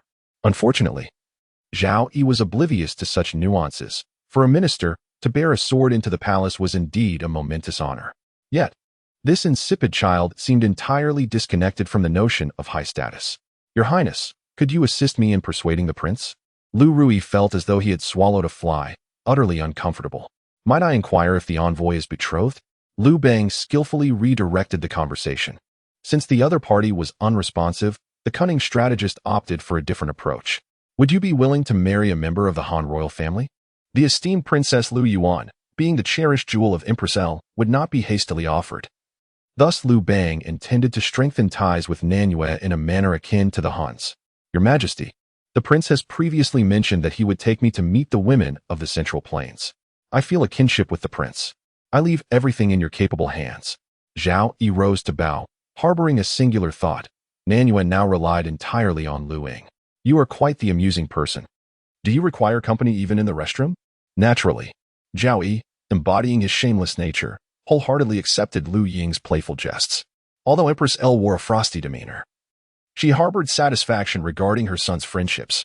Within less than a day of acquaintance, he had already secured the allegiance of Nanyue. Liu Ying, however, was not overly concerned. He merely extended respect to Nanyue, and in return, Zhao Yi acted as a patriotic ally. Very well, this matter shall be discussed further later. The old rogue bore a countenance full of gloom, having failed to forge connections for the Zhao king, not even managing to send out a single noblewoman. This predicament deepened his anxiety regarding the Xiongnu. Should the Xiongnu decline any matrimonial alliance, the Han would be compelled to confront the incessant perils along the frontier. Chapter 56. Brother Zhao, let us embark on an adventure. In the Palace of Eternal Joy, Liu Ying returned quite late. His acquaintance with Zhao Yi today felt like a meeting long overdue. This young man, although outwardly respectable, harbored a multitude of unsavory thoughts, particularly regarding his curiosity about the women of the Central Plains. The moment he laid eyes on Princess Liu Yuan, his eyes sparkled with excitement. Had Liu Ying not cautioned him, Zhao Yi would have eagerly sought her hand in marriage, having just rescued his elder sister from a fate of marrying the Xiongnu. How could he allow her to wed someone from Nanyue? Zhao Yi felt a sense of regret, but fortunately, Liu Ying had promised to ensure that his journey would not be in vain. Young master, as the esteemed son of the king of Nanyue, why do you not disclose your true identity? Today, that Gaozu was so rude. Had it not been for the intervention of the crown prince of the Han, how could we in Nanyue have tolerated such insolence? The accompanying official, Meng Kong, expressed his indignation. The Meng clan was a significant family in Nanyue and had played a crucial role in stabilizing Zhao Tuo's reign. Uncle Meng, what good would it do to oppose the Han? Even if we achieve a few minor victories, can we truly hope to vanquish them? Your ambitions are as feudal as a mayfly attempting to shake a tree. Moreover, my father has no desire for the throne. It is you local tyrants who incessantly encourage him. With no outsiders present, Zhao Yi and Appo's eyes gleamed with determination, shedding his previous demeanor of weakness. as Zhao Tuo and Amp, Oppos, as favored son. He felt emboldened to reject the bravado of these domineering figures. Meng Kang's face flushed with embarrassment that could only ascend in status should Zhao Tuo become emperor of Nanwei. Young master, we are only acting in the king's best interests. We hold no treasonous intentions, he insisted. Besides, how can you expect to trust the crown prince of the Han upon your first meeting? Upon hearing these words, Zhao Yi's expression turned to one of shame. His Highness has treated me with sincerity, and yet I have concealed my identity. That is indeed a petty act on my part. The Nanwei specialties I had you prepare shall be gifted to His Highness. Meng Kang's countenance darkened. Young master, that is. Zhao Yi's gaze was piercing, silencing Meng Kang's protests. The following day, at Yen'er's persistent urging, Liu Ying finally rose from bed, his hand lingering on Yen'er's delicate wrist. Sister Yen'er, shall we take a stroll down Huiyang Street? With your invitation, I would be delighted to accompany you, Your Highness.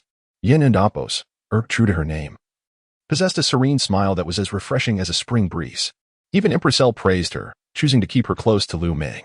According to L, Yin and Oppos, would be Liu Ying and Oppos' first step into manhood. For a prince, indulging in the company of palace maids without obligation was entirely natural. Yen'er was prepared for such a turn of events, yet Liu Ying was evidently not the kind of man who would take advantage of a situation. With Yen'er, he mostly engaged in playful banter, occasionally holding her small hand, but never overstepping any boundaries. Your Highness, do not forget that you have an appointment with the Nanwei envoy today. Indeed. Then let us postpone our outing for another time. Liu Ying quickly donned his garments and, after sharing a meal with Yen'er, set off to the inn to meet Zhao Yi. Your Highness, you have finally arrived. I have been waiting eagerly to behold the women of the Central Plains since dawn. Brother Zhao, come with me to the palace, but you must disguise yourself first. Liu Ying casually tossed a eunuch and Oppos as attire, leaving the people of Nanwei utterly perplexed. You are humiliating our envoy. Meng Kang exclaimed in anger. My lord, we should not go. Why must we disguise ourselves as eunuchs? Humiliation? Liu Ying retorted with a dismissive snort. Brother Zhao, it is you who wishes to experience the allure of Central Plains women. I am merely taking you on an adventure within the palace. Is your vision truly limited to the painted faces of brothels? Zhao Yi, with unwavering resolve, began to change his clothes. Uncle Ming, let this matter rest. How could an ordinary man enter the palace? I will accompany the crown prince. You must not wander about the inn. One can only imagine the thoughts of Nanwei King Zhao Tuo if he were to discover his son disguised as a eunuch for the sake of adventure. Liu Ying, accompanied by Zhao Yi, headed toward Tianlu Pavilion, determined not to forget to invite their other brothers on this delightful escapade. Although the palace maids had become more vigilant after the previous incident, they remained susceptible to the intrusions of familiar faces. Let the adventure commence. Lu Chang, the ever-enthusiastic follower, shouted, only to receive a sharp rebuke from Liu Ying. Keep your voice down. Are you eager for everyone to know? Brother, I was wrong. Could you spare me a piece of sugar? No. At your age, indulging in such sweets will only lead to tooth decay. Just one piece. In response to the little one and Oppos' adorable antics, Liu Ying delivered a playful kick before summoning the rest of the brothers to join them. Ahem, Your Highness. Are we not here to appreciate the beauty of Central Plains women? Why then must I don the guise of a eunuch and infiltrate the palace? You do not intend to stage a coup, do you? Zhao Yi felt a twinge of anxiety. As an outsider, entering the Han Imperial Palace was a capital offense. Why fear when I am here? Liu Ying reassured him. Ruyi, why are you so quiet today? Liu Ying turned to Liu Ruyi, who pondered for a moment before articulating her request. Brother, may I be the first to see this time? I saw nothing last time and had to run after you all. Fourth brother was fortunate enough, and this time, I shall take the lead. Liu Heng's face flushed. Despite the notion of propriety, he had followed his brothers. Guests should allow brother Zhao to see first. Indeed. Having heard that Nanwei women are quite dark, it is only fair for brother Zhao to indulge his eyes. Under Liu Ying's guidance, the adventurous group successfully arrived at the bathing area. Is this to spy on them while they bathe? Silence. This is not spying. It is appreciating. As Zhao Yi stood there, astonished, Lu Chang was the first to defend their actions. Brother Zhao, please. Your Highness, I suspect you only wish to save money by bringing me into such a situation. Zhao Yi longed to visit a brothel, to behold the ordinary beauties of the Han, perhaps even to enjoy their company. Following Liu Ying into the palace to catch a glimpse of the maids baiting risked capture and disgrace for Nanwei. Will you look or not? If not, I shall take your place. Liu Ruyi urged, anxious, for all the brothers had previously enjoyed the view while he had merely raced after them. Zhao Yi took a furtive glance, and indeed, The figures of Central Plains women were exquisite, their flawless, fair skin leaving him unable to suppress a gulp. Observing the coarse grains of the southern Yu had led him to experience the delicate texture of fine flour for the first time, evoking a unique sensation within him. "Brother Zhao, why do you appear so stunned?"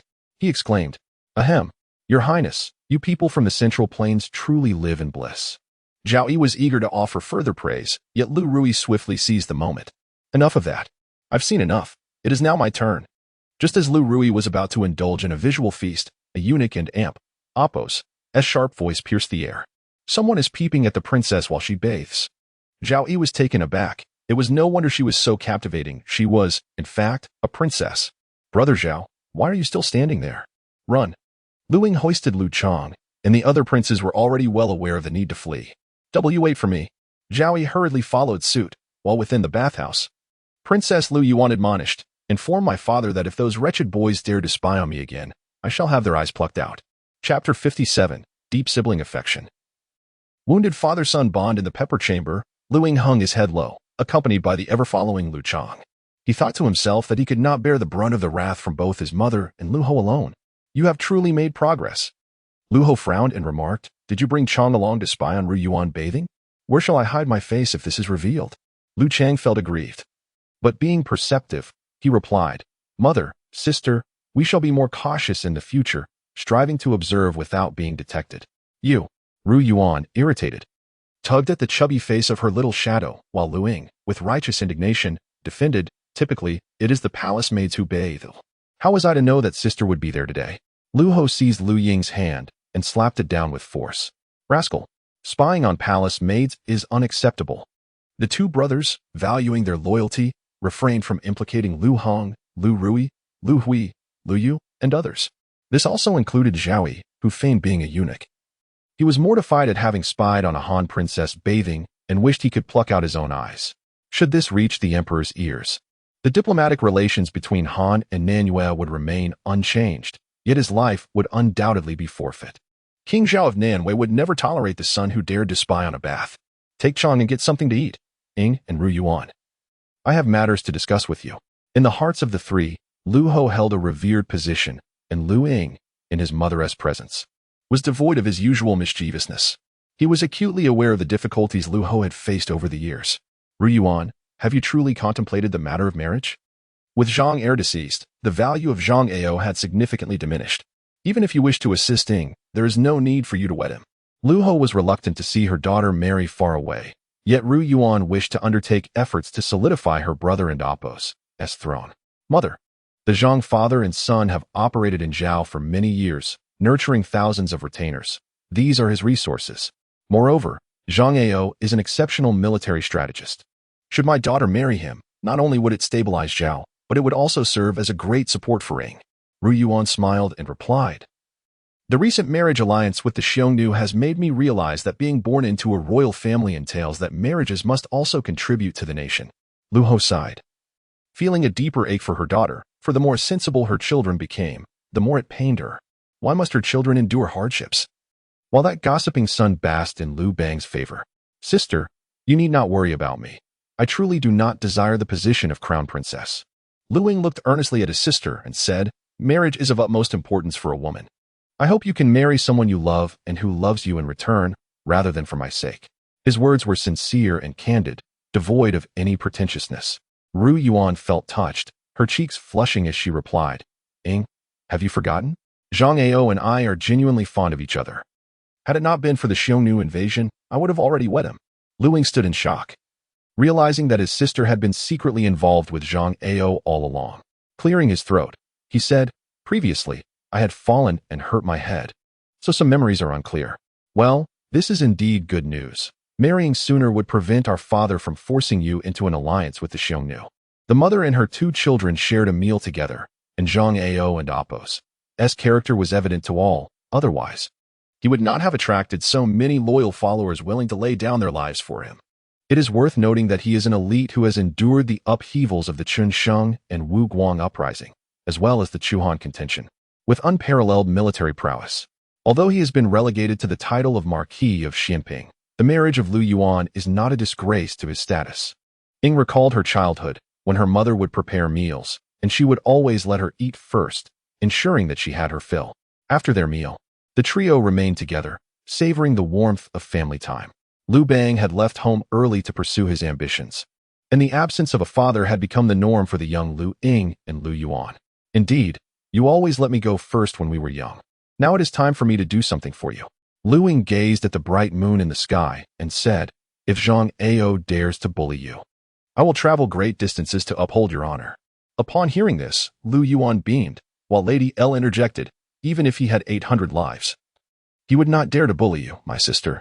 Intrigued, Liu Ying turned to Lady L and asked, "Mother, during your years in Pingqing, you must have encountered Xiongnu, right? What kind of person was he?" "To this day, I think of Xiongnu, who would not cross the river east of the Yangtze. In every man and amp, Appos, S heart. Xiongnu is a figure of reverence, a hero indeed. However, his cunning was no match for your father, and he lacked the ability to nurture talent and embrace others." Lady L sighed, "It is a pity for my sister Yuji, who was devoted and ultimately perished alongside King Xiong at the Wu River." A shadow of sorrow crossed her eyes as she recalled the years spent in Pingqing, where Yuji had shown her the greatest kindness, only to meet a tragic end, causing her profound heartache. "Enough, you should rest early. I shall discuss Liu Yuan's marriage with His Majesty," Lady L declared, sensing that further conversation was unwelcome.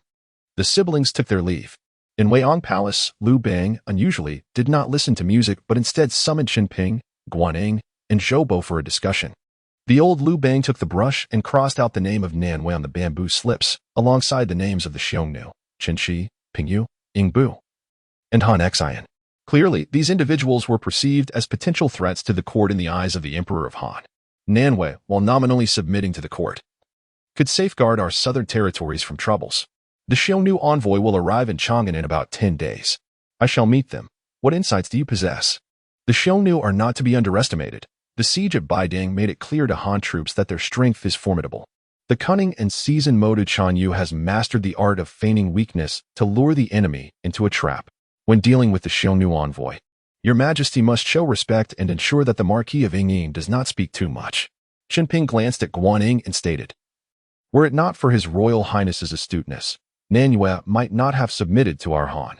"Humph," Peng Yu scoffed, "if it comes to it, we shall go to war. The Han army fears no external foe." Zhao remained silent. As a trusted veteran of Liu Bang, he would only obey the Emperor's orders. "I plan to have Ruyi replace Liu Ying to meet the Xiongnu envoy in the Grand Hall," Liu Bang resolved.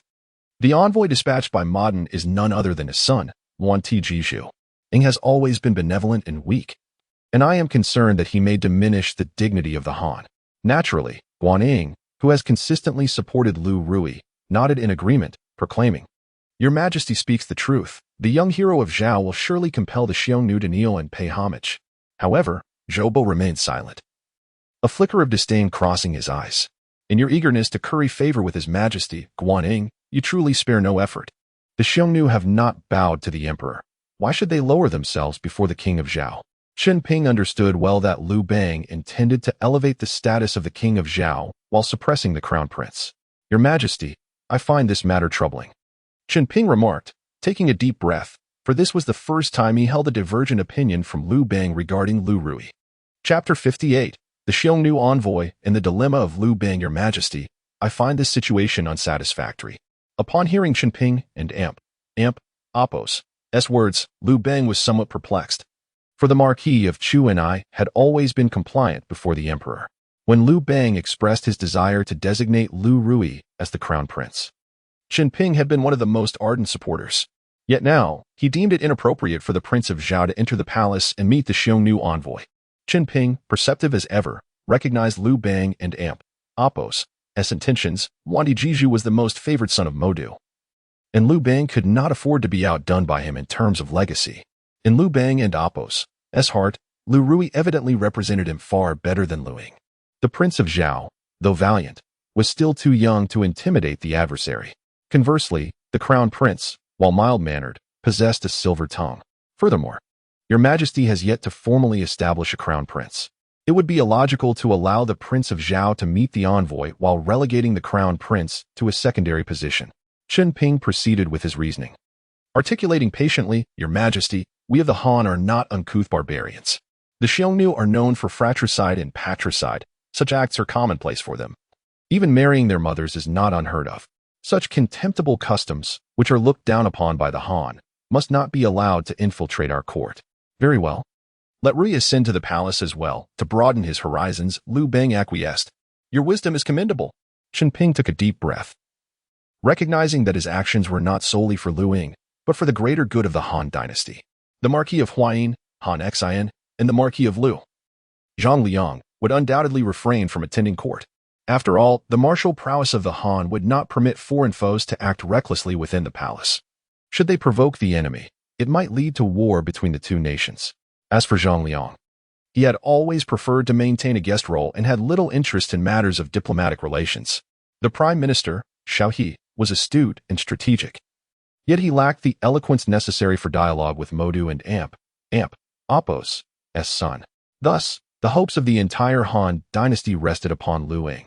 At the Marquis of Huayin and Apos' residence, Liu Ying came as usual for a meal, this time accompanied by Zhao Yi. Your presence is acceptable, but bringing an outsider? Han Xian remarked, yawning as he perused his scrolls. If you are to dine with me, perhaps the envoy from Nanhua should linger a while longer to aid my disciple. Zhao Yi, a clever young man, felt somewhat constrained in Han Xian and Apos' presence. Zhao Tuo has a capable successor. Han Xian swiftly discerned Zhao Yi and Apos' identity, causing him to fidget uncomfortably. Master, what do you mean? This young man is the son of Zhao Tuo. Liu Ying was evidently taken aback by Zhao Yi's lineage. Your Highness, do not take offense. It is not my intention to conceal my identity, it is merely that previously. Zhao Yi attempted to explain, but Liu Ying waved his hand dismissively. We are but wanderers of the rivers and lakes. Such matters are trivial. I can understand your predicament. But you peeking at my sister while she bathed is a matter we must address. My sister is still an untouched maiden, and my brother-in-law, the Marquis of Xianping, Zhang Ao, has a notoriously volatile temperament and is quite skilled with a bow. Liu Ying and Apos' rapid change of expression left Zhao Yi momentarily speechless. Was it not you who suggested the expedition? Then, how does your Highness wish for me to make amends? Simple enough, in the future. Bring me a few beauties from Nanhua. The two exchanged a knowing smile, their bond evident without utterance, as they covertly observed the princess bathing. Such a profound camaraderie begs the question, what further compensation could be warranted? Rather pedestrian, is it not? Han Xian curled his lip, clearly unimpressed by their banter. Master, do you prefer the allure of Nanhua or the grace of the refined maidens of the Central Plains? I would prefer you to remain silent, replied his mentor. Han Xian perused a military treatise, noting that the Huns were approaching Chang'an, their envoy being the son of modern Xiongnu.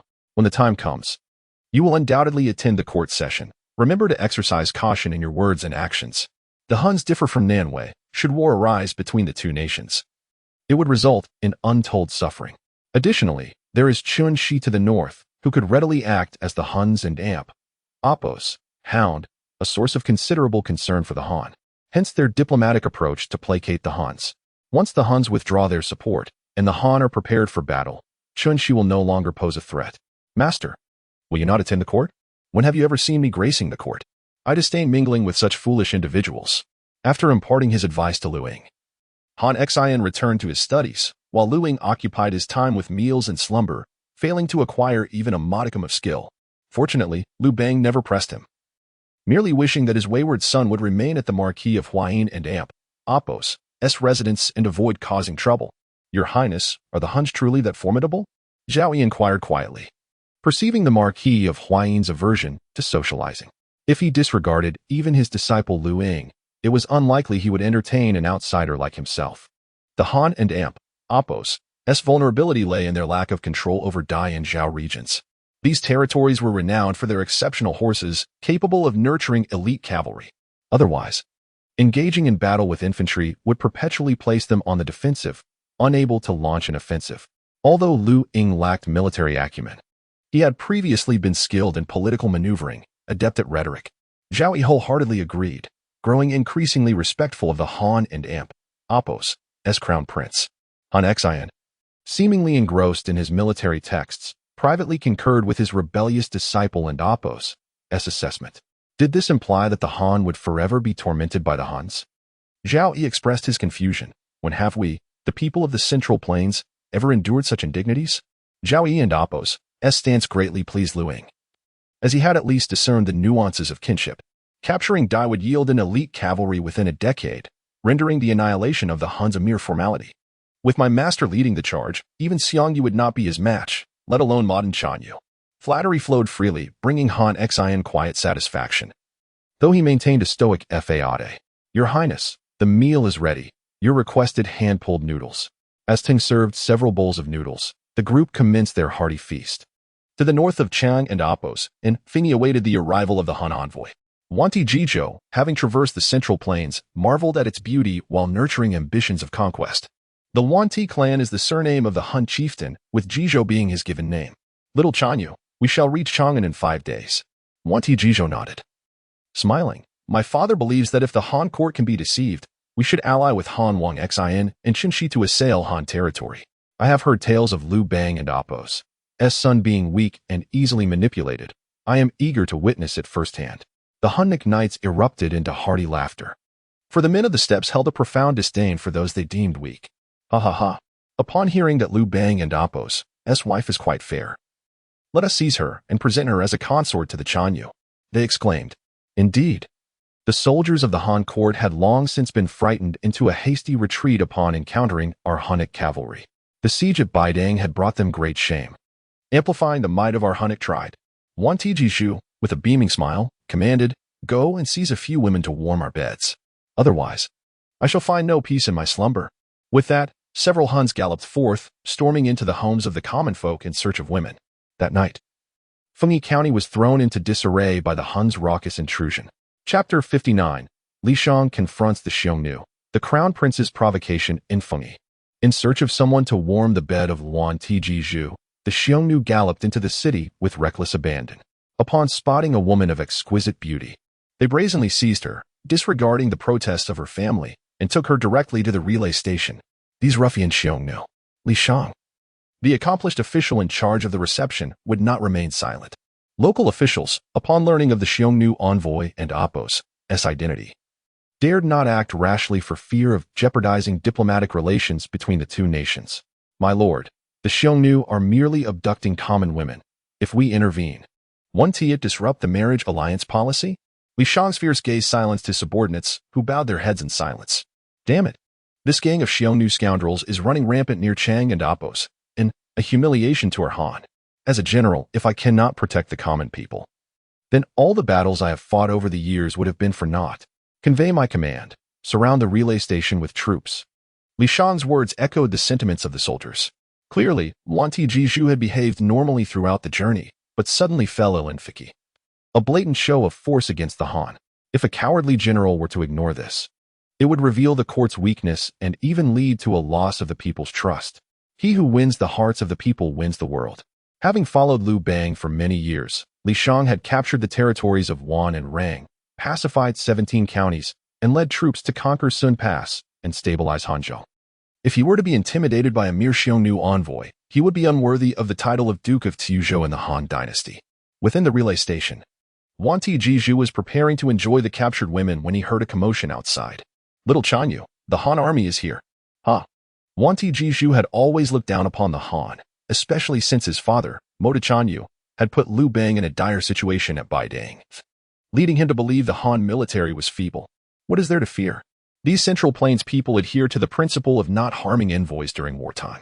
I shall remain here, dishonoring their Han women. Let us see what they can do to me.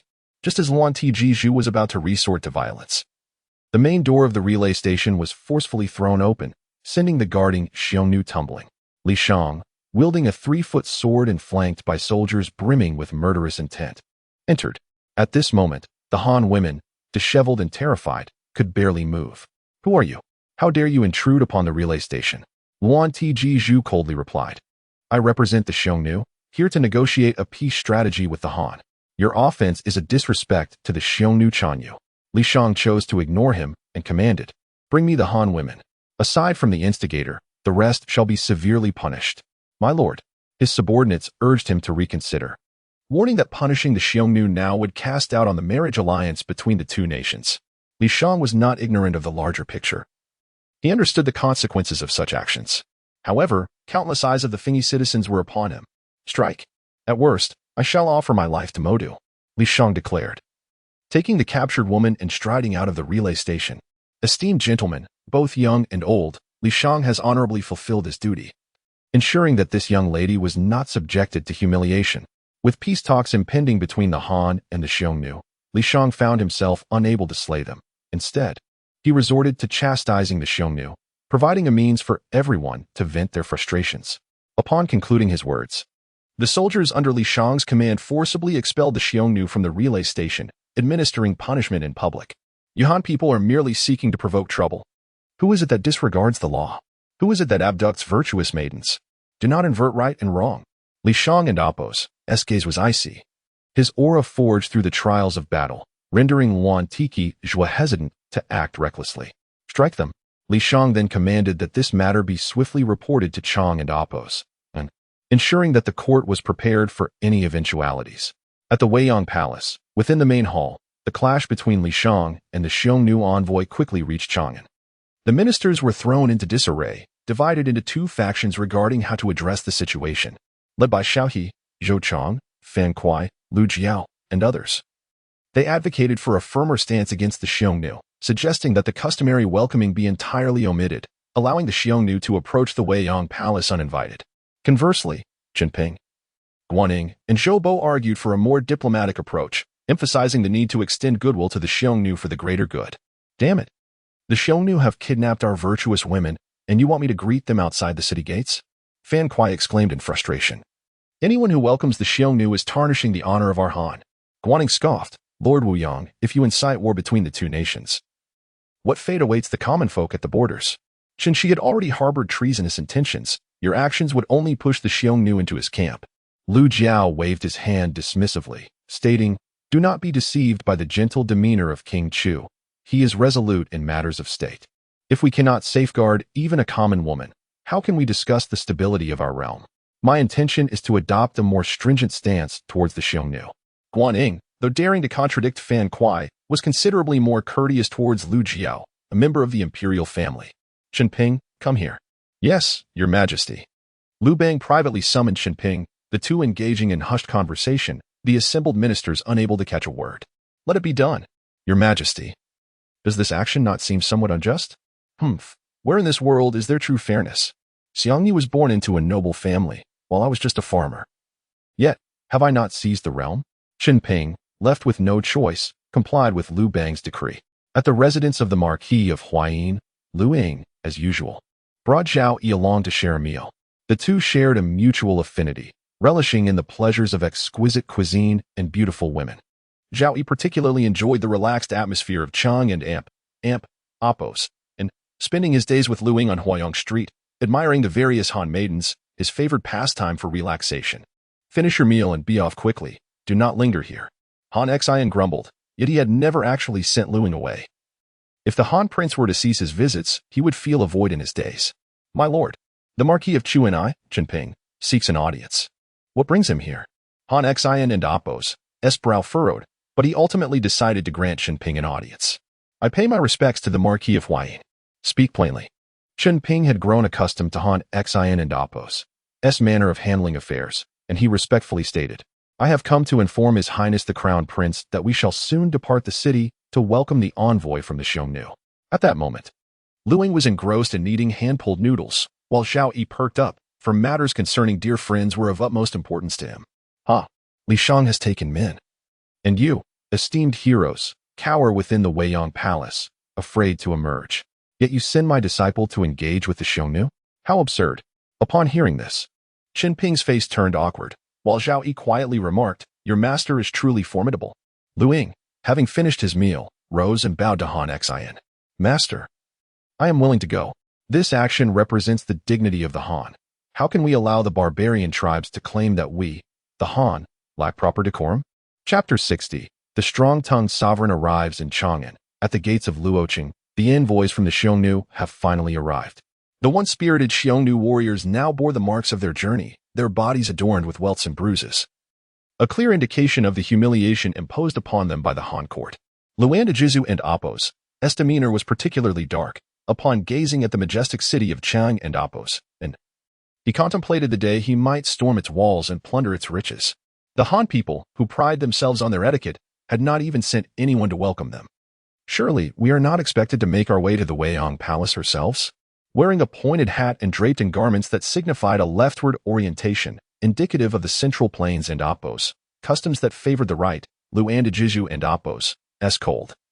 Piercing gaze surveyed the Han citizens within the city, viewing them as lambs awaiting slaughter. He could never fathom why his father, the Xiongnu, would prefer an alliance with the Han. Did the women of the Han court possess beauty that surpassed the graceful maidens of the steppes? Are you the envoys of the Xiongnu? A voice interrupted Luandijiju's musings, belonging to a figure who appeared as refined as jade, with a striking yet somewhat frail appearance. Yes. I expected the Han to send a more formidable representative, yet here stands one so feeble. The Xiongnu envoys erupted in boisterous laughter. Their earlier grievances from their encounter with Li Shang now unleashed. The speaker was Liu Ying, accompanied by Zhao, whose fists clenched in indignation at the humiliation inflicted upon the Han prince on his own territory.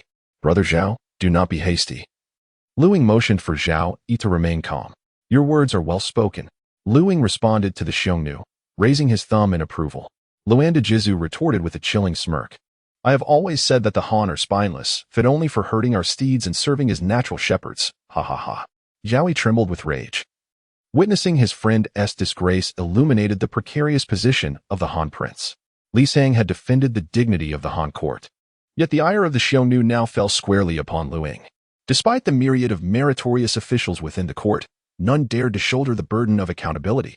As for the emperor seated upon the dragon throne, he had personally designated Liu Ying to welcome the Xiongnu envoys.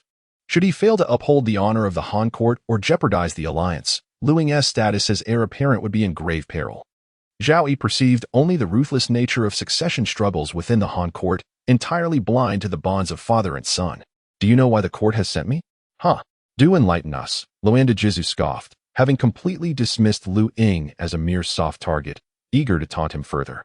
The Han court has established protocols for receiving envoys, assigning those of both virtue and talent to greet the southern you.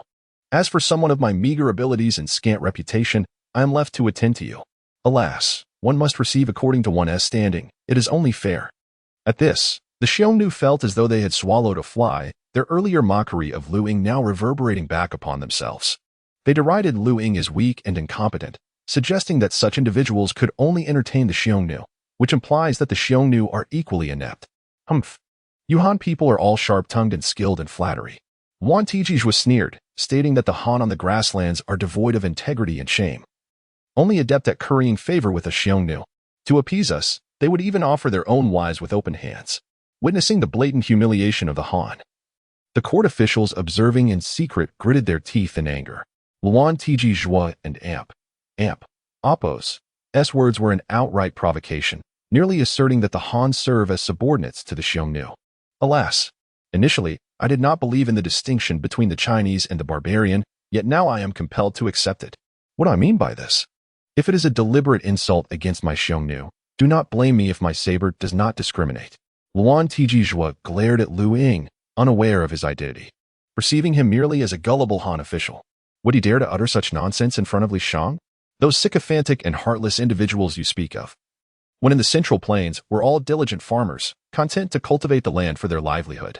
Why, upon arriving in the Xiongnu territory, do they transform into cunning flatterers? One can only conclude that the environment of the Xiongnu breeds malevolence from once virtuous individuals. You claim that the Han are shameless, abandoning their families. Yet in the Central Plains, they do not resemble this at all. It is only upon reaching the Xiongnu grasslands that their characters change. Liu Ying rendered the entire Xiongnu delegation speechless. Everyone, do not linger here. Let us proceed to Weiyang Palace. Liu Ying strode forward confidently, arriving at the city gate, and remarked, in Chang'an, riding is prohibited. Please dismount and surrender your weapons. Luan Tijij was scoffed. The Han are indeed timid. Not only do they forbid us from riding, but they also demand our weapons. Liu Ying replied nonchalantly, the envoy appears to be a truly bold individual. Wan Tijij found this compliment gratifying. For in the eyes of the Xiongnu, recklessness is not a pejorative, it signifies bravery. His subordinates had been thoroughly chastised by Duke Xuzhou, and the envoy managed to maintain his composure, not daring to utter a word. Yet upon reaching Chang'an, he could be so audacious as to pick and choose under the imperial city. That is what true boldness looks like. Liu Ying did not forget to give a thumbs up to his counterpart, causing Yuan Tiji's face to flush with embarrassment. On that day, Li Shang had brought a contingent of fierce soldiers, and thus he did not dare to act recklessly. There was no need to allow a moment of anger to place himself in peril. However, Liu Ying appeared to him as a soft persimmon, prompting the Xiongnu to press on with their bluster. Envoy, why have you fallen silent? Have you suddenly lost your voice? Yuan Tijijua, witnessing Liu Ying and Oppo's eloquence, found himself outmatched in verbal prowess, resembling a mere novice. Rather than subjecting himself to further humiliation, he deemed it wiser to remain silent, reserving his words for when he would meet the emperor the following day. The strangely dressed Xiongnu soon became the talk of the townsfolk in Chang'an. Your Highness, you spoke well. Let them be arrogant. Zhao exclaimed. In truth, this contest has only just begun. Fortunately, matters in the court do not concern me. Liu Ying arrived at the inn accompanied by the Xiongnu, and with a smile, he said, Esteemed guests, please come inside. Tomorrow, someone will escort you to the Weiyang Palace. Both parties required a moment to recuperate before embarking on the diplomatic negotiations for marriage. Upon hearing Liu Ying's remarks, the old rogue turned to Liu Bang's loyal minister, Zhang Liang, and chuckled. Tomorrow, I wish for my beloved son, Ruyi, to attend court and meet with the Xiongnu envoys alongside the esteemed officials. Chapter 61. Controlling the strings of 300,000, shooting horses, wives, and even one and Oppo's own father I, desiring to allow my beloved son to attend court. Once again echo the old tactics of Liu Bang by proposing that Liu Ruyi be presented before the envoys of the Xiongnu. Chen Ping furrowed his brows, fully aware that the emperor had made up his mind, rendering further discussion futile. To voice it now would merely serve to inform the ministers.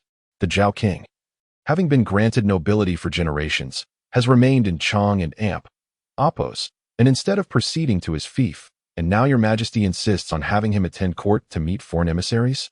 This is a violation of propriety. Where does this place the crown prince? Zhou Chang, with a face full of indignation, boldly offered his counsel as the grand historian, showing no regard for Liu Bang's authority. Zhou Chang, please, calm yourself. Liu Bang frowned slightly. This minister was commendable in capability and responsibility, yet he adhered stubbornly to his principles. I cannot remain calm. Zhou Chang took a deep breath and roared, Pray tell, what wrongdoing has the crown prince committed? It was Li Shang who struck him, yet you would have the crown prince welcome the Xiongnu envoy, making him the scapegoat? The crown prince is wise, causing the Xiongnu to relent, yet you now demand the Zhao king attend court? If the crown prince cannot take his place, I would rather perish at your majesty's feet. Fan Kuai felt a surge of satisfaction. Zhou Chang and Oppo's words echoed his own thoughts. Just as he was about to support Zhou Chang, he noticed El Shirji shaking his head at him. Should Zhou Chang stir up trouble alone? It could be perceived as a staunch and impartial counsel, but if Fan Kuai joined in, Liu Bang might suspect that even the forthright Zhou Chang had sided with the crown prince's camp. Liu Bang felt overwhelmed. Had no one spoken of this, he might have evaded the matter. Who would have thought Zhou Chang would cast such blunt truths at his face? If he did not express his stance now, it would be seen as an attempt to shirk responsibility. Tomorrow, let that rebellious son attend court alongside my beloved son. Your majesty is indeed wise. Zhou Chang breathed a sigh of relief upon hearing this, yet regretted that the most he could secure for the crown prince was merely the opportunity to attend court. In the Changlu Palace, Liu Ying remained unaware that Zhou Chang had confronted the emperor on his behalf. At that moment, the crown prince of Han was still relishing roasted meat, surrounded by a few brothers. Brother, if we were to establish marital ties with the Xiongnu, would we not enjoy lamb every day? Liu Chang drooled, realizing that roasted lamb was undoubtedly more delectable than beef. Liu Heng smiled helplessly. The seventh brother was still too young, his mind filled only with thoughts of food. Liu Hui and Liu Yu, meanwhile, focused on their meals, occasionally stealing glances at Liu Ying, their respect for their elder brother growing ever deeper. Their visit to the Eastern Palace was entirely voluntary, with no hint of coercion. Brother, if we form an alliance with the Xiongnu, they will not directly present us with cattle and sheep but will require our Han to purchase them. If we could take control of the grasslands and incorporate the Xiongnu into our ranks, our Han would have dedicated herdsmen in the future. At that point, if you desire beef or lamb, it could be transported from beyond the Great Wall to Chang and Oppo's, and with but a word. Liu Ying and Oppo's words stirred excitement in Liu Heng and Liu Chang.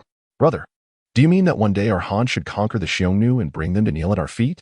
The annihilation of the Xiongnu has become a dream cherished by every prince of the Han dynasty. For the siege of Baidang shattered the record of only being defeated by Xiongnu, leaving an indelible impression on their hearts.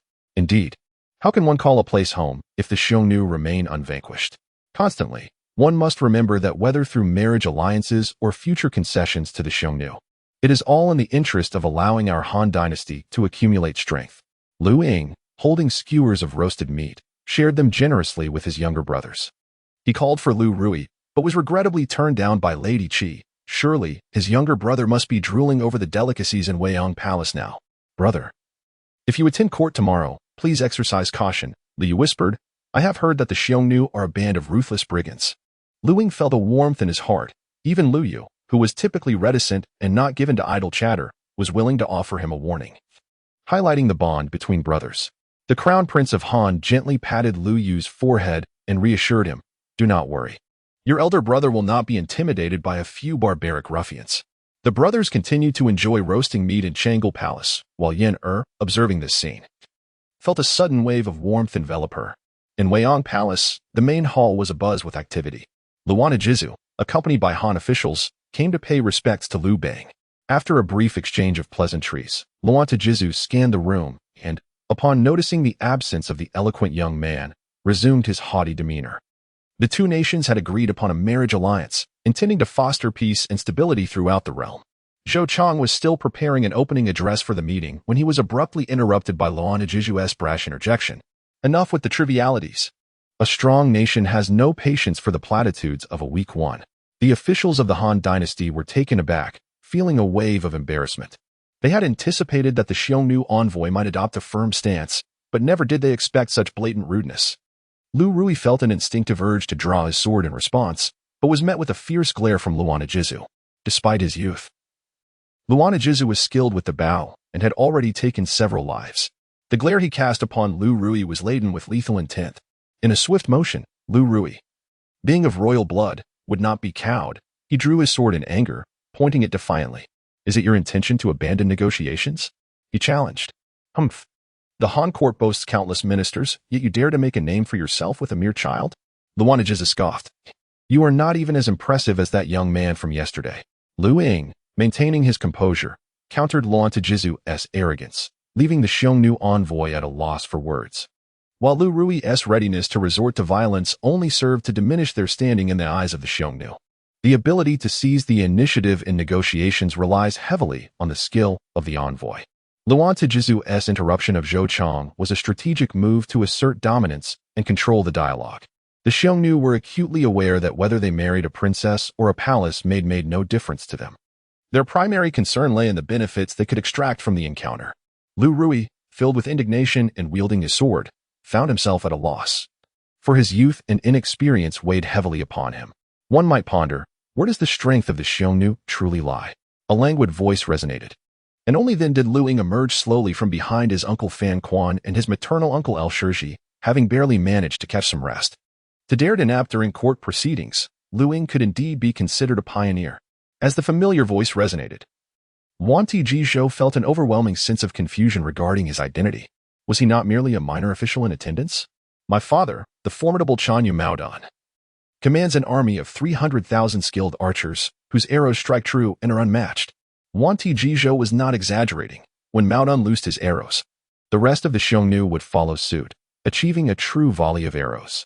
And yet, with just 2 words, Liu Ying rendered Wanti Jizhou utterly humiliated.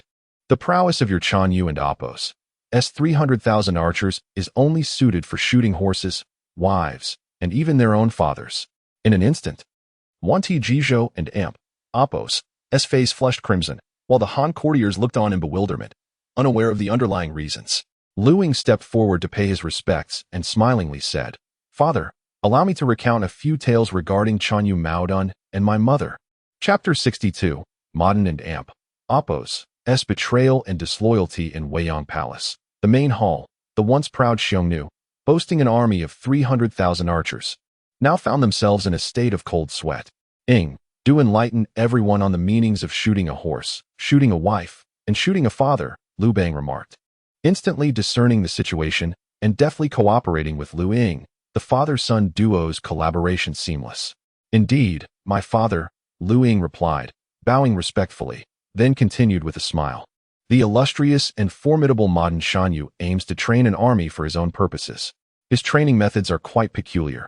He declares to all, and amp, oppos, wherever my arrow strikes. You must shoot as well. Those who disobey shall be executed. And oppos, Luanajiza felt a surge of panic. How could Liu Ying be privy to such confidential matters? The history of modern Xiongnu's rise to power was a taboo subject on the grasslands, known to scarcely a few. Oh, is there truly such a method of training an army? Liu Bang remarked with a veiled implication, eliciting muffled laughter from the courtiers as they sat back to enjoy the performance of the emperor and his son. Indeed, father speaks truth. Modern Xiongnu shot an arrow at his beloved horse, and those who failed to comply with his orders were ruthlessly executed. He then aimed at his wife, slaying those who held loyalty and affection. Finally, he directed his arrow at his own father, leaving behind soldiers who had turned into cold-blooded war machines, aiding him in seizing the title of Xiongnu. Liu Ying smiled at Luanajizu, inquiring, "Might I ask, Xiongnu envoy, is it this disloyal, unfilial, and unjust man whom you claim leads your archers of 300,000? With a flash of rage, Luanajizu and Oppos' eyes gleamed dangerously in his view. Modern Xiongnu was the mightiest hero of the world, beyond reproach. Preposterous. Our Xiongnu is illustrious and formidable. How could he be disloyal, unfilial, or unjust?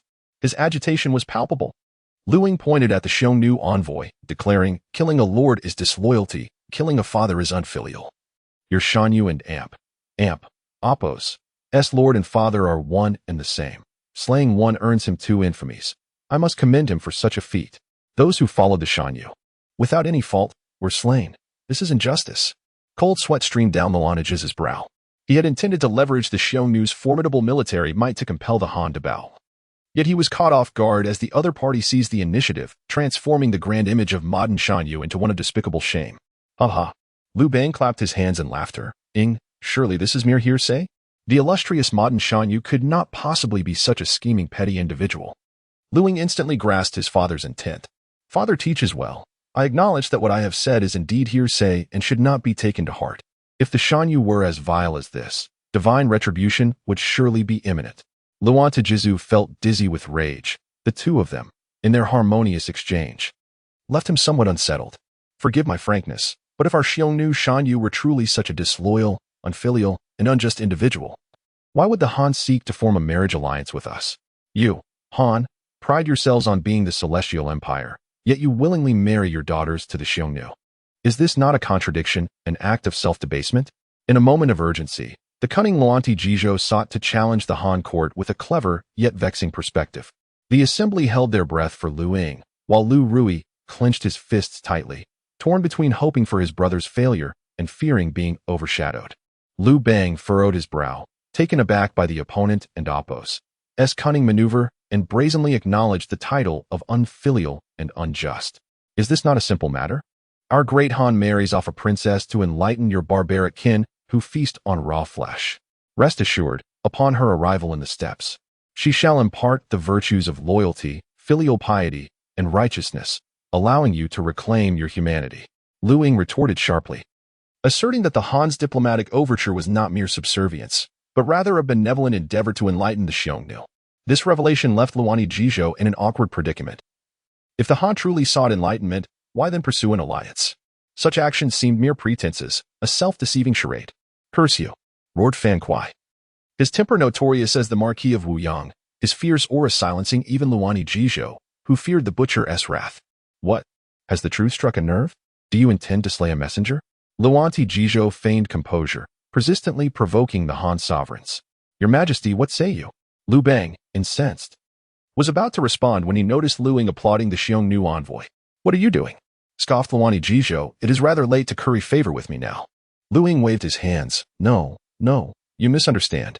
In the art of subservience, your modern Xiongnu is indeed a master. I merely recalled his antics and could not help but applaud." "Preposterous!" Luanajizu exclaimed, enraged. "My Xiongnu is wise and valiant. When has he ever played the fool? You slander us, inciting a war between our nations. Your Majesty, if peace is desired, let this man be executed." Liu Bang coldly retorted. "Do you know who he is? He is the crown prince of the Han, my son." The revelation struck Luanajizu like a thunderclap. Was it not said that the Han prince was a weakling? This young man was eloquent and persuasive. The intelligence had been mistaken. The small Xiongnu of the Xiongnu even held a grudge against King Han Xin, the informer. Messenger, have you forgotten your Xiongnu's dealings with the Eastern Hu King? Allow me to recount a few tales of modern Xiongnu's foolishness, Liu Ying declared, prompting Fan Kuai to lead the applause. Excellent. I, old Fan, relish a good story. Qinping, Guaning, and others joined the chorus, eager to witness the Xiongnu and Appos' embarrassment and temporarily set aside their internal discord. Thank you. Thank you. You may cease your applause. Liu Ying smiled. By the way, I forgot to mention a custom of the Xiongnu. The new Xiongnu inherits everything from the old Xiongnu, including his wives. In other words, Moduan has become the wife of Moduan. What a scandal. I regarded you as my son, yet you wish to dishonor me? Haha. Within the Weiyang Palace, the ministers burst into laughter, thoroughly entertained by Liu Ying and Appos' words. Only Luan Ti and Jizhu felt quite awkward, at times. He found the etiquette and teachings of the Central Plains to be more reasonable. If his grandmother became his father and Appos' wife, should he refer to her as mother or grandmother? Ying, do not poke at others and Appos' wounds. Liu Bang feigned the demeanor of a caring older brother and chuckled. Quickly share your tales of feigned humility. Allow me to learn. For I have grown accustomed to being the elder and have never played the role of a grandson. Haha. The crowd applauded and laughed. The emperor was urging the crown prince to mercilessly expose the vulnerabilities of the Xiongnu. Chapter 63, Modern, the contemporary master of deception in the Weiyang Palace. The young Xiongnu of the Xiongnu, Luani Jizhou, intended to mock Liu Bang's act of diplomacy, perceiving it as a display of submission. However, Liu Ying retorted sharply, preemptively declaring that it was Modern, the Xiongnu, who embodied the true essence of subservience. You speak falsehoods. Our Xiongnu would never stoop to such lowly behavior. Oh, then how did Modern conduct himself prior to confronting the Donghu? Liu Ying had gleaned a cursory understanding of Modern and discovered that the Xiongnu was indeed cunning as a fox, markedly different from his barbaric image. To summarize, his tactics involved feigning weakness while executing encirclements and ambushes. Father, your old rival Modern endured far greater injustices than we did. Modern, who had recently usurped power by assassinating his father, was soon confronted by the Donghu, who demanded the 1,000-mile steed left by his father. For the nomadic tribes of the steppes, war horses were invaluable, akin to comrades in arms. Liu Ying spoke eloquently, leaving Luani Jizhou astounded. He had not anticipated that the crown prince of Chang and Appos possessed such profound knowledge of the Xiongnu. Oh, if I were in your position, I would never betray a comrade. Xiongnu nodded in agreement, pondering how harmonious this father-son duo could be if they maintained such synergy on ordinary days. Surely, the Han dynasty would flourish. Liu Ruyi and Appos' expression darkened, as he perceived his brother's stature had grown significantly, at times resembling their father, Liu Bang. King Liu Jiao of Chu stroked his beard with a light chuckle, acknowledging that the Liu family had finally produced not just rogues but also individuals of Liu Ying's caliber, who possessed such lofty aspirations. Fan Kuai rubbed his eyes, noting that although his nephew grew increasingly unfamiliar, this was ultimately beneficial for the L family and Appos' legacy as well as the Han court. Father, you may be mistaken, Modern Xiongnu boldly proclaimed. A horse is merely a trifle to be gifted to the Donghu king. Yet, the Donghu king, emboldened by this gesture, set his sights on Modern and Appos' wife as well. A word of caution to all, the Xiongnu and Appos' current spouse holds dual identities, both mother and wife.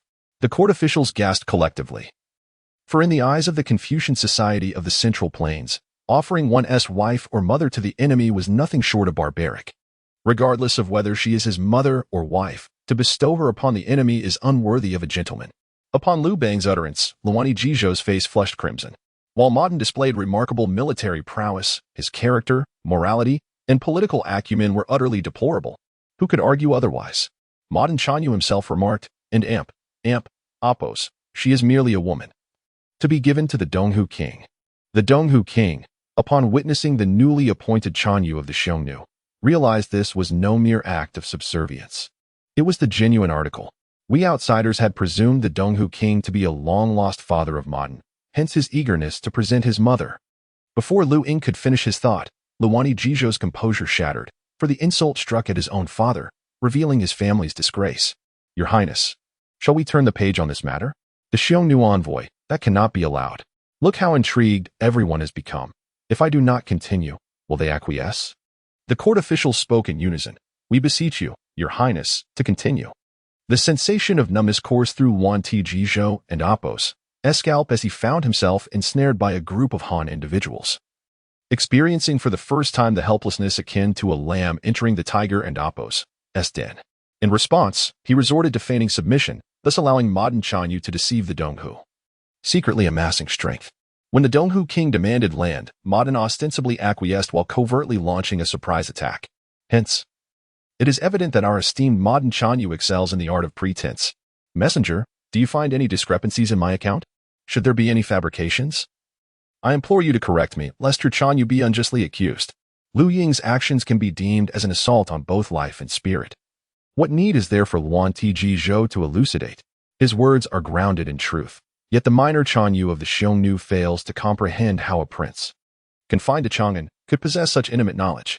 Could it be that there exists an informant within the Xiongnu ranks, one of considerable standing? Contemplating this notion, Yuan Tijizhou felt a surge of trepidation. As for the Xiongnu envoy, do you hold any dissent regarding our Han and Apos' alliance with the Xiongnu? Might I inquire? Your Highness, how do you reconcile the might of the Han with the siege of Baiding? Yuan Tijizhou resolved to confront the Han court, determined to invoke discomfort. The siege of Baiding was indeed the most potent lever to inflict pain upon the Han emperor. In a flash, the previously jovial Liu Bang lost his smile. Even the most cunning of rogues found this subject insurmountable. After all, their escape from Baiding, facilitated by Qinping and Apos' bribery of Modern and Apos' woman, had been nothing short of a disgrace. Were it not for my Xiongnu and Apos' benevolence in sparing your majesty, perchance the throne would have already seen a new occupant. Yuan Tijizhou intended to pursue this line of attack, aiming to further discomfort the Han court. Alas, do you not acknowledge the lack of intellect among your Xiongnu kin? Was Modern not fearful when he let my father go? Fearful? Liu Ying and Apos' assertion rendered even the seasoned rogue atop the throne slightly flushed. Yet, the rebellious son's defense moved him deeply. Despite their strained father-son relationship in critical moments, it is the rebellious child who proves invaluable. Bringing the wayward son to court was undoubtedly a sagacious choice. Liu Bang cast a glance towards Qinping, who, sensing the emperor's gaze, nodded in affirmation. If my Xiongnu were truly afraid, would he have willingly released captives? Your Han are merely eloquent, ultimately convincing themselves of their own rhetoric. Liu Ying maintained his cheerful demeanor, calmly stating, "Look at you all, nearly robbed of your home, yet still oblivious to the truth.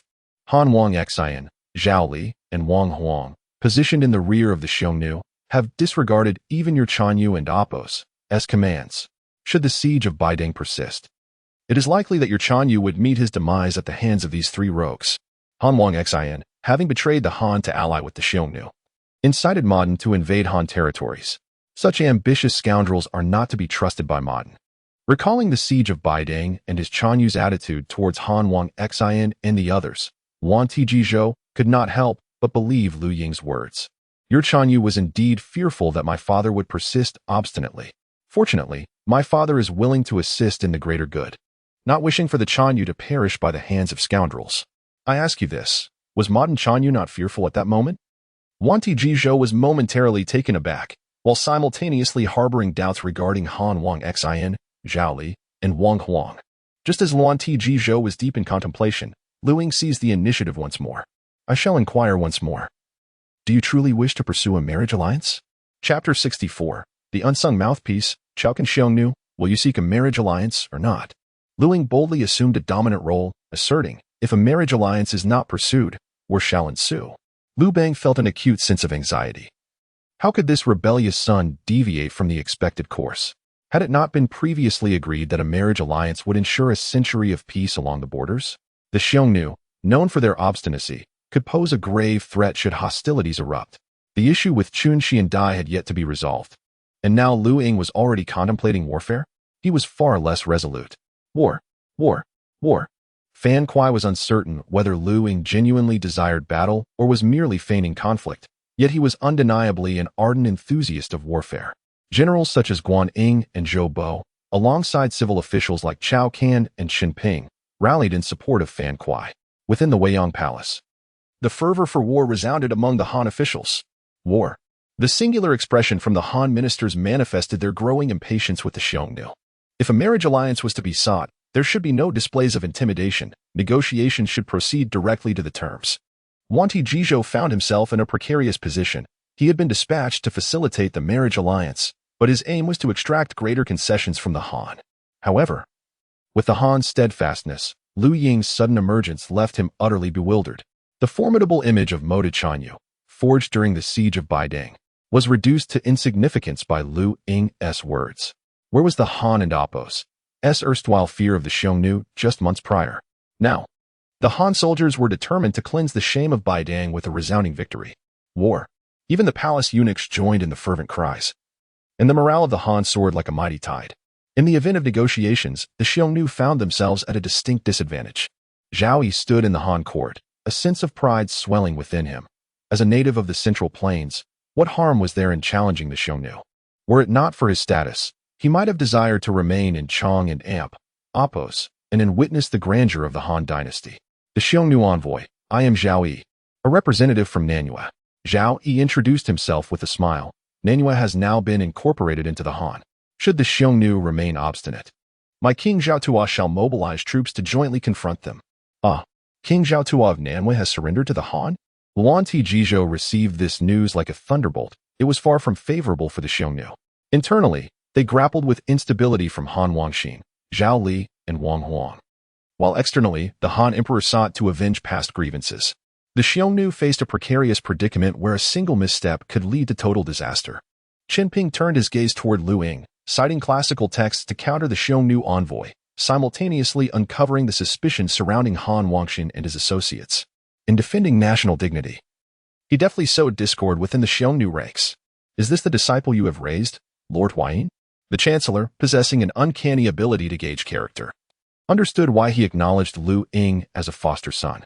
Liu Ho, your indecision stems from the crown prince. Qin Ping stroked his chin. The marriage alliance appeared to be a foregone conclusion. Liu Ying's outburst would likely deter the Xiongnu from demanding exorbitant terms. We, the Xiongnu, are willing to pursue a marriage alliance. Wanti Jizhou inhaled deeply, conceding for the time being.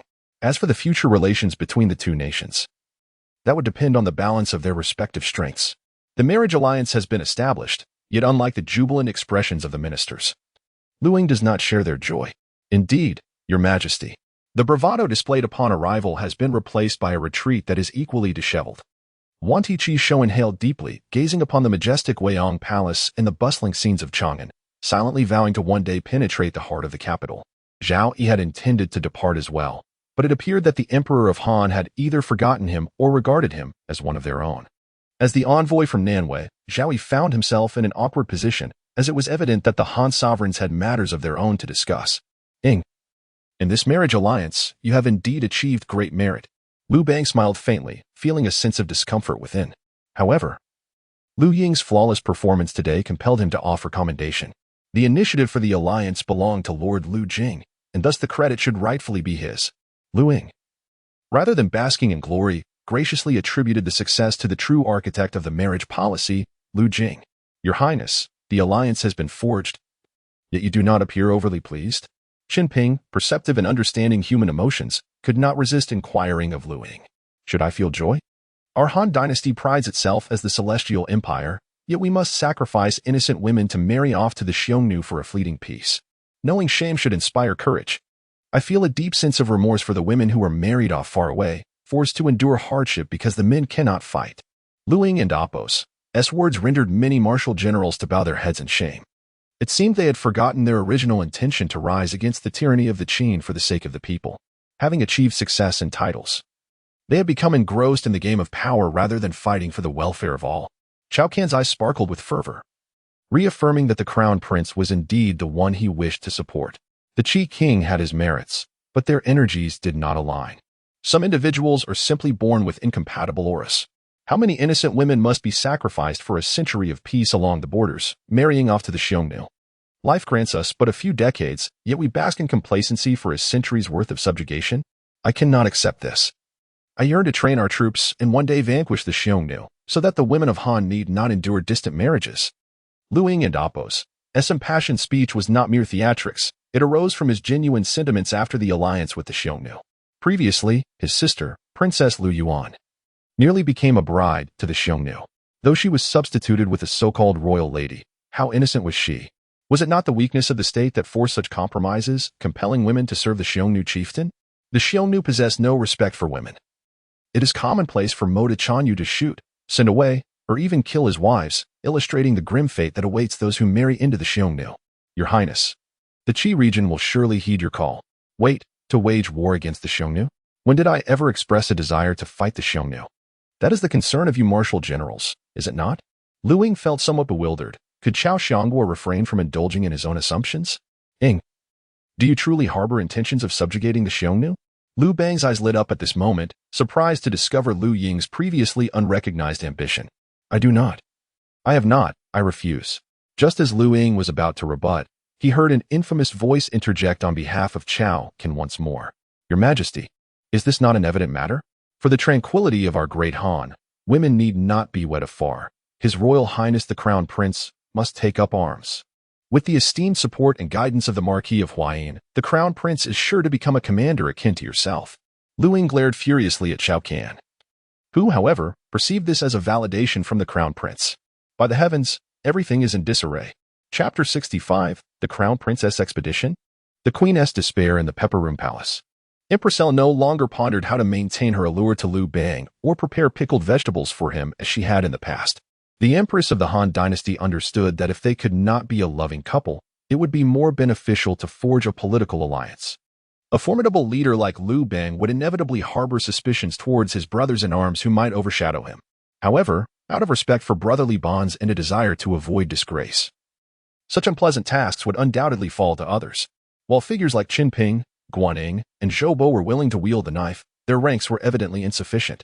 El Ho appeared to have discerned an opportunity, one that could bind her fate closely with Liu Bang while safeguarding the position of Crown Prince Liu Ying. Dear sister, today in the court, Ying's words ignited a fire within me. Within a decade, we shall vanquish the Xiongnu. My nephew, Fan Qua, is destined to be such a hero. Fan Qua visited the Pepper Room daily at LG's behest. She needed to be informed of the court and Appo's proceedings. What did Ying say? Seeing the Empress's icy demeanor, Fan Qua hastily relayed Liu Ying's assertions regarding the dignity of the Han and his fervent desire to embark on an expedition. Foolish. How could he be so naive? Liu Ying, in his impetuousness, stood on the precipice of the throne. Even if he triumphed, he would gain little advantage. Should he fail, he would be threatened by Liu Ruyi for his position as heir. El Shirji astutely pinpointed the pitfalls of Liu Ying and Appo's eagerness for battle. Fan Qua was left speechless, astonished by the complexities surrounding a campaign against the Xiongnu. Engaging in court politics with a fervent warrior was clearly incongruous. El Ho lamented the dearth of a confidant at her side.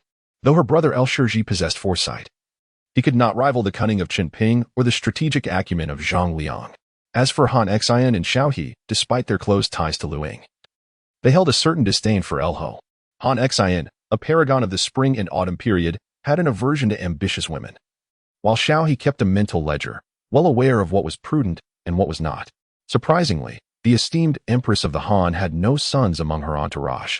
In the Huayin Marquis, Liu Ying sat fuming upon his couch, while Xiao He and Zhao Yi wore expressions of discomfort. Ahem, Your Highness. This matter cannot entirely rest upon my shoulders. At that moment, your passionate declarations stirred my blood, compelling me to express my support. Cao Can managed a slight smile as he endeavored to placate the Crown Prince. Observing Liu Ying's dignified rebuttal of the Xiongnu in court only deepened Cao Can's regard for the Han's heir. For he had never doubted Han Xian's discernment. What transpired in court? Do enlighten me, Han Xian, intrigued, prompted Cao Can to recount the details of Liu Ying's gallant demeanor. To secure your position as Crown Prince, you essentially have two avenues. The first is to establish military merit, silencing all your peers and seasoned generals, demonstrating that you are no mere soft target, but a commander stronger than your father. However, you have not experienced the battlefield. This situation indeed poses a challenge. Han Xian, regardless of Liu Ying's thoughts, proceeded to analyze the matter. Cao Can, anxiously standing by, questioned what teachings had been imparted by a master like you. Is it possible that a disciple of the martial sage of the Han does not know how to engage in battle? Would and Appo's such a revelation be laughable? Secondly, it involves cultivating loyal followers and gathering ministers to form one's own influence within the court. By the time the emperor realizes it, you would have already secured your position. Han Xian put away the military texts and smiled, asking, What choice will you make, my young friend? Without a moment and Apos' hesitation, Liu Ying replied, I have no interest in nurturing followers, but if you speak of fighting against the Xiongnu, then I am all in. I have heard that those Xiongnu envoys are forcibly abducting our women in Fiki, which is utterly heinous. As long as the Xiongnu remain, our borders will never be secure. Han Xian was somewhat astonished. Logically, how could a spendthrift, who desires nothing more than to wander among the beauties of Wu and Yu, dare to oppose the Xiongnu? In truth, Liu Ying was indifferent to war, yet he was willing to protect the citizens of the Celestial Empire from foreign incursions. When he was merely an ordinary person, he could only excel in political maneuvering from the sidelines. But now, positioned within the upper echelons of the Han dynasty, he yearned to contribute to the welfare of his country. Starting tomorrow, you shall no longer indulge in slumber at my residence. From now on, you must arrive at my abode by the hour of the rabbit, master. Otherwise, I shall have no choice but to resort to this. Han Xian brandished Liu Bang's foul shoe, not forgetting to give it a wave. Liu Ying's expression changed. Master, you are lacking in martial virtue. Zhao Can, puzzled, inquired, Lord of Huayin, are you threatening his highness with a mere old shoe? Han Xian and Apos' face remained impassive. This shoe is a gift from the emperor. Zhao Can immediately retracted his words, realizing why this shoe exuded an aura of imperial authority that sent shivers down one's spine. After Liu Ying departed, Zhao Can whispered, Your Majesty, do you truly intend to train his highness? Han Xian nodded, reopening a volume of military texts. As a disciple of Han Xian, since he harbors the ambition to vanquish the Xiongnu, how could a master not offer assistance? Han Xian chuckled softly, even if the emperor dotes on King Zhao. Without a capable mentor by his side, how can King Zhao hope to thrive? Zhao Can inwardly agreed, whether it be Guanning, Qinping, or Zhoubo. None had been explicitly designated by Liu Bang as mentors for King Zhao. He worried that their influence might instill negative notions in the young prince. Conversely, Han Xian, devoid of military power and with a poor reputation in the court, refrained from associating with anyone apart from Xiao He, making him a trustworthy figure in Liu Bang's eyes. For Han Xian is a true patriot, one who would never incite the prince to rebel against the emperor. As for Qinping, despite appearing loyal, Liu Bang was not entirely at ease in trusting his back to him. In the pepper room, the empress, do you truly wish to proceed in this manner? Spare me the words. Liu Ho snapped, gesturing for Fan Kuai to steady the table, before stretching her neck towards the noose. Liu Ying cried out in alarm. Rushing in with great urgency, each encounter with his mother filled him with joy. Yet today, he was confronted with the distressing sight of his mother, Liu Ho, preparing to hang herself. Ying, you are to go to the battlefield, a perilous place. Without you, how's your mother to survive? Upon uttering these words, Empress Elle attempted to hang herself. In response, Fan Quan rose to greet Liu Ying, but his robust physique inadvertently toppled the table. Mother, Ying, dear sister is merely jesting with you. After all, women often resort to tears, tantrums, and even threats of hanging. Uncle, look at mother. Her face is turned pale. Chapter 66. The lethargic master and the inaccessible sky. Liu Ying and Fan Kuai swiftly assisted in lowering Empress Liu, for had they delayed even a moment longer, she might have become the first empress of the Han dynasty to take her own life. Mother, what troubles your heart so? Should you depart, that wretched Lady Qi would undoubtedly awaken with a grin in her dreams. She would then have the audacity to share your bed, raise your children, and assume your role as empress, residing in your cherished palace. Liu Ying implored, his tone laced with exasperation. Oh, the burden of having such oblivious parents weighs heavily upon me. Empress Liu glared at her rebellious son. Were it not for your foolish ambition to confront the Xiongnu, would I resort to such desperate measures to persuade you? Dear sister, how could you be so reckless? If you were to leave us, what would become of us? Fan Kuai interjected, only to receive a harsh slap from Empress Liu. Fortunately, his robust physique rendered him impervious to her blows. I had no intention of ending my life. It was your clumsiness that nearly led to my demise. Ah, sister, it was unintentional. Begone and hold your tongue. Fan Kuai stood by, resembling a loyal retainer, observing the exchange between mother and son. You possess the strength to uphold the dignity of our nation and chastise the Xiongnu, which brings me solace. However, your ambition to eradicate the Xiongnu within a decade is nothing short of fanciful delusion. Regardless of the private morals of that modern Xiongnu, he has consistently bested your father in military prowess. Empress Liu and Apos' words stung, succinctly implying that if your father could not secure victory, neither could you. Fan Kuai felt disheartened. For Empress Liu and Apos, remarks served only to elevate others while diminishing his own stature. Moreover, as the crown prince, should you triumph over the Xiongnu, joy would resonate throughout the realm. Yet, what if you were to fail? Your position as crown prince would become precarious, thereby granting that vile woman the opportunity to instigate your downfall. Empress Liu's anxiety grew, sensing her son's propensity for idealism. To emerge victorious against the Xiongnu, one requires not only national strength, but also capable and valiant commanders. Yet, what of the support surrounding Liu Ying? Aside from Fan Kuai and El Shirji, who would unconditionally stand by him, Han Xin could scarcely venture beyond the gates of Chang and Apos, and the nation is currently beleaguered, and even the most skilled strategist, Xiao He, could not conjure victory from an empty pantry. As for the generals capable of leading troops into battle, whether it be Guanyin, Zhao, or Li Shang, would they heed your commands? In Empress Liu's view, Liu Ying's expedition was not the noble aspiration of a true man, but rather akin to a lamb willingly entering a tiger and Apos' den, offering himself as a sacrifice. Mother, allow me to speak. Liu Ying interjected. How well do you understand the art of commanding soldiers to fight for their general? Are you suggesting that should I suffer defeat or fail to perform admirably in battle, I could shed my title as crown prince? Upon hearing this, Empress Liu's countenance darkened, as she realized her rebellious son had no desire for the crown prince's position. Consequently, this expedition against the Xiongnu could indeed provide him with an opportunity to extricate himself from that role. Thank you for your reminder, mother. I shall bear this in mind. Tomorrow, I shall visit the residence of the Marquis of Huayin and make my intentions clear to my master. I shall lead an expedition against the Xiongnu. With a resounding clap, Empress Liu covered her face in silence, while Fan Kuai, filled with excitement, observed eagerly. Nephew, as you prepare to confront the Xiongnu, do not forget to bring along your uncle. Rest assured, neither you nor your uncle can escape this fate. El Ho, rendered speechless with exasperation, pointed angrily at the two. Commanding, leave. Both of you, vacate this palace at once. In Weiyang Palace, after Liu Ying's departure, Han Xin sought a private audience with Liu Bang. Today, you exhibit quite the enthusiasm, coming forth to engage in conversation with me, Liu Bang remarked. It is not merely a conversation, but a matter concerning my disciple. Han Xin replied with calmness. Your Majesty, regarding the heir apparent, if decisions are not made promptly, chaos will inevitably ensue. I hope your Majesty will consider this matter earnestly. Liu Bang sighed. Am I not aware? Ying possesses a gentle disposition.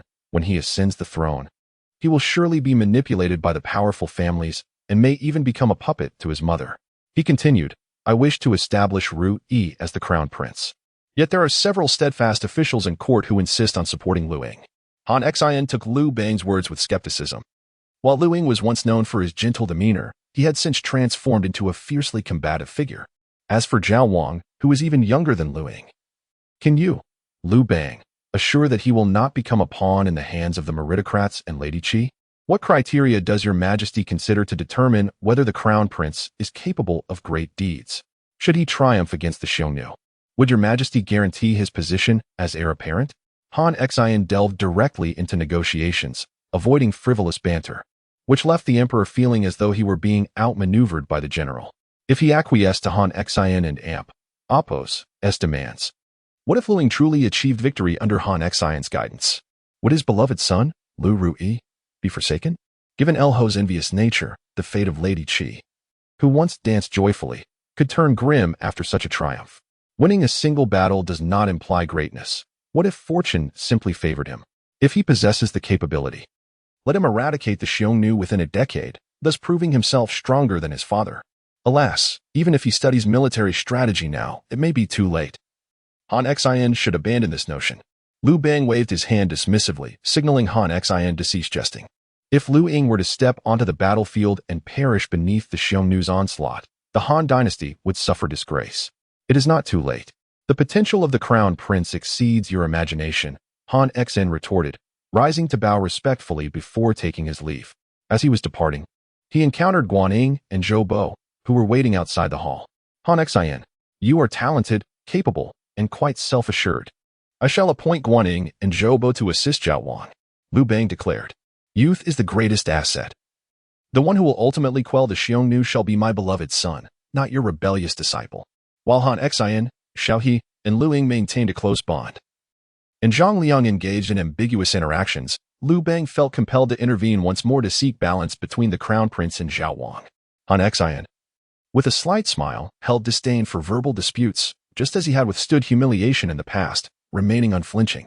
The following day, in the residence of the Marquis of Huayin, Liu Ying, intimidated by his father and Appo's overwhelming authority, arrived promptly at the appointed hour. Han Xian and Ting were already well prepared. Both clad in short military attire, their brows furrowed as they observed Liu Ying's attire. Bring him a complete set of military garments and commence training without delay. Yes, General, Ting exclaimed with excitement. Now, Han Xian had rekindled his desire to train soldiers, yet there was only one recruit, Liu Ying. Master, are you implying? In the future, you shall inherit my legacy. Without a robust physique, all words are but empty illusions. Quickly, let us begin. I shall accompany you in training every day. With that, Han Xian took the lead and started to run. Tung, holding a shoe sole in hand, remarked, Your Highness, the Marquis has stated that if you do not run, he shall use his majesty and Appo's shoe sole to chastise you. Liu Ying, on the verge of tears, could only submit to the merciless trials of the military sage. Chapter 67. The Three Strategies of Warfare, a generous instruction from the Marquis of Huayin. From the moment Han Xian resolved to train Liu Ying, the latter's arduous days commenced. As dawn broke, he was compelled to rise, subsequently hurrying to the Marquis to train alongside Han Xian. The training regimen of the Han army surpassed that of other feudal states of the era. While troops are plentiful, a capable general is rare. As they ran, Han Xian meticulously imparted knowledge to Liu Ying. In the realm of martial commanders, there exist 5 principal archetypes: the righteous general, the benevolent general, the strict general, the valiant general, and the trustworthy general. Master, to which category do you belong?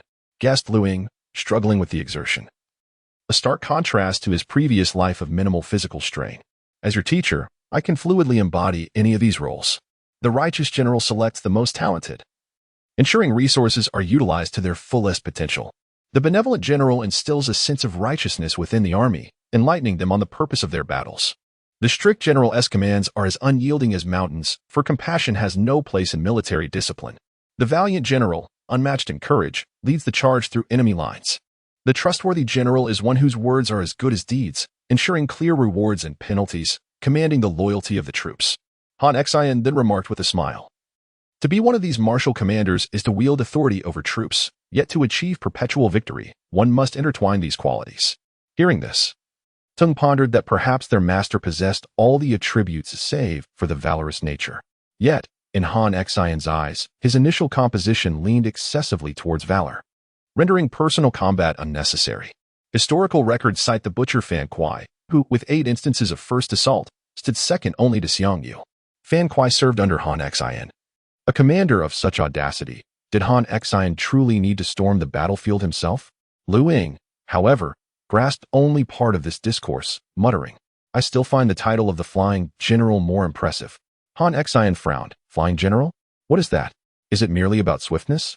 Liu Ying nodded, only to earn a swift reprimand from Han Xian. Nonsense. Now, run. After breakfast, Tung commenced Liu Ying's training in swordsmanship and archery. Han Xian was resolute in his desire to train Liu Ying, and Tung was obliged to comply. Master, in battle as the crown prince, I shall remain in the rear, protected by the army. Why such rigorous training? Liu Ying lamented, for Tang's training was not mere practice, but rather direct confrontation. As the mightiest warrior beside the divine general, once Tung wielded his sword, his entire demeanor transformed. Several times, Liu Ying found tears welling in his eyes from the pain inflicted by Tung. Foolishness, Han Xian remarked coldly. To rely on the protection of others as the commander of the army is to invite disgrace. The battlefield is ever-changing. If your soldiers were to revolt and the enemy launched a sudden attack, you would lack the strength to defend yourself. How then could you speak of warfare? Do you truly believe that your father's ability to escape from battles against Xiongnu was solely thanks to the likes of Xiao Ying and Fan Kuai? It was his own formidable prowess. Liu Ying could hardly fathom that the seemingly carefree old rogue was, in fact, a hidden master. The morning run concluded. He was already gasping for breath, yet this was merely the prelude to a day of training. Once Han Xian had made up his mind, he directly approached Liu Bang and Empress, candidly suggesting that Liu Ying reside in his residence. After all, he would often come to share meals. And now he needed training. Liu Bang waved his hand in agreement without hesitation. Empress L, who had just been infuriated by Liu Ying, also lent her support, reminding Han Xin like most parents would. As the Marquis of Huayin, the crown prince is mischievous. He must be disciplined when necessary. With such words from even his mother, Han Xin felt emboldened to take decisive action. Strike! He wielded the heavy horse spear, shouting loudly, startling the weary birds in the courtyard. Your Highness, during warfare, the key lies in morale. If we allow our spirit to falter against the enemy, we may as well have lost half the battle before it begins. Han then tossed the spear to Liu Ying, who promptly took a step back to evade it. Thud!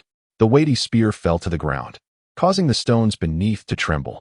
Han Xin, can you not perceive the disparity between us? That spear weighs over 40 pounds, with my current physique. It is a wonder I can even lift it. Liu Ying exclaimed, hands on hips, indignantly retorting, is that a gesture of camaraderie or a ploy to crush me? Embarrassed, Han Xin scratched his head while Liu Ying, drenched in sweat, lay down flat on the ground. Master, can we possibly postpone practice until tomorrow? I am truly exhausted. Liu Ying wiped the beads of sweat from his forehead, while Han Xin felt a tinge of awkwardness if soldiers behaved like Liu Ying. The Han dynasty would never unify the realm. No, you must become accustomed to it daily. Master, I loathe you. Feel free to harbor your resentment.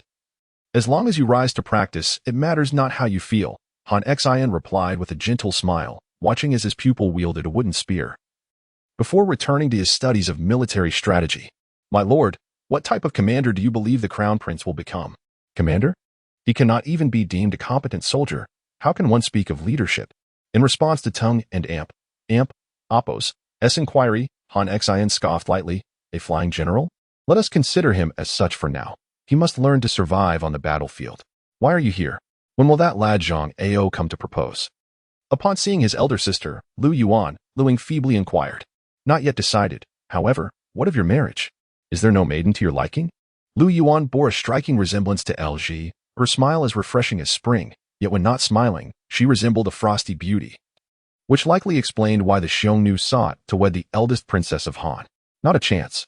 Those old fellows are so protective of their daughters. Liu Ying lamented. Especially that scheming matchmaker. He thinks my relationship with Xiao is nothing but a pure friendship. What a facade.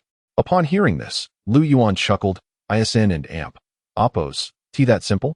I and Appos. Been friends with Xiao since childhood. I can help you arrange a meeting.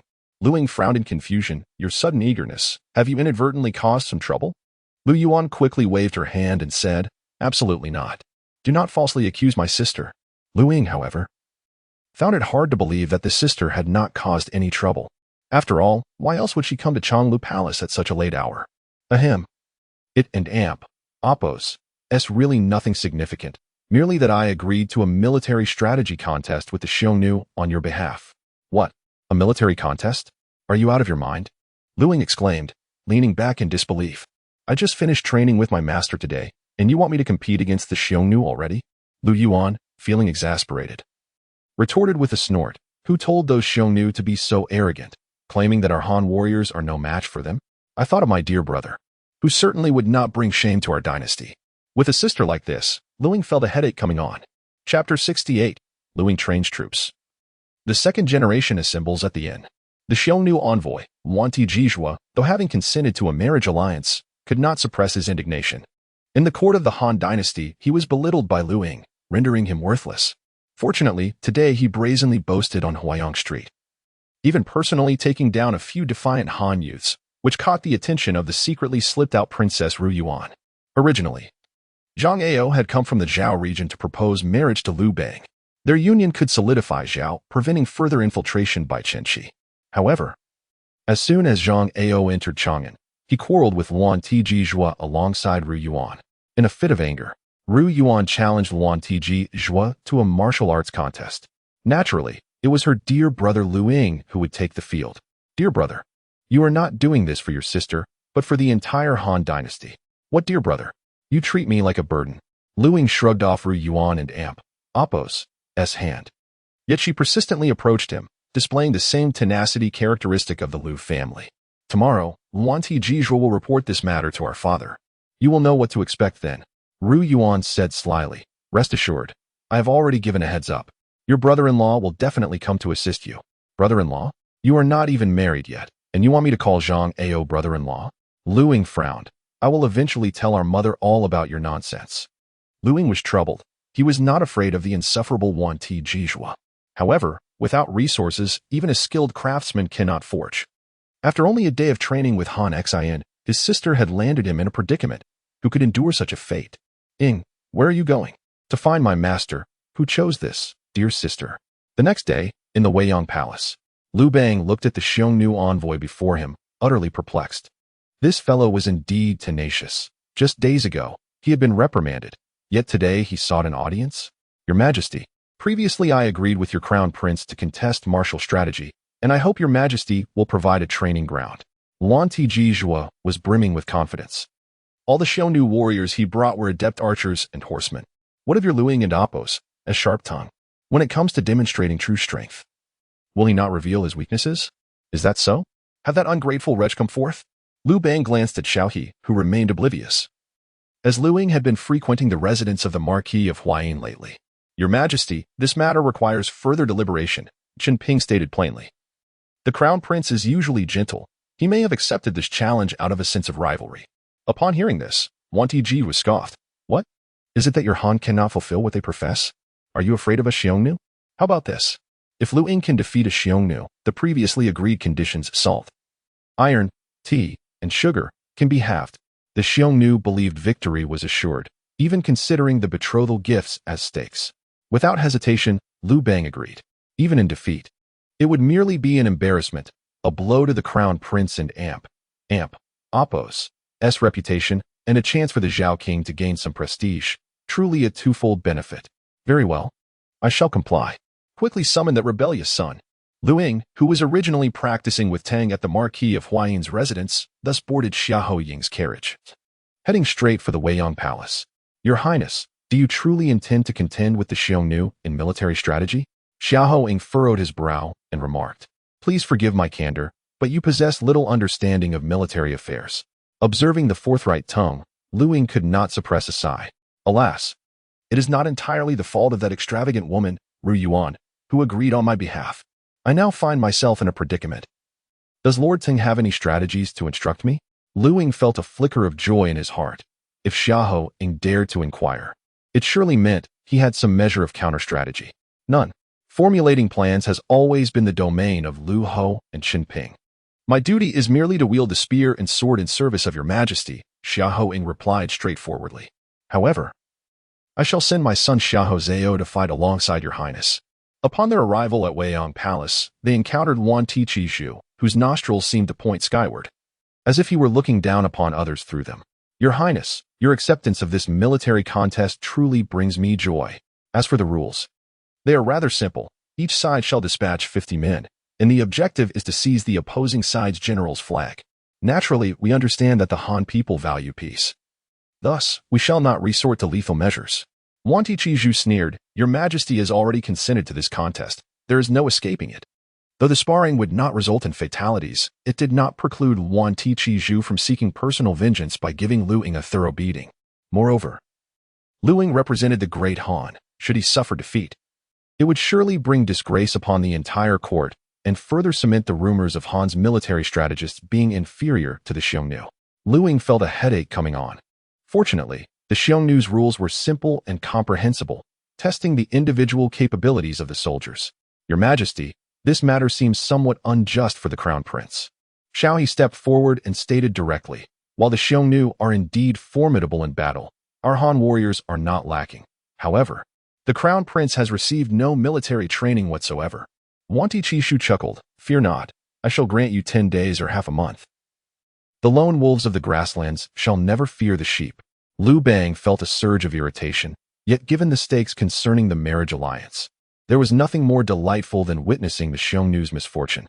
"Very well, the contest shall take place in half a month on the training grounds." "Thank you, Your Majesty." Wan Ti Jizhu then arrogantly exited the hall, leaving the Han lords in a state of bewilderment. "Rebellious son, do you have a 90% chance of winning?" "Not quite 10%. Are you jesting with me?" "Father, were you not the one to jest first?" Liu Ying retorted with some irritation. "You expect me to seize the Xiongnu's general's flag within half a month? Is that not an unreasonable demand?" Just as silence enveloped the room, Xiaohe took the lead. "Your Highness, my son Xiao Lu is willing to train alongside you and lend his strength." Fan Kuai immediately responded, "My son Fan Heng will also join. Though he possesses no other talents, he is certainly strong." Guaning took a deep breath. As a general of the Han, he made his decision. "My son Guan'e is willing to assist your highness." With the declarations of Xiaohe, Fan Kuai, and Guan Ying, numerous court officials offered their sons. Unable to participate themselves, the fathers allowed their children to make a ruckus. "Qinping, Yisn, and Amp. Oppos, to your son joining? Indeed. Zhou, why don't you express your stance?" Qinping was utterly speechless. The Qin family was not known for reckless men. "I intend to express my support. So let my eldest son Xingji and my second son Yafu accompany the crown prince." Zhou, feeling helpless, conceded. For the majority of the military leaders had pledged their sons. Why should the Zhou family be the exception? At that moment, Liu Bang exclaimed with excitement, "Rebellious sons. This time victory is imperative." Chapter 69. The unyielding Zhou Yafu in the Grand Hall of the Xiongnu Palace. A gathering of illustrious figures unfolded, including Xiao Lu, Fan Pang, Guan'e, Xiahou Zhao, Zhou Xingji, and Zhou Yafu, all convening to report to Liu Ying. Each of these second-generation offspring hailed from esteemed families of merit. Many of them poised to inherit noble titles, illustrating the substantial investments made by the heroes of the past in their progeny. Among them, Fan Pang, Guan'e, and Xiahou Zhao stood robust and formidable, resembling young calves from a distance. "My cousin has gone to the Huayin Marquis's residence early this morning. Let us seek him out." Fan Pang, leveraging his familial ties, temporarily seized the initiative in conversation. Yet, many of the second-generation figures were not swayed by his authority. "We have come to assist His Royal Highness, yet he is absent from the palace, making our journey feel feudal." Such arrogance. Guan'e scoffed. His memory still fresh from the incident where Liu Ying and Han Xin had extorted from his household. "Should you find it unpalatable? You may take your leave without further embarrassment," Xiahou Zhao retorted, having been instilled with the importance of fostering a good rapport with Prince Liu Ying since childhood. After all, during the Battle of Pengcheng, it was Xiahou Ying who had rescued Liu Ying and his siblings, sealing a bond of unwavering loyalty between the families. "Let us refrain from unnecessary bickering," Zhou Xingji interjected with a cold snort. "The Huayin Marquis is both wise and valiant. Our pursuit of the prince may yield valuable strategies." Upon hearing his elder brother's words, Zhou Yafu's eyes sparkled with a hint of excitement. Despite the historical discord between Han Xin and Zhou, Zhou Yafu held deep admiration for Han Xin, especially given the latter's innovative tactics that eclipsed the rigid military doctrines of his father. "Any further objections? Let us depart at once," Fan Pang declared with a brashness reminiscent of his father, and if armed with a pair of halberds, he would appear as a diminutive version of Fan Kuai. At the Huayin Marquis's residence, Han Xin perused military texts while occasionally sipping tea. For he had little fondness for wine, mindful of its intoxicating effects on his thoughts and judgments. "Master, what strategy should I employ against the Huns and their flag-snatching contests?"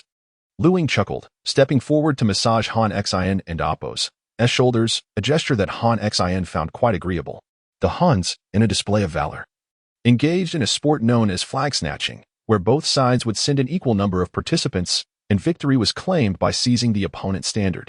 Wan Tiji was already 2 years your senior, and with skilled horsemen at his side, you were left with little choice but to await your fate. Just as Han Xin finished speaking, he felt Liu Ying increase the pressure in his grip. "This rebellious disciple, why do you not relent?" "Master, if you cannot ensure my victory, what use is my effort?" Liu Ying sat on the floor without ceremony. "Winning or losing is trivial, preserving our dignity is paramount. I do not wish to witness those Huns flaunting their prowess before the citizens of Chang and Appos." And Han Xin smiled, relieved that his disciple possessed a competitive spirit. A commander without the conviction of victory is already destined for defeat. "My lord, the Chancellor, along with the sons of Marquis Wuyang and Marquis Yingyin, are at the door seeking an audience with the prince." Ting, witnessing such a congregation of noble heirs for the first time, rushed to inform Han Xin. Eager not to appear remiss, "Let them enter," he instructed. Although Han Xin harbored a disdain for figures such as Guan'ing and Zhou, he found no fault with the youth gathered before him. Upon their arrival, Han Xin graciously offered an assortment of refreshments for their enjoyment. This marked their first encounter with the revered military sage of the Han, and many among them appeared visibly anxious. Guan'e sat upright, a figure that even his father regarded with trepidation. Xiao Lu, seated beside Liu Ying, wore an uneasy expression, despite having shared a table with Han Xin on several occasions. He always perceived his uncle Han as a rather aloof individual. Only Fan Kong, with a carefree spirit, relished the pastries with gusto. Why aren't and Appos, tea you eating? Zhou Xingji shot a glance at the others, losing interest in conversation. Lord Huayin, we have come at the behest of our forebears to lend our support to the crown prince. The eldest among them, Zhou Xingji, rose to offer a bow, articulating the purpose of their visit. Han Xian nodded in acknowledgement and replied with a smile, you youngsters, while the Xiongnu begin their incursions at your age. The challenge of overcoming them is formidable. However, the crux lies with him. He pointed towards Liu Ying, asserting that victory hinged upon him. I have already imparted my advice. You may deliberate further at Xiongnu Palace. Liu Ying found himself bewildered. What did you, as my mentor, even convey? You scarcely shared any substantial guidance. Mentor? Go on. I have faith in you. Han Xian abruptly closed the door, dismissing his guests, leaving Liu Ying outside with his unspoken grievances. My lord, these sons of merit are all quite unruly. What should the crown prince do? Tung expressed his concerns. Having been responsible for training Liu Ying's martial skills and developing a bond with him, I have already articulated the principles of leadership.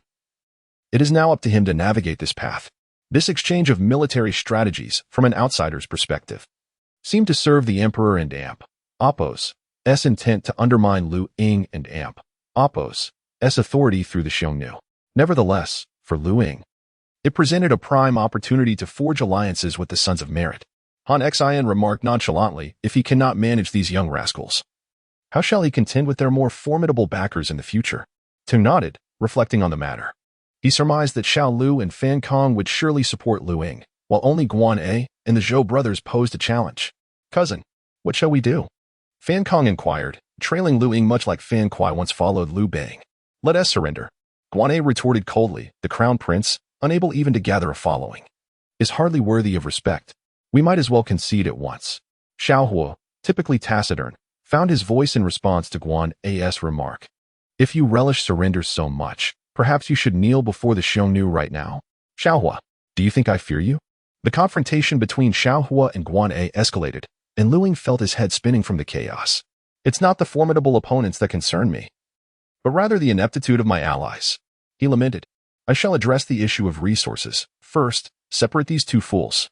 The collective efforts of the group saw Guan A and Xiao Hua pulled apart. Liu Ying gazed at Zhou Yafu, who, despite his tender age of merely 12, possessed an unwavering gaze that, when coupled with his cherubic visage, compelled Liu Ying to lightly pinch his cheek. Do not touch me. In the future, I shall be a great general, Zhou Yafu retorted. Yafu, do not be disrespectful to his highness, Zhou Shang admonished.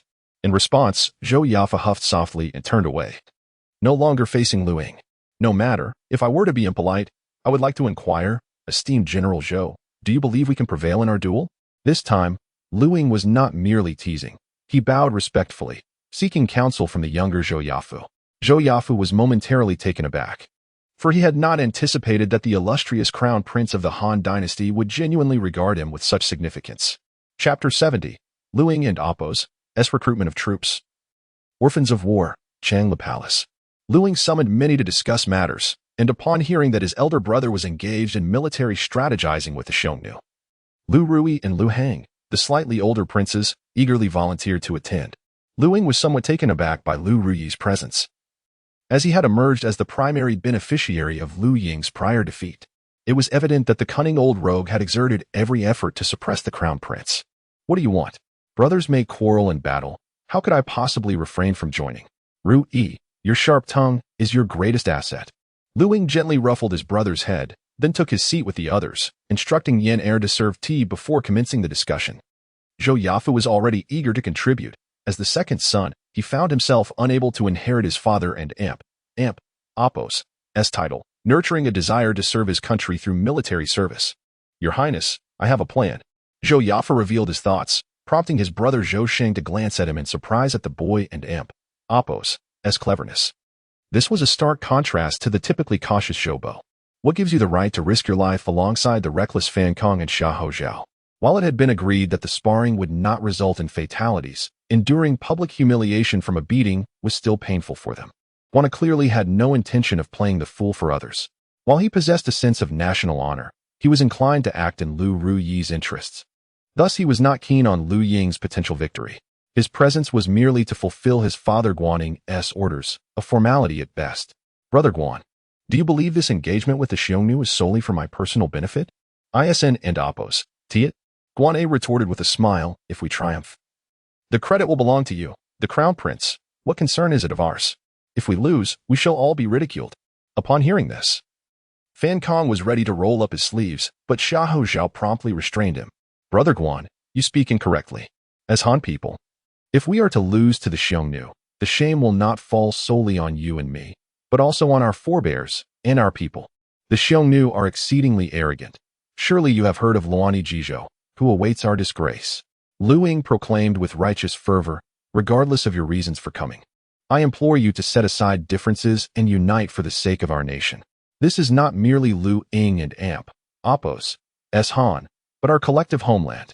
Believing that the Marquis of Yingyin was a man of integrity who would not sacrifice the greater good for trivial gains, Guan nodded in agreement, especially at the last remark, which made him all the more inclined to assist. Benevolence will empower our troops, instilling in them the purpose for which they fight.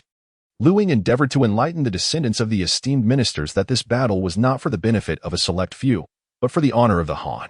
Cousin, Zhou heir and Oppos' plan is indeed commendable, and we are willing to take risks, but what of our manpower? The assembly was marked by expressions of urgency, recognizing that summoning the elite of the Han would only invite derision from the Xiongnu. Yet, ordinary soldiers might not stand a chance against them. Leave the issue of personnel to me. Xiao Lu, Xiahou Zhao, and Guan A accompany me. The rest may attend to their own affairs and reconvene tomorrow. We have but a fortnight to forge a formidable army, a task whose difficulty is self-evident. Even in mere sparring, the Xiongnu maintain an upper hand, as they are accustomed to horseback riding and archery, showing no fear of the Han. Your Highness, where are we headed? Xiao Lu inquired softly. A steadfast supporter of Liu Ying, bound by fraternal ties, for Xiao he had become Liu Ying and Oppos' guardian. There exists a group of ruffians on Huayong Street. Let us seek them out. What? Xiao Lu was taken aback, as were Xiahou Zhao and Guan A, their disbelief evident. Your Highness, those rascals, even if trained for a year, may not match the Xiongnu. It would be wiser to approach my father and have him assign some of the elite to our cause. Xiahou Zhao stated directly, a sentiment shared by Xiao Lu and Guan A. My father commands the finest cavalry of the Han. We shall confront the Xiongnu head-on. Guan A was resolute, convinced that for the sake of the nation and Oppos' honor, Guan Ying would surely agree. No, I wish for them to be thoroughly defeated. To understand that even the Han, though seen as ruffians, surpassed the Xiongnu. Liu Ying's gaze was unwavering, and the three understood their entreaties were futile, resigning themselves to accompany him. On Huayong Street, there were war orphans, devoid of skills, surviving by petty thievery. Fortunately, this band of youths was tightly knit, often frequenting Huayong Street, and the townsfolk, aware that their fathers had perished in battle, generally turned a blind eye to their transgressions. Occasionally, when they pilfered grain, it was overlooked.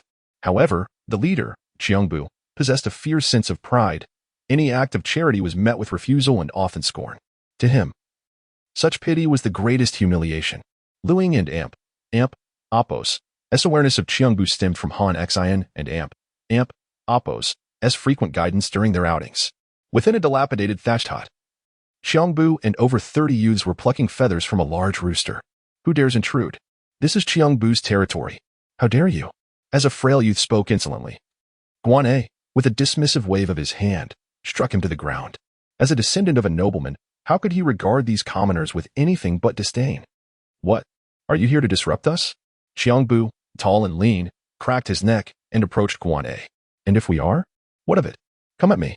Xiongbu swung a punch at Guan A, who, being the son of Guan Ying, had trained in martial arts from a young age, barely evading the sudden blow. Strike them.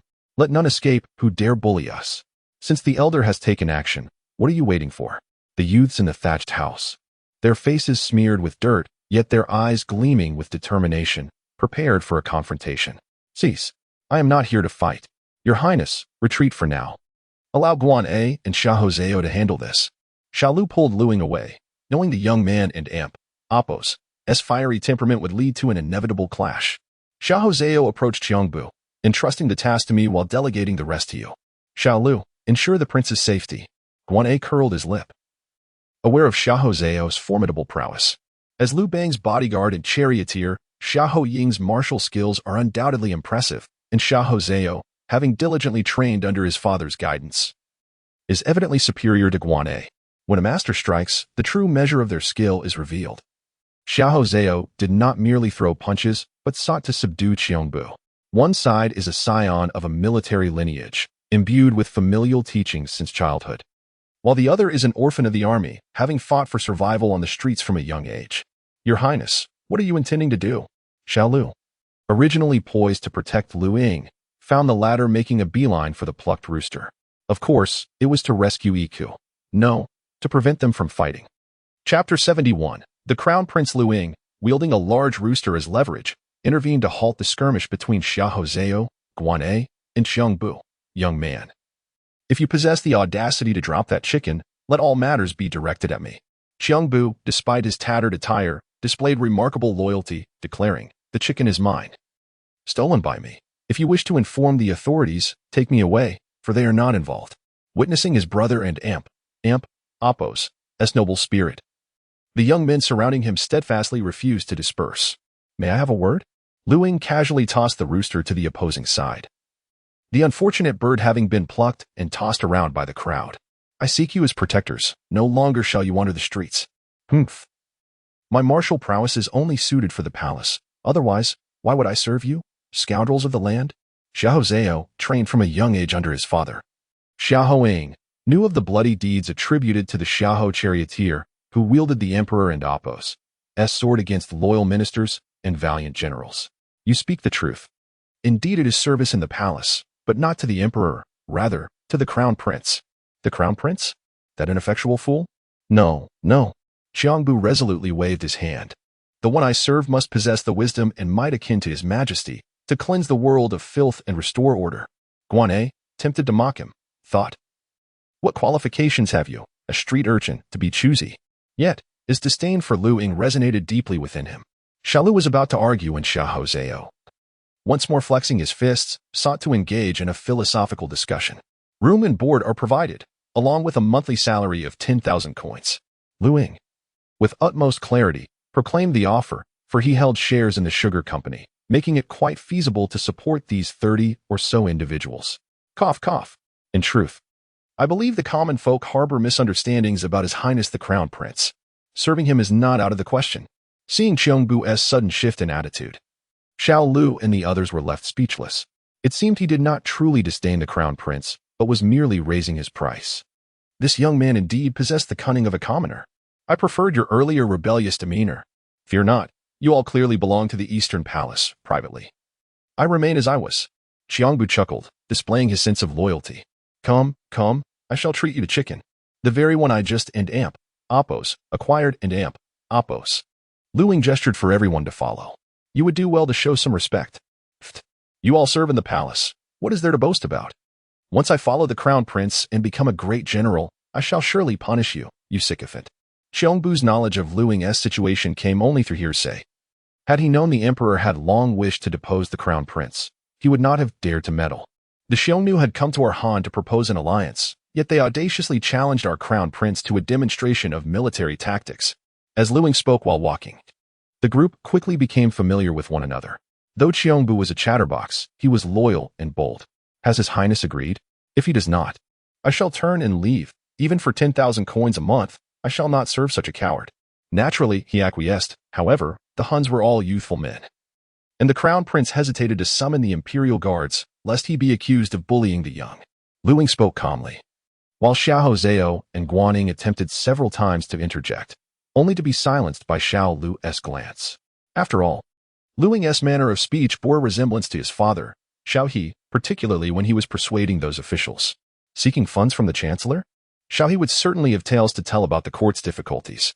Numerous officials had been duped by Xiao He to the point of exhaustion, ultimately having to devise their own means to accomplish their tasks, which brought them great satisfaction. Indeed, the Crown Prince and Appo's words resonated with my thoughts. It was precisely right to seek out equally youthful individuals. Our group is quite capable, yet regrettably the Crown Prince may not recognize this. I suspect that once we arrive at the Eastern Palace, we will merely engage in menial tasks like serving tea and water. Let it be known in advance. I shall sell my skills but not my person. Do not think to coerce me into compromising my dignity." Xiongnu even crossed his arms. fearful that the young prince might harbor improper intentions towards him.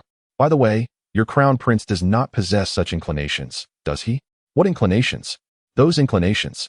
Liu Ying seized Xiongnu's thigh, causing the latter's hair to stand on end. Those inclinations? Indeed, if such inclinations exist, then I would rather face the Huns in battle than engage in such acts. Really? Liu Ying's eyes sparkled. After laying the groundwork, he awaited this very response.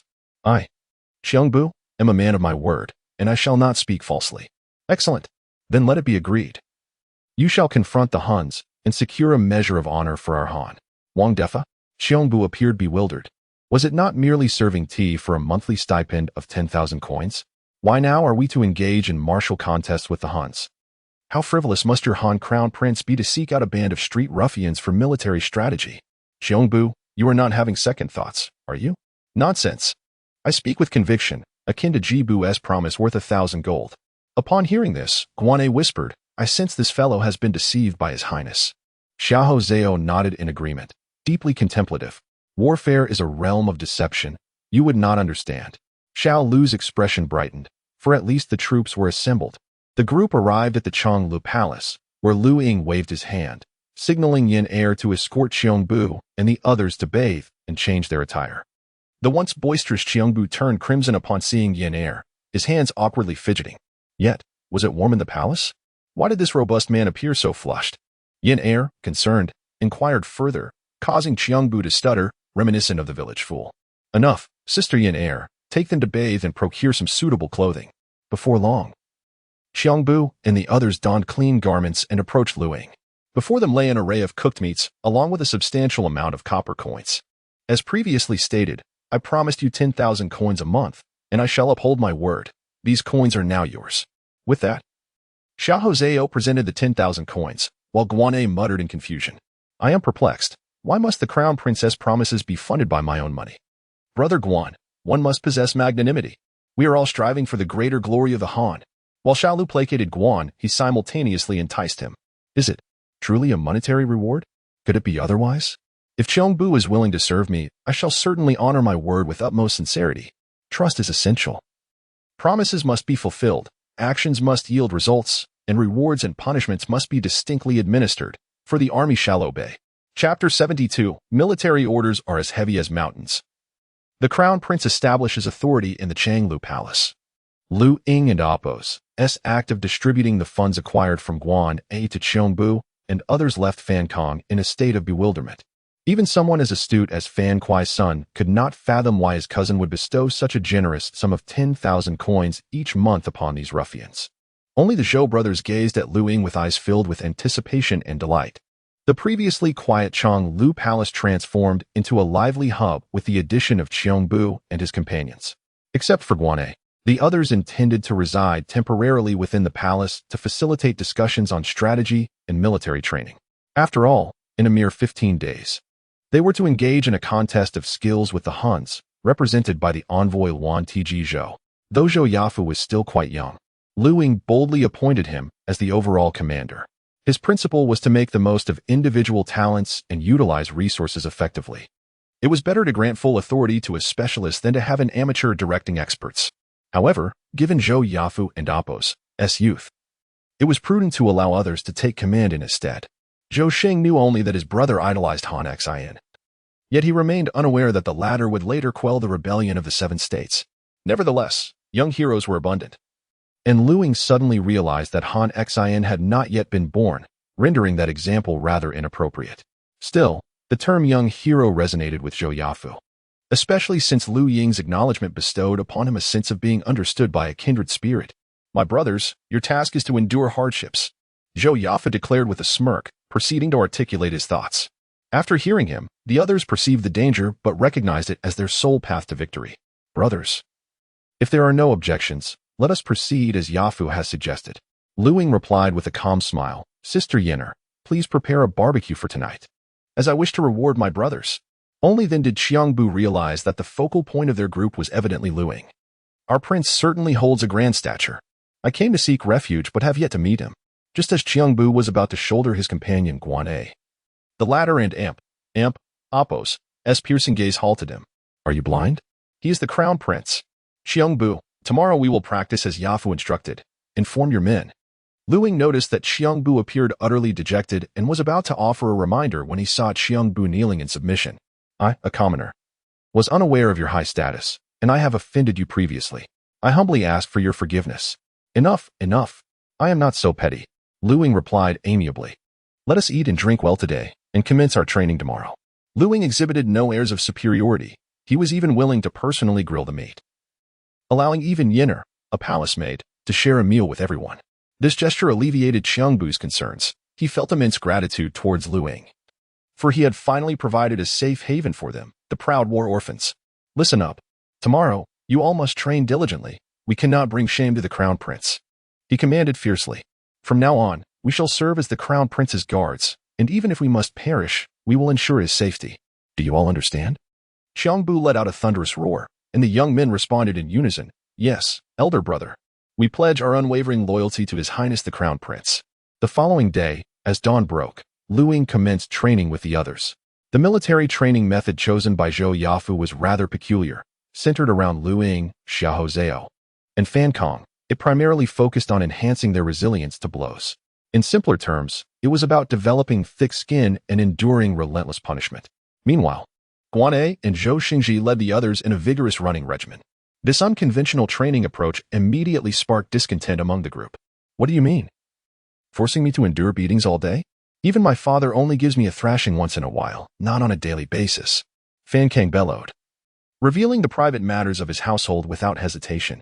Brother Fan, didn't and Amp, Oppos. We already discussed the reasons yesterday? With your physique, even running practice might not be particularly suitable for you, Zhou Yafu replied, maintaining his composure and not yielding to Fan Kang's imposing stature.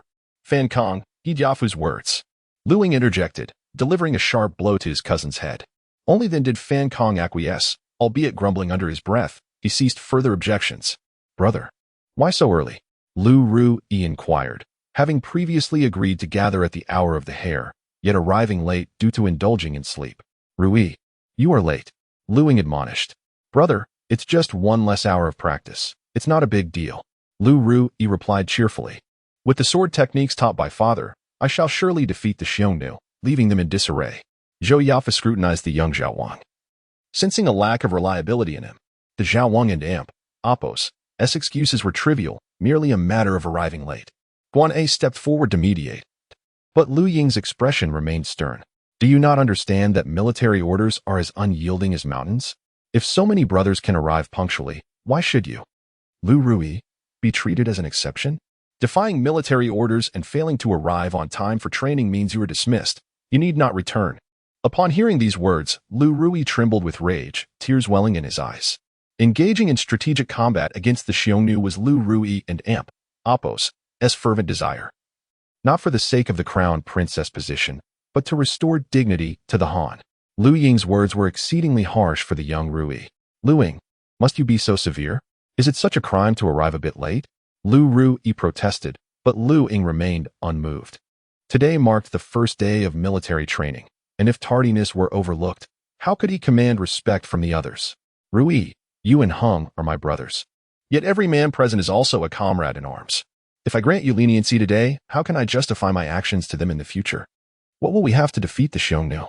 Liu Ying elucidated the matter, then gestured towards the entrance of the Xiongnu palace. Leave now. Do not disturb our training. Guan'e attempted to plead on behalf of Liu Ruyi, but was restrained by Xiao Lu. Zhou Xingji and Zhou Yafu exchanged silent nods. Should Liu Ying show leniency to Liu Ruyi today, it would undoubtedly disappoint the two brothers. You, Liu Ying, cannot afford to offend the brothers. What will others think? Are we enduring hardship day in and day out merely to put on a show for you two? As Liu Bang, having just risen from his slumber under the attentive care of Consort Qi, beheld the arrival of a eunuch bearing news, he was immediately drawn to the message. Your Majesty, the Crown Prince has expelled the Prince of Zhao from the ranks. His Highness was inconsolable. What audacity does this rebellious child display? Is he deliberately targeting my favored one? Liu Bang's fury ignited, yet Consort Qi felt a flicker of joy within her heart. Thankfully, the old rogue regained his composure and inquired, what is the reason for this? The eunuch, after a moment's thought, chose to speak candidly, despite the intensity of Liu Bang's gaze. It appears that the Prince of Zhao was tardy in his military training, prompting the Crown Prince to dismiss him from the ranks. Liu Bang fell into a contemplative silence, for he understood in his heart that the rebellious child had acted rightly. Without discipline in the military, chaos would inevitably ensue, making victory an elusive dream. Chapter 73, Half-Moon Military Training, Inevitable Defeat. In the residence of the Marquis of Han, Han Xin reclined on the couch. Ever since he became a mentor to Liu Ying, the renowned military sage of the Han dynasty had shed his formerly austere demeanor. Upon hearing Han Xin's words, Teng Kai ceased his pacing and remarked, "My lord, I am concerned about the crown prince. With only half a month remaining and you unwilling to assist, how can the crown prince contend with the Xiongnu? Moreover, the envoy we face is none other than Wandi Jizhua, the son of Modu. Should he emerge victorious, he will undoubtedly use it to humiliate our Han dynasty." Teng's concerns were not lost on Han Xin. If I were to intervene, even if we achieved victory, what would it matter to Ying? Han Xin's statement left Teng speechless. The truth was undeniable. The military sage of the Han dynasty was expected to win, and a triumph would bear no relation to the crown prince's efforts. Han Xin understood that even his presence might lead the public to attribute the victory to him. Yet, if the Marquis refrained from helping, how could His Highness possibly forge a formidable army within half a month? Who claims that the primary objective is military training? Han Xin retorted. Even if Ying were given a year, his soldiers would still pale in comparison to the seasoned Xiongnu warriors. Tu was momentarily bewildered, questioning. Does that not mean His Highness is destined to lose? Han Xin continued to read leisurely, responding calmly, I have already imparted the principles of command to him. And with the assistance of those valiant descendants, whether victory ensues depends solely on Ying's ability to lead them. In the Xiongnu Palace, Liu Ying enforced strict military discipline, even expelling his brother Liu Ruyi from the ranks, which instilled a sense of urgency among the others, particularly individuals like Xiongnu, who were naturally indolent. Were now fully attentive, recognizing Liu Ying and Appo's commitment to military order. Where there had once been gratitude towards Liu Ying, there now resided a sense of reverence, coupled with anticipation for following him. The tactics shall be executed as advised by Fu. As for our group, we shall train as we see fit. With the day gone by and the countdown to the half-month mark, let us practice more vigorously, enhancing our chances of victory. Liu Ying proclaimed. This is not merely the Han of my Liu family, but rather the Han of the common folk, of all people. Meanwhile, Zhao, who had been idly passing time at the inn, decided to join Liu Ying's military training upon hearing of it. His subordinates could not dissuade him. Zhao, resolute as a tortoise on a scale, insisted on standing alongside Liu Ying against the Xiongnu. Morning, Nanwei. Zhao yearned to experience how the Han people defended against the Xiongnu. Your Highness. Just as Liu Ying was leading the training, Yenner hurriedly approached. Sister Yenner, what brings you here? If you miss me, we can share secrets later tonight. Not at all. I have no such desire. Yen and Appos, blushed, then whispered. The Prince of Zhao is outside the palace. Liu Ying and Appos' expression darkened, and he waved his hand dismissively. As I have stated, he has been expelled from the ranks. Yen and Appos, aware of Liu Ying and Appos' temperament, quietly cautioned, the Prince of Zhao is here to seek forgiveness. I implore you to handle this matter with care. Liu Ying had not anticipated that this foolish Odo would imitate Lian Pu in seeking pardon. If he were to reject his elder brother's plea, it would surely invite public scorn. The presence of an additional individual to bear the brunt of punishment lightens one's own burden. Why not embrace such an opportunity? Brothers, follow my lead. With a grand gesture, Liu Ying summoned his followers, who, regardless of their verbal compliance, tacitly acknowledged him as their leader in their hearts. Outside the Palace of Eternal Happiness, Liu Ruyi bore a thorny burden. The searing pain on his back was intolerable, yet he could only endure. Even the whispers of his mother, Lady Qian, failed to sway Liu Bang, who stubbornly believed in the righteousness of Liu Ying's actions. Ultimately, it was Chen Ping, moved by the plight of the Zhao king, who devised a plan for him to bear the thorns and seek forgiveness. What are you doing, Ruyi? Liu Ying could have hastened his approach, yet he deliberately walked slowly, wishing his younger brother to empathize with Lian Pu. Liu Ruyi's frustration was palpable. Was it not evident enough? Here I am, bearing thorns and penance. Elder brother, I have come to realize my mistakes. I beseech you to allow me to rejoin the fight against the Xiongnu. Liu Ruyi knelt on one knee, clasping his fist in salute. Your Highness, the Zhao king has acknowledged his error. Why not grant him another chance? Guania spoke up, having gained some influence after providing 1,000 coins. Fan Kong and Xiahou Zhao remained silent, steadfast supporters of Liu Ying, aligning themselves with the crown prince and Appos' will. As Zhou Xing was about to speak, His brother Zhou Yafu tugged at his sleeve. "Brother, it is not prudent for us to interfere at this moment." "Very well, I shall heed your counsel." Xiao Lu had intended to mediate, but upon reflection, he realized his closer ties to Liu Ying. Zhao Yi, too, would not meddle in the private affairs of the Liu brothers, especially since he regarded Liu Ying's handling of the situation as magnanimous. Had it been in Nanyue, Liu Ruyi would likely have faced severe punishment by now. Liu Ruyi felt utterly alone, having garnered support from only Guania. As for the cunning Chu and Iho, he would never allow his son to become entangled in such thankless endeavors. In truth, Guaniying had no desire to intervene. As a military figure, displaying a lack of attitude could easily elicit the emperor's disdain. "Ruyi, all you need is to sincerely admit your fault. There is no need for such elaborate penance." Liu Ying spoke sweetly, yet showed no inclination to assist Liu Ruyi. Without the princess' action, others would certainly refrain from interjecting. "Elder brother, I have come to realize my mistakes. I implore you to be magnanimous." Well said, well said." After discreetly ensuring everything was duly noted, Liu Ying finally helped Liu Ruyi to his feet, crafting an image of brotherly affection and respect. Initially, the Crown Prince and Zhao King represented opposing interest groups. It was uncertain who would dominate the expedition against the Xiongnu. Liu Ying seized the opportunity to compel Liu Ruyi to bear thorns and penance, thereby solidifying his own position. Even if victory was achieved, the primary credit would belong to the Crown Prince, rather than the Zhao King. Liu Ying feasted, while others could savor but a sip of broth. "Enough, let us resume our training." "Yes." Liu Hang gazed at his elder brother's retreating figure. His eyes filled with admiration, resolved to follow in his brother's footsteps, much like his uncle Liu Jiao.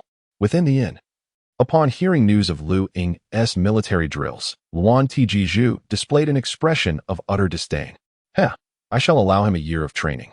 He is no match for my Xiongnu. Remember, during our exchanges, do not resolve matters too swiftly. I wish to humiliate Liu Ying before the citizens of Chang and Apos, and it is no wonder that Luan Tijiju harbors such resentment towards Liu Ying.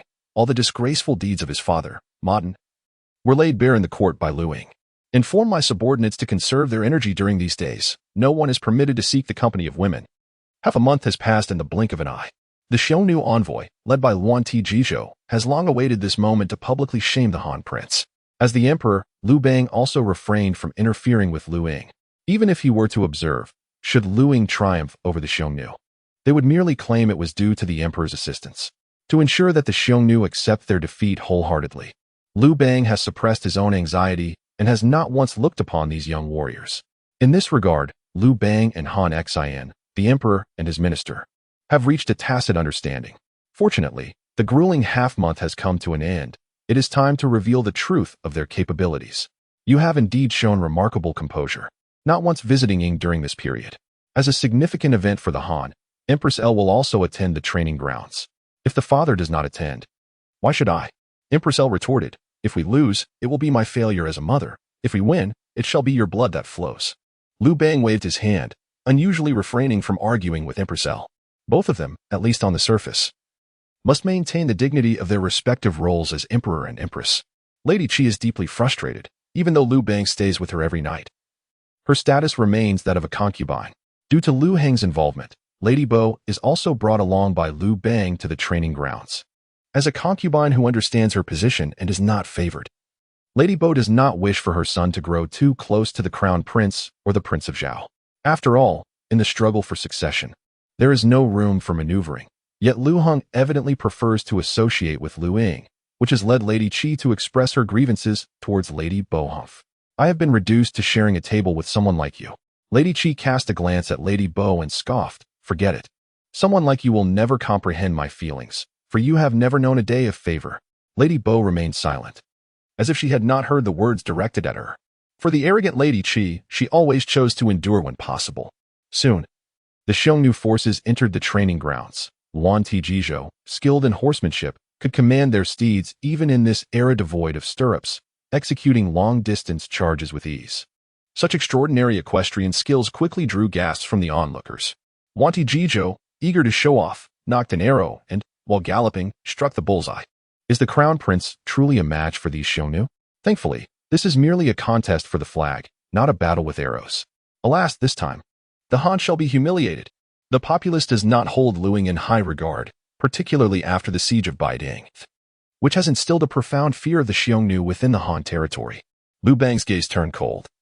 Luan T. Jizhou and Amp. Appo's display is nothing short of a provocation to the entire Han. Who among you excels in horseback archery? Liu Ying asked, a surge of frustration swelling within him as he turned to his brothers behind him. Cousin, I can only ride a donkey backwards. Fan Hang, if you cannot contribute, kindly remain silent. No one considers you mute. Your Highness, I wish to give it a try, said Zhao, clasping his fist before swiftly mounting his steed and galloping towards the training grounds. The crowd beheld yet another rider, this time a young Han warrior. Whoosh, whoosh, whoosh. 3 arrows were released in rapid succession, striking the bullseye and even piercing the arrows of Luan T. Jizhou, as the son of Liu Ying. Zhao had trained in martial arts for many years and was adept in both archery and horsemanship. However, he had been taught by Lord Ting to maintain a low profile and refrain from displaying his talents ostentatiously. Yet, the provocations from the Xiongnu made Liu Ying acutely aware of the sharp arrows at his side. Excellent! Liu Bang clapped in delight, while Liu Ying wore a look of satisfaction, and the Han populace erupted in cheers. Only Lady Qi felt discontent, believing the Xiahou family was undeserving of such a claim. Years ago in Pengqing, Liu Ying had saved Liu Ying's life. How could he now favor that feeble character? Are both sides prepared? Chen Ping, the Marquis of Yingyin, inquired as he assumed the role of referee, glancing at both the Han and Xiongnu. We may commence at any moment. Luan T. Jizhou made a gesture across his throat towards Liu Ying, confidently declaring, rest assured, I shall humiliate you fiercely before all. Unfazed, Liu Ying smiled and replied, our side is ready. Among the throng, Zhang Liang and Han Xin found themselves seated together. Both men preferred to avoid entanglements in court affairs, choosing instead to mingle among the common folk. Han Xin, might you offer counsel for His Highness? Zhang Liang initiated the conversation, aware that Han Xin generally remained aloof. No. What if we lose? Han Xin replied succinctly, one must learn from their shortcomings and strive to improve. Their exchange was terse, leaving Zhang Liang disheartened. He found it challenging to engage with Han Xin, just as Han Xin could not discern Zhang Liang's true intentions. While some might accuse Zhang Liang of coveting power, he had never sought high office nor wielded any authority. Conversely, his numerous strategies to assist Liu Bang in seizing the throne suggested otherwise. This friendly contest was to be conducted with restraint, ensuring no lives were endangered. Since we all understand, let us begin, with Chen Ping and Appo's command. The 50 warriors from both the Han and Xiongnu swiftly arranged their formations. The Xiongnu boasted only Luan T. Jizhou and a dozen cavalrymen, as the number of horsemen was limited for both sides. Otherwise, the Han would have been at a significant disadvantage. Luan T. Jizhou surged forward, opting for a preemptive strike, leading his men directly towards Liu Ying.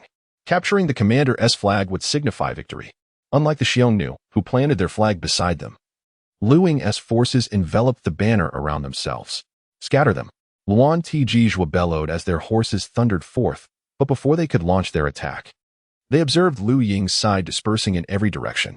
This spectacle left all present in astonishment. Liu Bang had not been unprepared for a potential defeat. Yet he had hoped to display vigor, even in a narrow loss. As the Huns charged forth, the ranks of your army faltered. How amusing. The Han are but a feeble force. Seize their crown prince. Luan T. Jizhou sneered, proclaiming that notions of propriety, integrity, and virtue are mere hollow words in the face of overwhelming might. Elho furrowed her brow, fully aware of the impending humiliation that Luan T. Jizhou and his band of Huns intended to inflict upon Liu Ying and the entire Han dynasty. Fan Kong, Guan'e, Zhao, Liu Ruyi, stand firm against them. Liu Ying bellowed. Fan Kong, leading the charge, displayed a valor akin to his father, Fan Kuai, as he overturned the enemy and Appo's steed with the ferocity of a bear. Boom. Once more. As long as I stand here, you Shan and Appo's advance a single step towards my cousin. With equal bravery, Guan'e wielded a wooden club, shattering a horse and Appo's leg, transforming the Hunnic cavalry into foot soldiers in an instant. As for the fallen Hunnic steeds, Liu Ying had already devised a plan for their utilization. An evening feast of roasted horse meat awaited. Advance and capture them all. Let not a single Han escape. Liu Bang observed the unfolding scene with a sense of unease, while Han Xin wore a sly smile. Warfare is a realm of deception. This fellow is both cunning and shrewd. Chapter 75, still pursuing? The general's banner has fallen. In Chang'an, at the training grounds, the Han dynasty and the Xiongnu. Despite having established a marriage alliance, were both discontent with the outcome. The Xiongnu felt their dignity was compromised, especially after Liu Ying recounted the embarrassing tales of modern Xiongnu, which shattered Yuan Tijiju and Appo's morale. The Han, on the other hand, questioned why, after marrying into their royal family, the Xiongnu still demanded an abundance of salt, iron, sugar, and tea. Thus, both sides engaged in a strategic contest to fulfill their respective goals. If the Xiongnu emerged victorious, they could publicly humiliate the Han prince and avenge their previous grievances. Conversely, a Han victory would allow them to diminish the annual tributes to the Xiongnu. However, the pressure fell squarely on Liu Ying and his entourage. It was unacceptable to have the founding generals confront a mere Yuan Tijiju. Even in victory, it would reflect poorly on Liu Bang. If Modern and Appo's son could not best my son, it would only prove my superiority. Yet Liu Bang, holding such a mindset, was unprepared for the unexpected prowess displayed by his own son. As the enemy prepared to charge, the formation of the Han army inexplicably broke apart. Fortunately, Fan Kong, Guan A, and Zhao positioned themselves at the forefront, toppling several Xiongnu cavalrymen, allowing Liu Ying and Appo's troops to stabilize, albeit precariously. By all means, continue the assault. They dare not approach. Seize the Han prince alive. Today, I shall humiliate him thoroughly. Yuan Tijiju, now enraged, was astonished to discover that among the Han, there existed warriors unafraid of the iron hooves of warhorses. Fan Kong, resembling a fierce bear, glared at Yuan Tijiju with bloodshot eyes. You dare bully my cousin? I shall fight you. With a roar, Fan Kong charged directly at Yuan Tijiju. Who is your cousin? You foolish brute. Do you think my steed is merely for show? Yuan Tijiju tightened his legs, and his warhorse responded instinctively, trampling toward Fan Kong. Be careful, Liu Ying shouted, brandishing a wooden staff and thrusting it towards the horse's abdomen. Witnessing Liu Ying's determination, the others were spurred into action.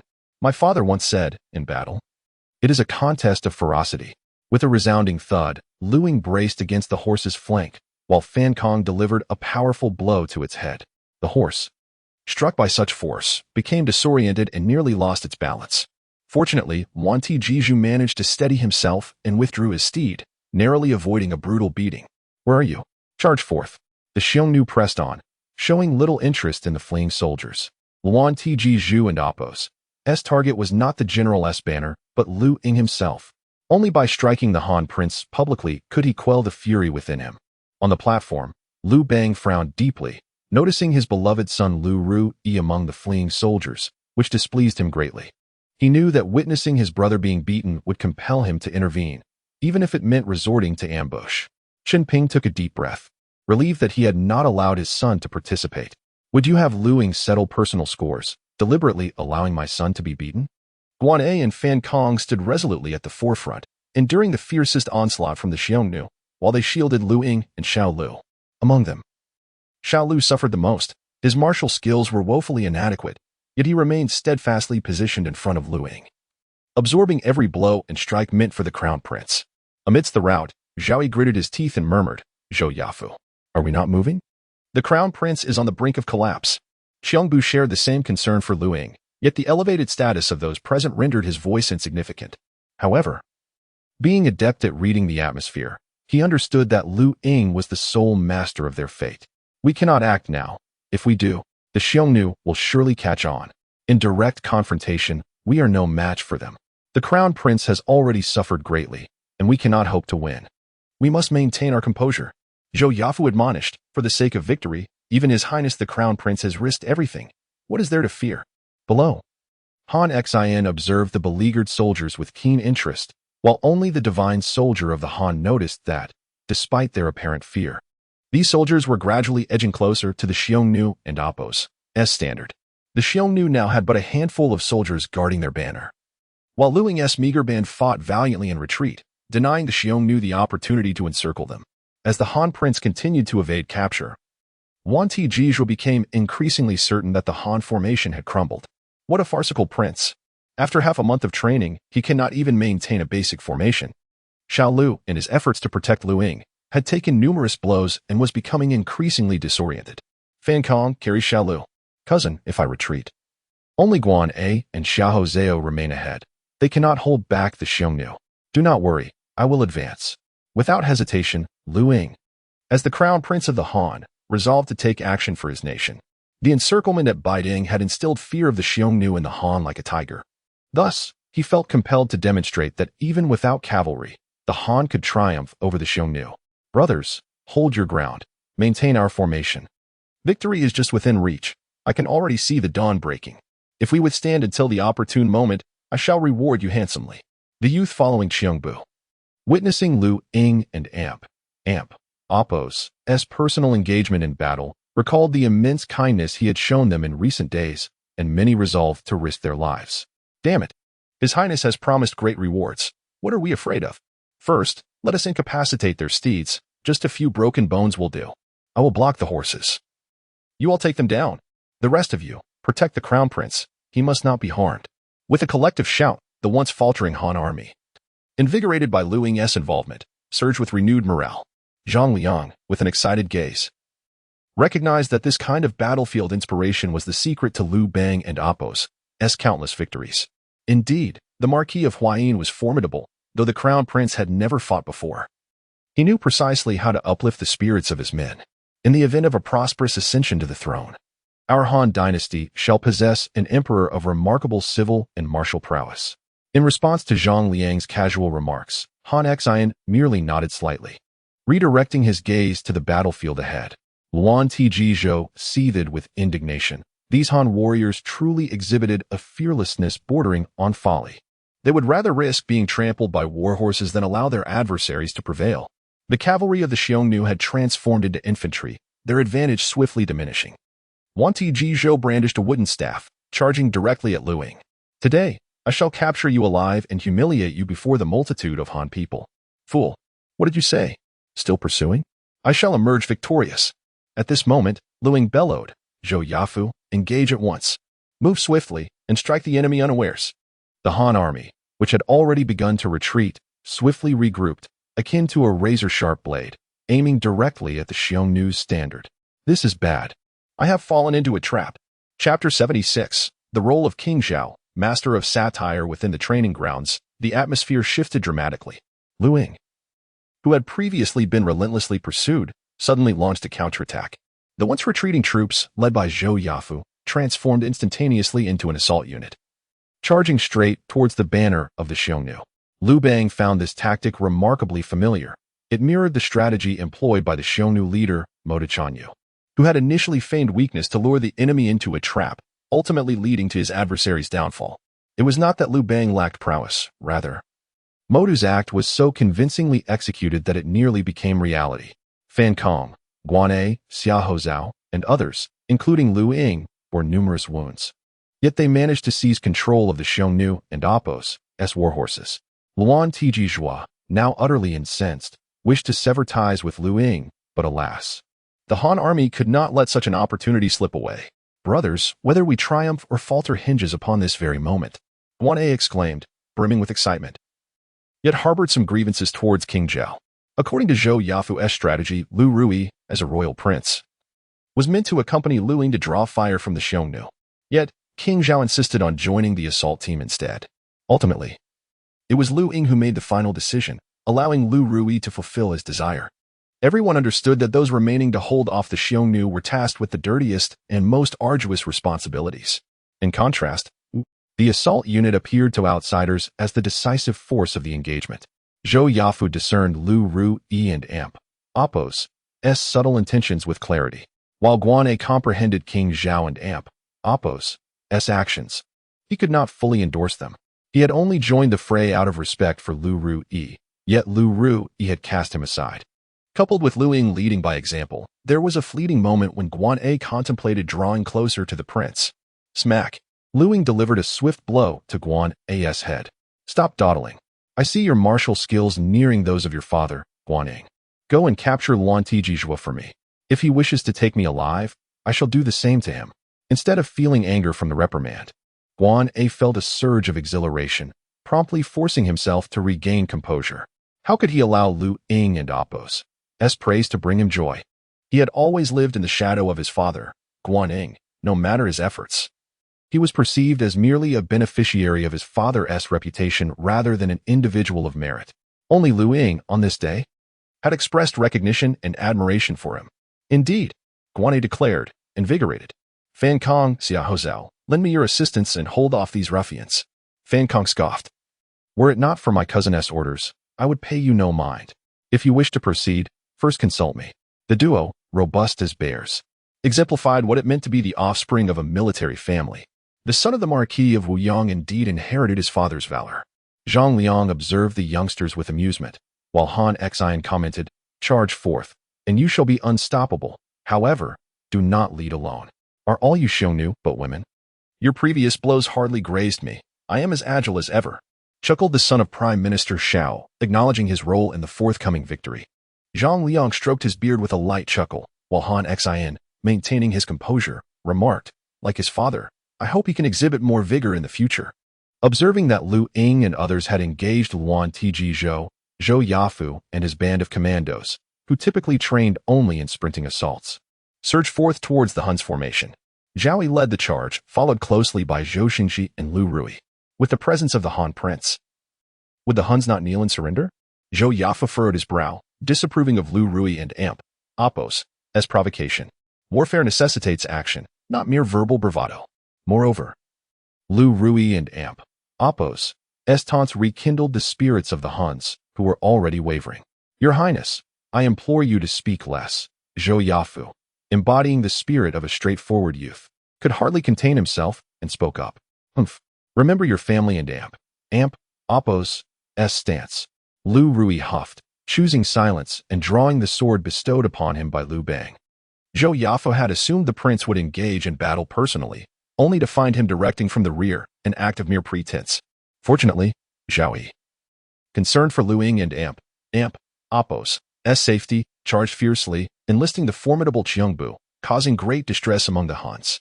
Quickly seize the banner. Do not give the Huns a moment to react. Xiongnu, refrain from resorting to street thuggery. Such tactics are unsuitable for the battlefield. Zhao, why do you not heed my commands? Liu Ruyi, wielding his sword, momentarily envisioned himself as his father, Liu Bang. Yet he had never set foot on a battlefield and lacked an understanding of the art of command. His reckless words only exacerbated the Han army and Oppos' predicament. This fool is unworthy of counsel. Zhou Yafu muttered under his breath, then turned to his elder brother Zhou Xingxi. Brother, find a way to silence him. With that, Zhou Yafu plunged into the enemy ranks. Listen well, I am Zhou Yafu. Our target is the enemy's commander's flag. Seizing it will lead us to victory. Zhao, Xiongnu, focus solely on the assault. I shall handle the rest. With Zhou Yafu's leadership, Zhao and Xiongnu launched a vigorous attack. Meanwhile, Zhou Yafu observed Liu Ruyi, still brandishing his sword and issuing commands. Bringing the prince along was proving counterproductive. Huns, heed my words. The Prince of Han stands here. Those unafraid of death may come forth. My lord Zhao can face 100 foes. He is the mightiest warrior of the Han. Zhou Yafu extolled the prince, instantly inciting the wrath of the Huns. I did not. Liu Ruyi found himself at a loss, yet the enraged Huns pursued him, seeking to teach the prince a lesson, even if it meant abandoning their banner. As the Huns charged after the prince, it provided Zhao and Xiongnu with the opportunity to seize the commander's flag. This is not quite right, is it? What's wrong with it? Everyone must play their part. His Highness has contributed immensely, so let us swiftly capture the flag. Liu Ruyi exerted every ounce of strength to evade the relentless pursuit of the Xiongnu, while at that moment, Zhou Yafu had triumphantly raised the commander's banner. The Xiongnu's flag was here. We, the Han, have emerged victorious. As Luan Tiji sprinted halfway, he beheld the theft of his own banner, causing his composure to shatter instantly. To hell with it, I'll pretend I didn't see anything. First, I shall deal with Liu Ying. Chapter 77, Role Reversal. Understanding the true meaning of cruelty, the banner of the handsome flag has been seized, and according to tradition, the Xiongnu should refrain from attacking Liu Ying. Unfortunately, the Xiongnu, known for their disregard for martial ethics, have become infuriated and bloodthirsty. Should the emperor inquire, they could merely claim ignorance. Both sides are unlikely to instigate war lightly, which emboldens the Xiongnu to act with impunity. After all, a misstep in the conflict against the Xiongnu could spell disaster for the nascent Han regime. Take him down. The enraged Xiongnu, feeling deceived, vented their fury upon Liu Ying. Your Highness, these Xiongnu have lost their senses. We must flee. Xiao Lu trembled with fear, recalling how he had been beaten black and blue by the Xiongnu earlier. If they unleashed their full strength, it would surely lead to his downfall. Of course, Xiao Lu bore the brunt of the blows in defense of Liu Ying. Flee? Have you ever seen a victorious army retreat? Liu Ying roared. Brothers, since the Xiongnu have abandoned all shame, let us not hold back. We shall fight until they are subdued. With that, Liu Ying charged toward Luan Tijijua. Even if he were outmatched in a one-on-one encounter, he had his comrades at his side. At last, you cease to be a coward. Luan Tijijua sneered at Liu Ying. You Han are cunning. Even in a spar, you resort to schemes. Luan Tijijua deemed Liu Ying a threat that could not ascend to the throne, for his rise would spell trouble for the Xiongnu. Your gullibility only proves your utter foolishness.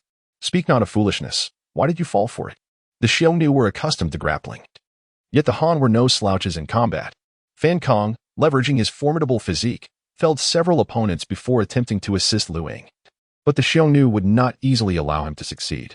Luan Tijijua swung a fist at Liu Ying, but Xiao Lu stepped forward, not to confront the enemy, but to shield Liu Ying from the blow. Your Highness, I am here. Xiao brother. With a resounding thud, a punch struck Xiao Lu squarely on the nose, causing stars to dance before his eyes. Xiao He, observing from the stands, felt a swell of pride. His son was demonstrating loyalty to his sovereign, albeit in a rather inelegant manner. Fight back. Why do you only take hits? Your Majesty, should we call for a halt? Chen Ping quickly inquired of Liu Bang, while Empress Elle furrowed her brow, noting the once docile Liu Ying now locked in a fierce struggle with Luan Tijijua. Call for a halt? How can I pass up the opportunity to strike these Xiongnu openly? Liu Bang scoffed, recognizing that the Zhou family's young man should also be reacting.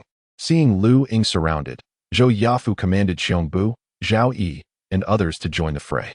Meanwhile, the Xiongnu, who were slow to respond, found themselves intercepted by Fan Kuai, who demanded, why can they strike, but we cannot? Yuhan employed deceit. Luan Tijijua, son of the chieftain, warned. If anything happens, your Han will bear the consequences. With that, the foul-mouthed Xiongnu received 2 resounding slaps from Fan Kuai. In a fierce display of prowess, Fan Kuai stood unbeaten, his might second only to Xiongnu, silencing the Xiongnu with his formidable presence. The ground bore witness to his strength, marked by a lost tooth. I am the enforcer of order. My word is law. Do you understand? Yes, we understand. Fan Kuai, arms crossed, coldly remarked. Were it not for my esteemed status, I would relish the opportunity to strike. Luan Tijiju, delivering a kick to Liu Ying's abdomen, prompted Xiao Lu to rise and assist, yet the previous blow had left him dazed. Liu Ying, feeling the pain, knew he was no match for Luan Tijiju in a one-on-one confrontation, yet he had recently undergone training with Tong, sharpening his skills for battle. In the chaos of warfare, martial ethics held little value. The ability to vanquish an enemy was the only measure of skill. With a resounding thud, Liu Ying endured another punch, while Xiahou Zhao, Fan Kong, and Guan A faced similar assaults, leaving no one to aid them. What are you without your comrades? Even if you snatch the commander's banner, it changes nothing. The Xiongnu and Emperor's prowess surpasses that of your Han, compelling you to seek peace. Luan Tijiju taunted. You Han are all talk. Can your words slay in battle? With fury igniting within him, Liu Ying retaliated, landing a punch squarely on Luan Tijiju and Emperor's nose. Your incursions upon the Han's borders are merely acts of plunder against the innocent. One day, our forces shall emerge from the grasslands to obliterate your kind. In a twist of fate, Liu Ying vowed to show Luan Tijiju the true meaning of cruelty. As Luan Tijiju prepared to retort, he was met with the onslaught of Zhou Yafu and others. Witnessing his brother and Emperor's plight, Liu Heng charged forward with a headbutt aimed at Luan Tijiju. Do not harm my brother? With a resounding impact, Liu Heng collided with Luan Tijiju's midsection, prompting Liu Ruyi to draw her sword. Ruyi, we agreed to spar. What is the meaning of drawing your blade? Brother, I cannot stand idly by. Fool, use the sword sheath. Liu Ying and Emperor's gentle admonition jolted Liu Ruyi into action as she wielded the sheath against Luan Tijiju, with Zhou Yafu and the others joining the fray. The numerical advantage swiftly turned the tide against the Xiongnu, who found themselves overwhelmed. Liu Ying, alongside his brothers, unleashed a torrent of blows upon Luan Tijiju, intercepting any attempts by Xiongbu and Zhao to intervene. They were the sons of Liu Bang, while their adversary was the son of the Xiongnu. Thus their conflict bore an equal footing. Even if the Xiongnu were to retaliate, they found themselves at a loss. Let you strike my brother. Let you strike my brother. Liu Heng executed a series of punches with fervor, targeting Yuan Tijiju with relentless vigor. Liu Ying, feeling a mix of embarrassment and concern, noted his brother's utter lack of mercy towards their foe. Get up. You should rise. If you can stand, I shall grant you a fair duel. Liu Ruyi swung the sword in Appo's sheath with ferocity, and it was indeed a marvel if Yuan Tijiju could rise again. The sparring is over. You have emerged victorious. What? The wind is too loud. I cannot hear you. Liu Ying seized the moment to stomp on Yuan Tijiju a few more times, reducing the once arrogant son of the Xiongnu to a state of utter disarray. The Marquis of Huayin remarked that the Crown Prince and Appo's martial skills still required further refinement. Zhang Liang smiled gently, observing the Huns receiving their just punishment, and thought to himself that he would indulge in a few more cups today. Han Xian remained silent, already contemplating his departure from the gathering. When the troops march out onto the grasslands in the coming days, the Huns shall surely meet their downfall. The Huns have been placed firmly on the blacklist of the Han's military. As Yuan Tijiju pleaded for mercy amidst his beatings, Liu Ying coldly snorted, instructing his brothers to cease their efforts, declaring that they would all head to the Palace of Eternal Joy to celebrate together. Except for the Hun who was halted by Fan Kuai, the rest lay sprawled on the ground. Laughter from the Han populace echoed through the training grounds. Those wretched Huns truly deserved such a thrashing. Chapter 78. Do you deserve to drink this wine? In Weian Palace, Liu Bang was in high spirits today, hosting a grand banquet for the officials. The old rogue symbolically invited the envoy from the Xiongnu, but Yuan Tijiju, bruised and battered, had no face to attend and decisively chose to decline. Xiao He, Xiao Hoang, Guan Ying, Fan Kuai, and Zhou Bo received Liu Bang as commendation, all having sent their sons to battle, who performed admirably. Chun Ping felt a tinge of regret. Had he known they could triumph over the Xiongnu, he too would have sent his son. Prince Zhao, Liu Ruyi, was the only royal to attend the celebration, and Liu Bang positioned him by his side, underscoring his affection for his beloved son. My son Ruyi, wielding a 3-foot sword, commanded today's battle and vanquished the Xiongnu, thus restoring the dignity of our great Han. Liu Bang, in a festive mood, took Ruyi's hand, and they danced together while the officials sang merrily, creating an atmosphere of unrestrained joy. However, Empress Elle maintained a serene expression. This was rather unfair for her son Liu Ying. Whether training the troops or selecting generals in the early stages, it was Liu Ying who had shouldered the responsibility. Liu Ruyi merely led the surprise attack on the battlefield, giving the impression that he was the one who secured their victory. Lady Qi, radiant with joy, continually poured wine for Liu Bang and occasionally serenaded him. Empress Elle, practicing patience, felt that, had it been her former self, she might have stormed out in fury. Yet now, she perceived it merely as a performance. Your Majesty, today Prince Zhao is as valiant as you were upon entering Guangzhou. Guan Ying raised his cup with a smile, saying, I toast to your Majesty and to Prince Zhao. Liu Bang accepted the toast with delight, not even mentioning Liu Ying. Xiao He, with a hint of displeasure, refrained from countering Liu Bang in front of the officials. As the Emperor and Appo's dignity must be preserved. In Xiongnu Palace, Liu Ying gathered his brothers to share in the celebratory wine. Pa, why does Prince Zhao get to go to Weian Palace? Does he not care for his dignity? Fan Kong bit into a piece of roasted meat, venting his frustrations. Guan A, feeling uneasy, was well aware of his father Guan Ying's stance and had expected not to be invited to the banquet. To his surprise, Liu Ying had done the opposite. Let us keep it down. Your complaints won't fill your stomach, Xiao Zhao interjected, savoring his food. Humph. Guan A, your master certainly has poor judgment.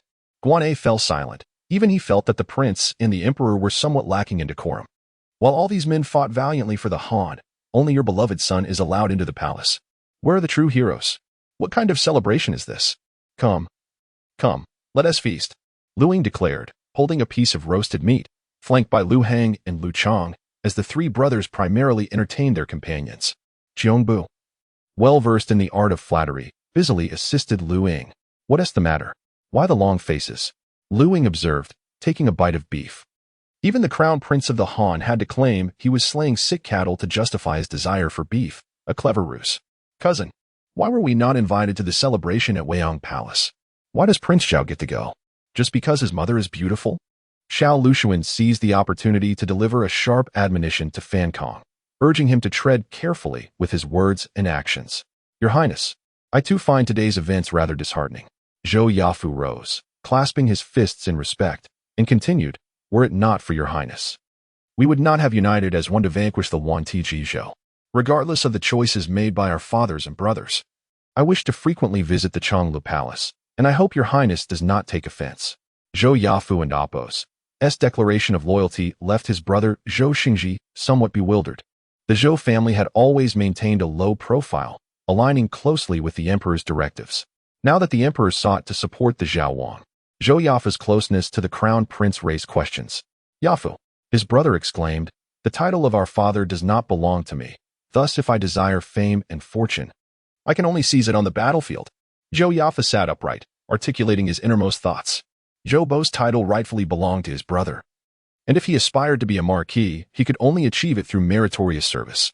It was evident that working alongside Liu Ying had brought Zhou Yafu considerable comfort. Are you all feeling somewhat discontent? Liu Ying furrowed his brow, sensing the sentiments of his brothers. Fan Kong merely voiced his thoughts more openly, while others, such as Xiao Lu and Xiao Hozeo, were suppressing their frustrations. Your Highness, we harbor no dissatisfaction, Xiao Lu remarked with a wry smile. We are indeed too young to warrant a visit to the Wei Yang Palace. Liu Ying waved his hand, interrupting the group. You are correct. I have been so absorbed in my own affairs that I neglected your feelings. In a fit of determination, Liu Ying overturned the table, exclaiming, Let us go to Wei Yang Palace. Yin and Apos, was taken aback, her complexion paling. After all, the emperor had not extended an invitation, and as the crown prince leading a group, there would be self-inflicted hardship. Your Highness, Yin and Apos, protested. Those who follow me do not even have the right to celebrate. How could I face them otherwise? Liu Ying and Apos' words left Yin and Apos speechless, as the truth was undeniable. Fan Kong, Xiao Lu, Xiao Hozeo, and others were willing to join him, not only due to familial ties, but also because they saw hope in Liu Ying. However, if he could not even maintain clear rewards and punishments, why should they remain with him? They might as well ally themselves with Liu Ruyi. Xiongnu, where are you headed? Liu Ying inquired. Ahem, Your Highness. You are either the crown prince or a scion of merit. As a mere commoner, I shan't intrude. Xiongnu attempted to leave, but Liu Ying grasped his arm. You too are a contributor. You have the right to go to Wei Yang Palace. In the Wei Yang Palace, a concerned father worried about his son Xiao Lu and Apos' injuries. Longing to personally tell him, you have performed admirably. Xiao Ying mingled with others, enjoying the camaraderie, while Ting Gong and Apos' charm drew many to toast him. Guan Ying, beaming with pride, observed his son Guan A's commendable performance, and with Zhao Wang Liu Ruyi favored by the emperor, he was destined to become a minister in due time. Your Majesty, the crown prince has come to request an audience. A eunuch hurriedly reported. Liu Bang, slightly inebriated, squinted in confusion. What brings him here? I can see him tomorrow without delay. Liu Bang's double standards regarding his sons had never been more apparent.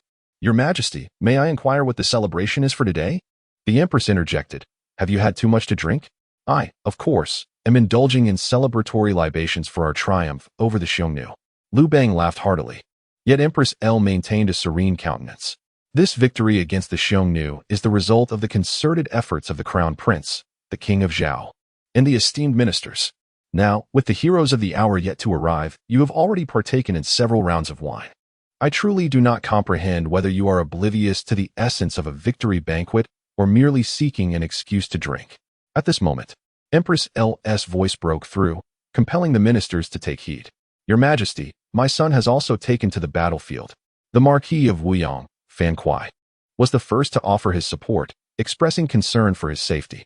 Liu Bang, with a hint of impatience, retorted, Your son, Fan, is as tough and resilient as you. He is surely unharmed. Just as Liu Bang spoke, he noticed Liu Ying entering with a group of people. Father, are you drinking? With the heroes absent, do you think you deserve to partake in this wine? Chapter 79, a celebration toast? Not worthy. Such wine, do you think you deserve it? With a single sentence. Liu Ying and Apos' words struck like a thunderclap, awakening the ministers of Wei Yang Palace from their stupor. Liu Bang cast a cold glance at Liu Ying. Had it been the former crown prince, he would have chosen to endure any injustice without protest, not out of cunning, but from sheer cowardice. Yet today in Apos' Liu Ying commanded a newfound respect. Not only did he arrive unaccompanied, but he also brought along a host of sons of esteemed officials. Unfilial son. What do you mean by this? Do I not deserve this wine? The assembled ministers began to scrutinize the crown prince. pondering whether a familial rift was brewing over the throne. The likes of Qin Ping, a man of deep cunning and shrewdness, even calculated whether Liu Ying's chances, bolstered by the contributions of the L family, could surpass 30%. After all, the crown prince was vying for a position against the founding emperor of the Han. Moreover, his presence today was merely to request a cup of wine for his comrades behind him. Liu Ying gestured toward the group behind him, which included Xiao He's son, Xiao Lu, Fan Kuai's son, Fan Kong, Xiao Hong's son, Xiao Zhao, Guaning's son, Guan A, and Zhou Bo's son, Zhou Sheng, as well as Zhou Yafu. Their fathers were renowned heroes of the Han dynasty, yet today, at this celebratory banquet, their sons were left in the shadows. Liu Bang had already perceived the dynamics at play. Setting aside Xiao Lu, Fan Kong, and Xiao Zhao, who were Liu Ying's staunch allies, he noted that, according to Prince Zhao, Guan A had contributed 10,000 coins to aid Liu Ying in recruiting soldiers. The strategy that led to victory over the Xiongnu had originated from Zhou Yafu. Was it possible that Guan Ying and Zhou Bo were also displaying ambiguous attitudes toward the crown prince? This was Liu Bang's subtle way of testing them. Yet Liu Ying could not restrain himself until the next day and boldly confronted him. Then pray tell, why must they be given a cup of wine? You have disrupted my enjoyment. What punishment do you deserve? Liu Bang's piercing gaze and commanding presence rendered the ministers breathless, even causing the usually carefree Fan Kong to fall silent. Not to mention Xiongnu, who, once a mere commoner, now stood behind Liu Ying as a mere follower. This cup of wine, father, can warm the hearts of the loyal and chill the spirits of the common people. Liu Ying stood firm, unyielding in his stance. Marking the first time he openly opposed his father before the assembly. These brothers behind me hail from families of merit. Their willingness to assist is out of respect for the nation and your esteemed self. Should we suffer a misfortune in battle, bringing them here would be a disgraceful act. Yet, having trained for merely half a month, we triumphed over Luan Tg Zhu. And you hesitate to offer even a cup of wine. Does this not amount to bullying the honest? Liu Bang, somewhat sobered, reflected on his previous domineering attitude toward Liu Ying, stemming from a perception that the young man was growing too powerful and showing disrespect toward him as emperor, especially for daring to intrude upon Weiyang Palace. However, the words of Liu Ying resonated with him. While he might disregard the sentiments of these young men, he could not overlook the feelings of those who stood behind them. Much like the esteemed Chancellor Xiao He of the Han dynasty, should this venerable friend stir up any mischief, the Han court would be brought to a standstill.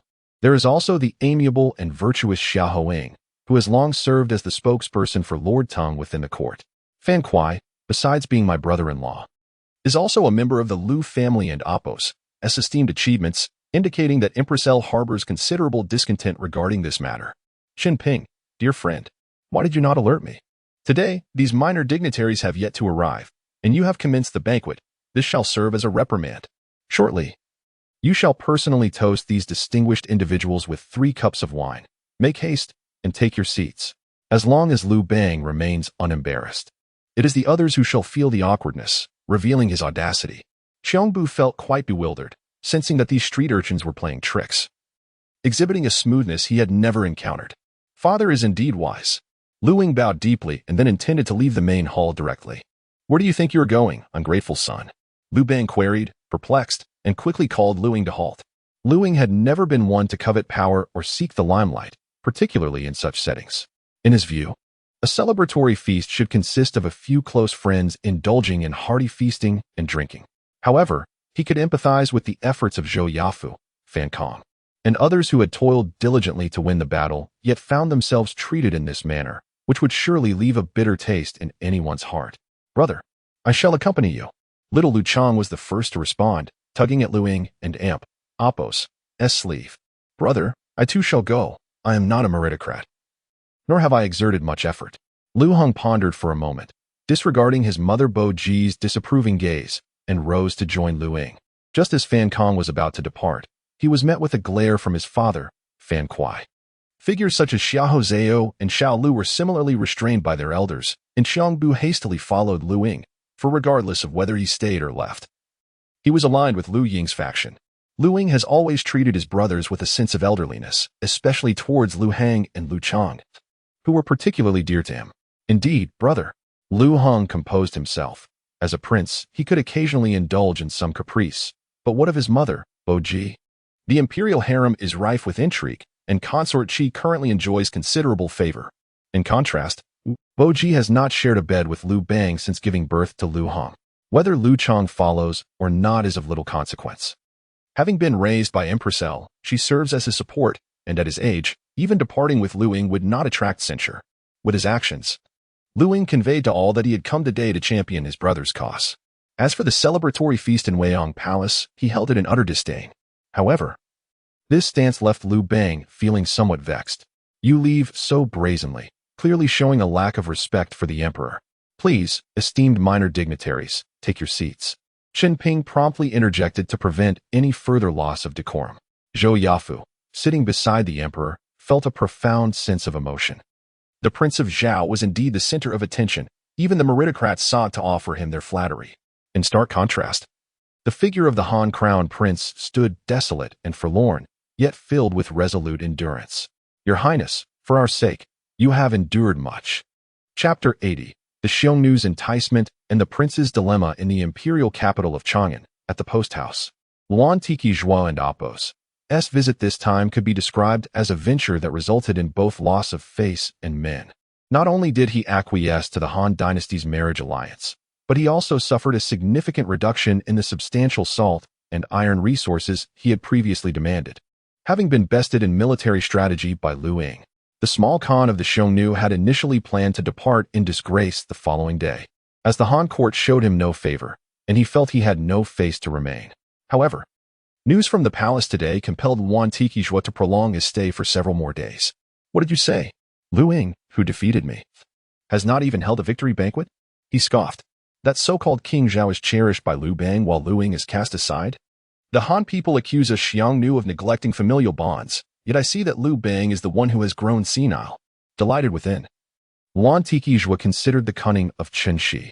As long as the Xiongnu stood behind Chen Shi, the Han had no means to counter them. Once war was declared against Chen Shi, the Xiongnu could intervene at any moment. The alliance with the Xiongnu was not solely for border security, but also to ensure there were no distractions while dealing with Chen Shi. Pray tell, what if I were to incite Liu Ying to rebel, promising him the throne of the Han? Luan Tikizhua coldly mused. At worst, he would acknowledge the Khan as his father.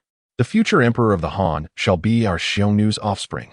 The Xiongnu envoys erupted into hearty laughter at his words, convinced that Liu Ying would likely acquiesce. To them, parents, wives, and children were merely tools for power struggles. Luan Tikizhua was no exception. Without waiting for his father Mao Duan's approval, he had already sought a promising alliance. If Liu Ying truly becomes our ally, the day we consume the Han will not be far off. Indeed, the small Khan was a remarkable strategist for the Xiongnu. Liu Ying found himself in a precarious position. With the Xiongnu as his formidable ally, he could surely turn the tide. The conversation swirled around, as if Liu Ying had already become a traitor, aiding the Xiongnu in securing their dominance. At Chang'an Appo's, and Palace, brother, why do you not stay at Weiyang Palace? Liu Chang burped contentedly, savoring the roasted meat prepared by his brother, which he could never tire of. Although it was termed a victory banquet, it hardly allowed for indulgence in meat and wine, rendering it rather dull. Chang, I must tell you, you must cultivate a good relationship with Hang. Upon hearing that he should befriend the reserved fourth brother, Liu Chang looked perplexed and asked, why? After all, Liu Hang's status is not on par with Liu Ying, and his favor is certainly not comparable to Liu Ruyi. Your fourth brother will surely become a great emperor. Oh, I believe you are more formidable than he. Liu Chang said earnestly, with remnants of roasted meat smudged on his lips, leaving Liu Ying speechless. Your Highness, the Empress has arrived. Yin Heir signaled the palace maids and eunuchs to rise and welcome her, while also reminding Liu Ying. Mother, what brings you here? Liu Ying inquired, holding on to the remaining roasted meat, complimenting her. I was worried you may not have eaten enough, so I saved some for you. Elho only revealed her smile in the presence of her two sons. Such flattery. Indeed, I hardly had much to eat in the palace. Elho took a bite of meat while Liu Chang nestled in his mother and Appo's embrace, the little one oblivious to the sorrows of the world. Your visit to Weiyang Palace to express your dissatisfaction was rather immature, Elho sighed. Your father does not tolerate defiance, especially since you have yet to secure your position as crown prince. For future actions, it would be prudent to inform me in advance. I could then offer discreet support. Liu Ying, gazing at his mother, remained serious. Mother, I harbor no intention of defiance. I merely wish to voice my concerns for those brothers who have made significant contributions. If Ruyi desires the title of Crown Prince, let him have his wish. When I assume my fief, I shall certainly ensure your comfort in your later years." Upon hearing this, Elho instantly lost her appetite, her desire to converse with Liu Ying evaporating.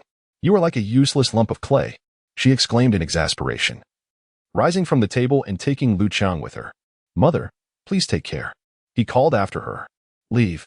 Liu Ying felt utterly drained. His continued status as crown prince was merely a result of Elho and Amp, Appos, and the efforts of figures like Han Xin and Xiaohe. His so-called stepfather likely harbored ambitions to elevate Liu Ruyi. The fact that only Liu Ruyi attended the victory banquet spoke volumes. Was it truly the case that all the triumph over the Xiongnu rested solely upon Liu Ruyi's shoulders? Although other meritorious officials felt discontent, they refrained from expressing it openly for the sake of propriety. It was a challenging situation indeed. Perhaps it was best to hasten to my fief and indulge in a carefree existence. The following day, as dawn broke, Liu Ying was still lost in dreams when Yearned called him to rise. "Your Highness, the Xiongnu seek an audience." "The Xiongnu?" Liu Ying was taken aback. Why would they come to see him at such an early hour instead of tending to their herds? "Do not grant them entry, Your Highness. The man claims to have urgent matters to discuss with you." Yearned continued in a hushed tone. Meeting him would not entail any loss. Reluctantly, Liu Ying yawned and prepared to meet the Xiongnu. To his surprise, the visitor turned out to be the defeated general, Wan Tijiju. "Greetings, Your Highness." "Ah, a rare guest. Just yesterday you threatened me on the training grounds, and today you come to Xiongnu Palace for a visit?" Liu Ying yawned again, gesturing for Yearned to pour him some tea. "My humble abode is quite modest. Please, speak plainly and get to the point." This demeanor undoubtedly incensed Wan Tijiju. "Your Highness, let us speak openly. The future of the Han and Xiongnu rests in our hands. However, it appears that His Majesty does not wish for you to ascend smoothly to the throne." In a lowered voice, Wan Tijiju suggested, "Your Highness might consider recognizing the Xiongnu as your father. Thus, we would become sworn brothers. Should the Han face turmoil, the Xiongnu will assuredly lend full support." Liu Ying discerned the Xiongnu and Amp, Appos' ulterior motives, seeking to make him a traitor to his own people. A straightforward person would undoubtedly reject such a proposal with righteous indignation. Yet Liu Ying had no intention of doing so. One must seize opportunities when they arise. What about sincerity? "Surely, I cannot be swayed merely by your words. Your Highness, I am willing to be your sworn brother. Let us discuss something tangible. Your people could benefit from our abundant horse stock. Why not gift me some?" Wan Tijiju was somewhat taken aback. The crown prince of the Han seemed utterly oblivious to the concept of restraint. Just as their conversation commenced, Liu Ying boldly began to request fine steeds. "How many does your Highness desire? 3,000? Wan Tijiju nearly spat out a mouthful of blood in disbelief. "Your Highness must be jesting. 3,000 fine horses would be a considerable gesture even among my Xiongnu. I can offer you but a mere 100 as a token of sincerity." Chapter 81. Life is like a play, all dependent on performance. 100 fine horses? Upon hearing the conditions put forth by Wan Tijiju, Liu Ying's face immediately darkened with displeasure. "Do you take me for a beggar? I have no need for your charity of 100 horses. Guards, escort our guest out." Seeing Liu Ying and Amp, Appos' indignation, Wan Tijiju realized he had perhaps pressed too hard in his negotiations. If he could cultivate Liu Ying as an insider amidst the rift between Liu Bang and his son, it would be pivotal for the Xiongnu. The Xiongnu had embedded numerous spies, including connections with Qin Shi, thanks to the network established by King Han Xin. However, after Han Xion's rebellion against the Han court, the Xiongnu lost their most valuable informant.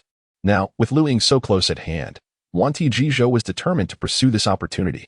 "Your Highness, there is a saying among the Han people, harmony brings wealth. 100 fine horses is indeed a paltry sum. The Xiongnu are willing to offer 500 fine horses as a gift for your Highness." The horses Wan Tijiju referred to were of superior quality, distinct from the plodding beast of burden. Even among the Xiongnu, 500 cavalrymen could accomplish great feats. Yet, Liu Ying remained unsatisfied with this price. 500? Am I worth merely 500 horses? I see you've lost your mind. Liu Ying snorted coldly. "Here is what I propose. I shall state a figure. If you find it agreeable, we shall proceed with our cooperation. If not, we shall pretend this conversation never took place." Wan Tijiju nodded. Having previously dictated the terms, it was now Liu Ying's turn to voice his demands. "Your Highness, please proceed." 1,000 war horses. And you shall also provide cattle and sheep annually. Otherwise, why should I act as your informant? Liu Ying had no intention of betraying his own people. But the benefits laid before him were too tempting to disregard. After all, deceiving the Xiongnu stirred no moral turmoil within him. He even felt a sense of amusement. Of course, Liu Ying quickly realized that the Xiongnu could learn of the banquet's proceedings so swiftly, indicating their own spies were embedded within Chang and Amp, Appos, and 1,000 warhorses. That would constitute a cavalry unit. It must be noted that for the Han to assemble 1,000 cavalrymen was no simple task. The Han lacked stables, were deficient in warhorses for charging into battle, and had no trained knights. Cavalry relies heavily on quality steeds. Liu Ying's demand for 1,000 warhorses would be a significant loss for the Xiongnu. The crux of the matter was that these were not ordinary pack horses. One cannot catch a wolf without sacrificing a child. One cannot grasp a rogue without parting with a bride. Your lack of resolve is disappointing. I had assumed the Xiongnu to embody the great wisdom of Mao Dunshanyu. Look at how he sacrificed even his wife to defeat the Donghu. Yet here you are, hesitating. Such shame. Whether Mao Dunshanyu is a hero or a disloyal, unfilial person, it all rests upon Liu Ying and Amp, Appos' words. After all, he needed Mao Dunshanyu as a model. If he could relinquish his wife, why would Luan Tiji Zhou hesitate over a mere 1,000 warhorses? Oh, if your highness desires my wife, it would be less troubling. Luan Tiji Zhou was by no means jesting. The value of 1,000 warhorses in nurturing valiant cavalry far surpassed that of his own spouse. Very well. I shall grant you the time it takes to burn an incense stick. Should you find this agreeable, we shall continue our discourse. If not, you may take your leave. Is it merely 1,000 warhorses? The annual provision of cattle and sheep is solely to satisfy Liu Ying's gluttonous desires. How absurd. Luan Tiji Zhua, akin to a gambler blinded by the allure of the game, has ultimately resolved to cultivate Liu Ying as an insider. Very well, I assure your highness. The Xiongnu shall deliver 1,000 steeds to you. A gentleman's word is as unyielding as a chariot drawn by 4 horses. The two clasped hands in an oath, their faces adorned with smiles. Liu Ying was naturally elated. Acquiring 1,000 warhorses, alongside the prospect of enjoying free meat each year, was indeed a delightful boon for a gourmand such as himself. Luan Tiji Zhou was equally pleased, with the Han Prince as an ally.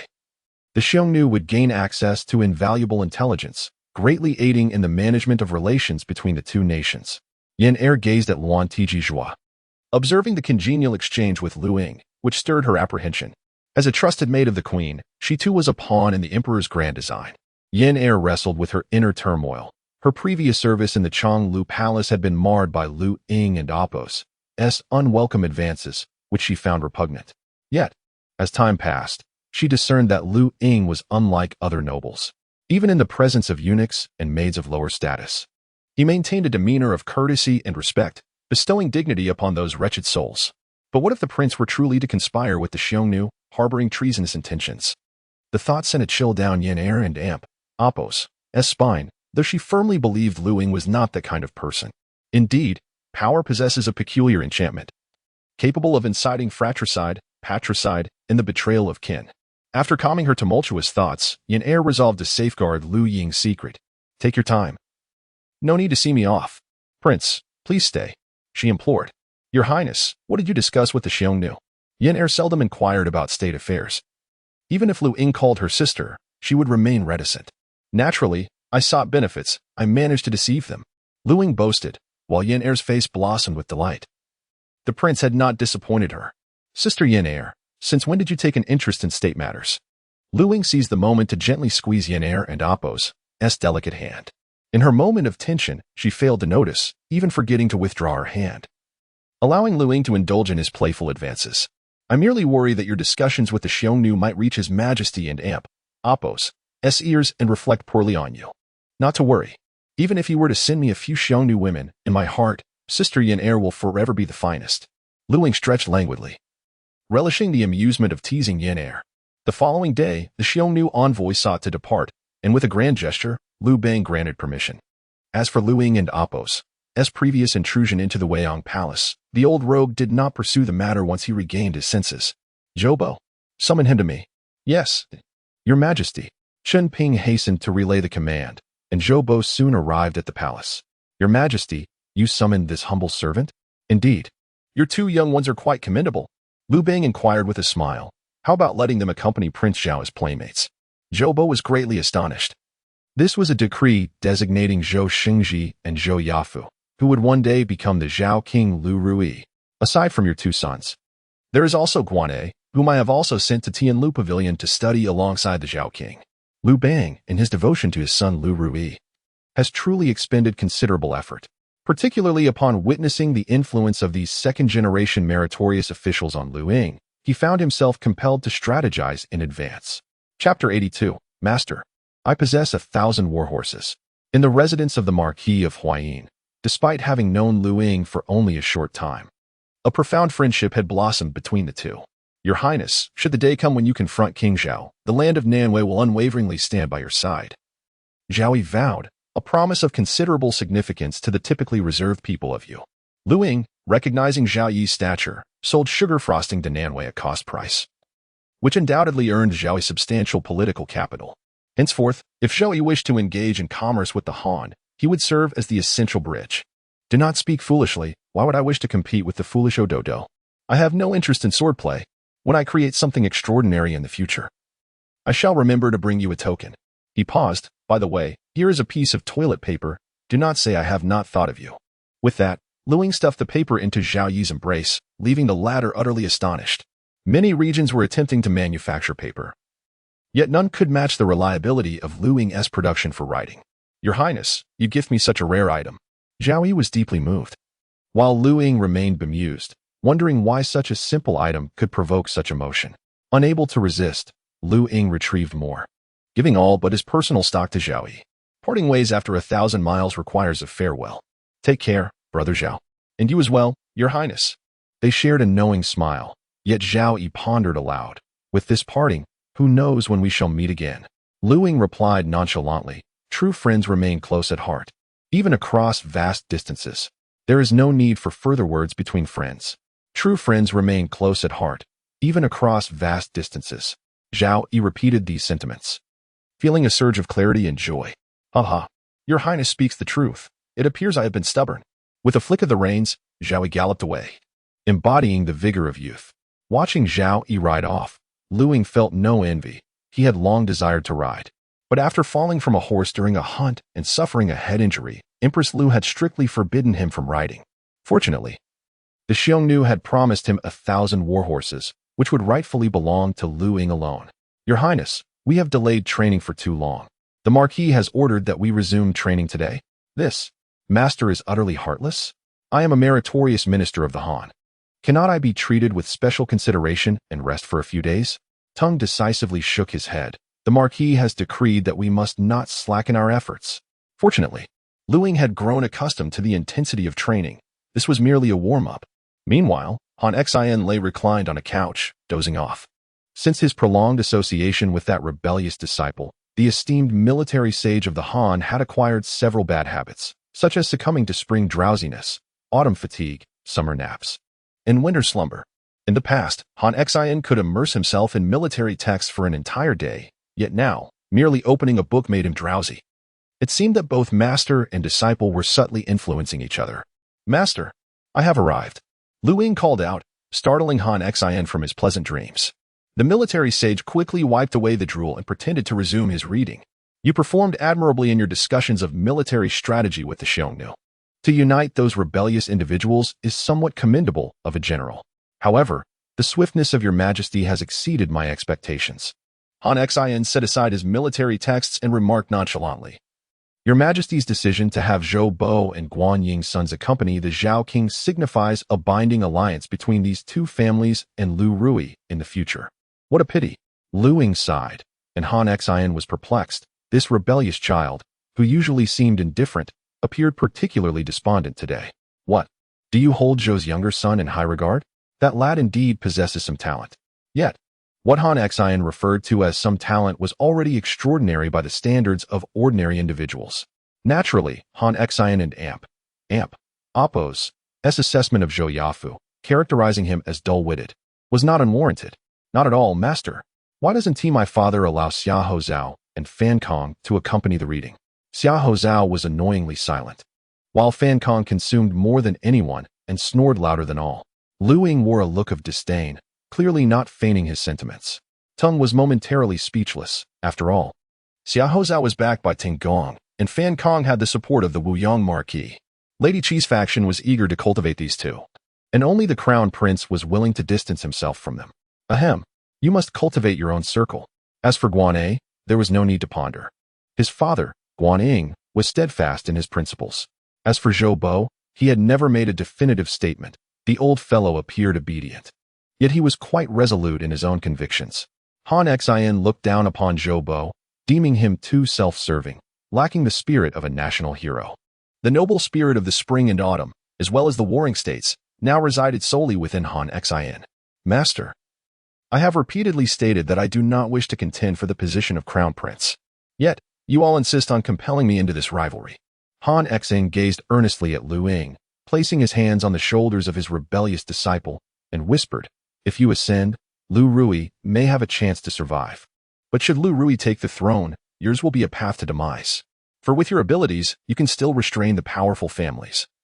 But Liu Ruyi will merely be a pawn for the ambitious. Just imagine, would those individuals spare you?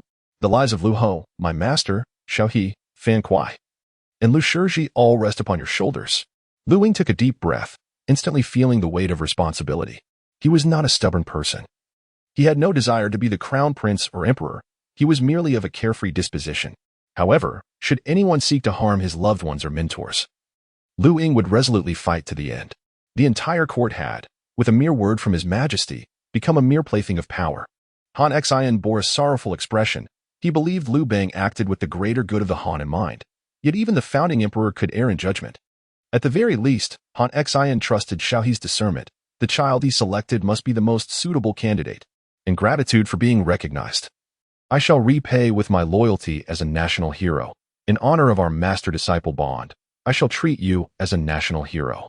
Now, he aimed to assist his disciple in securing the position of heir apparent, thus creating a beautiful tale between master and pupil.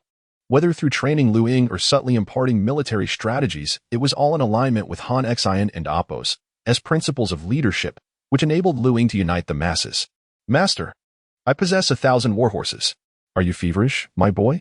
Han Xin inquired as he rose to touch Liu Ying's forehead, which, though not burning, prompted such nonsensical utterances in broad daylight. Master, I am not deceiving you. It was given by the Xiongnu. With a snort of disbelief, Han Xin spat out his drink. You dare to take something from the Xiongnu? You truly have no fear of death. Chapter 83, Concealing Secrets? Of course, it is necessary to inform him.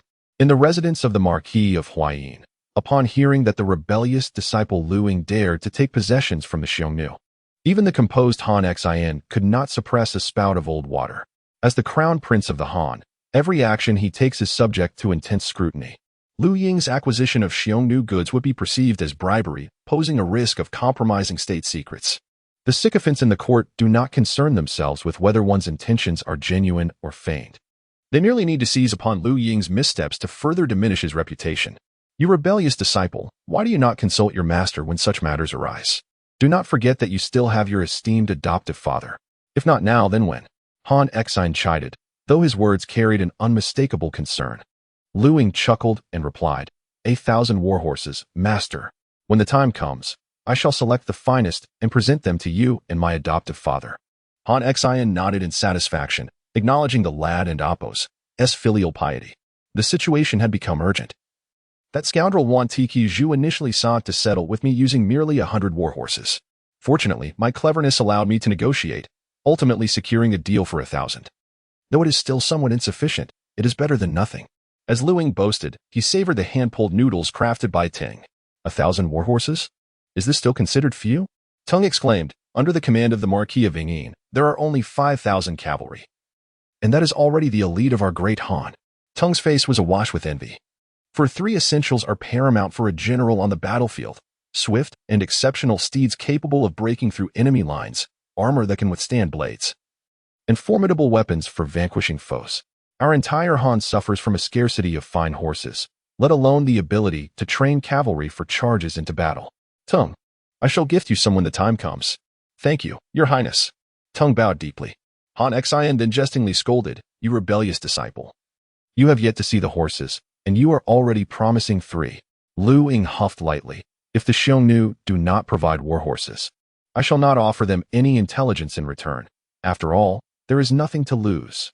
Han Xin felt helpless regarding this rebellious disciple, yet he admonished, remember, at all times, do not disclose any information regarding your contact with the Xiongnu. Sometimes, once suspicion takes root, it is difficult to eradicate. His Majesty, now in a high position, is sometimes bound by circumstances. Liu Ying was enjoying his meal, merely mumbling in agreement. As the words of Master Han Xin went in one ear and out the other, consumed along with the noodles.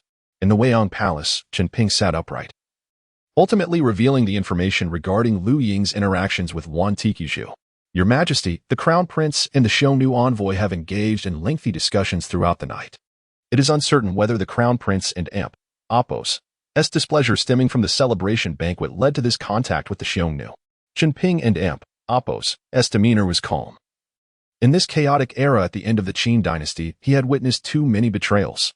For the sake of power, it was not uncommon for fathers to slay sons and brothers to turn against each other. Were he in Liu Ying's position, he might have chosen to engage with the Xiongnu as well, given the extent of Liu Bang's excesses. Alas, experience is invaluable. His Majesty considers human nature and never relies on a single source of information. Yearned is merely one of the spies within the Xiongnu Palace. There are others who relay information to Liu Bang. What, indeed, is this rebellious son scheming? Liu Bang finds himself perplexed by Liu Ying, who clearly harbors no desire to become the crown prince, yet why does he engage with the Xiongnu? If he truly aspired to be emperor, maintaining good relations with the ministers of the Han would be far more prudent. However, aside from his amicable rapport with Han Xin and Xiao he hardly interacts with other officials. As for treason, Qin occupies Dai and is backed by the Xiongnu grasslands, allowing him to maintain close ties with them. What grounds does Liu Ying possess? Should he dare to rebel, I would grant him a modicum of respect, yet he would surely perish. Liu Bang and Appo's voice turned icy. He could tolerate his son's ambition, but he would never condone a conspiracy with the Xiongnu. Your Majesty, please calm your anger. I firmly believe that the Crown Prince, with his keen intellect, would not engage closely with the Xiongnu. Perhaps this is a trap set by them, aimed at sowing discord between you and your son. Before Qin could finish, a eunuch approached to report, Your Majesty, the Crown Prince seeks an audience. Let him enter, Liu Bang replied, his expression impassive, gesturing for Qin to take refuge behind a screen. Qin felt a sense of helplessness. Had it been Zhang Liang, he would have boldly observed the dialogue between father and son. Alas, despite his cunning, Qin could not secure the esteemed position Zhang Liang held in Liu Bang and Appo's heart. Father, Liu Ying exclaimed with an air of triumph. To Liu Bang, it was evident that this rebellious son felt emboldened by the support of the Xiongnu, as if he were floating above the ground. Did he truly believe his father was incapable of striking him down? What brings you here? Humph, such a cold demeanor. You will soon find yourself at my mercy. Liu Ying unabashedly snatched the delicacies from Liu Bang's table and indulged himself. This audacious son displayed such arrogance. Liu Bang felt a surge of frustration, yet he resolved not to reveal his hand until the truth was laid bare. Simultaneously, a sense of melancholy enveloped him. This was his son with Lady L, who should have inherited all their commendable qualities. Instead, he exhibited only the false benevolence and indecisiveness of his mother. Compounded by Liu Bang and Appo's own wayward disposition and disregard for authority. Speak, what do you require of me? 1,000 warhorses. What? Liu Bang sprang to his feet, placing a hand on Liu Ying and Appo's forehead to ascertain whether this rebellious son had lost his senses. 1,000 warhorses? Do you comprehend the vast quantities of grain, salt, and iron necessary to procure them from the Xiongnu? Especially given the current tense relations between our nations, the Xiongnu may not even consent to such an exchange. Even if they do, they would likely offer only inferior steeds. The Xiongnu had previously approached him, seeking his assistance as an insider, demanding a one-time payment of 1,000 warhorses and an annual tribute of cattle and sheep. Why would I not seize such an opportunity? Free meat and warhorses? What a splendid arrangement! Liu Bang stood frozen, uncertain whether this rebellious son was being deliberately provocative or if he possessed a deeper strategy. His frankness left Liu Bang at a loss. Were it another, they would undoubtedly conceal this matter, hoarding all the benefits for themselves. Yet Liu Ying boldly presents 1,000 warhorses before him, inquiring if the emperor desires them. Father, speak up. If you have no need for them, I shall take matters into my own hands. Yes, it is imperative. Recalling that rascal Guan Ying, who treasures his 5,000 cavalry as if they were precious gems. The thought of any casualties would leave him weeping for days. Now, with an additional 1,000 warhorses, it is sufficient to form another cavalry unit. Ying, I knew it. Your enmity with the Xiongnu runs deep, and you shall never be swayed by their offers. Liu Bang's demeanor shifted, his transformation leaving Qinping, hidden behind the screen. Utterly astounded. Father, you cannot possibly think I would defect to the Xiongnu. Such a notion is preposterous. If I were to entertain such thoughts, I would deserve to be struck by lightning like that unfortunate Lord Chu and I. Indeed, poor Lord Chu and I. Perhaps we should pair him with Lord Ying for company. Qinping silently ground his teeth, pondering how their exchange bore no relevance to him. Chapter 84, The Farewell Banquet. The dual kings, upon hearing that Liu Ying intended to offer 1,000 warhorses, Liu Bang could scarcely contain his delight, a grin stretching from ear to ear. Why had the Han army struggled against the Huns on the vast grasslands? It was simply due to a lack of cavalry. The Han territory, in terms of equestrian resources, was undeniably inferior to that of the Huns. Moreover, with the region of Dai now under the control of Qin Shi, the already scarce horses of the Han were further diminished, compounding their woes. Ying, this evening, your father is hosting a banquet, and you must attend. The king of Chu and the king of Qi will soon depart. Consider it a farewell gathering. Upon mentioning King Liu Zhao of Chu and King Liu Fei of Qi, Liu Ying began to comprehend why they had lingered for such an extended period. They too were awaiting the outcome of the negotiations between the Han and the Huns. Should the two nations fail to reach an agreement and war ensue, they would be compelled to dispatch their armies to the fray. Everything shall be arranged by my father. By the way, I wish to set aside 10 warhorses in advance, with the remainder to be gifted to my father. Not a problem.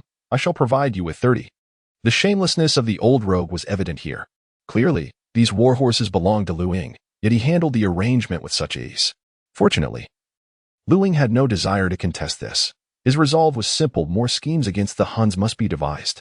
The two remained silent, and Liu Ying took the initiative to excuse himself, intending to visit the Jiaofeng Palace to see his mother, Empress Liu. Although their encounters had been somewhat strained of late, Liu Ying did not regard this as a significant issue. In the Jiaofeng Palace, confronted with her daughter and Appo's endearing antics, Empress Liu remained unmoved. The situation in Zhao is precarious. Without the presence of Zhang Ao, it risked infiltration by Qin Shi. Empress Liu retrieved some pickled vegetables to send to the Xiongnu Palace, a dish that Liu Ying had cherished since childhood. Mother, is my sister present? What brings you here today? After much effort, Liu Yuan had finally married her beloved but was reluctant to leave Chang'an. The only individual she could turn to for assistance were her mother and brother. Liu Ying, unreserved, remarked, your desire to remain in Chang'an does not necessarily reflect Zhang Ao and Appo's intentions. It would be prudent for you both to discuss this matter together. Liu Yuan fell into silence, while Liu Ying stepped forward to massage Empress Liu's shoulders and legs, embodying the role of a dutiful son. Is there something on your mind? Nothing escapes your notice, dear mother. Humph, you are a piece of flesh from my body. How could I not understand you? And Liu Yuan is no different. Why are you not aware of her? Empress Liu playfully tapped Liu Ying on the head, to which he reacted with good humor. Their interaction resembling that of an ordinary mother and son, exchanging warm banter. Ying, a few days ago, did the Hun seek you out? There are certain matters one must never engage in, particularly those that betray the nation. Your mother would not intervene in such affairs. Empress Liu and Appo's expression grew serious, clearly warning her son of the boundaries he must not overstep. Rest assured, mother, I have successfully deceived them regarding 1,000 warhorses. Liu Ying recounted the matter, casually informing Empress Liu that he had allocated the majority of the warhorses to Liu Bang. You are indeed a devoted son, gifting away warhorses without securing any benefit for yourself. Empress Liu admonished him, between father and son, sometimes conditions must be discussed. You did not even propose any terms. Knowing your father and Appo's temperament, he is unlikely to broach the subject on his own. Liu Yuan sat quietly to the side, like a scapegoat, listening to her mother and younger brother discuss political affairs. She had come to terms with much, initially, according to Liu Bang's wishes. She was to be married off to the Xiongnu. The future chieftains of the Xiongnu would carry Liu blood, thus naturally refraining from opposing the Han. Fortunately, Liu Ying and Empress L stood up to avert the fate of the eldest princess's distant marriage. Reflecting on it now, she realized her aspirations had been excessive. Yet she had never considered what she could contribute to her family. Determined, Liu Yuan expressed her thoughts, and Empress L affectionately stroked her daughter and Appo's forehead. Upon hearing Liu Ying's words, Ru Yuan was overjoyed. Is it true? You are not deceiving me. Liu Ying sighed. Who would expend such effort to deceive a simpleton? There. Amidst the absence of grand palaces and ethereal halls, there existed a warm home. That evening, the Weiyang Palace hosted yet another banquet.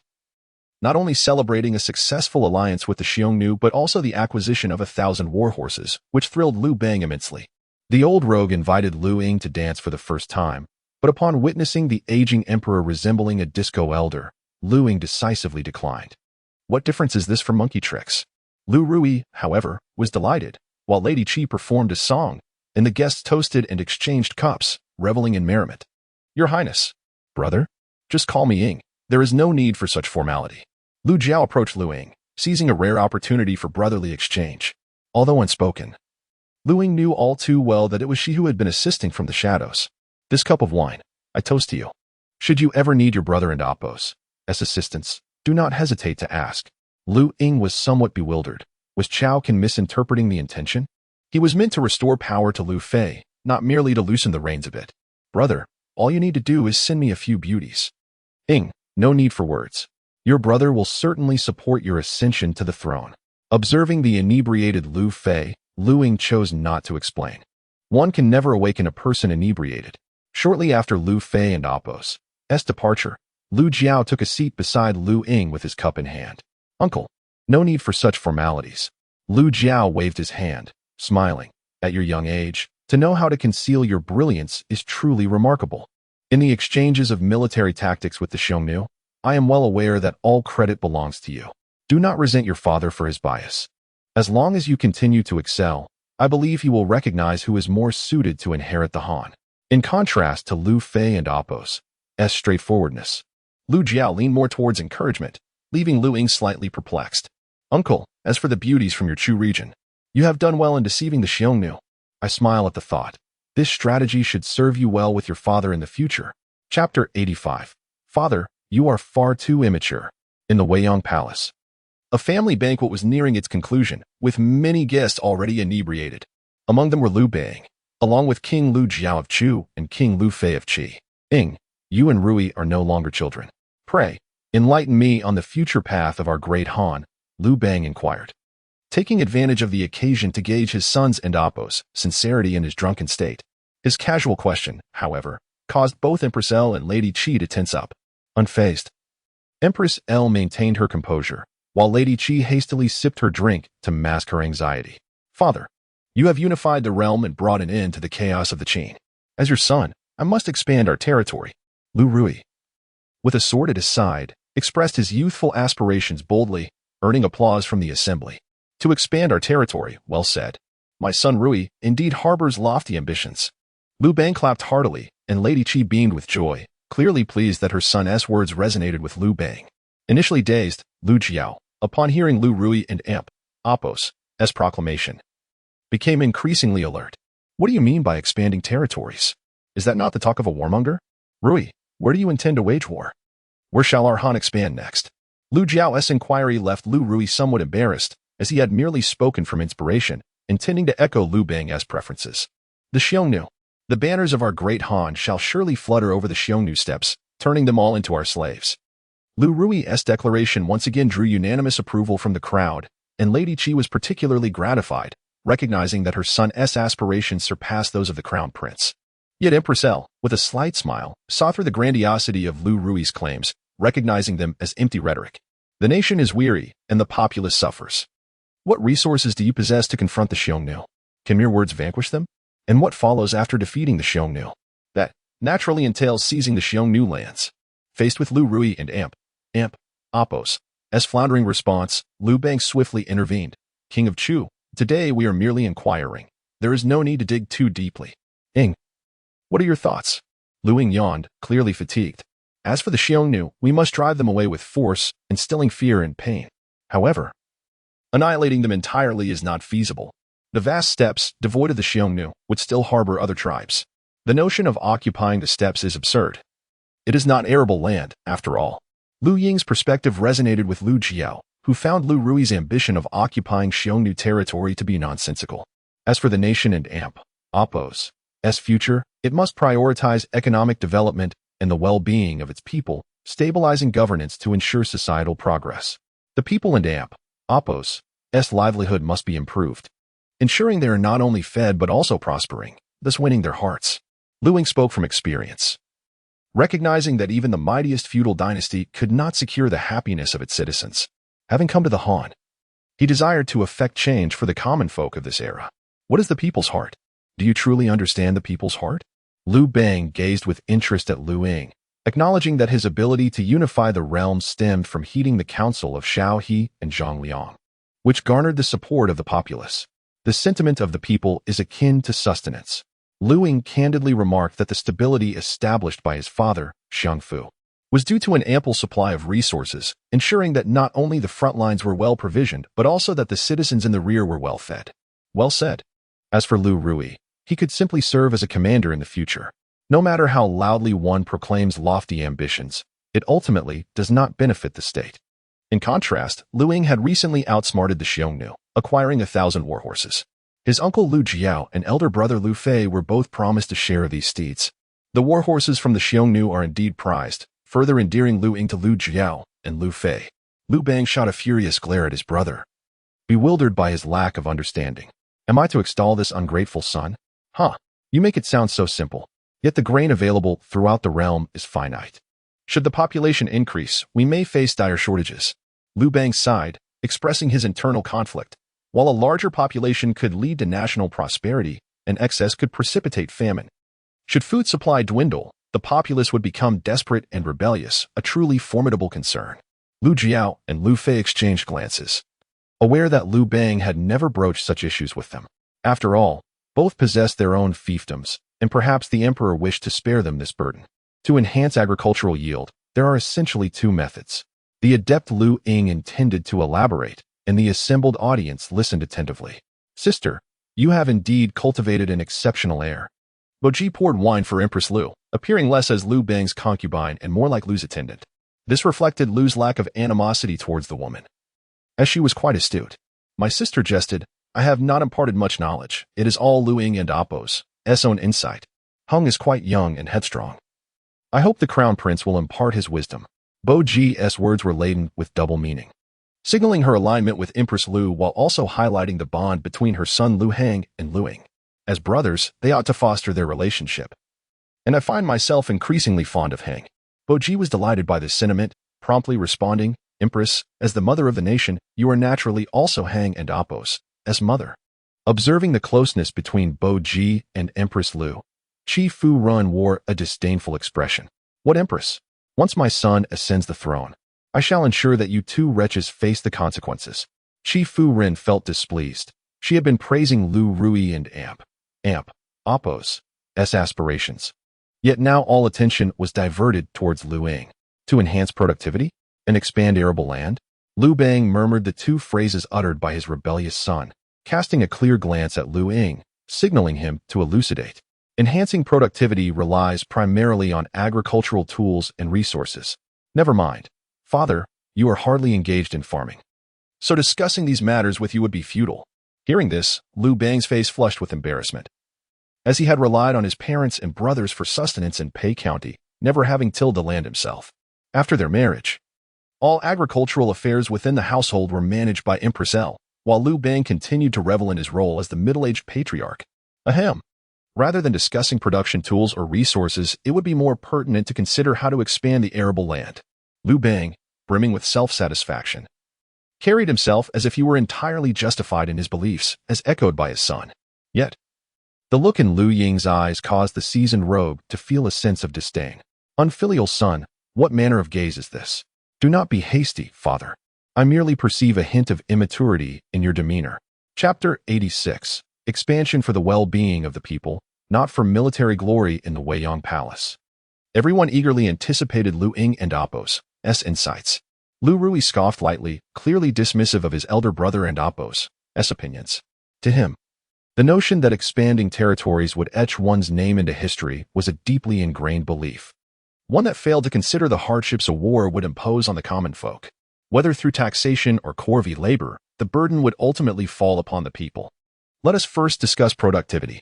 The advent of iron farming tools significantly enhanced agricultural efficiency. If the Han dynasty aspired to yield greater harvests, it must first invest in agricultural implements, followed by advancements in farming techniques. By the way, why not summon the moists and agrarians into the palace for advisory roles, father? Liu Bang was momentarily taken aback, nodding like a chick pecking at grain. Liu Ruyi retorted, "Who knows how many years it will take for these individuals to devise new farming tools? In my view, engaging in warfare and expanding our territories is far more expedient." Liu Zhao nodded in agreement, recognizing the truth in Liu Ruyi's assertion. In a realm rife with feudal lords, only such methods could enable the central authority to acquire more arable land. However, therein lies the dilemma. Without sufficient grain, one cannot embark on military campaigns. Without such campaigns, one cannot increase farmland. Ruyi, exercise your intellect more. You are still young. Do not be like certain individuals who have never toiled in the fields yet pretend to possess knowledge, Liu Bang admonished, his irritation flaring. Who are you referring to? Liu Bang retorted just as he was about to vent his anger, only to see old Duke Liu rise abruptly. The Grand Emperor of the Han. His beard bristling and eyes glaring, directly positioned himself before Liu Ying. Liu Ji, what are you attempting to do? Has my dear grandson uttered a single falsehood? You have never farmed. Do not think that just because you are now emperor, you can rival my expertise in agriculture. Seeing his father tremble with rage, Liu Bang hurriedly offered conciliatory words, casting a disapproving glance at Liu Ying, as if to suggest that it was that rebellious son who had incited his father and Oppos, ire. Cough. Cough. You are simply too rebellious. As the old duke spoke, he cast a glance at Liu Ying. In that moment, the voices of father and son seemed to harmonize. Liu Bang, in his youth, had often caused his father much concern, idling away his days and inviting a band of rascals to their home for meals. When reprimanded, he would argue that he was destined for greatness and could not lower himself to wielding a hoe like a common farmer. The old duke often chastised Liu Bang, even as he became the founding emperor. Now, observing Liu Ying, one could see that he was indeed cut from the same cloth. The fields of the Liu family seemed incapable of producing anything different. My dear grandson, continue. How can we improve the lives of the farmers? The old duke, having spent his life in agriculture, understood the struggles of the peasantry all too well. They depended on the whims of the heavens. If calamity struck, a year's yield could be drastically reduced or lost entirely. They relied on the land. If the soil was unyielding, the harvest might not suffice to meet tax obligations. They depended on the state. If the court imposed harsh taxes, they might be forced to sell their land to survive. Liu Ying and Oppos' assertion that grain is the heart of the people resonated deeply with Liu Taigong. The wisdom of the elder was undeniable. Liu Ying assisted Liu Taigong to a seat, subsequently pouring him a glass of water and gently patting his back, providing the elder with considerable comfort. The well-being of the farmers ultimately hinges on the yield of grain. If every household possesses a surplus of grain, what calamity or disaster could instill fear? Let us first address the issue of expanding arable land. Even if our Han dynasty seeks to broaden its territory, we must find cultivable land. Liu Ying smiled calmly, glancing at Liu Ruyi, affirming that at least it was not the grasslands. Otherwise, the Xiongnu would be preoccupied with farming and would have no time to invade the borders of our Han. Liu Ruyi's face flushed. With a single remark from his elder brother, the notion of territorial expansion was abruptly transformed into a discussion of militarism. Liu Bang rarely concurred with Liu Ying and Oppos' perspective. His desire to eliminate the Xiongnu stemmed from the threat they posed to the Han Empire, compounded by the humiliation of the Baidang siege orchestrated by modern Xiongnu. Should the day arrive when the Han is prosperous and powerful, Liu Bang would undoubtedly seek a hundredfold retribution. In truth, the peninsula south of Lelong Commandery is abundant with plains, ideally suited for cultivation. However, this would necessitate the migration of people and the education of the indigenous populace. For the current Han, it is imperative to first ensure internal stability. The internal strife Liu Ying referred to encompassed the various feudal lords of different surnames, as well as the treacherous Qinshi and Oppos' clandestine dealings with the Xiongnu. Thus, the matter of expanding arable land should be tabled for now. The pressing concern lies in improving production tools and expanding resources. Liu Bang sighed in resignation. In this manner, his initial intention to provide his beloved son with leverage had devolved into Liu Ying's solo performance. Ruyi, are you willing to undertake this heavy responsibility? Liu Bang hastily inquired, seemingly anxious that Liu Ying might seize this task for himself. Your Majesty, Prince Zhao is still young and, moreover, has never farmed. It may prove difficult for him to shoulder such an important duty. Liu Ho interjected decisively, clearly intent on contesting Liu Bang. Your Highness, that is a misguided assertion. Has the Crown Prince ever engaged in agriculture? Liu Ho retorted with a hint of derision. My son and I, during our time in Peistian. If we had not toiled in the fields ourselves, would anyone have sustained us? Liu Ho cast a contemptuous glance at Lady Qi, leaving her momentarily speechless. The hardships of life were foreign to Lady Qi and her son. In contrast, Liu Ho and Liu Ying, alongside Liu Yuan, had endured tumultuous times, struggling to maintain their fragile household amidst adversity. Liu Bang clearly felt he lacked justification, especially since the proposal to enhance production tools had originated from the Crown Prince. To not assign this matter to Liu Ying would appear excessively biased. Even though the emperor had displayed considerable favoritism towards Prince Zhao, Liu Ruyi remained far too young to be compared with Liu Ying, who possessed an unparalleled cunning. Unfilial son, how long will it take you to yield results in this endeavor? Liu Bang, somewhat inebriated yet serious in demeanor, seemed eager to exploit the situation. Should Liu Ying fail in this task, it would undoubtedly provide Liu Bang with grounds for grievance. Conversely, if he succeeded, it would merely fulfill a responsibility he had proposed. A year? Perhaps 10 days or half a month? Liu Bang was momentarily taken aback, having underestimated the unreliability of this wayward son. As the emperor and a father, Liu Bang had resolved to grant Liu Ying a year to demonstrate his capabilities. However, this young man audaciously claimed that he could achieve results in merely 10 days to half a month. This is truly an affront. As if he were taking advantage of Liu Bang and Appo's leniency. Your Majesty, the Crown Prince boasts so grandly. What shall we say if he fails to deliver? Our Han women are not permitted to engage in political discourse. What place do you have in conversations among men? You. Then send me to the lands of Wu and Yu. Such impudence. This would not fulfill your desires. Do you think me a fool? Liu Bang coldly retorted. You may proceed with this task, but should you fail, I shall exile you to die, making you a neighbor to Qin Shi. Chapter 87. Collaborative Efforts. The Carpenter and Appo's assembly at Xiongnu Palace. In an effort to avoid proximity to Qin Shi, Liu Ying embarked on a life of diligent activity, rising early each day to partake in training sessions with Han Xian and Tong. He devoted his mornings to enhancing productivity. Liu Ying was acutely aware that while he excelled in political strategy, he was hardly a craftsman. He could eloquently discuss matters but faltered when it came to practical application. Fortunately, in this era, disciples of the Mahist and agricultural schools thrived in Luoyang. The Han dynasty revered the teachings of Huanglao, and Liu Bang harbored a disdain for Confucian scholars, which meant that the time for suppressing 100 schools of thought in favor of Confucianism had not yet arrived. My esteemed father, you surely cannot be my biological progenitor. With the assistance of Xiao He, Liu Ying managed to engage the Mahists and agrarians. The plight of the Crown Prince was indeed dire, and Xiao He, unable to bear the sight of his struggles, took it upon himself to help. A decree from the Grand Chancellor of the Han summoned the Mahist disciples, who flocked eagerly, finally perceiving an opportunity for governance. Within the realm of Mozi, the Mahists found themselves in a neglected corner. Their ideologies were deemed excessively avant-garde, even posing a threat to central authority, while advocating for universal love and non-aggression. The influence of Mozi loomed large, attracting followers among nobles and commoners alike.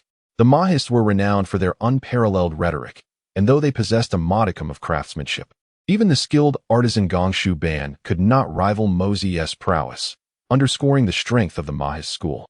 The Mahists are peculiar individuals. Your Highness must not be swayed by them, for they are to be regarded with caution. Shall we cautioned repeatedly? Liu Ying nodded in agreement, and the Grand Chancellor of the Han felt reassured to allow him to depart. Though Han Xian appeared indifferent, he nonetheless dispatched Teng to accompany Liu Ying. What brings you here? Liu Ying inquired. I am here at the behest of the Lord to follow your Highness, Teng replied. Masters, the Crown Prince has arrived. Yin and Appo's, responsible for the reception, enhanced her already captivating beauty with a warm smile, significantly elevating the Mahist impression of the Eastern Palace. Greetings, your Highness. We were unaware that you summoned us. Has the court finally recognized that the Mahists are the most suitable for the Han? Indeed. Others chimed in. Those feudal lords are utterly ignorant, labeling us as madmen. The discourse among them resembled a bustling marketplace, with Mahists clad in an array of avant-garde attire. From noble silk robes to the disheveled garb of artisans, representing various social strata. Silence. The Crown Prince has yet to speak. Who gave you the right to chatter? Teng admonished, and the Mahists fell silent, acutely aware that compared to Tung, they were but toddlers taking their first steps.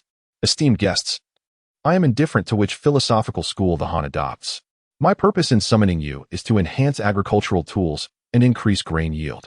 Upon hearing this, the majority of the Mahists' eyes dimmed with disappointment. They had languished in silence for far too long, bereft of the guidance of their revered Mozi. They had become like unmoored reeds, neglected by any sovereign. They now resembled mere tools, only sought after during times of siege or for constructing siege engines. However, after the war concluded, the disciples of Moism were relegated to the obscurity of mere craftsmen, stripped of respect and devoid of any prospects for official positions. It was evident that they had been utilized and subsequently discarded, much like foot-binding cloth. Nevertheless, their exploitation was not a recent phenomenon. It signified that they still possessed some value. Tung was about to reprimand upon hearing this, but Liu Ying intervened. Esteemed colleagues, Mozi proclaimed that there should be no tyrants above nor farmers in distress below. Even he showed compassion towards the plight of farmers, as his disciples. How can you wear such forlorn expressions upon hearing about the creation of agricultural tools? Upon Liu Ying and Appo's declaration, the disciples of Moism erupted in fervent discussion. Your Highness, in the past, our sect stood shoulder to shoulder with the Confucians. They reminisced about the illustrious era when Mozi was alive, when the world was divided between Confucianism and Moism. How splendid our Moism was then, yet now we languish in neglect. Their nostalgic recollections of Mozi were vibrant. But Liu Ying doused their enthusiasm with a splash of cold reality. The Confucians have adapted their teachings to resonate with the rulers. What of you? Not only have you failed to innovate your doctrines, but it seems you are also on the verge of forgetting the art of mechanisms. In essence, he offered a glimmer of hope. Follow me, and in due time, you shall have the opportunity for official positions. Liu Ying extended an olive branch, recognizing that these disciples were indeed enamored with the prospect of governance. Their desire was not born from a lust for power, but rather a yearning to restore the glory of their forebear, Mozi. State your needs plainly, and we shall comply. A woman's voice emerged, and Liu Ying looked up to see a figure whose face was obscured by dust, seemingly attempting to conceal her appearance. Perhaps engrossed in intricate craft, leading to her unkempt appearance. I require you to create 2 items. One is the curved plow, and the other is the dragonbone water wheel. Upon Liu Ying's pronouncement, even the adept disciples of mechanisms were left utterly bewildered. After all, they had never even heard of such implements as the curved plow or the dragonbone water wheel. Yennefer furrowed her brow, suspecting that her lord's ideas were somewhat fanciful. Is it truly possible for these disciples of Moism to fabricate such things merely through words? What, is there a challenge? Liu Ying replied, I shall provide you with clues. How to construct them will depend upon your ingenuity. After all, if Mozi could perplex the renowned craftsman Gaozu Ban, how can you not produce 2 worthy agricultural tools? His words ignited a fervor among the Moists. Enough talk. Reveal to me the characteristics of the curved plow and the dragonbone water wheel. The woman, clad in a short, ruddy garment, approached Liu Ying, bowing gracefully. I am Mo Yuan, and I am willing to serve your highness. With Mo Yuan's agreement to undertake the task. The remaining Moists all clasped their fists in salute. Yuan? A lovely name. Your highness, simply call me Mo Yuan. Unfazed. Mo Yuan and Appo's attention had been unwaveringly fixed on Liu Ying since her entrance into the Xiongnu palace, rather than on the opulence surrounding her. Universal love is the core tenet of our master Mozi. If we can create these 2 agricultural tools, we can benefit the common people, even if we cannot hold office. What of it? We are still able to embody the teachings of our esteemed master Mozi. Liu Ying clapped in delight. Contrasting the profound ideological realm of Mo Yuan with the superficiality of those bureaucratic officials.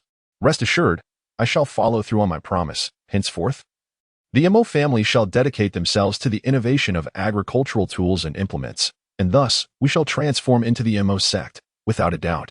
Liu Ying, brimming with excitement, took Mo Yuan and Appo's hand and began to elaborate on the curved plow and the dragonbone water wheel.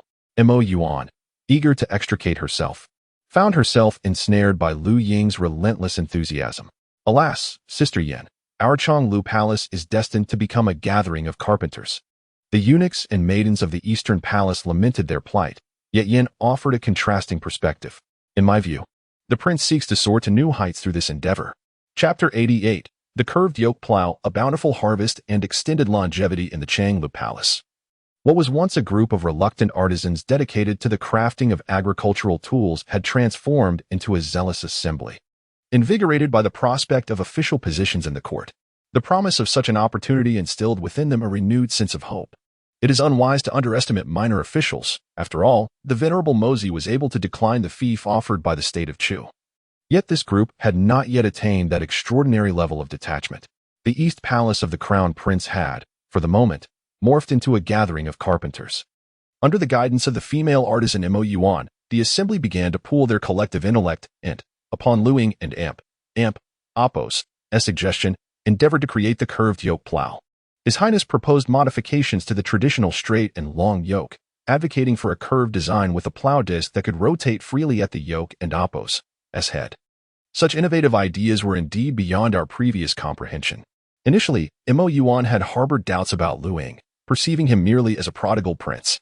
How could the illustrious crown prince of the Han dynasty concern himself with agricultural implements rather than focusing on strategies to combat the Xiongnu or quell the feudal lords?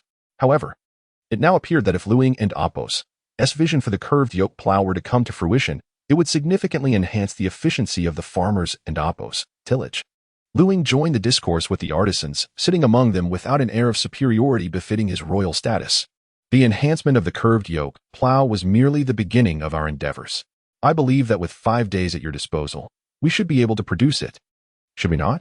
After all, I have boasted of our progress before my father, and I should like to present our achievements to him. The notion of crafting a curved yoke plow within 5 days left the artisans momentarily bewildered. They understood the crown prince's urgency, yet such haste seemed excessive. Having discussed the curved yoke plow, let me now address the dragon backbone water wheel. Liu Ying and Apos' announcement further astounded the artisans. So, not only were they to construct the curved yoke plow within 5 days, but they were also to tackle the dragon backbone water wheel? The dragon backbone water wheel is a mechanical device employed for drawing water, wherein wooden boards are connected with wooden dowels or belts to lift water. Commonly powered by human or animal labor, it can be operated by hand, foot, oxen, or even propelled by wind. Upon hearing Liu Ying and Apos' words, the artisans quickly committed the essential principles to memory, for the crown prince offered ideas rather than expertise. Inquiries regarding technical specifics would likely leave him at a loss. Mo Yuan listened attentively and began to allocate tasks for the construction of both the curved yoke plow and the dragon backbone water wheel. According to His Highness, the curved yoke plow could be composed of 11 components: the plowshare, plow wall, plow bottom, pressure plate, plow beam, plow arrow, plow yoke, plow tip, plow evaluation, plow construction, and plow disc. You 11 shall each undertake the creation of one component, and I shall assemble them together. Despite being a woman, Mo Yuan commanded the respect and obedience of all the artisans. Your Highness, could you elaborate on the dragon backbone water wheel? While the improvement of the plow could draw upon existing designs, Mo Yuan had only heard of the water wheel but had never witnessed one. Liu Ying, exhibiting remarkable patience, elucidated. The dragon backbone's leaf boards serve as a chain, resting within a rectangular trough, with the vehicle's body positioned at an angle by the riverbank or pond. The lower chain wheel and part of the vehicle submerge in water. As the chain wheel is driven, the leaf boards scrape water upwards along the trough, delivering it to the top of the channel. In this continuous cycle, water is transported to where it is needed, allowing for uninterrupted access to water, significantly enhancing efficiency and facilitating convenient operation and transportation. Furthermore, the water extraction points can be swiftly relocated, serving both irrigation and drainage purposes. Mo Yuan is once again astonished by Liu Ying and Apos' imaginative prowess. It was these ingenious ideas that enabled Master Mozi to defend against Gaozu Bin and Apos' siege ladders. Once the dragon backbone cart is manufactured, it will undoubtedly benefit the common people, whether for irrigation or flood control. Reflecting on the curved plow and the dragon backbone cart, both creations of the Mo family disciples, it is certain they will elevate the Mo family's reputation across the land. Mo Yuan, brimming with enthusiasm, holds a branch in her hand, attempting to sketch a design on the ground. Here, use this for drawing. It is far more convenient. Is this the paper produced by His Highness? Indeed, it is a remarkable invention. Mo Yuan accepts the paper without hesitation and begins to delve into the study of the dragon backbone water wheel. Liu Ying has contemplated using drawings to alleviate the workload of Mo Yuan and the others, however, as a master of governance. His own sketches are often incomprehensible even to himself and may mislead the moists instead of assisting them. You all carry on with your tasks. Feel free to express any needs you may have.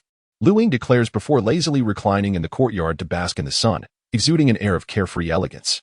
In the Chang'an Palace, Liu Bang is perpetually attentive to his rebellious son, who claims to be able to produce results within 10 days to half a month. The Emperor of the Han dynasty has exceptionally consented to allow the moists and farmers into the Xiongnu Palace, granting them a glimmer of hope for official positions. After all, the philosophy of the Mo family advocates universal love and non-aggression, and their ancestor Mozi was known for his repeated efforts to halt warfare. What would happen if another Mozi were to arise one day, seeking to quell the feudal lords? Liu Bang harbors disdain for Confucian scholars, even going so far as to desecrate their hats, yet he has also considered the moists. Upon hearing their counsel to coexist peacefully with Xiongnu, Liu Bang decisively expelled them. In times of life and death struggle, how could peace be contemplated? Liu Bang merely hopes his wayward son does not fall prey to the moists and oppose ideologies. Your Majesty, there is news from the Xiongnu Palace. Ah, my rebellious son must be quite occupied. Liu Bang smiles at Qin, aware that a boast once made cannot easily be retracted. Qin, with a hint of embarrassment, replies, Your Majesty, the Crown Prince is sunbathing and is not particularly busy. What? Sunbathing? I was eager to witness my son and oppose folly. And you tell me he is leisurely at ease? Liu Bang scoffs. I intend to see what surprises he brings in 5 days. With a cold snort, he reclines in the palace to bask in the sun himself, leaving all official documents for Xiao He to manage. As the prime minister, he naturally bears the brunt of the work. Qin smiles helplessly, observing Xiao He, who wields power with authority, and a flicker of envy crosses his gaze. In the Xiongnu Palace, after lounging for an entire afternoon, Liu Ying slowly rises, yawns, and notes that the moists are still hard at work. Particularly, Mo Yuan, a prodigious young talent, has successfully illustrated the design for the dragon backbone water wheel based on his verbal descriptions. Sister Yenner, procure some meat. I wish to feast the moist with meat daily. Your Highness, this month and Oppo's stipend has already been spent on sugar frosting, which was gifted to Zhao a few days ago. Yen and Oppo's feels somewhat troubled, although the palace maids wish to pool their resources. Sustaining over 50 scholars remains a mere drop in the bucket. What is money, after all? I shall devise a plan. You tend to them for now. Liu Ying, without a hint of hesitation, made his way directly to the residence of the Marquis of Ying. At that moment, Guan was preparing to dine. Having recently earned his father's praise for his victories over the Xiongnu, along with a considerable reward, young Marquis, His Highness the Crown Prince awaits outside, claiming he wishes to host you for a meal. Oh, this fellow previously took 10,000 coins from me, treating it as if nothing had happened. Today, I shall undoubtedly seize the opportunity to share a meal with him. Guan set down his chopsticks and hurried towards the entrance of the Marquis and Oppo's residence. Chapter 89. Good brother, another 10,000 coins. In the residence of the Duke of Ying, Guan hurriedly arrived, fearing that Liu Ying might change his mind. In contrast to the seemingly respectful, yet inwardly superior Zhao Wang, Liu Ying, the crown prince, bore no heirs. Were it not for his father and Oppo's position, Guan might have frequently resided in the Xiongnu Palace, becoming a part of the Eastern Court. Nonetheless, as brothers, it was vital to settle accounts clearly. The 10,000 coins that Liu Ying had borrowed from him must be repaid immediately. Your Highness, I pay my respects. Before Guan could bow, Liu Ying swiftly helped him up, his warm smile akin to a gentle sunbeam. My brother Guan, I had thought that after our shared victory over the Xiongnu, we had become good friends. To my surprise, Liu Ying feigned a sigh, causing Guan to feel a tinge of shame. He had not anticipated Liu Ying's sincere regard for him, while he himself harbored thoughts of that 10,000 coins, revealing a somewhat petty nature. Your Highness, I too believe we have become friends. Indeed, since we are friends, come dine at my residence. Today, I shall personally grill meat for you. Liu Ying and Oppo's barbecuing skills were renowned throughout the Han.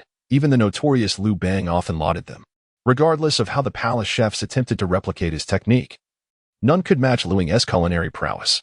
Guan swallowed hard. It was evident that not dining at home today was a wise choice. Let us go.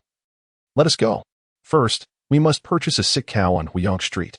Your Highness, we are actually having beef today? Guan was even more thrilled. For in the Han, draft oxen were closely tied to the livelihoods of the common people, and recklessly slaughtering them could lead to severe backlash. Thus, Liu Ying, as the crown prince, had to procure a sick cow if he wished to enjoy beef. Whether the cow was truly sick or feigning illness was perhaps known only to the cow itself. Without hesitation, Liu Ying chose a hefty sick cow weighing 300 g. Pay up, Guan. Huh? Guan was momentarily bewildered. Wasn't it Liu Ying who was treating him to a meal? Why was he expected to pay for the meat? I was in such a rush that I feared you had already eaten, hence I didn't bring any money. Am I, as the crown prince of the Han, truly shorted the price of a cow? Upon hearing this, Guan felt this reasoning was sound, even if Liu Ying were shameless.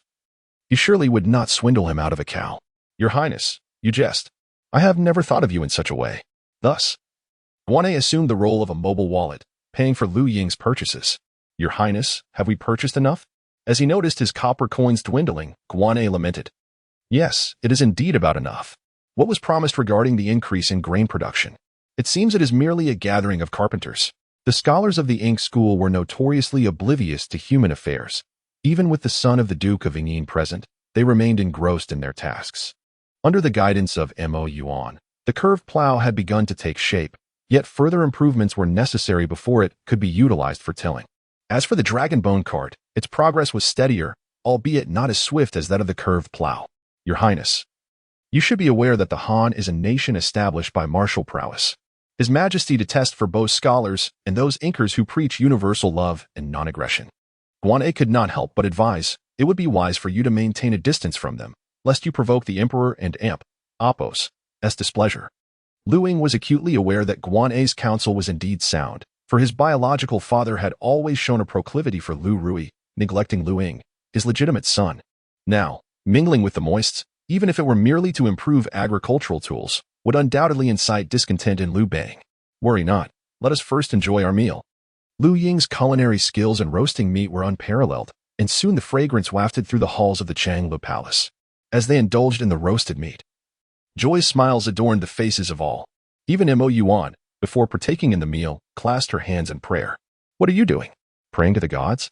We moists often find ourselves in the countryside, sometimes going 3 days without a proper meal, Mo Yuan replied with a serene smile, unbothered by the dust and wood shavings that clung to her face. Thus, every meal is a divine blessing for us. If the curved plow and dragonbone cart we create can truly benefit the common folk, it would indeed be a significant merit. Liu Ying turned to Guan, sighing. Brother Guan, you must see it too. These moists are truly pitiable. Guan nodded numbly. The plight of the moists was not a recent development. Since the death of Mozi, they had fractured internally and had never regained a place on the grand political stage. Today, they were synonymous with carpentry. What remained of Mozi and Apos' legacy was likely only the craft of mechanization. To be honest, I have exchanged my salary for this month for sugar frosting to give to Zhao, he lamented. Alas, we are brothers, yet with his departure, who knows when we shall meet again?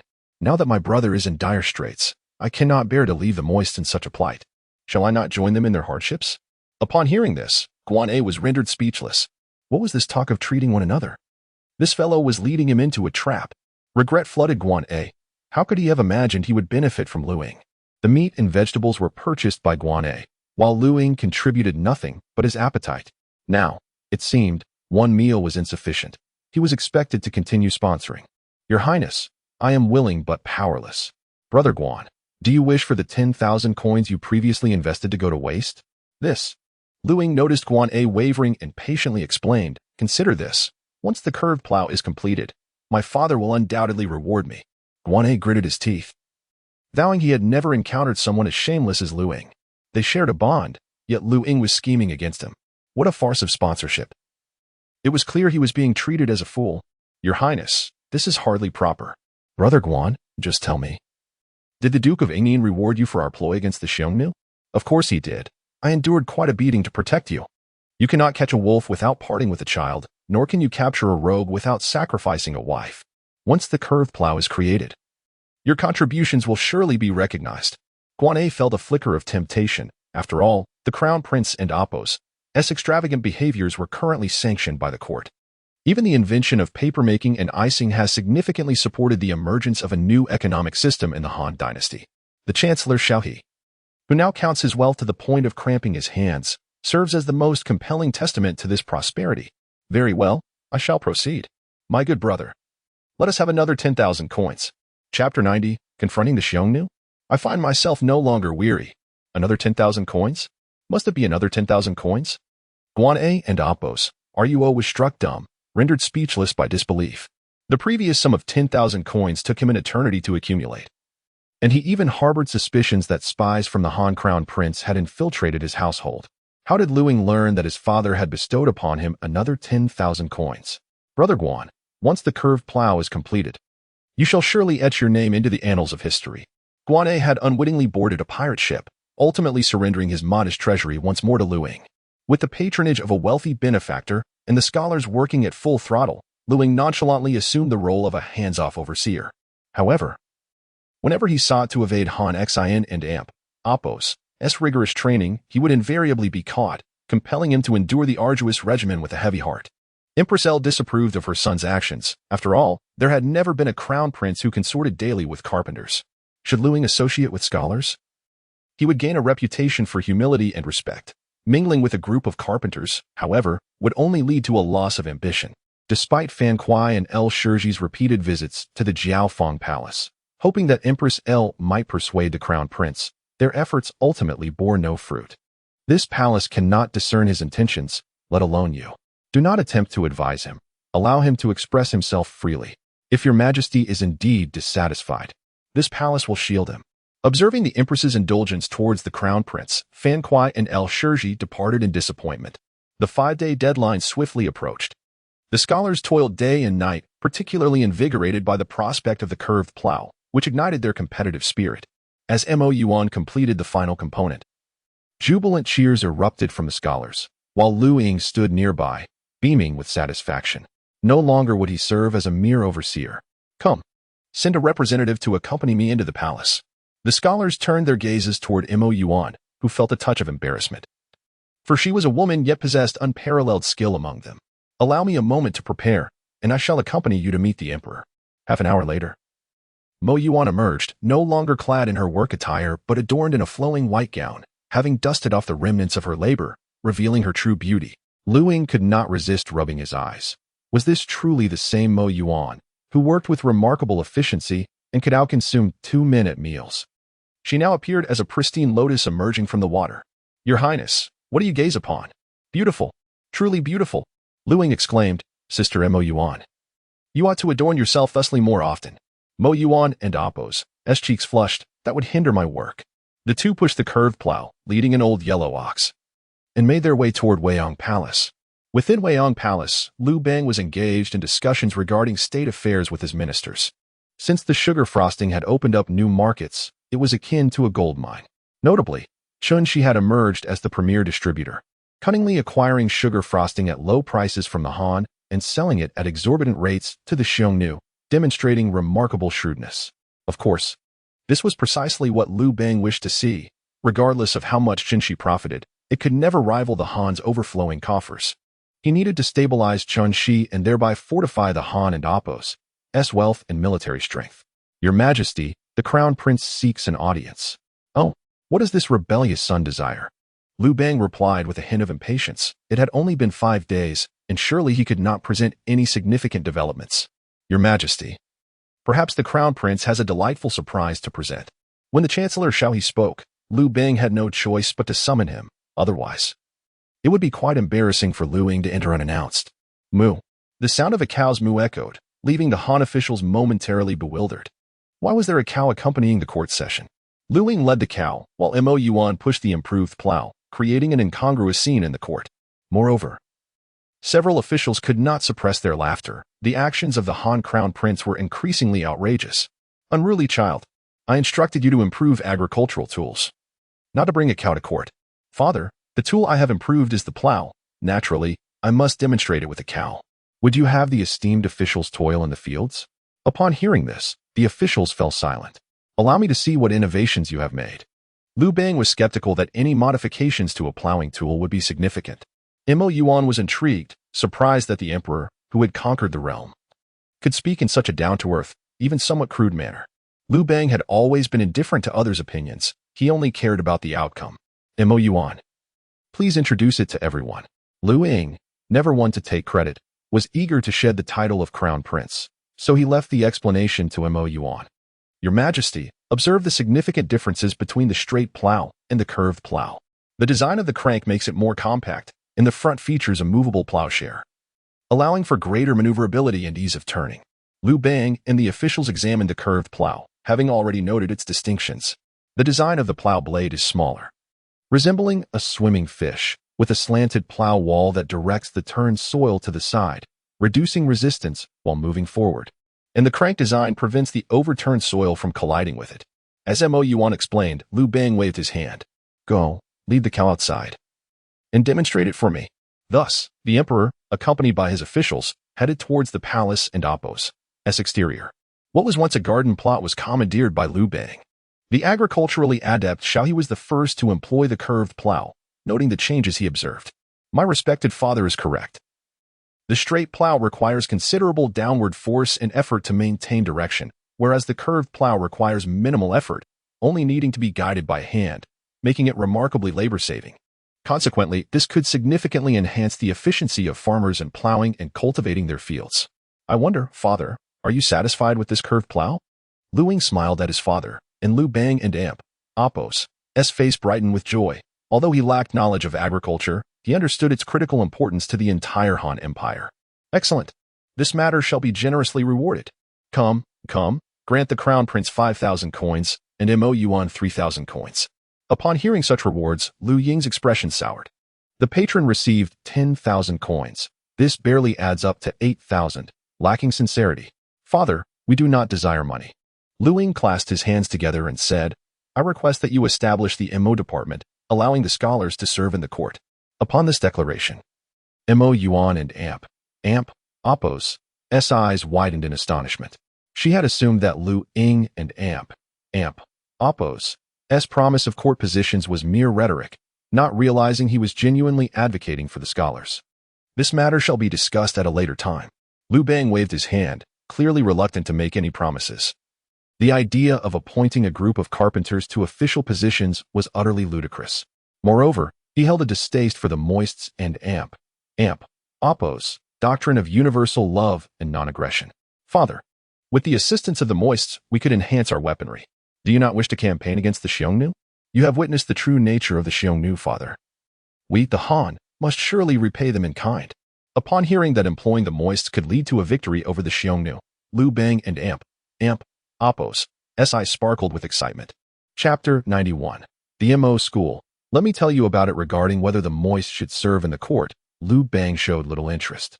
In the eyes of the old rogue, Confucians and moists were alike, both fond of meddling in the affairs of the emperor. This led Liu Bang to express his ire by urinating on the hats of Confucian scholars, making it abundantly clear that they should refrain from interfering in imperial matters. However, when the topic shifted to the formidable modern Xiongnu and the campaign against the Xiongnu, the old rogue's eyes sparkled with intensity. Losing to Xiongnu was not a disgrace. After all, even the likes of Han Xin could not guarantee victory against him on the battlefield. Yet, to be outmaneuvered by Modern, who feigned weakness and lured the enemy into a trap at Baiding Mountain, while being subjected to the incessant taunts of that ungrateful son, was utterly intolerable for Liu Bang. While Liu Ying, no matter how troublesome, was still his own flesh and blood, what was Modern to him? Liu Bang unleashed all his pin-up fury upon Modern Xiongnu, wishing fervently that he could embark on a campaign against the Xiongnu, were it not for the constraints of the Han's national strength. Nevertheless, the distance between the Xiongnu and Chang'an was vast. First, an army must be assembled, and provisions and routes meticulously planned. Given the current state of the Han, even a campaign against Qin Shi would burden the populace and drain resources, let alone contend with modern Xiongnu. Just moments ago, he had witnessed that ungrateful son assertively proclaim that the moists possessed a weapon capable of dealing with the Xiongnu. Mo Yuan, her cherry lips slightly parted, appeared taken aback by Liu Ying's bold assertion. The Mo school, having long since lost the splendor of the spring and autumn and warring states periods, could hardly claim to confront the Xiongnu. The majority had devolved into carpenters, merely scraping by day to day. To send them against the Xiongnu was akin to offering their heads on a platter. Ing, quickly tell your father how the moists intend to confront the Xiongnu. The old rogue, filled with excitement, approached Liu Ying, affectionately grasping his son and Appo's hand, shedding any semblance of prior favoritism. To an outsider, one might mistake Liu Bang for a doting father. Ahem. Father, among men, it is best to refrain from such gestures. I am not fond of that. The Xiongnu and Appo's greatest strength lay in their cavalry, When engaging in battle with our forces, they would strike if they could and flee if they could not. Thus, we require powerful bows and crossbows, targeting their horses before their riders, capturing the leader before the followers. By chance, I know of a type of crossbow that can launch 50 bolts at once, with tremendous power. Under its firepower, the Xiongnu cavalry would be reduced to ashes. Mo Yuan and Amp, Oppos, as heart raced at the prince and Amp, Oppos, as words. If the Mo school truly possessed such divine weaponry, how could they have fallen to the status of mere carpenters? Prince, your boasting knows no bounds. What? The Mo school possesses such a weapon? Why was this not mentioned sooner? Fan Kuai, ever the supporter, sought to elevate the atmosphere. Regardless of the truth, Your Majesty, I believe this claim may be somewhat exaggerated. Qinping, ever the voice of reason, spoke plainly. If the Mo school truly possesses such a divine weapon, why have they not presented it to the court sooner? Is it possible they are intentionally withholding it to seek favor from Your Majesty? Qinping's words ignited a flush of anger in Mo Yuan. If the Mo school truly had the bows and crossbows the prince spoke of, that would be one thing. The crux of the matter, however, was that they did not. Lord Chu and I, your words are misguided. The school of Mo advocates for universal love and non-aggression. During the conflict between Chu and Han, it was tragically the people of the Central Plains who suffered. However, the situation has changed. Now, the emperor must confront the people of the Central Plains, and naturally, the school of Mo will lend its unwavering support. As Liu Ying spoke, he discreetly signaled Mo Yuan to contribute his thoughts. Yet, Mo Yuan found his mind utterly blank, for the prince's eloquence had left him at a loss. With a sudden clap, Liu Ying, noticing Mo Yuan's lack of response, playfully pinched his dairy, startling him into awareness. The prince remarked, "It appears our Mo scholar is somewhat bashful." Liu Ying continued to expound, "The Xiongnu are of no consequence before our Mo scholars. Once the fine steeds arrive from Luani Jizhou, our scholars can devise equipment to enhance horsemanship. Even a brutish man like my uncle Fan Kuai would effortlessly master a warhorse." Fan Kuai, somewhat bewildered, felt a sense of offense. The foremost warrior of the Han dynasty primarily engaged in foot combat. It was not that he lacked the desire to ride, but rather that warhorses were a rare commodity. Your Highness speaks truly. The men of the Han possess the ambition to slay enemies, yet our equestrian skills pale in comparison to those of the Xiongnu. Guanyin, the commander of the cavalry, interjected with a fair observation, cautious not to mix personal sentiments with matters of state, especially after being harshly criticized by Liu Bang following the siege of Baidang. After all, the Xiongnu cavalry was formidable, and Guanyin and Oppos' forces had become mere fodder. But that was not all. The Mo scholars could forge blades that sliced through iron like mud and cleave horses as if they were mere vegetables. Even in a confrontation between infantry and cavalry, the Han still retained the strength to fight back. As Liu Ying continued his discourse, Mo Yuan wished desperately to silence him. "Please, refrain from further exaggeration. The Mo school possesses none of those remarkable items you speak of. What powerful bows and crossbows that can unleash 50 arrows in rapid succession? Or equipment that could enable even a bear of a man like Fan Kuai to ride with ease, let alone a treasured blade capable of splitting a warhorse in two? Such notions are beyond our wildest dreams. Your Highness, do we truly possess these items?" Mo Yuan's face flushed with embarrassment as he quietly urged Liu Ying to temper his boasting. One must exercise caution in such matters. This one can be true, but that one is a mere fabrication. Mo Yuan gritted her teeth in frustration, her aspirations for the revival of the Mo school and official appointment fading from her mind. Only a singular thought occupied her. The crime of deceiving the emperor could lead to the annihilation of her entire clan. Would it not be better to live on, even as a humble carpenter in the countryside, ensuring at least one meal a day? The thought of deceiving the emperor and failing to fulfill the grand promises made by the Han prince sent chills down her spine. Given the character of the old rogue, it was possible that the Mo school could vanish entirely.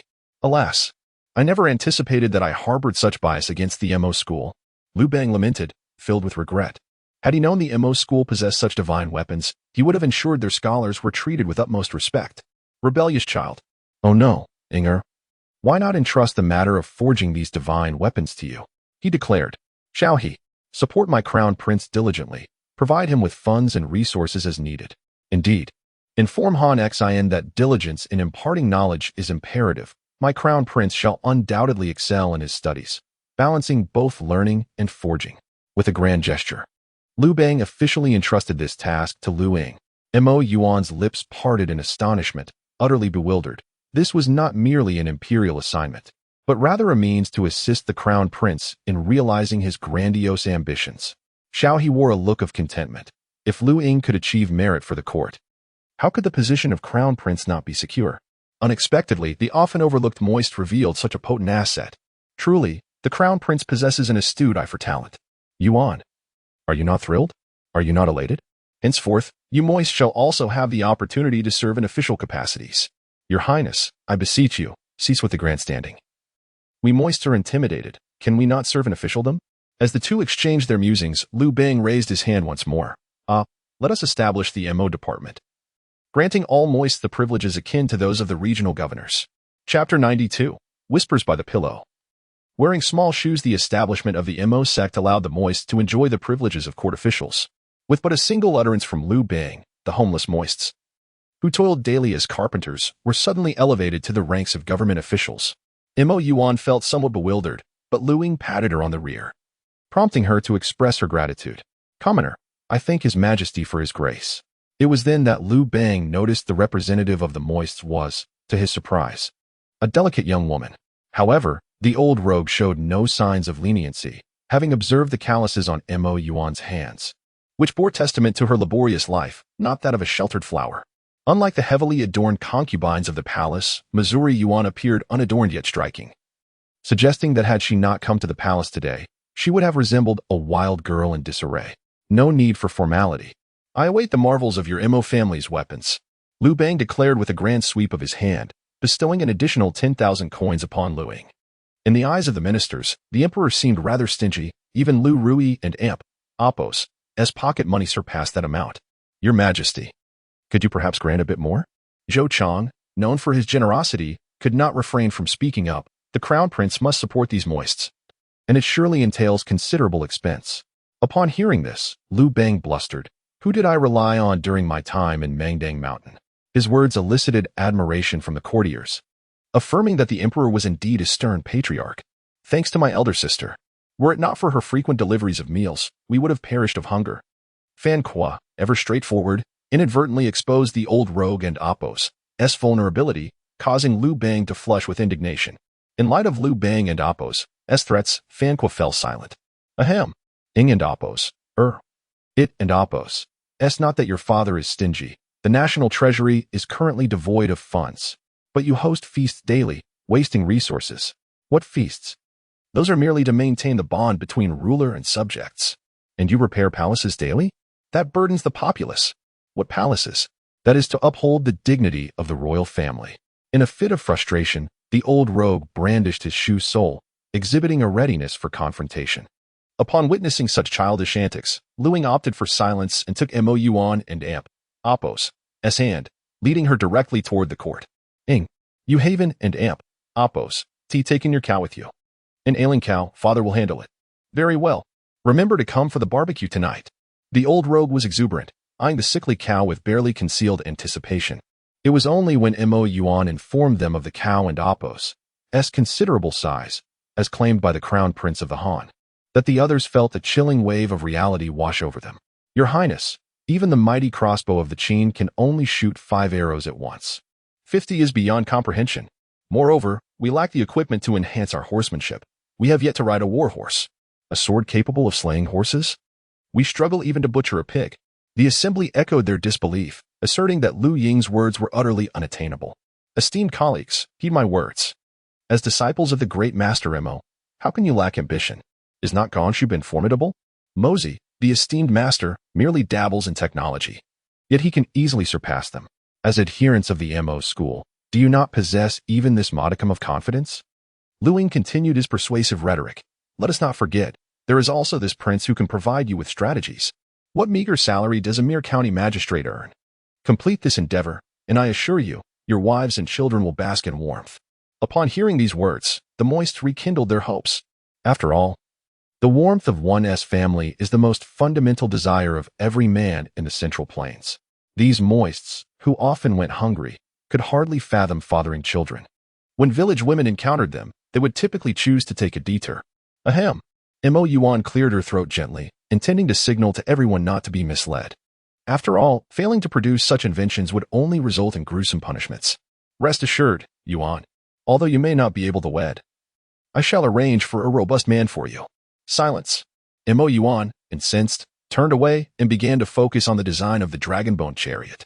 Despite her skepticism regarding Liu Ying's extravagant claims about the emperor, she remained dedicated to her work. Once the dragonbone chariot was completed, she would gladly discuss those divine weapons. No problem. This evening, we shall continue the feast, with all expenses graciously covered by Master Guan.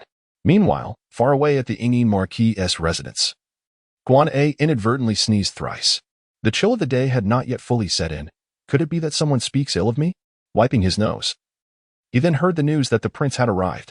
At Weiyang Palace, the emperor spoke. Your Majesty, one cannot show favoritism. The Han dynasty's foremost songstress, both beautiful and melodious, playfully interjected. Ruyi also wishes to contribute to the court. Aside from the MO school, is there not the agricultural school as well? Why not allow Ruyi to engage with them? Surely, they too can assist the court. Lady Qi's reasoning was straightforward. It was not merely Liu Ying's prowess that impressed, but rather the discovery of the MO school as a hidden treasure. Since Liu Ying proposed a collaboration between the MO school and agricultural machinery, it stands to reason that the agricultural school must possess their own hidden talents. Seizing the opportunity before the agricultural school reaches Chang and Appos, and Liu Ying intended to intercept and assist Liu Ruyi with this group. Upon hearing this, Liu Bang found merit in her suggestion. Previously, King Zhao had demonstrated commendable skill in his encounters with the Xiongnu, earning the admiration of Guanyin, Qinping, and Zhou. Moreover, the two offspring of the Zhou family now accompany King Zhao in his studies daily, a deliberate act by Liu Bang.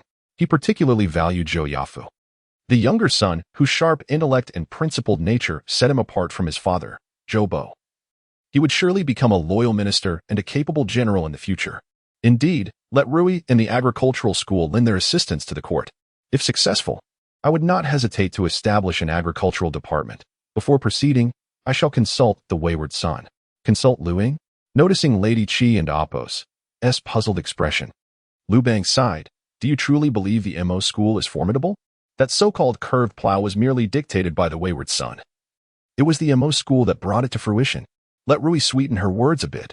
Even a few pointers from Ying could spare him some detours. Lady Qi nodded, then quietly remarked, Your Majesty, the prince mingling daily with the moists is tantamount to self-deprecation. Such disgrace brought upon the royal family is intolerable, especially considering the crown prince's collusion with the Xiongnu. Whether it be feigned affection or genuine intelligence sharing, all of it is detrimental to the state. I implore your Majesty to exercise caution, lest regret comes too late after calamity strikes. Recently, Lady Qi has been whispering quite fervently, and Liu Bang is undoubtedly aware of her intentions. The old rogue, caressing Lady Qi's hand, chuckled and replied, Rest assured, I shall do my utmost to ensure that Ruyi ascends as the crown prince. You and your child need not worry. Chapter 93, The Wayward Son, Misleading My Beloved Child. The following day, in the Xiongnu Palace, Liu Ruyi hesitated at the threshold. Were it not for the admonitions of his mother, Lady Qi, the day before, he would never have sought out Liu Ying so proactively. He harbored an ambiguous sentiment towards his elder brother, Liu Ying. Liu Ying had always shown great care towards his younger siblings. For example, during their adventures to witness the Great Thunder, he would always insist that Liu Ruyi linger behind, allowing him to be the last to observe. At banquets, Liu Ying would ensure that his younger brothers were well fed before taking the remaining food away with him. Moreover, he would generously provide them with ample sugar and sufficient toilet paper, thereby earning them the reputation of wastefulness. However, the necessity of vying for the position of crown prince compelled Ruyi to approach Liu Ying, which somewhat bruised his pride. Your Highness, are you seeking the crown prince? Yin and Appos inquired upon noticing Liu Ruyi standing idly at the entrance for an extended period. Indeed, he was uncertain if his elder brother had risen, hesitant to intrude. Do not worry, the crown prince rises early each day and should currently be at the Huayin Marquis' residence. Yin and Appos replied with a calm smile, performing a respectful greeting. Why not, Your Highness? Enter Xiongnu Palace and await the crown prince. Liu Ruyi nodded, wishing to witness the eastern palace where his brother Liu Ying resided. This palace had once been the dwelling of their father, Liu Bang, but after the establishment of the Weiyang Palace, the old rogue had grown weary of the old and sought the new. Preferring not to see Liu Ying daily, he had allowed him to reside in Xiongnu Palace, where father and son could coexist without weariness. expecting Liu Ying to revel in luxury within Xiongnu Palace. Liu Ruyi was taken aback to find it filled with various wooden materials and mechanical components. The thunderous snores of the scholars echoed throughout. An unbecoming sight for the crown prince and Apos' eastern palace. Liu Ruyi furrowed his brow.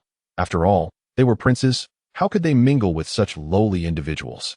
The thought of his father assigning him to a peasant household was overwhelming for Liu Ruyi. Liu Ying and Liu Yuan had toiled alongside Empress Liu in agricultural labor since childhood, whereas Liu Ruyi, born with a silver spoon, had never known the toil of farming. The notion that he could empathize with the laborers was utterly preposterous, despite Lady Qi informing him that Liu Ying could earn merit through the scholars. Ruyi was expected to win the emperor and Apos' favor through peasant encounters. Yet, he remained resistant, unwilling to interact with those whose hands were calloused from labor and whose faces were turned to the earth. Ruyi, you've arrived so early? The palace maids have yet to bathe, and I cannot take you to witness the great thunder, Liu Ying announced as he returned from his morning exercises, flanked by the tall Tang and the youthful Xiongnu. The latter, ostensibly serving as menial workers in Xiongnu Palace, were all supported by Liu Ying's stipend. Liu Ruyi initially presumed that Liu Ying would dismiss them after their sparring sessions, yet the crown prince had never contemplated such ungratefulness. Deepening the gratitude of Xiongnu and his companions, who vowed to repay Liu Ying's kindness. Brother, father has instructed me to engage with the farmers to discover ways to enhance grain production, Liu Ruyi sighed. But how would I know anything about farming, let alone discuss it with them? Liu Ying called out for breakfast, immediately rousing the slumbering scholars. Liu Ruyi could not help but furrow her brow, softly reminding, brother, as the crown prince of the Han, how can you dine with these lowly individuals? Liu Ying, however, remained largely indifferent, asserting that distinctions among people are merely a matter of fortune at birth. Have you not heard? Nobility and commoners are not determined by blood. Ruyi, you must not harbor such arrogance. It may lead to significant misfortune in the future. Through their interactions, Liu Ying realized that the foolish Odo did not possess malevolent intentions. He was merely a pawn in the power struggles of his mother and others vying for influence. Liu Ruyi, oblivious to the underlying dynamics, was only dining with the scholars because she sought Liu Ying's favor. As he slowly moved his chopsticks, taking small bites, he observed the steamed buns on the table vanish in an instant, leaving even the pickled vegetables consumed to the last morsel. Liu Ruyi was momentarily bewildered. Had Liu Ying not served him a bowl of soup earlier, he might have been left with nothing but air to eat. Such wretched individuals. Ruyi, the yield of grain is fundamentally a matter of production tools and resources. You can encourage the farmers to cultivate superior seeds and enhance soil fertility. The government will mass-produce the curved plow and distribute it to farmers across the regions. Liu Ying and Apos' pearls of wisdom left Liu Ruyi utterly perplexed. What were these production tools and resources? What on earth was soil fertility? Seeing Liu Ruyi's blank expression, Liu Ying sighed. First, let the farmers accumulate fertilizer. Once the sowing is complete, they can apply it appropriately. Liu Ruyi, seemingly drooling and nodding in a daze, made it clear to Liu Ying that, despite his quick agreement, he had comprehended nothing.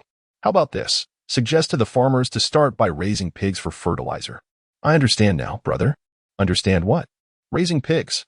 Liu Ying raised his thumb, realizing that Ruyi had absorbed none of the critical knowledge regarding fertilizer. Liu Ruyi was elated, believing that raising pigs was the first step towards increasing grain production. With Liu Ying's guidance, his confidence soared. If there are any uncertainties, do not hesitate to consult me. Understood, brother. Liu Ruyi was filled with excitement, yet he harbored ulterior motives, constantly seeking opportunities to showcase his abilities before Liu Ying. Meanwhile, Liu Ying remained focused on the dragonbone water wheel, preparing for the upcoming spring tilling and irrigation, knowing that these tools would significantly enhance the efficiency of the farmer's labor. Liu Ying was determined to contribute something, however modest, to the people of this land.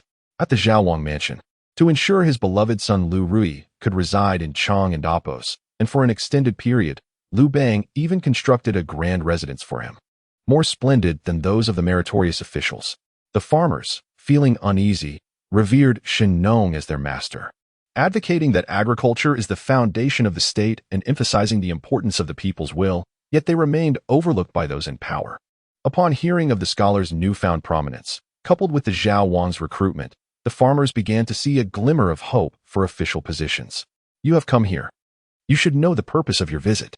Liu Ruyi, with an air of arrogance, coldly declared, to increase yield per acre, The immediate priority is to raise pigs. You, all of you, are commanded to engage in pig farming. Pig farming? The farmers were utterly bewildered.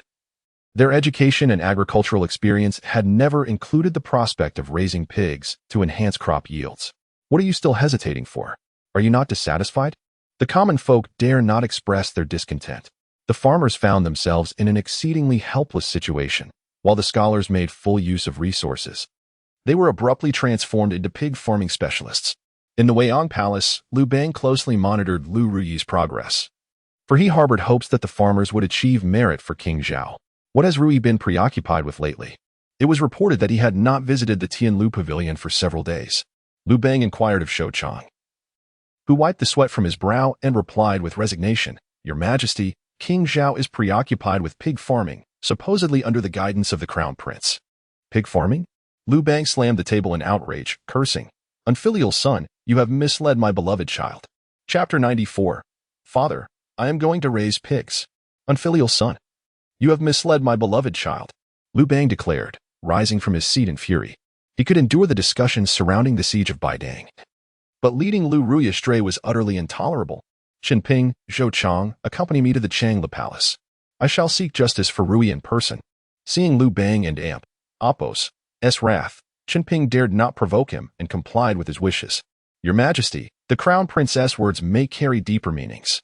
Moreover, the Zhao king lacks agricultural knowledge and may have misunderstood the Crown Princess' intentions. Zhou, known for his righteous demeanor, noted that Liu Ying's recent endeavors promoting bean sprouts to ensure the populace could enjoy fresh vegetables in winter, and creating sugar frost to provide the court with a new source of revenue, were all beneficial to the nation and its people. Even the inadvertently produced toilet paper had become a prized item among scholars, contributing significantly to the spread of culture. Furthermore, the Crown Prince was evidently not a petty person. If he sought to ensnare Liu Ruyi, why would he suggest raising pigs? Humph. I am eager to discover what raising pigs has to do with crop yield. Liu Bang strode forth, leading Qinping and Xiongnu directly to the Xiongnu Palace. At the Xiongnu Palace, Mo Yuan had nearly completed the manufacturing of the Dragon Bone card as components. She merely needed to assemble them according to Liu Ying's verbal blueprints before attempting to use it. Once the cart was finished, it would fulfill the Crown Prince's grand ambitions he had boasted about. This was the source of Mo Yuan's greatest concern, the weapons. Particularly the formidable crossbow capable of firing 50 arrows in succession, were beyond her imagination. Fortunately, Liu Ying had assured her he would provide insights, which compelled the artisans to abandon their plans to flee. After all, failure to produce such items would constitute treason, and the emperor certainly could not execute his own son. The artisans would become scapegoats instead. Crown Prince, His Majesty has arrived. Yearned hurriedly approached, signaling Liu Ying to receive the emperor. Let him come. Can he see I am busy? Liu Ying replied, engrossed in his writing. Yearned had always found it challenging to contend with the Crown Prince. Liu Bang, however, was unceremonious. Why should he seek permission to enter when visiting his own son? Upon entering the Xiongnu Palace, Liu Bang could not help but furrow his brow. Once a residence of his, it had now transformed into a carpenter and Apos' workshop, with timber and components scattered across the floor. As for that ungrateful son, he did not even come out to greet him, but instead remained absorbed in his writing. Postpartum care for sows? You ungrateful child. Why have you misled Ruyi into raising pigs? Liu Bang chastised sternly, only to see Liu Ying toss another sheet of paper at him. Cyclic farming of rice, pigs, ducks, and fish? What on earth is this? You ungrateful child, what are you concocting? I instructed you to enhance crop yields, and you present me with this nonsense. Despite Liu Bang's reprimand, Liu Ying remained unfazed and briskly exited the room. Liu Bang followed closely, still chattering away, until he caught a whiff of a delightful aroma wafting through the air. Could it be that this rebellious son was brewing exquisite wine? To his surprise, Liu Ying had such finesse. He must be planning to delight me with a surprise. Liu Bang secretly rejoiced, while Zhou stepped forward, intending to remind Liu Ying. Your Highness, between father and son, there are no insurmountable emotional knots. It would be prudent for you to explain to His Majesty. After all, he is merely concerned. In the face of Zhou's unwavering support, Liu Ying could only begin to elucidate. Master Zhou, seeing is believing, and hearing is but illusion. I merely wish to show my father. Liu Ying cautioned, when we arrive in the rear hall, please refrain from touching certain items. What audacity! If you forbid me to touch it, I shall do so with even greater intent. Liu Bang resolved in his heart. Eager to discover what his rebellious son had been preoccupied with these past days. As the fragrant aroma of wine wafted through the air, Liu Bang beheld a sun-dried object, resembling tea leaves. This intoxicating scent stirred the gluttony within the old rogue. "You ungrateful child, possessing such treasures, why did you not present them sooner?" Liu Bang seized a piece and placed it in his mouth, savoring the rich aroma, albeit with a slightly unpleasant undertone. "Master Zhao Duke Chu, my initial intention was to raise pigs for manure production. However, upon reflection, I have conceived a plan for a cyclical system of raising crops, pigs, ducks, and fish." As Liu Bang spoke, both Qin Ping and Zhou Chong, who had once engaged in agricultural pursuits, were filled with enthusiasm. Qin Ping, in particular, his eyes sparkling, recalled his upbringing under his brother and sister-in-law, understanding well the hardships of livestock farming. Fermented duck droppings, after processing, yield a fragrant wine. When combined with discarded wheat bran and rice husks, and allowed to ferment for about 10 days, it serves as feed for pigs. Moreover, pig manure can nurture insects, which in turn can nourish the ducks, and it can also be used as fertilizer for the fields. Additionally, duck droppings can be fed to fish, while the small fish can become sustenance for both ducks and pigs. Thus, we effectively alleviate the issue of excessive waste while simultaneously cultivating crops and raising livestock. Liu Ying articulated his thoughts eloquently, and Zhou Chong and Qin Ping nodded in agreement. "Truly, Your Highness, you are a genius," Zhou Chong praised. Even Qin Ping felt compelled to commend Liu Ying, though he managed to restrain himself.